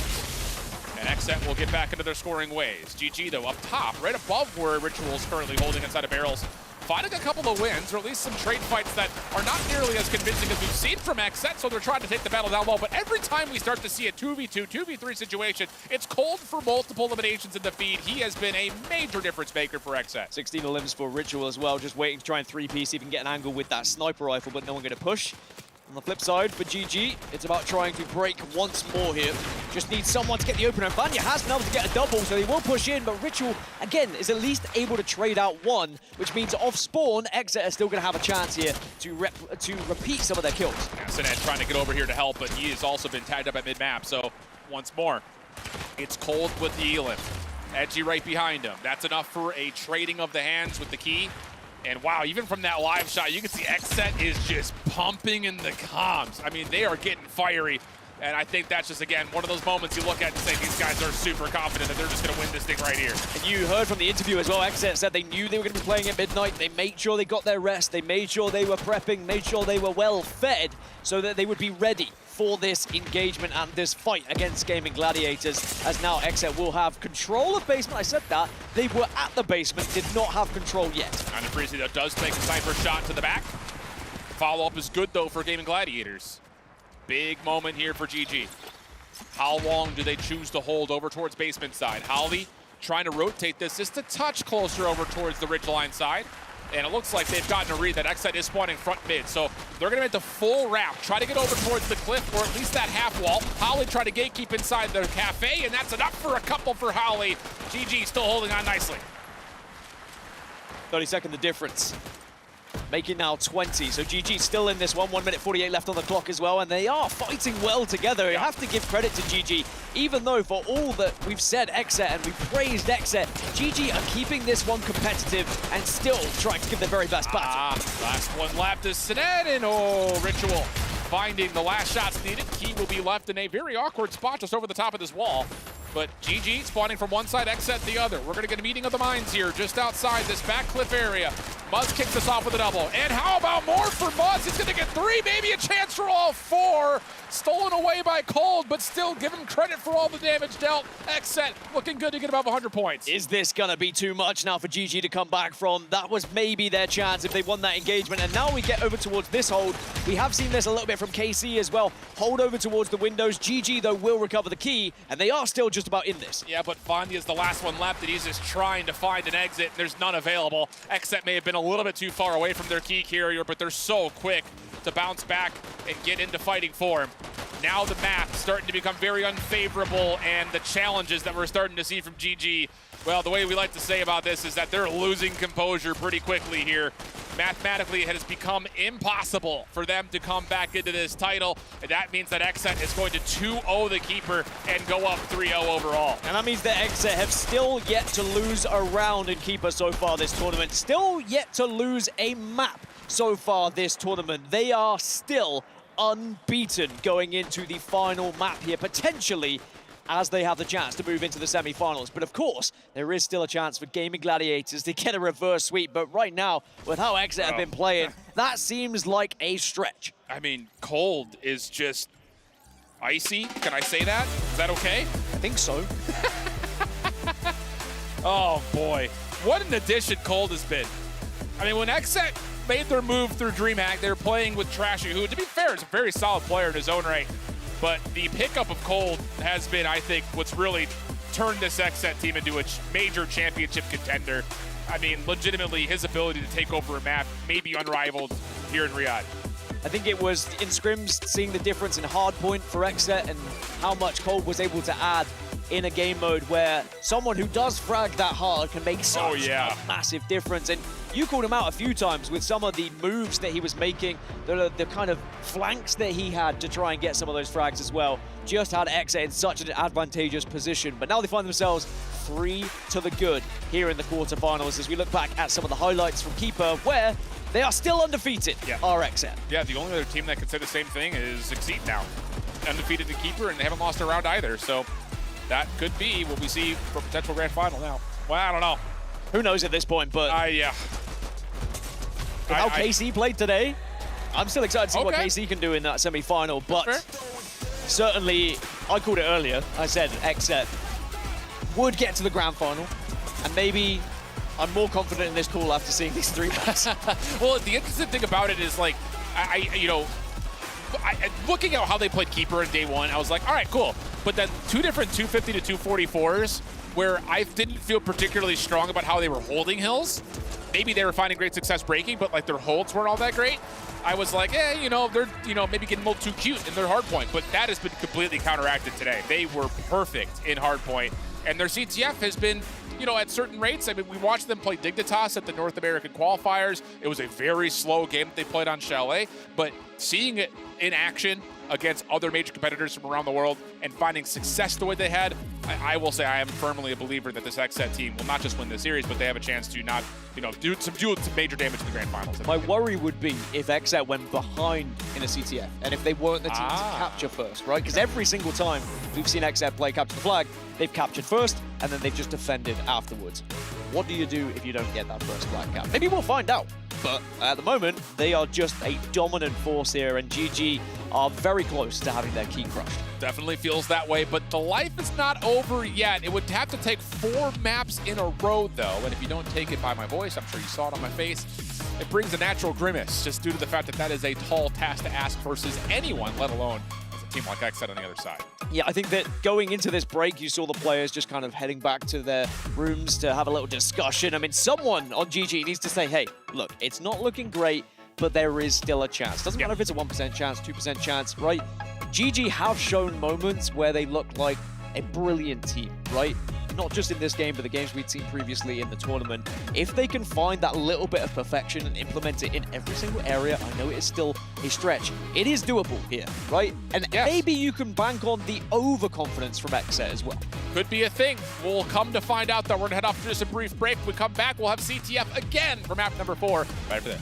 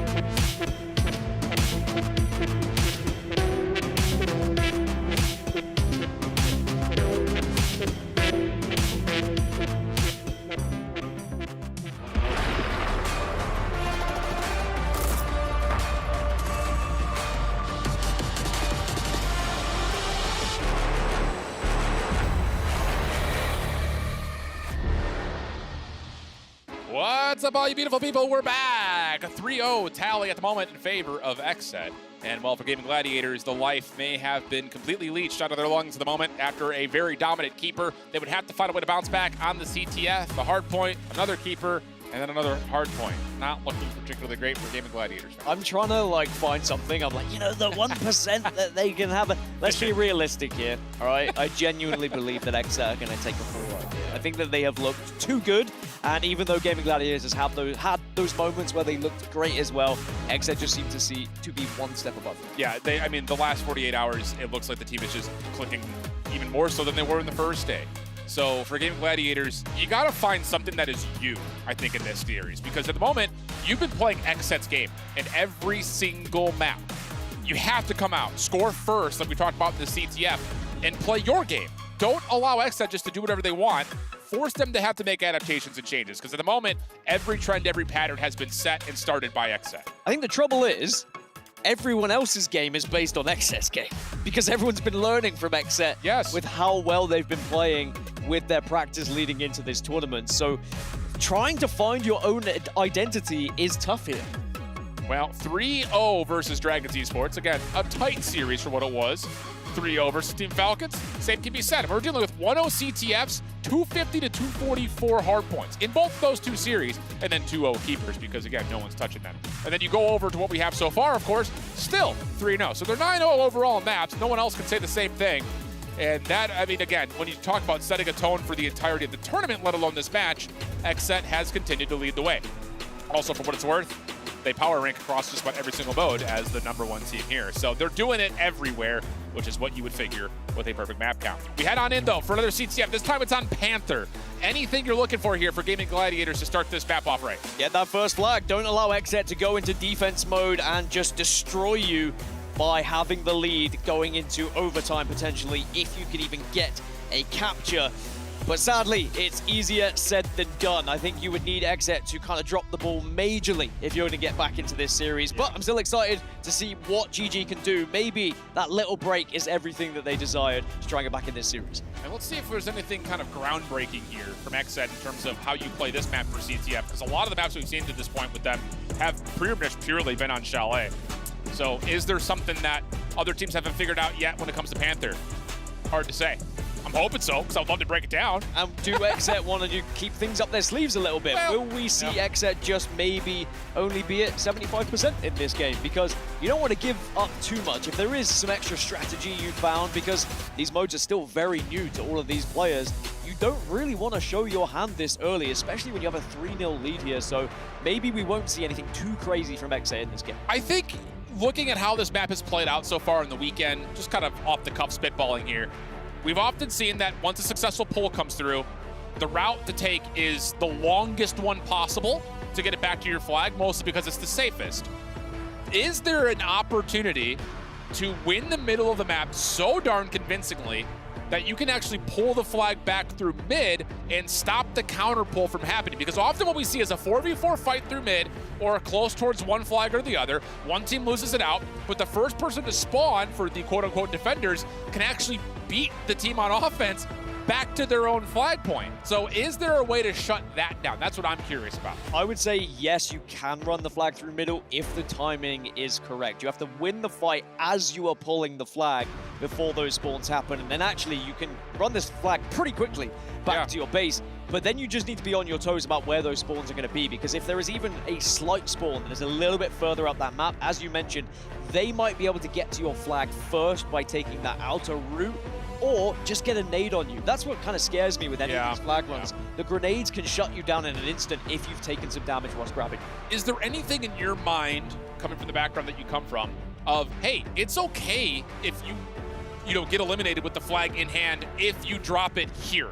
And we can just get off spawn and then re-fight for it before they can actually touch for the return. Because let's be honest, a lot of the battles that we've seen through mid on these return pulls have been at range. So even though you might get taken out of the picture, the defense isn't actually close enough to touch the flag and return it. Chaining flags is definitely something that happens in other competitive CTF titles, but the big difference is the return time, even if it's not touched. It's quite fast here. Still not fast enough that you can't grab it. Like, it's definitely doable. So yes, I would say if you were good enough as a team, you could run that flag middle and say, it's okay if you die on the run as long as you get to this point. Yes. We are going to be waiting around this corner, then we can grab it. Because we've seen it happen a couple of times on Chalet as well, getting it around that initial house bit of the corner, going down, but then someone's waiting by the car, and then they're the next. And sometimes that's been the infiltrator who's then even faster on that run. There is a lot you can do with CTF, and I think we mentioned this on day one. We haven't really scratched the surface of strategy when it comes to a lot of these maps and modes, but we're now starting to get there with teams like Exet, who are thinking outside the box a little bit. More so than just we run, we shoot our guns, we win the fight. I think in any game when there's new modes that are introduced, new maps that are introduced, you say, hey, look at this spot. This is, you know, the first layer of the onion, so to speak.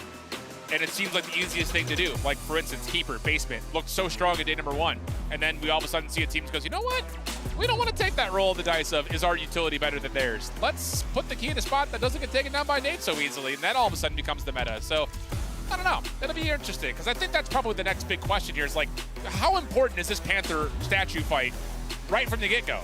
But then when we're returning flags, no one's actually playing through mid anymore. So I think that's probably what I'm looking at in terms of, you know, kind of the hot take is, you know, run the flag through mid. If you drop, you drop. We'll be there off spawn to help you out and try to play recovery again instead of just playing this neutral standoff where we have to go 3v4 for the rest of the game trying to get our flag back. We'll have to see if Exet have anything innovative on this map and mode, or whether they are going to keep their cards hidden for now, and maybe they'll show something new a little bit later on in this tournament. Because right now, they look the more likely to go into the semi-finals, but Gaming Gladiators are still in this one. It would have to be a reverse sweep starting here. And it will be Exet just watching over towards the low ground at mid initially. Holly just kind of creeping his way forward towards that outside cafe. Gaming Gladiators will hold some early control of the statue. Muzz nearby is the one kind of watching it as, interestingly enough, Edgy and Cole, they say, let's see if we can kind of isolate Holly out. Bubble goes down. Holly not there to respond, and that actually just funnels him right back to Ritual's direction. And here we go. We've got Exet clean in the feed. Sined last one left with the Frizzy, and as they both will drop, there's an opportunity for a pull here for Exet. Exet moving on in. Holly's the first to spawn. Sined's also going to go down, and Exet now will go into the base, but Holly does get one, but it is traded out, and now the flag will be pulled. Yeah, Muzz trying to take this around the outside. Cold here to play a little bit of gatekeeper, and Muzz is gone. But keep your eye on Sined in the minimap. Top middle side. He's what we're talking about. His ability to come off spawn and then just run over towards the other side to try to get the counter pull. But Ritual's guarding it. He's able to hit a snipe and follow up. Holly takes down 2, but Muzz is going to safely retreat this back in. First capture once again goes to Exet. Oh, they get the first flag. Cool it here. Let's go. Done. Game over. He's got it. Exet go into defense mode. GG got to try and break. GG go next. It will feel like, no, it is a bigger map. There is more chance for GG to get back into this one, but what we're seeing from Exet at the moment is pure domination as they are continuing to get these eliminations and continuing to push the narrative of we can get multiple captures. We don't have to sit on a 1-0 victory. And the thing is that they could keep bullying out this P5 location by the fire pit. There's no way for Gaming Gladiators to come back over and stop the pull, which is underway again by Edgy. Vanya has to force something. The Frizzy also there, but now Muzz is following up on it. Edgy's just going to wait on this back staircase to make sure he's safe to get this pulled in. Well, he's got enough help from his teammates. Already 2-0 up for Exet. Runaway map. There's a red flag, there's a blue flag. My question, is there a white flag at this point? Because I might start waving it with the way that Exet are playing. 2 minutes and 53 left in this round. And GG are just in defense mode. Their tail seems to be between their legs. Exet are just running out of the disrespect now we're seeing from Exet. They don't care where GG currently reside. The other way you could say it is the way Exet are playing the map is a green flag. Well, we're running out of flag colors, guys. Don't worry, we're done. But Exet aren't. Nade's on the way in.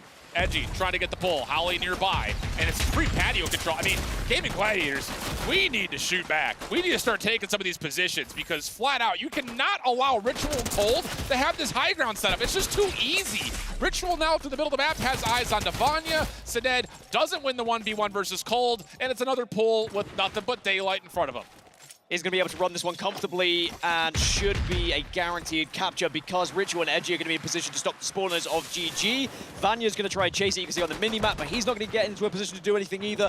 This should be 3-0, if not for a grenade, but no grenade in sight. 3-0, 1 minute 50 left on the clock. Can we see a 5-0 in the first round? That would be nuts. We very well may. I just need it to be said as well, and again, if you're curious on it, go back and look at just the mini-map. Xset have rarely not controlled it. This is the only moment they really haven't, and that's just because they were helping the capture come through. So GG, this might be their best chance. If they can take down Cold on one side, force the action with numbers over towards Muzz on the defense, maybe they can get a counter pull, but the longer this takes, the more you start to feel like Xset are in the right position to deal with it. I mean, if Xset can defend a game when they have a 1-0 flag capture, right? Just think about what they could do at 3-0, but they have now pulled another flag, have Xset. So all the meanwhile, whilst all this fight was happening, they said, well, actually, we'll just grab the flag yet again, and it looks like Ritual is on the move with it, and this should be 4-0. We might see a 5-0 in the first round. In the first round, my guy. Oh my God. Wow. What do you say?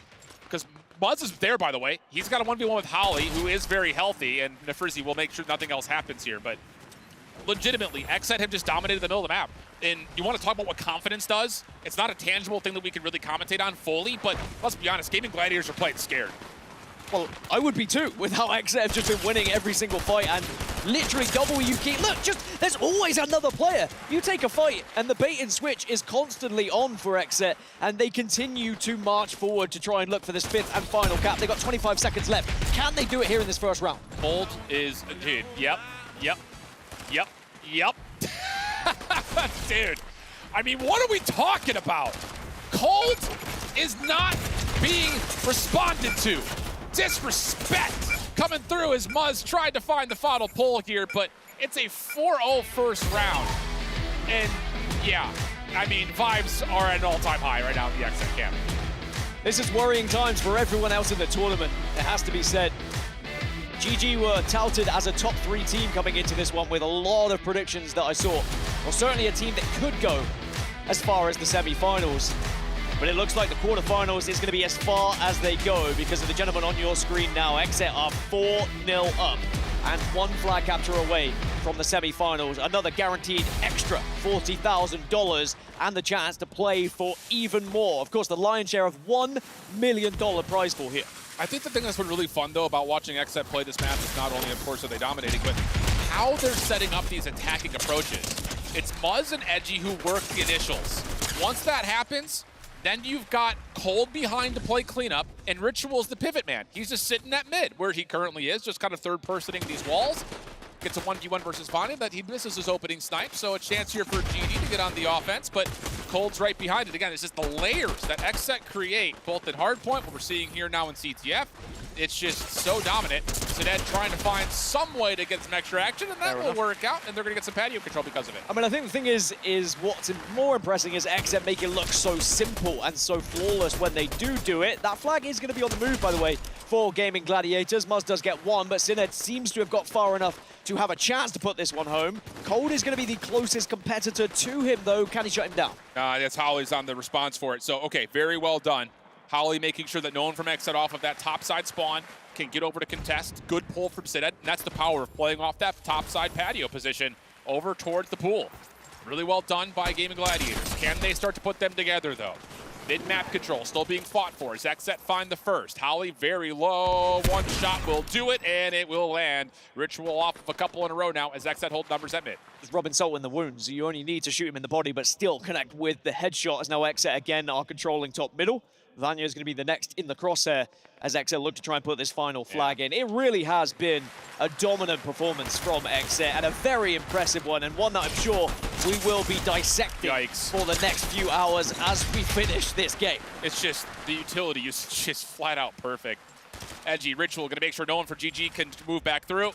Only way that GG defeat this play is with Nefrizzi and Sined playing through poolside. No one's here for Xset to actually meet them. Cold on the long route is going to have an assistant with them. Ritual's trying to stop this play, but GG are actually in a pretty decent spot trying to fight this back, although I say that and no one can actually get through in time. Maybe a couple of shots, yes. Follow-up, the touch is in, and whoa, hold on a second. The return is in, and Nefrizzi's on the run. Did anyone actually get the touch again on the other side for Xset? That's the biggest question, but now that flag is still going to be in the hands for GG. So still life in this one just yet. Just when Xset thought they were home and dry, Gaming Gladiators are still holding strong here in this game. And Muzz, Cold are already making plays up towards the GG base. Ritual also finds an elimination onto Sined over through the mid-map. So for Vanya, Howley, They're trying to get here with Nefrizzi to find these eliminations and score a second time. EMP out, Muzz able to find the counter pull. Cold also finding a double. This could be how it ends as Muzz is gone. There's no one that could contest this. Edgy and Cold have cleared out the GG base. This will be a 5th score here for XZ. Yeah, you can see that the flag was returned, and now it's just a lap of honor here for XZ as they look to close this game out. Unreal stuff, man. Just, I don't want to play these guys. I don't want to see, this is gross. Legitimately, this is as perfect as we've seen all tournament long. 5-1 lead, and Gaming Gladiators, they're just going to have to watch as XZ continue to march forward in a dominant force. And sadly for Gaming Gladiators, I mean, they had a very strong start to the tournament. After their initial 3-2 loss, they bounced back so successfully that we thought maybe they could have a fight through this bracket. Sadly, they've come up against an XZ roster who just seem to be at their very best. But my question is this XZ's very best? Is there another layer deeper than this for XZ? Is there more in their playbook? Because if there is, we should be looking at the champions of this tournament because they have looked better than anyone else. I think the thing about it is, like, if you were to beat this XZ team, you have to beat them at their own game, which it sounds like we're framing in the form of, like, XZ are just far, you know, leaps and bounds better than everyone else here. I don't think that's necessarily the case. I just think that GG didn't understand how best to play these modes. XZ have done their homework. They have set up perfect elements to their holds on hills. They're knowing exactly when they can challenge certain parts of the CTF. They've innovated how you play Keeper besides just dropping the key into basement. You need to sit down as a squad with an overhead view of these maps and throw down the hypotheticals of what is the best spot to hold, how do we use that to score, no matter what the mode is. Well, as I said earlier, it's just a victory lap at this point. XZ already knew there was not really time for Gaming Gladiators to get back into this game. So much so, they didn't even bother capturing the 6th flag. They just decided to sit next to it. It has been all about XZ as they will confirm their victory and move on to the semi-finals here at the Esports World Cup featuring Fortnite in one of the most dominant performances we've seen so far. Go to bed. It's after midnight. That's it? Is it after midnight? It is. It is, okay. I lose track of time out here in this little booth that we're in. It's like a different world. It is. Wow. But I mean, again, if you're playing XZ, whether it be tomorrow or maybe potentially for a grand finals, let's just go through it really quickly. You better have your holds online for Hardpoint. You better know the most efficient way to break hills when you're playing on Hardpoint. And then when it comes down to especially this CTF, you have to battle them at mid. You cannot just play on the outside. You cannot play responsive versus XZ team. They will not allow you to sit back and just relax. They're going to force you to take fights on their terms. Well, XZ continue their unbeaten run here as they go just to fist bump the opposition team, and it is going to be now Gaming Gladiators exiting the tournament. Their key will be crushed. And now that leaves us with 4. Yeah. Started with 16. We've nailed it down all the way to 4 of the best teams right now here at Esports World Cup featuring Fortnite. And Ritual, he's been the one who's been very charismatic throughout this game and very opinionated on how the other team's been performing as well. Another footnote to this series, not only does XZ eliminate Gaming Gladiators from this competition, but Gaming Gladiators, who was in 3rd for the club championship, would have loved to have seen top 4, maybe even top 2 points for this particular event to try to catch up to Team Falcons in the club championship. So XZ are ruining dreams here as, you know, when you look at what happened in the overall scheme of things for this competition, Gaming Gladiators and Falcons just pushed on points since they both exit top 8. My lip reading's pretty good, by the way. Ritual was saying, are these guys even trying at one point? And it felt like maybe one point they weren't with how good XZ looked. But it is going to be an entirely different beast tomorrow, right? Sunday is where champions are made. And even though it was an easy run for XZ leading up to this point, it gets far more difficult as soon as we enter that championship Sunday. Yeah. Respect, though, to Gaming Gladiators. Again, they came through a very interesting run, all things told, but they will be eliminated, and Milos is down with the final reactions from XZ. And here we are, XZ victorious, and what a way to do it. We're joined here by Ritual. First of all, congratulations. XZ undefeated, 10-0, not dropping a singular map, and making it to finals Sunday in the semis. How do you feel? I feel amazing. You know, I feel like all the hard work is paying off, and I'm just excited to play the finals. You got some time to kind of rest up and prepare yourself for today. What did you do yesterday?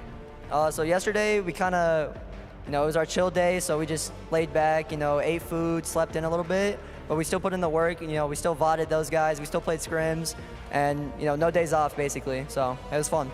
No days off, especially when you're focused on that big trophy. We'll see if tomorrow you'll be able to make it to it. But because of this victory from Gaming Gladiators, Vanya will be coming in and giving you their team key.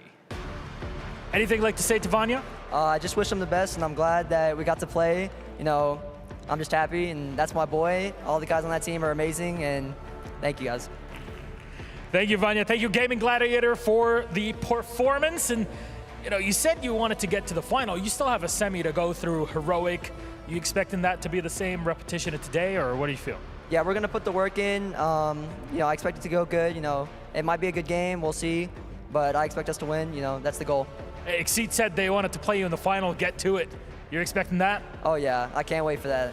That's gonna be awesome. There you go. You heard it here from Ritual. Congratulations again to XSET. They pick up a key that they get to crush at the end of today. We'll see them tomorrow in semis. But for now, we'll send it back to the studio. Thanks so much, Milos. We were talking in the pregame, hey, this could be a finals matchup. That was a blowout. XSET just, I mean, they are incredibly dominant so far. You know, you got to do this the whole desk now. Yeah, this is all you have to know. But when you take a look at highlights, rep the set. Yeah, there were highlights from this one, and they are mostly from XSET. if you blink, you'll actually miss the highlight reel. Like, we need you to pay attention. I'm like, you know, like a 4-0 is in the realm of possibility, but like there's different versions of a 4-0. If that makes sense.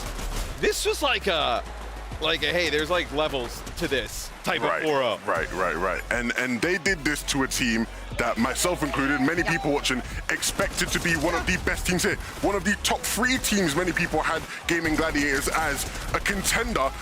You know, before this series started, we said this could have been the grand final. If it had been, oh my goodness. Like, it was going to be a really good grand final if this was Here's the grand finals. They could have booked our flights for Sunday afternoon. I mean, the way they're playing, it's going to be a quick grand finals anyway. Well, I mean, that's for talking about tomorrow. But, I mean, they look so relaxed up there. I mean, you see Ritual like in the post game, right? We see like the trash talk here. I mean, there's no weakness, and it feels like, you know, he mentioned like they had an off day yesterday. Felt like they had an off day today as well. Yeah, I mean, if this is an off day, I would love that. Like, that would be fantastic for most people. In your Gaming Gladiators, right, we talked about, like, they come in, very strong team. Like, this is not like a slouch of a team to beat. How do you go about, you know, if they can't get it done, right? We would have, you know, XSET Heroic tomorrow. How does somebody go about taking this team down? If I was Heroic at the start of the match, I'd take the key and just hand it to them and say, look, I want to leave with my dignity. Okay. Have my key. Let's wrap it up. Well, I mean, you leave with your dignity. You would forfeit? Yeah. it's better than what XSET are going to do to you. Yeah? Yeah, just save your time. Yeah. Is there a path, Jess, victory against? I actually think there is, and people are not going to like this answer, but I actually think you throw all strats out the door. Not all of them, but I actually think you go guns blazing, fight fire with fire, and hope that your Inferno burns brighter, burns deeper, because that is really the only thing that you'll be able to do against XSET. Yeah, I mean, we've seen that in like lots of other games as well. Like if there's a skill disparity between the teams, right? The one team that's you know, maybe less like skilled, you would say in that instance, just mess the game up. Just go play crazy, chaotic. go sicko. Just like, you know, so well trained. I'm still repping the set. He's still repping. I won't not when rep he the goes set. to bed tonight, it's like I'm like this, straight like this. He's gonna 100%. sleep in his closet upside down like a vampire, like this. We have the PlayStation MVP though. It comes from XSET. It is Ritual. Had another tremendous game. I mean, you could really give it to just about anybody here on XSET. Ritual was really good. I can't take him seriously. I can. I won't stop repping the set. Okay. Do you know what I'm saying? And Ritual definitely didn't. I loved just how like confident we were seeing Ritual there. Like, he was talking a lot. We know he talks in the server because he's the leader of that team and he will push them to victory. But he was giving some words to the crowd. He's got a little aura about him. A little aura with that mustache. You can say that. You can say that for sure, yeah. And I love the mustache. And also, I need to repeat this again. I say this every time Ritual comes up on our screen. I said, was it day one when he had his first game? I said, this is my marksman to watch. This is now my favorite player. This is the guy that styles on them, has really good movement as well. And I said the fact that when I got a list of the best marksmen, he wasn't in the top 3, that was absolutely criminal. Well, I mean, you can tell this team has put in the work, right? Yeah. They have practiced these modes probably more than everybody else. VOD review, not a lot of time for the other teams left in the tournament. And then I think also, like we talk about how well, studied this team is and versed in a lot of these game modes. Everybody's just gun skill and movement is insane. It's what I talked about being the problem when you're trying to like actually figure out ways to beat Exet. It's like, if you wanted to do a whole like, individually, talent-wise, who has the best roster, you could very much put these guys at the top of the list of any team. And then on top of that, they have just better strats, a better coach than anybody else. It's like, the coach it's just cooked. Yeah, I mean, PlayStation MVP for this one was Ritual. Probably 2 more opportunities if we're thinking for the Exec boys to rack up a PlayStation MVP. I mean, what you got final thoughts on this one? I mean, it's already tomorrow, right? It's already Sunday here in Riyadh. Yeah. And you were just saying in the green room, you're like, Championship Sunday. It's Sunday. Just give the trophy now. Yeah. Like, it's Championship Sunday. Just hand over the trophy now. Yeah, we got to say goodbye to Gaming Gladiators, though. Yeah, they put up a fight for a bit there as their logo will fade. I assume Exet will also probably try and make a few more of these other logos fade away as Gaming Gladiators put up a decent fight, we thought, throughout the entire tournament, but not good enough against Exet today. Let's take a look at the Kadia plays of the day. You can just run the highlights back from Exet from that series. Game. But no, Carmine Corp also had a really strong showing early on. Yes. KC, I think we expected to win their matchup, and they did so in nice fashion. They let Dig pick up a map, which, I'm sure they'll pass by as just, it's one of those things, right? They still looked very good. They got a very tough matchup tomorrow, though, Jess. Yeah, absolutely. Malabuka stepping up for KC there. All of the fans will be very happy with that. And on the flip side, speaking of Frenchies, Vox not necessarily on KC, but stepping up for the RA boys. He showed up today in a big way, though. Like, keeping R8 in it here early on against Heroic. They are not able to win this series, but Vox some pretty good performances. You see they're getting hyped on stage. Team Falcons, we see them fall at the hands of Exceed today, but Chicho making some sick plays. Yeah, it was interesting, right? Like, you looked at R8, I actually saw some of the R8 boys before they left the venue. I saw Bloomy, I saw Vox. They were in good spirits, right? They see this competition as a success. They did well. On the flip side, though, like with Falcons, they don't have that same feeling, right? They'll be feeling a bit of disappointment. Yeah, there's a bit to be desired, I think, from Falcons and Falcons fans, right? You play so good in Dallas, you come here to Riyadh and you do not really get, at least top 4, right? I mean, with how well all the other teams for Team Falcons have performed, you would think they would probably make it there. Let's take a look at our bracket here coming for tomorrow, or today for us, as it'll be Exit against Heroic up in that semi-final, and then Exceed versus Carmine Corp down there at the bottom. We talked a little bit about Exit Heroic already. I want to get your guys' initial thoughts on Exceed versus Carmine Corp. Exceed versus KC. Unfortunately for my KC brethren, Exceed will be picking that one up in my eyes. Yeah, I've already warned the KC fans out there. We've hit the ceiling. I don't think we'll be able to burst through it. The Exceed boys are really, really good and they're firing at all cylinders. I mean, that would be a tough loss. That would potentially set up, right, an Exceed versus Exit Grand Finals, which, well, we said that match could have been good with Gaming Gladiators. Who knows how that one goes? Exit seems like they're on a run. We'll kick things off with Exceed versus Carmine Corp in the morning, then Exit versus Heroic, and then the winner of those will meet up in that Grand Finals. Lev, what is the biggest thing you're looking at for tomorrow? Can anybody come close to the levels of Exit? Can anybody get to that level? I'm starting to think probably not. These guys are the big bad wolf. They are the team to beat. Anybody that wants to even have a sniff of the trophy has to be better than them, and that is a tough, tough task. Right, you Jess? I mean, I don't even know how you counter XSET. So if you just remove them from the equation, who's left over? It's whoever is making the finals and maybe taking that second place that I'll be looking at. And I'm hoping there's a bit of competition with the remainder of the teams. Yeah, I mean, it'll be interesting how that'll go tomorrow. But before we get there, we have a key crush here to bring you guys. Let's see how it went. There was sleeping, there was emotes, and that game was just made to look easy by XSET. An absolutely unbelievable performance to all of you. Muzz, after that first map, were you just like, this is already over?